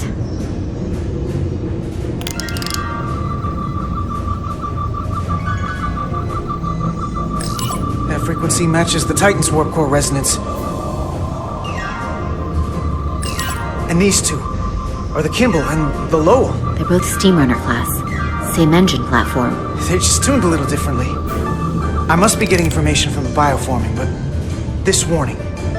It means that it's struggling with the power stacked up at close frequencies. The Cartabula can't handle the dissonance? Maybe. This is Westbrook. Are you reading these Starfleet engine signatures? We are. And you need to see this. The Steamrunner class frequencies are causing problems for the Aphilion's energy source. Sending visuals now. They're vulnerable. We have to use this. You can break a wine glass if you play the right note loud enough. Sir? The Takan are so arrogant, they're letting us right in the front door with this energy drain. We can tune our warp core output to those frequencies. Get all our ships to do the same. Push it to maximum levels and we might be able to crack the wine glass, the Cartabula, and take their ship offline. There is merit to the theory. But if we attempt this, it would preclude any other course of action. It'll work. It has to. If this is going to succeed, we'll need all Starfleet ships to pitch in. We aren't alone anymore. We need to leverage that. I will create a high-energy static warp shell. We'll need the away team to guide us to the right frequency. We read you, Resolute. You're putting a lot of faith in us, Captain. That's a hell of a plan. I've got faith in you, and the rest of this crew. Now let's give them hell! Yes, Captain.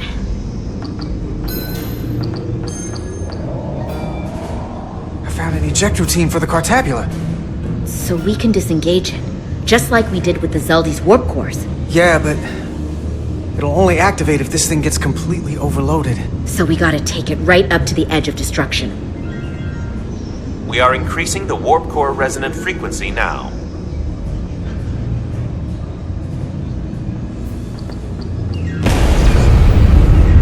You can't He'll destroy everything I've waited for. If that thing wants to take over, it's going to have to go through the both of us. And I'm not going to let that happen. You hear me? I'm gonna fight it right along with you, Carter. I can always count on you. You'll stand by me to the end. This isn't the end. Is something wrong? No, we're fine. Do you see our output frequency changing? We do. What is the impact on the Aphelion systems?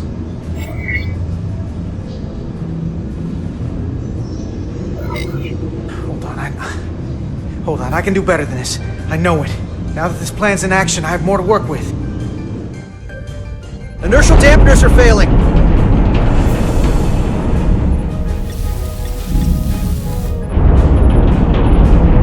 Warp output at 85%. They're taking the bait. Now we need the rest of the fleet. Open a channel to anyone left on our side. Opening a channel. This is the Resolute. We're sending instructions to all ships to output maximum warp power at the designated frequency. We believe this will disable the Aphelion. We don't know that. All we know is that it'll siphon off our energy much quicker. You're leading us to disaster. Are you out of your mind? That has given them exactly what they want. You can't just expect us to turn belly up. Our strength in Starfleet comes from our ability to work together, especially when everything is on the line. I can get behind that, Captain Rydek. We're adjusting the Titan's warp output to match the Resolute's. I suggest the rest of you do the same.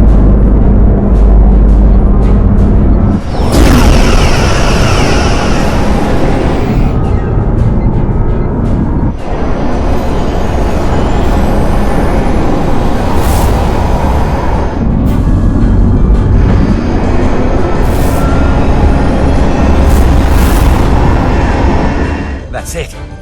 They're falling in line. This is the Takahashi. Adjusting our engines now.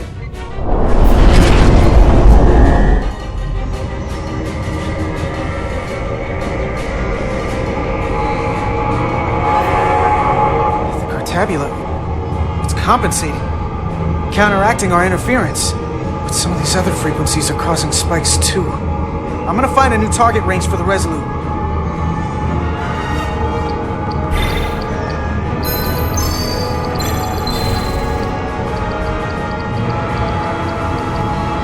Try this out. Here. This one's hitting the hardest. If they all converge here, it'll provide the maximum disruption to the Cartabula. Got it. We want to overload this thing, push it to the brink, but not past it. You sure about this frequency? If we go too far, we won't just be destroying the Cartabula. Sometimes you just gotta go on faith, Millie. I have faith in you. That's enough. Sending data to the Resolute.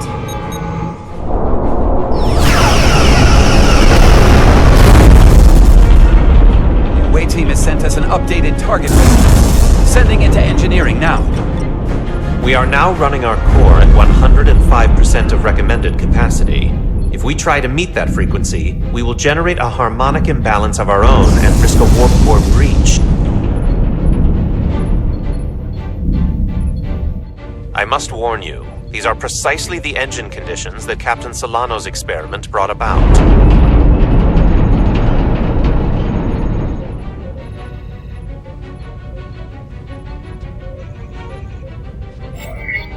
A runaway reaction is a dangerous possibility right now. We can't afford to start second-guessing ourselves. Is my order beyond your ability to execute? Then you will follow it. We're all counting on you. Yes, Captain.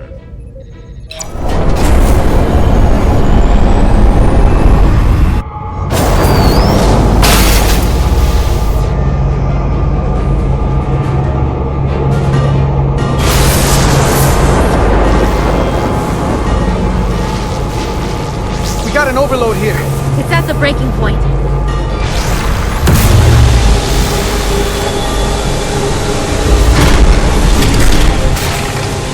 What's happening? We got a problem. It's not gonna eject. We have to disengage the cartabula manually. We lit this fuse. We gotta make sure it doesn't go up the wrong way. If we can pull hard enough on those levers, it'll dislodge this thing.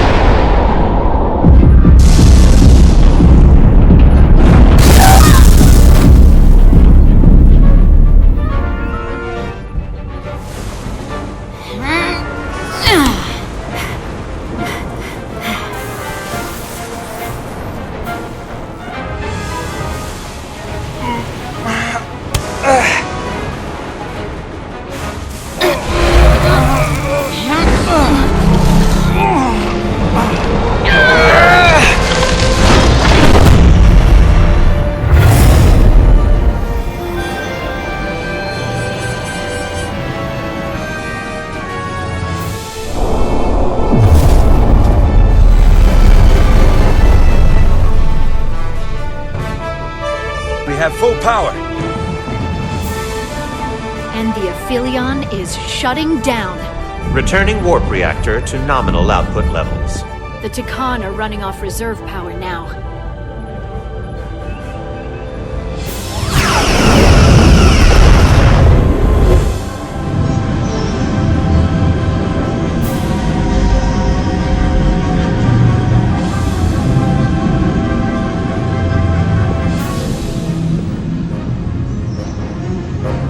I saw what you did. The sacrifice you made. Radiation levels are spiking. It's coming from the cartabula. He must have damaged it. Didn't get it out before it fractured. Our work here is done. Let's get out of here.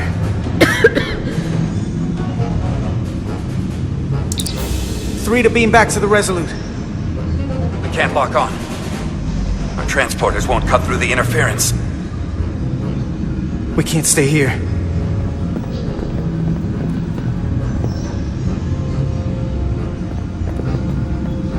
We're not getting away in that thing. There. Maybe I can use this to get us out of here. I don't know if it can get us back to the Resolute, but we have to get away from here. Everybody on!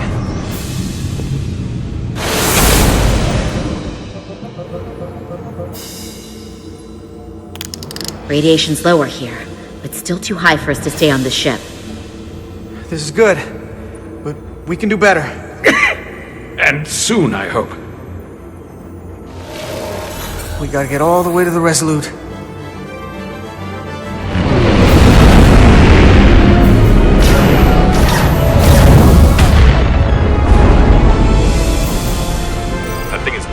Not out. We'll handle the stolen Federation ships, but you need to get a crippling shot on the Aphelion. A direct hit to its bridge will bring it down. Take us real close, Captain. Skim the hull of that thing where it can't get a clear shot at us. Or I can weave us through the battle. And hope we don't get caught in the crossfire. I don't want to get too close to that thing. We can't take much more fire, Captain. Handar can get us through it. take us along the Aphelion's hull. Get us to the bridge as fast as you can. Aye, Captain.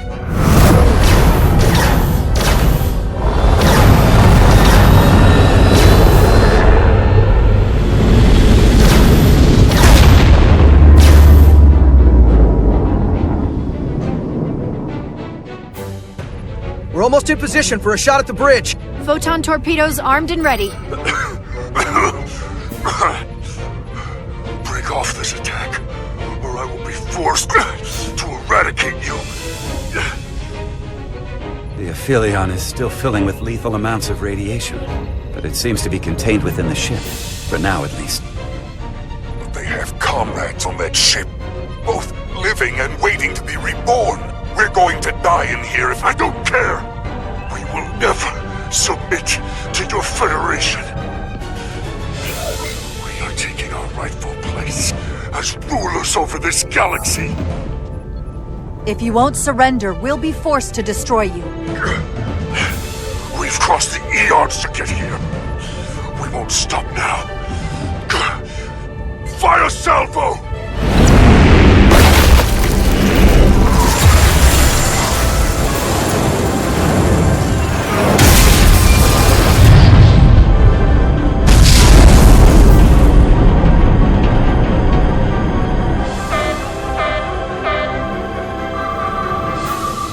Now the radiation is rising here, too.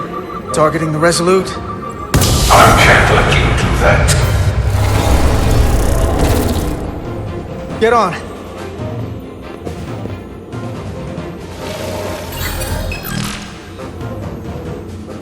Damn it. I can't hold on to it. I have to make manual adjustments to enhance the signal pattern. From here. What do you mean? I'm not gonna make it out. No way. We're all leaving together. We've been through too much to split up now. We don't leave people behind. Got it? I know we're the same rank and all, but I am ordering you to go! Don't waste this. Please.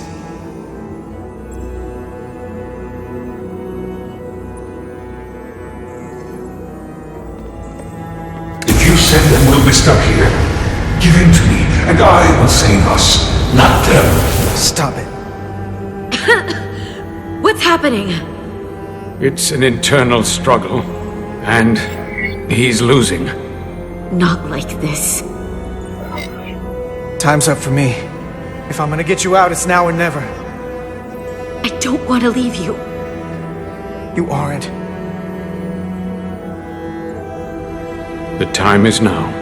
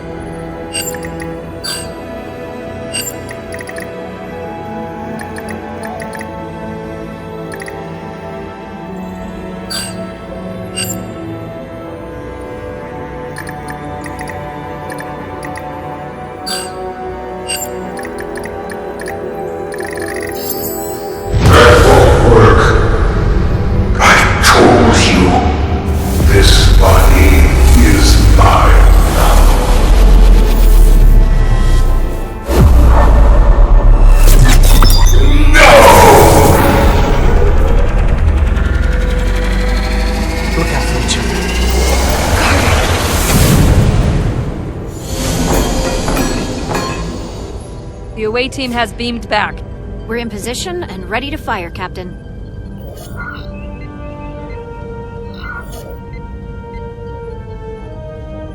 Target their bridge. Please, we target the ship. Pummel it to space dust. Like we'd... Fire.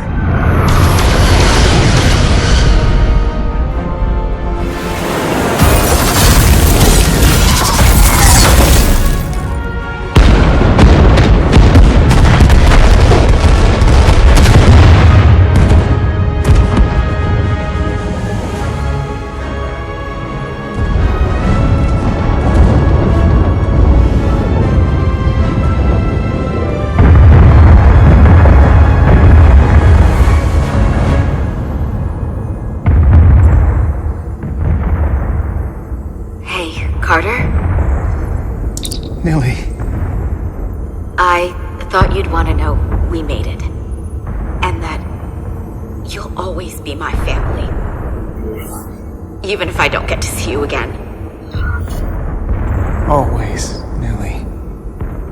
Family. Forever. Always.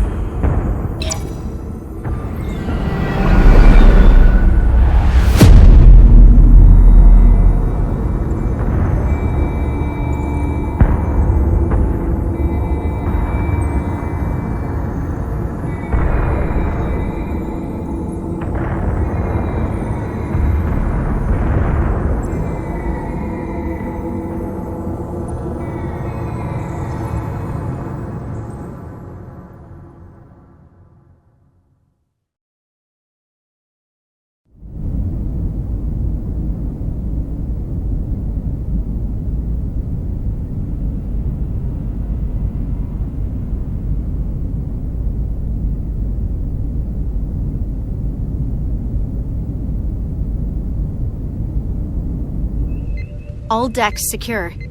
We have the bioformed on board, fully contained. The Starfleet ships under Takan control have signaled their surrender. Good work, Captain Rydick. Next time I need some backup, I'll know who to call. I trust you won't have a problem with that. Thanks, Captain Riker. I owe you one. Yes, you do. But who's keeping count? Captain, we're being hailed. It's the Aphelion. On screen. The radiation. We won't last much longer in here. Please, we surrender. We need your help. Please, beam us aboard your ship. I know what they've done, Captain. But we can't let them die. They're our enemies today, but who knows what they could become. You saved the storage crystals. And there are other Takan, the bioformed on Hotari, on this very ship. We wouldn't be wiping them out if we didn't help the ones who tried to destroy us. It's what we do. This is the fate they've chosen. Leave them where they are. You can't do that. We don't have much time. We submit. I don't know what else I can say. Please. We don't want to die. This is what separates us from them. The fact that we can make a gesture of peace, even after all our conflict. Set up containment fields in the docking bay and beam the Takan there. Crew of the Aphelion, shut down all systems. Lower your defenses, and prepare to be transported. Thank you.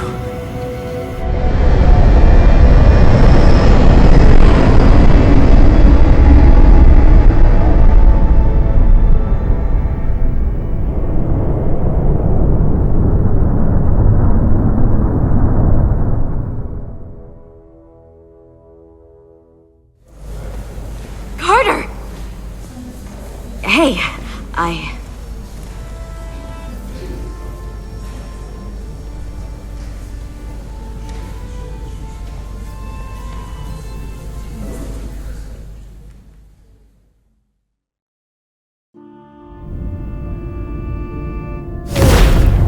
My first order of business will be to help re-establish the Hotari government and resume peace talks, genuine talks, with the Illidians. And after that? Who knows? I know I don't want to be queen. There's so much good I could do with just a fraction of your medical technology if I could bring it to my people. But I also want to see what else is out there. Maybe there's even a place for me in Starfleet. It would be hard to stay on Hotari forever. Not with all there is to experience, to learn. There are many ways to help your people, and healing them is a very noble way to do so. I'll see to it that Starfleet sends a medical ship to share knowledge and technology, as long as you'll be there to spearhead their efforts. I'll gladly accept those terms. But there are pressing matters we must attend to before any of that. I can't thank you enough for all you've done. I'll see you again.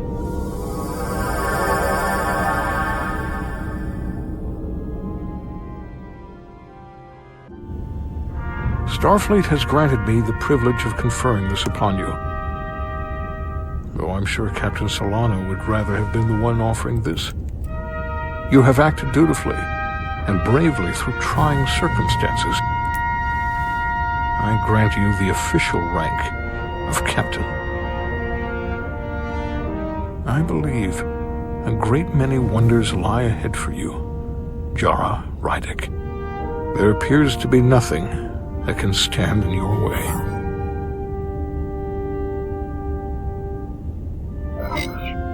Live long and prosper. Peace and long life.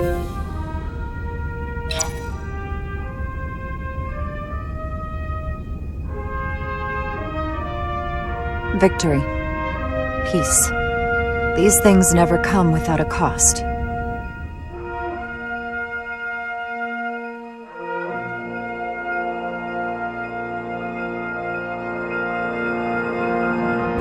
For some, it requires putting aside centuries of enmity. For others, it takes facing complicated losses. To Carter. How do you say goodbye to someone who isn't really gone? I thought I knew how to leave the past behind, but I've learned a thing or two. And for too many, they had to pay the ultimate price. In time, history may forget their sacrifices, but those of us who were there never will. Now, all hands honor the dead.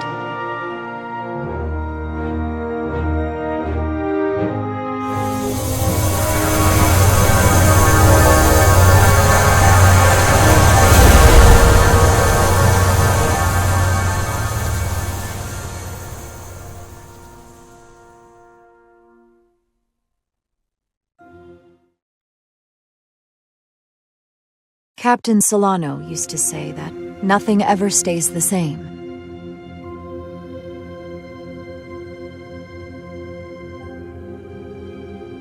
Entropy. It's the nature of the universe.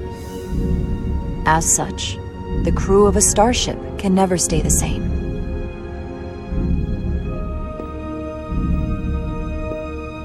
But while entropy says that order inevitably gives way to chaos, this crew has only grown stronger.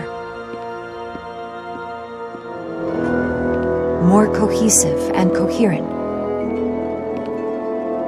Bound by our shared struggles. And working together, helping each other, we're able to do more than we'd ever imagined. Some of our differences couldn't be resolved. But perhaps that too can change. In time.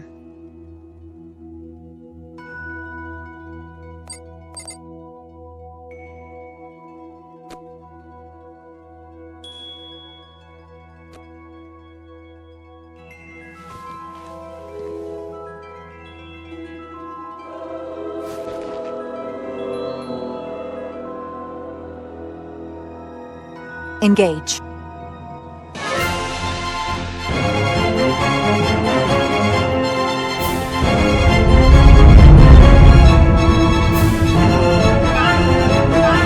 Space, the final frontier.